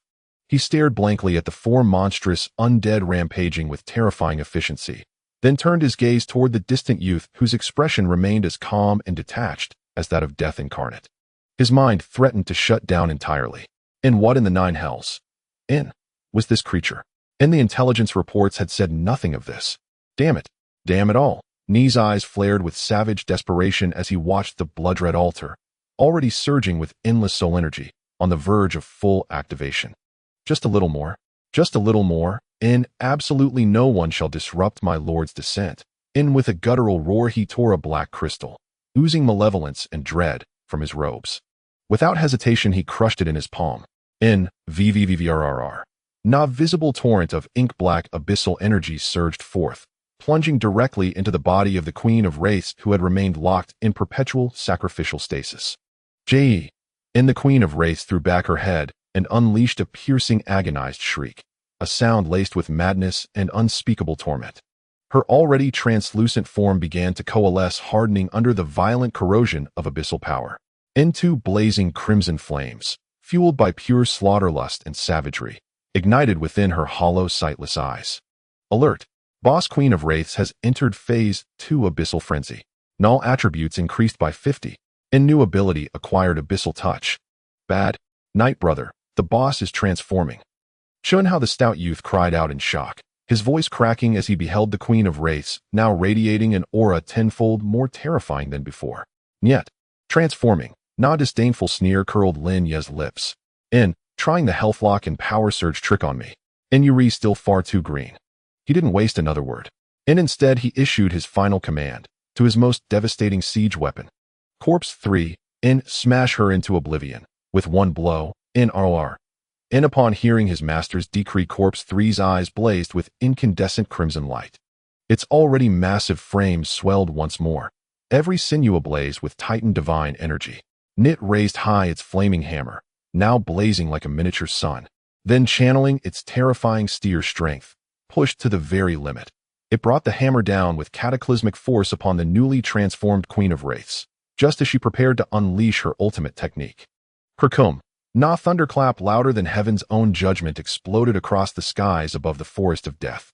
A shockwave of raw devastation erupted outward like a tidal wave, and the entire black marsh sank inward, collapsing into a colossal crater carved by sheer impact. And that arrogant lord-tier boss, the Queen of Wraiths, did not even have time to scream. She was pulverized, hammer body and the unyielding ground beneath her, reduced to dust in a single world-shattering strike. An instant kill. Another clean, flawless execution. In that moment the world fell utterly silent, and even the high priest, still frozen mid-ritual atop the altar, stared as if confronted by a specter from beyond the grave. He gaped at the Queen of Wraiths obliterated in a single blow, his face hidden behind bronze twisted in disbelief. No, impossible. And he whispered hoarsely. She was a lord-tier boss, enhanced by abyssal power itself. How could she? Nothing is impossible. Voice, cold as the whisper of death himself, slithered softly into his ear. For you have angered someone you cannot possibly comprehend. In what? Ni's heart lurched violently. He whirled around in sheer terror. There, filling his pupils, loomed a grotesque phantom visage, pure devouring darkness burning with infernal hunger. Nit was Shadow Assassin Corpse 4. SHHK. Soft wet sound, the quiet kiss of steel parting flesh. And the high priest slowly lowered his gaze, staring blankly at his own chest, where a pitch-black dagger had pierced his heart without warning. His eyes brimmed with incomprehension and bitter, unrelenting regret. And until his final breath, he could not fathom how a proud Grade B Abyssal High Priest, level 35, could meet such a humiliating silent end. An alert. Your undead servant Corpse 4 has slain Grade B Boss Abyssal High Priest. 2,000 experience points. And 800 soul fragments. Acquired special items Abyssal Church Insignia 1A Black Market Pass 1. Black Market. Lin Ye regarded the freshly acquired trophy with faint surprise. Then a subtle knowing curve touched his lips. An unexpected boon indeed. He strode calmly toward the blood-red altar, its energy fading rapidly now that its source had been severed, and gazed upon the obsidian shard pulsing with eerie resonance at its center. A sardonic smile flickered across his face. The Abyssal Church. A flash of chilling lethal intent ignited in his eyes. It seems our game, Na's only just begun. Black Market Pass. Lin Ye toyed with the black token in his hand, forged from an unknown metal, its icy touch etched with a grotesque skull emblem. A flicker of curiosity gleamed in his eyes. He had long heard of the hidden underworld lurking beneath the Federation's glamorous order. There no laws reigned, no rules bound. Only the primal law of the jungle prevailed, and the purest exchange of interests. That place was the Black Market, a lawless land where anything one desired could be purchased, be it forbidden knowledge strictly banned by the Federation, or mysterious treasures unearthed from ancient ruins. Even living, breathing humans, as long as one could afford the price. Interesting. A playful smirk curled at the corner of Lin Ye's lips.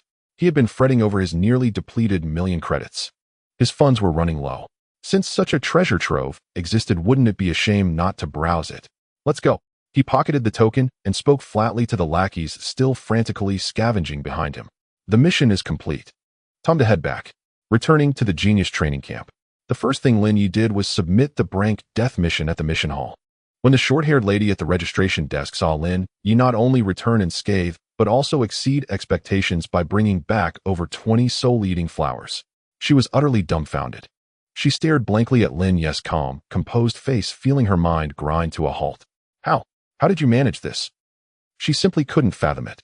That death zone, which had wiped out an entire rank squad, had been single-handedly conquered by this seemingly harmless newcomer. Was he even human? Just lucky. Lin Ye shrugged and brushed it off casually. Then under the awestruck and fervent gaze of the lady, he turned and strode away gracefully, shrouding himself in anonymity. Back at the S01 standalone villa, Lin Ye politely declined the enthusiastic invitation from Fatty and Xia Qingyue to grab a meal together. He locked himself alone in his room. He was about to explore the legendary underworld. He took out the Black Skull token and, following the system's prompts, infused a strand of his spiritual energy into it. Buzz! The token trembled violently. A surge of icy spatial energy brimming with chaos and malevolence instantly enveloped Lin Ye's body. The next second, Lin Ye's figure vanished from the spot. When he opened his eyes again, a pungent odor of sulfur blood and various unknown chemicals assaulted his senses. Before him lay a dim, sprawling underground city steeped in a waste-punk aesthetic. The city had no sky, only a bizarre dome formed by countless giant luminescent mushrooms and energy conduits. Beneath the dome sprawled a city of sin more chaotic and frenzied than Jiang City. Grotesquely modified humans, cultists radiating an ominous aura, even half-monstrous beings with non-human features. All sorts of freaks and monsters, unseen in the surface world, were ubiquitous here. Their eyes were filled with vigilance and greed. Like a pack of hyenas lurking in the shadows ready to pounce on prey. This was the side of the capital, the largest underground black market in the entire Federation. The City of No Light. Interesting. Lin Ye gazed at this city of sin steeped in an aura of chaotic evil, his face showing no trace of tension. Instead, a look of intense, almost ecstatic excitement emerged. Because he knew, only in a place like this, without rules or constraints, could his terrifying ability as an undead decision maker be unleashed to its fullest. First, find a place to exchange some money. Lin Ye pulled down the hood of his cloak, concealing his form beneath a voluminous black mantle.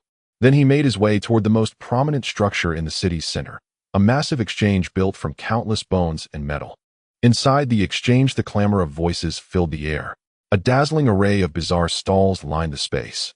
Freshly unearthed ancient magic scrolls. Genuine or tenfold refund. Take a look. Fresh mermaid slaves.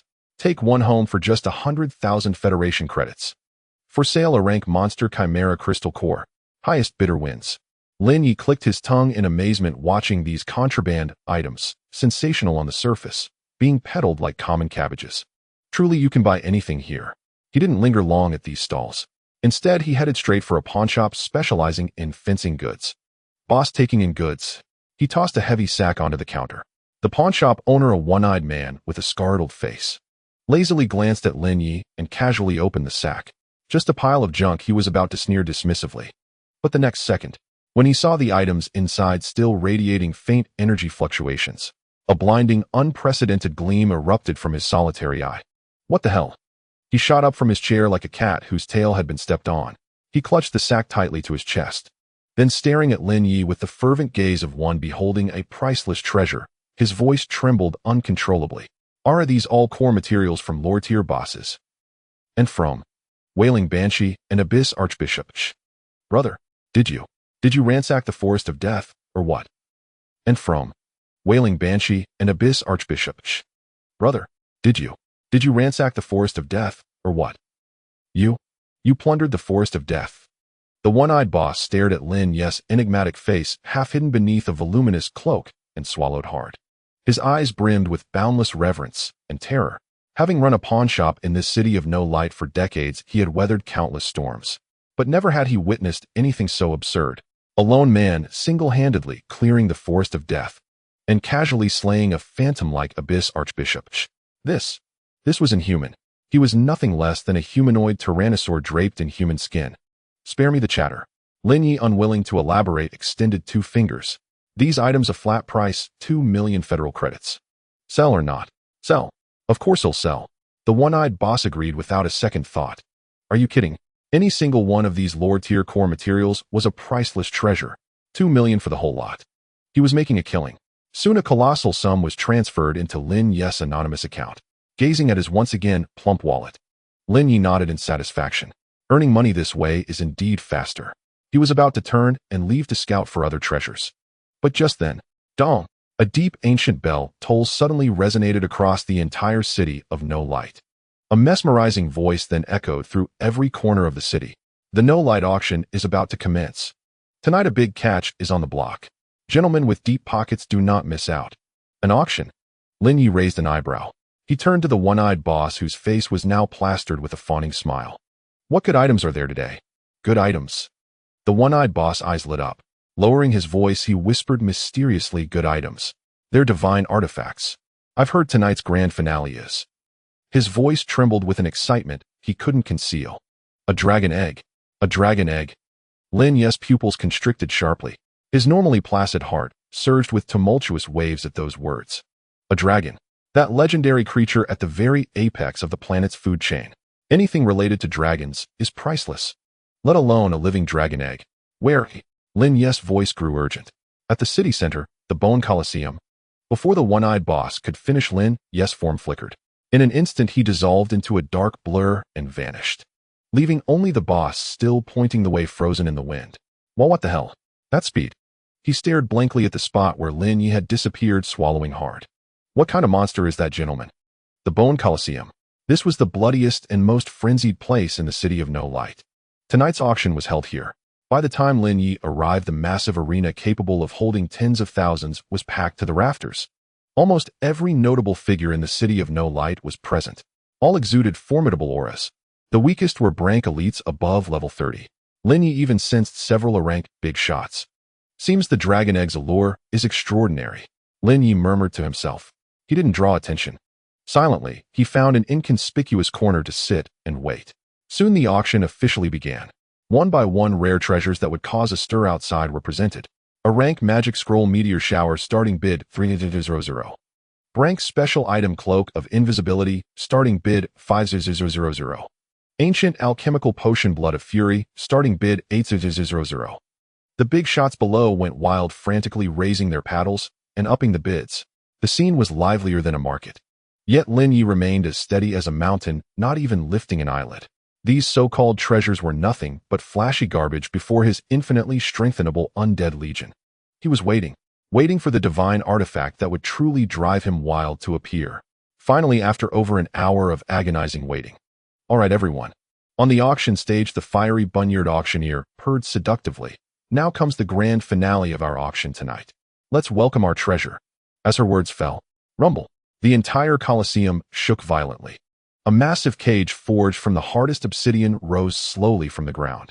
And inside the cage, a colossal dragon egg over 6 feet tall, crimson in color, and covered in countless mysterious flame runes lay quietly. A terrifying pressure brimming with violence and ruin instantly swept the arena. Hiss! The entire Colosseum fell into dead silence. Everyone's breath grew ragged. Their eyes blazed with insatiable greed and frenzy. I'm sure you've all guessed it by now. The bunyered auctioneer smiled, pleased with the maddened faces below. That's right. This is a dragon egg from Falling Dragon Slope. A sub-dragon species, the explosive fire dragon. Starting bid. She slowly raised a slender finger. 1 million. Minimum increment 10000. Now, bidding begins. 1.1 million. Before she could finish, a hoarse, determined voice rang out from a private box. 1.2 million. 1.5 million. I bid 2 million. In an instant, the auction went completely berserk. The price skyrocketed at a terrifying pace. In the blink of an eye, it had breached the 3 million mark. Yet just as everyone was tearing into each other for the dragon egg, a calm, yet imperiously domineering voice suddenly resounded across the arena. 5 million. Whoosh. The auction hall plunged into deathly silence once more. All eyes swiveled toward the source of the voice. They wanted to see exactly which reckless tycoon dared to raise the bid so outrageously. Yet when they saw the black-robed figure in the corner slowly raising his paddle, everyone's faces twisted into a bizarre expression. Brother, a well-meaning, burly man beside Lin Ye whispered this. This is 5 million, not 500.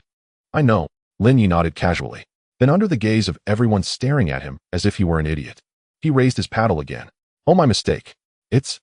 A supremely arrogant smirk curled at the corner of his lips. 10 million. 10 million. When Lin Ye's calm, yet infinitely arrogant words echoed through the venue, the entire skeletal coliseum erupted into chaos. What the heck?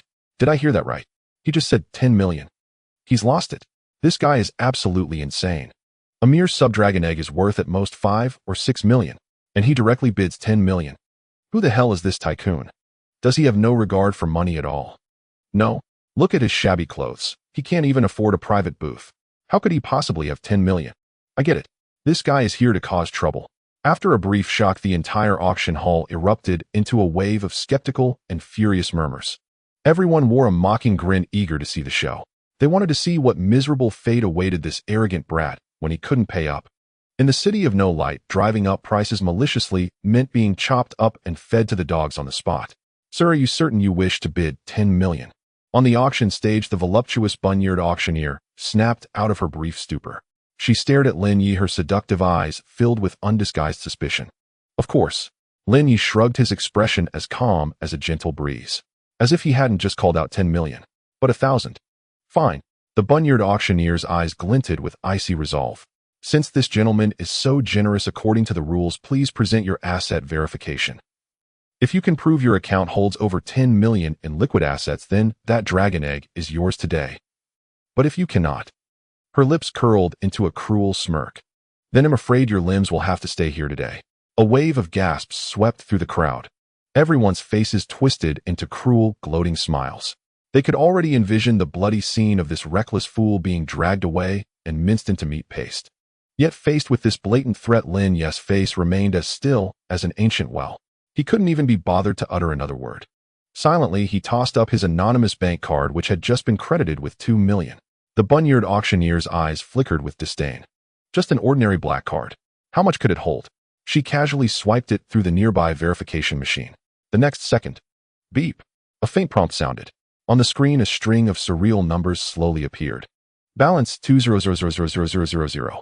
In that moment, the entire auction hall fell into a deathly silence. All those who had been gloating moments ago felt as if an invisible hand had clamped tightly around their throats. Their jaws dropped, eyes bulging as they stared at the long string of zeros. Their minds went completely blank. To 100 million. This ordinary-looking black-robed man actually carried a fortune of 200 million. Was he even human? He was a walking human vault. And on the stage, the bun-eared auctioneer looked as if she'd seen a ghost. She gaped at the glaring number, feeling her mind grind to a halt. To 100 million.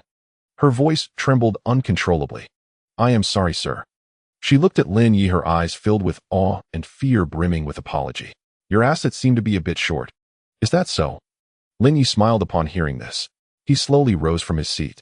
Then, under the bewildered gaze of everyone, he strode step by step toward the luxurious booth that had just bid 2 million. Hey kid, what do you think you're doing? Two burly bank guards, each over 2 meters tall and exuding a fierce aura, immediately blocked his path. Yet Lin Ye didn't even glance at them. He simply snapped his fingers. Corpse 3. Boom. A dull thud echoed. The berserk warrior Corpse 3 materialized like a demon descending from the heavens. Then, under the horrified gaze of the two guards, he raised the massive flame-wreathed hammer high. Crash. A thunderous roar. The luxury booth's door, forged from sturdy alloy, was instantly smashed into a pile of scrap metal. Ah! A scream of terror and fury erupted from the booth. Who dares to touch someone from the Black Serpent Gang in the City of No Light? A scar-faced, one-eyed brute with a menacing aura stormed out of the broken doorway, followed by over a dozen menacing underlings. He was Black Serpent, the leader of the Black Serpent Gang, one of the 3 major underworld forces in the City of No Light. A genuine A-rank powerhouse. But when he saw the terrifying demon at the door wielding a flame hammer and radiating an aura of world-shattering destruction, his arrogance instantly evaporated. He froze as if petrified, not daring to move. Gulp. He swallowed hard, his throat emitting a raspy, wheezing sound like a leaking bellows. What the hell kind of monster is this? Lin Ye slowly stepped out from behind Corpse 3. He looked at the utterly petrified Black Serpent Gang leader, a brilliantly benevolent smile curling at the corner of his lips. You were the one who bid 2 million, right? Yes. Good. Lin Ye nodded in satisfaction. Then he slowly extended his hand. Now. A demonic gleam of mischief flashed in his eyes. Hand over all the money you have on you. Otherwise. He pointed at Corpse 3, who had already raised his hammer again. I'll have to take it myself. Black Serpent. He stared at the youth with that benevolent smile. Then he looked at the terrifying demon with an expression that screamed, pay up or get crushed. Everything went black before his eyes, and he nearly spat out a mouthful of blood. Holy crap. He had run into the legendary robbery of the robbers. In the end, under the peaceful and friendly persuasion of Corpse 3, the Black Snake Gang leader Black Snake wisely chose to pay for peace. With a mournful face, he handed over his marriage fund, saved over decades of hard work, to the new boss of the City of No Light. A full 8 million. Not bad, not bad. Lin Ye nodded in satisfaction as he looked at his bank balance, which had instantly surpassed the 10 million mark. You have great potential. He'll have your back from now on. He then ignored the poor wretch who was about to cry his heart out. Turning around, he returned to his seat under the awe and fear-filled gazes of the entire crowd. He then spoke flatly to the petrified Bunyard auctioneer. Now is the money enough? Enough. The Bunyard auctioneer shuddered violently at his words. She dared not utter a single unnecessary word. She nodded frantically like a chick pecking at rice. Enough. Absolutely enough. Congratulations, sir. You have successfully won this explosive fire dragon egg for 10 million federal credits. It is yours. Soon several staff members carefully carried the massive dragon egg towering over a man and placed it before Lin Ye. Lin Ye gazed at this treasure, which still radiated a faint warmth, his eyes blazing with boundless anticipation and fervor. A dragon. This was a living, breathing dragon. Though just a sub-dragon species, it was enough to drive any man wild. Young brother, the kind-hearted big man beside him, seeing Lin Ye's loving gaze, couldn't help but whisper a warning. This dragon egg is a treasure. But hatching it is as hard as reaching the heavens. Not only does it need a massive amount of fire-type energy crystals as milk powder, and raising it to adulthood after hatching is an endless pit. People like us can never afford it. Who said I'm going to raise it? Lin Ye smiled. His smile was eerie, sending a chill down the kind-hearted man's spine. Hatch it. Lin Ye slowly reached out, gently stroking the warm shell of the dragon egg, a devilish smirk curling at the corner of his mouth. Too troublesome. Besides, a flicker of cruel coldness flashed in his eyes. A living dragon is never as obedient as a dead one. The big man. He stared at Lin Ye's evil grin, reeking of perversion, feeling his worldview shattered once again. Could this guy be thinking? Half an hour later, Lin Ye, content with his 10 million credit dragon egg, returned to the genius training camp.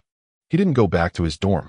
Instead, he headed straight to the most secure and private A-class gravity training room in the camp. He locked the door behind him. Lin Ye let out a perverse, villainous laugh as he looked at the massive red dragon egg before him. Little darling, don't be scared. Big brother is about to show you what it means to rise to the top in one step. With that, he hesitated no more. He summoned his entire undead legion. Corpse 1, Corpse 3, Corpse 5. Hold it down. Roar. The 3 melee beasts charged forward with a bellow. Using their terrifying bodies as tough as divine metal, they pinned the trembling dragon egg to the ground. Corpse 2, Corpse 4. Focus fire on its shell. Blast it open. Yes, master. Crackle. Swoosh. Swoosh. Swoosh. A chain lightning reeking of destruction descended from the sky. Countless shadow-piercing arrows dripping with venom rained down like a storm.